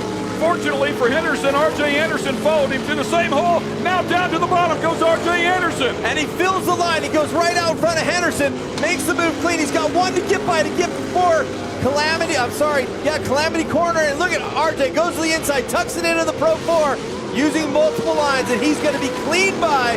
Now he's going to have to make a run. He's going to run out of time. He's only got a few laps left to try to catch up with those lead Pro 2s. Yeah, he's got some good clean track right now. Henderson's going to have to deal with the number 96 truck, see if he can get out and around him. Of course, that is Troy Cox. Makes quick work of that, and now we'll try to hunt down RJ. In the meantime, it is all about Keegan Kincaid, who's way out front. Keegan Kincaid now with a 19.8 I'm sorry, a 19-second gap over R.J. Anderson. He's got to keep it clean. Ronnie Anderson running in second. He's got to keep it clean. These Pro 4s are going to be faster, but he can't risk making a mistake as well. Something to think about. The good news for Keegan Kincaid is he doesn't have much in the way of lappers in front of him right now. He's got one slow truck. He should be able to get by pretty easily in the next couple corners. I'm surprised. It looked like Keegan Kincaid lost a little bit of steam there. 1:23-second lap time, 1:24 basically last time around. R.J. Anderson, though, only a 1:22.5. Did not make up much ground dealing with that lap traffic. That was a tough one, and a huge shout out to Jimmy Henderson and R.J. Anderson, both able to negotiate a bit of chaos there with Corey Winter. Obviously not able to run the full pace he wants to. They had to make a way around. There's only a few laps left. I don't know if the Pro 4s are going to be able to do this, but hey, R.J. Anderson ain't scared. He's going for it. 6 of them complete. We're winding things down here. Henderson is out quickly. Jimmy Henderson is done. It's up to R.J. Anderson if he's going to get it done. In the meantime, Keegan Kincaid, sitting in the catbird seat, just needs to keep putting together some clean laps. What do you think, Crandon? Can Keegan Kincaid get it done? Hometown boy, here he goes. Out front, all by himself, no pressure, no lap traffic ahead of him. Oh, here comes. Keep clicking off the clean laps. That's Ronnie. I was like, here comes RJ. It's Ronnie Anderson, his brother. Here's RJ. Now he's inside in front of the stands. You can see how much closer it's getting, but it's still a long way from being close enough to make this a battle. The 13 pulls off. It's Keegan Kincaid. It's Ronnie Anderson. And I believe third place still Doug Mittag. So 3 Pro 2s to still work around. He's quickly catching Mittag here, but a lot of work to do to get up to the front. We still got at least 2 more laps. Yes, 2 more laps. And it's R.J. Anderson giving chase in the Pro 4, sitting in 4th overall. He's about to do work. Watch this. Complex in turns as he sets up under the Box O'Toole's corner inside. He just put 3.5 seconds on him. He's only 12 seconds behind. He's got to get a clean pass on Mittag if he's going to have a run. He can't get bunched up with either Mittag or his brother, which I expect his brother is going to give him a pass when he gets there. Yeah, the reason he was able to close in so much is he had that good, clean track. Now he's going to have to deal with some roos. He's going to have to deal with some really fast Pro 2s as well. He's got it. He made the pass. Now it's his brother making the dust. And we've seen these two go at it before. Matter of fact, a huge crash between the two of them. Not intentional. But the two brothers are not afraid to race each other. For sure. But in this particular case, it's obvious that RJ is the faster truck. Whoa. And I think Ronnie pulled off. Ronnie's pulled off the track. It's RJ now in 2nd overall. The question is, can he catch Keegan Kincaid? RJ throwing it in. Looking good in the number 37. Can he get it done? Can he catch Keegan Kincaid? He's going to have clean track. His best opportunity to get it done here. Couple of laps to go. We're getting down to the end of this one. They cross the stripe here. The spread now 9 seconds. Again, closing up about 3 seconds a lap here. Can he get it done in the last 2 laps? The time says he's going to need a little bit of mistake from Keegan or a lapper to help out. Keegan setting it up down here at the bottom in Cowboy Corner. You can see RJ racing that way. We're going to catch the gap here shortly. RJ still, that 9 seconds back, rotates down on the inside, trying to shorten up the racetrack in that Pro 4. Keegan Kincaid making his way through the Forest County Potawatomi turn number 1. Still hard on the pipe right there. Not let up at all, nor can he. It's going to come down to just a couple of seconds. 1 to the good, 1 to the bad. Here comes R.J. Anderson right after him. R.J. under that Red Bull arch, chasing the number 4 truck. 2 of the biggest names in short course off-road racing. The families are legendary on both sides. One the West Coast, one right here in the Midwest. Unbelievable. Let's see, here comes the white flag for Keegan Kincaid. I think it's a dream scenario for Kincaid. I think there's too much of a gap. If he keeps it clean, if he doesn't get tangled up with the lappers, This one is likely all his, but R.J. Anderson is giving it all the snot. The spread now 7.5 seconds. It looks like R.J. Anderson's going to need one more lap. That's not in the books. Don't say it's over till it's over, though. This is short course. Anything is possible. Anything can happen. They're going to be coming down in front of you for the very last time, Crandon, and those watching around the world. Your leader. Putting together one more time through Cowboy Corner goes R.J. Anderson. It looks like about a 5-second gap. Here he comes, ladies and gentlemen. Keegan Kincaid right down in front of the stands. He can hear you. At least his family can. Yeah, that's exactly right. 5-6 seconds there. Probably about 5.5 seconds actually. But as you can see, just not enough for R.J. Anderson to make any sort of dive bomb move here at the very end. Oh, and a big moment for Keegan, landing on the right front wheel. One lapper. Looks good. The lapper's going wide. He moved up high. Giving up the space. It's Keegan Kincaid in the Lucas Oil number 4. Very respectful move right there. R.J. Anderson right back there as well, but it's going to be a Pro 2 truck once again that's going to get it done. Keegan Kincaid, your winner here at the 8th running of the Red Bull Crandon World Cup. Oh, it almost got tagged. Put your hands together for R.J. Anderson as well. He drove a spectacular race. I got to say, if they stayed out front, if CJ had not broke, given the gap that he had, who knows? Maybe that was the spread. But nonetheless, Keegan Kincaid driving a fabulous race here. Right behind him, of course, R.J. Anderson. The Pro 4s put on a great battle, but the Pro 2s did what they needed to do. They got strung out. They had good, clean laps, good, clean track. He ran great pace the entire race. Boom, your winner. Absolutely. Shout out to R.J. Anderson, who had a brilliant day winning this morning, giving himself his 80th win. And of course, he comes second here in the Red Bull Cup. Third place to Doug Mittag, who kind of had a quiet weekend overall, comes through shining here at the end. Doug, definitely one of the stars of our sport. Yeah, Doug dug back from deep in the Pro 2 race a little bit earlier today, so we knew he had a fast truck as Keegan Kincaid gets out and waves to the fan. Put your hands together, ladies and gentlemen, let him hear it. What a fabulous race driver is Keegan Kincaid in one of the toughest races on the planet to come out here and win.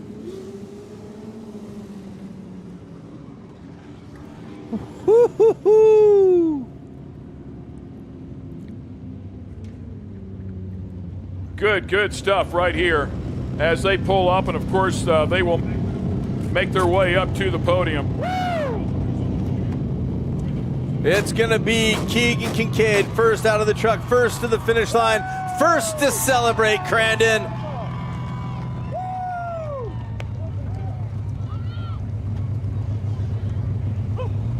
We'll make it 5, baby. How about that?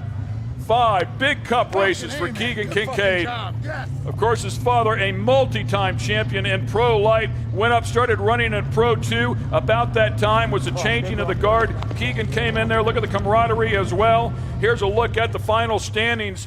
But it was Keegan Kincaid that kind of took over the reins and spent some time there in the Pro Light ranks, moved his way up into Pro 2, was in Pro 4 for a little bit as well, and certainly proved that he had the driving talent that Dad had, and they got behind him and made that push. Since then, he is an incredible developed driver and certainly has proved it out here at the Big House on a number of occasions.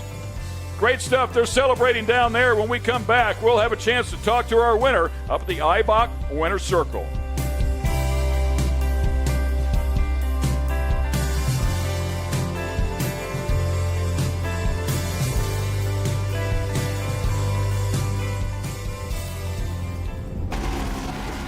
Introducing the all-new Polaris Expedition. Purpose-built to elevate even the most exciting journeys. Polaris Expedition takes you beyond what you thought was possible and drives you towards endless new adventures. Overcome new challenges, explore new horizons, all in complete comfort. The only limit is your own imagination. Keep chasing the wild. One of the main reasons for poor vehicle performance is a dirty fuel system. It can cause decreased fuel economy and actually do harm to your engine over time. By adding Lucas Fuel Treatment to your vehicle, it cleans and lubricates the entire fuel system, pump, carburetors, fuel injectors, and valves as you drive. It also improves your vehicle's performance. It's a non-solvent product designed to protect both gasoline and diesel engines. Lucas Fuel Treatment. It works.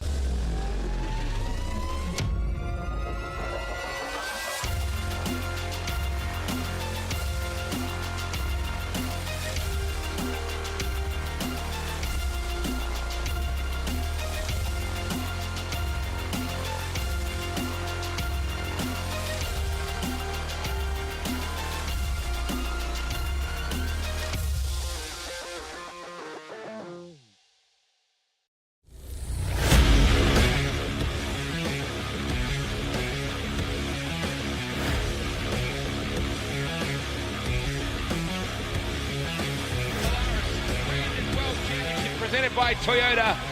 Come on, Crandon, get rowdy. Boy, oh boy. That was one heck of a race. They just weren't going to catch him. That's right. You know, luckily, you know what? We had Keegan Kincaid early on today. Yeah. Talked about it. Said he's looking for that win. It's been a one-year hiatus, and I said, "You're going for it, aren't you?" And he said, "Yes, I am." Claw to the floor, baby, Floor to and the just floor. did not Yes. get run down. I know this is going to be a hugely popular win here for a lot of the local fans as well. Yes. Very shortly, we're going to go down to that Red Bull Cup presentation stage and speak to our podium. Boy, that is something of a spectacle, isn't it, when they come down the hill like that? I like to jump on the other side. Oh, it's just insane. It's like a Hit it from the ski jump. skybox too, yeah. Ah, just amazing. Hey, I hope everyone's okay, too, after that nasty wreck earlier on, because that was scary. Yeah, Mayan Spaccarelli was unfortunate. Hit that tire there, did a little pirouette in the air, came down, saw him climb out of the truck. You can see, unfortunately, the truck's still on the side. But the good thing is he did get out on his own, walk to the truck, and that's kind of a scary thing to see. There's a chant in the background. I think it's Keegan, not Let's Go Brandon this time. That's right. I'm pretty sure. Yeah, that's right. Boy, what an event. What a spectacle. It is packed behind us. They're all here to see the local hometown hero, Keegan Kincaid, celebrate with the Red Bull Cup. 1,800 people in this little old town and 50,000 show up to have a bit of a party. And you multiply that over 3 days. That's what's so nuts about it. It's just an incredible spectacle. Wow, Ken and Cameron, fantastic call, guys. Absolutely. We are about to go down to Erica, who's done a wonderful job. Erica Allreed. Let's go down to Erica now. Boy, Erica, what a race that was. Let's go down to the Eibach presentation area right now. Come on, Crandon, get noisy. Keegan with the wreath around his neck, showing it off to the hometown crowd. First off, let's start with our third place finisher, Doug Mytag. Doug?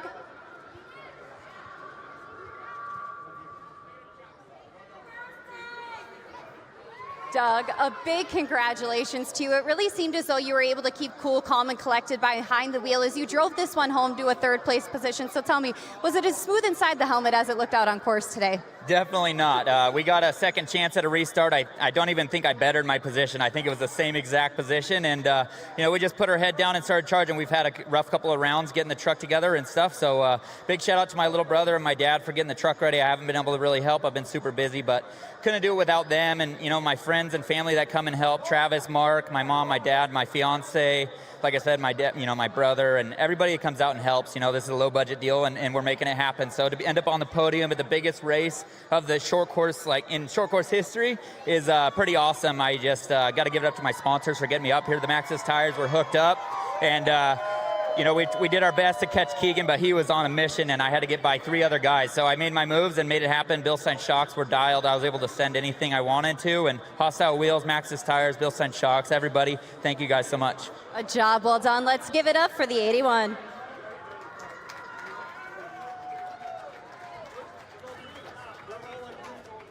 And the only Pro 4 driver to answer the call today, Mr. RJ Anderson.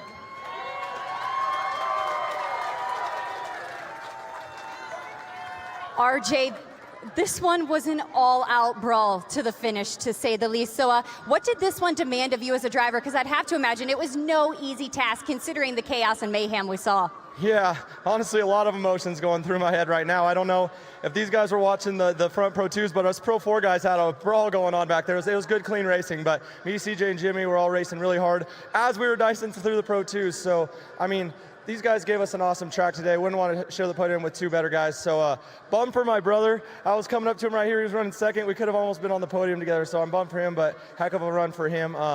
Man, just thank you, Crandon, for giving us this place to come race and put on this show. Your fans are awesome. I know you're going to cheer louder for Keegan, but he deserves it, man. Man, just had a fun time racing my truck today. One more lap, but that's the Cup race. We were so close. And just a quick shout out to Kyle and Duke back at home. I know if he was out here, these races would be a little bit tougher. So we're thinking about you, man, and heal up soon. And we'll see you guys next year. A job well done. The fun definitely showed in these results here today. And now with our 2023 Red Bull Crandon World Cup winner, Mr. Keegan Kincaid. The emotions are running high as the hometown hero gets it done here today. Keegan, can you try and articulate what it means to win the most prestigious race in off-road for the fourth time? I don't know, just listening to these guys right here puts it in prime example. You know, this is my hometown crowd. They've always been behind me, whether I've lost or won, been on this podium. They backed my dad, they backed my family. You know, the Flannerys, everybody has been great to us. You know, Lucas Oil on the track, Lucas Oil on that #1 truck. I mean, I wouldn't want to share it with anybody but these two up here. You know, these are some two fun guys. We've had some really fun on the track and off the track. But again, I can't thank my crew enough. I haven't got a whole shot all weekend long, and we really struggled. And we came out, and then they threw the yellow on me. And I'm like, oh, maybe that was my only one. And we buckled down, got our head down, and you know, these Cooper tires were hooked up. We ran away and hid, and I was scared for a while there, but I can't thank Lucas Oil, Vision Wheel, Cooper Tire, Fox Shocks. We were sending it. Like, that was the hardest we were sending. We weren't lifting off the skybox. We weren't lifting off that. I hope it was a good show for everyone. You definitely put on a good show for us, so go ahead and celebrate and soak up this moment as you deserve it. Keegan Kincaid. And now we've got our friends at Boxes to present Keegan with an award. Keegan, hometown boy, we are so proud as Boxo USA provides you a full 45-inch tool set, completely loaded. We're proud of you, man. Way to go, hometown. Thank you. Awesome job. And now with Jason Flannery. Keegan, on behalf of the Grand National Off-Road Raceway, I'd like to present you the Red Bull Trophy, sir. Thank you.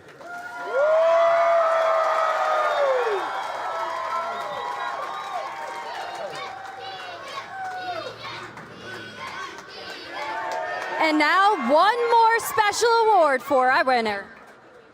All right, on behalf of all you fans that made this 3 days possible, and then see a race like this, I said if you didn't like that race, you didn't like your mother's milk. I can tell you that. I said, all these guys ain't no stranger to this stage. When you get these three guys battling, like I said, we seen an awesome, awesome race. And what about that concert last night with Potawatomi bringing in Kiss to about 20,000 people? And I mean, we couldn't have it better than that. So we always give a gun away. We call him the top gun, the guy that won. I think he's getting a collection of them.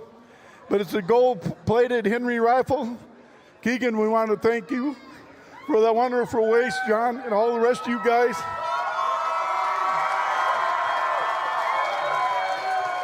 Thank you so much. One more round of applause for our top three. Guys, back to you. Thanks a lot, Erica. Yeah, man, what a good time down there at the Eibach Winner's Circle. Look at that crowd out there. Everybody chanting Keegan, hometown boy here, getting it done. What a great race. Exactly what we expected. It's why we come here. It's why we've been racing for 4 days to get to this final event. And hats off to the officials that put the timing together. I mean, R.J. Anderson was there within striking distance, caught up with a couple cars along the way. Could have been different if there was a couple more clean passes, but I got to say, overall, what a beautiful weekend. And the Cup lived up to the hype. Absolutely. It's the most prestigious race in all of short course racing. We hope you enjoyed every single lap of it. All right, we're done up here. It's been a great time working with Mr. Cameron Steele. We're going to send it down to our Speed Sport live from desk. One more time, Wade, Dave, great job all day long. What a fabulous race. Man, it was just phenomenal, wasn't it? Well done, boys. You guys sounded amazing in that call. Have a look at that. I don't know if you can get a shot of that, but that is what was sitting on the desk when we were talking to Keegan before when he sat down. It just happened to be on the desk, and he's like, oh, is that a good omen? It's actually perfect. Yeah, he knew. He saw you. He said, you laid this out here for me, didn't you? He says, that's an omen right there. I'd like to tell you that we meant that, but we didn't. Yes. It was pure ass.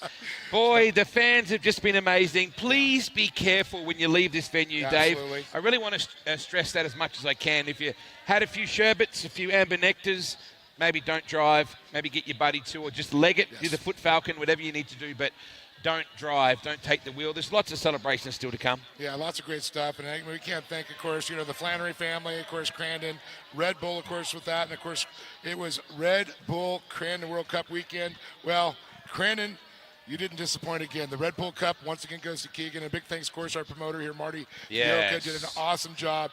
He always kills it. He's got a huge passion for off-road, and it shows when he was at Crandon. He wants to have everything perfect, and it came off that way. And massive thanks to Tina and all the amazing team that do so much great work, to Jason and this entire team of volunteers. It's like being on an aircraft carrier, Dave. Yes, there are absolutely. so many people with their signals and just making stuff happen. This has been my first Crandon. It's an event I will never forget. I'd heard a lot about it, but until you come here, Dave, you can't get your head around it. Yeah, you can't. I've been coming here since 1985. Wowzers. And, it was kind of cool. My grandfather used to work for Borg Warner, and we used to hit wow. the check to the Borg Warner at the time with his partners. And it's just to see how it's grown. It's so incredible. The sea of people behind us, the crowd chanting Keegan Kincaid, that doesn't get better than that. On behalf of all of our partners here at Speed Sport Live as well, we want to say a huge thank you to our great friends at Toyota. Let's go places with Toyota. They've been wonderful supporters from our coverage here in Speed Sport. So Buzz Bikes as well. That's how we got around a lot. The Buzz Bikes, they helped us get to the pit. Speed Sport 100 is the promo code you need to use. You can be riding around in comfort like Dave here on a Buzz Bike. That's and right. You can make it look like you're Lance Armstrong or something like that. It has been an amazing weekend. So many great partners. Thank you to Red Bull, of course, who supported it. Well done to all the teams, the unsung heroes in those trucks, Dave. Yes, actually, our cameramen, the producers, all did an incredible job. And, of course, Ken Stout, Cameron Steele, Erica Allreed. Wade, thank you so much. And it's just incredible. I've had an absolute blast. That's Dave Arnold. We saw just before us, we saw Jimmy and Miles leaving as well. Yeah, They've done a wonderful job. It is time to go and drink some beer or something out of that Go drink out of the Crandon Cup, the Red Bull Cup. That's what we're going to do. Folks, on behalf of us all here on Speed Sport Live, thank you so much for your coverage. Please be careful driving home. What an unbelievable event. The last man standing at Crandon was Keegan Kincaid, baby. Hope you've enjoyed our coverage. We'll see you next year. 365 days to go. See you next time.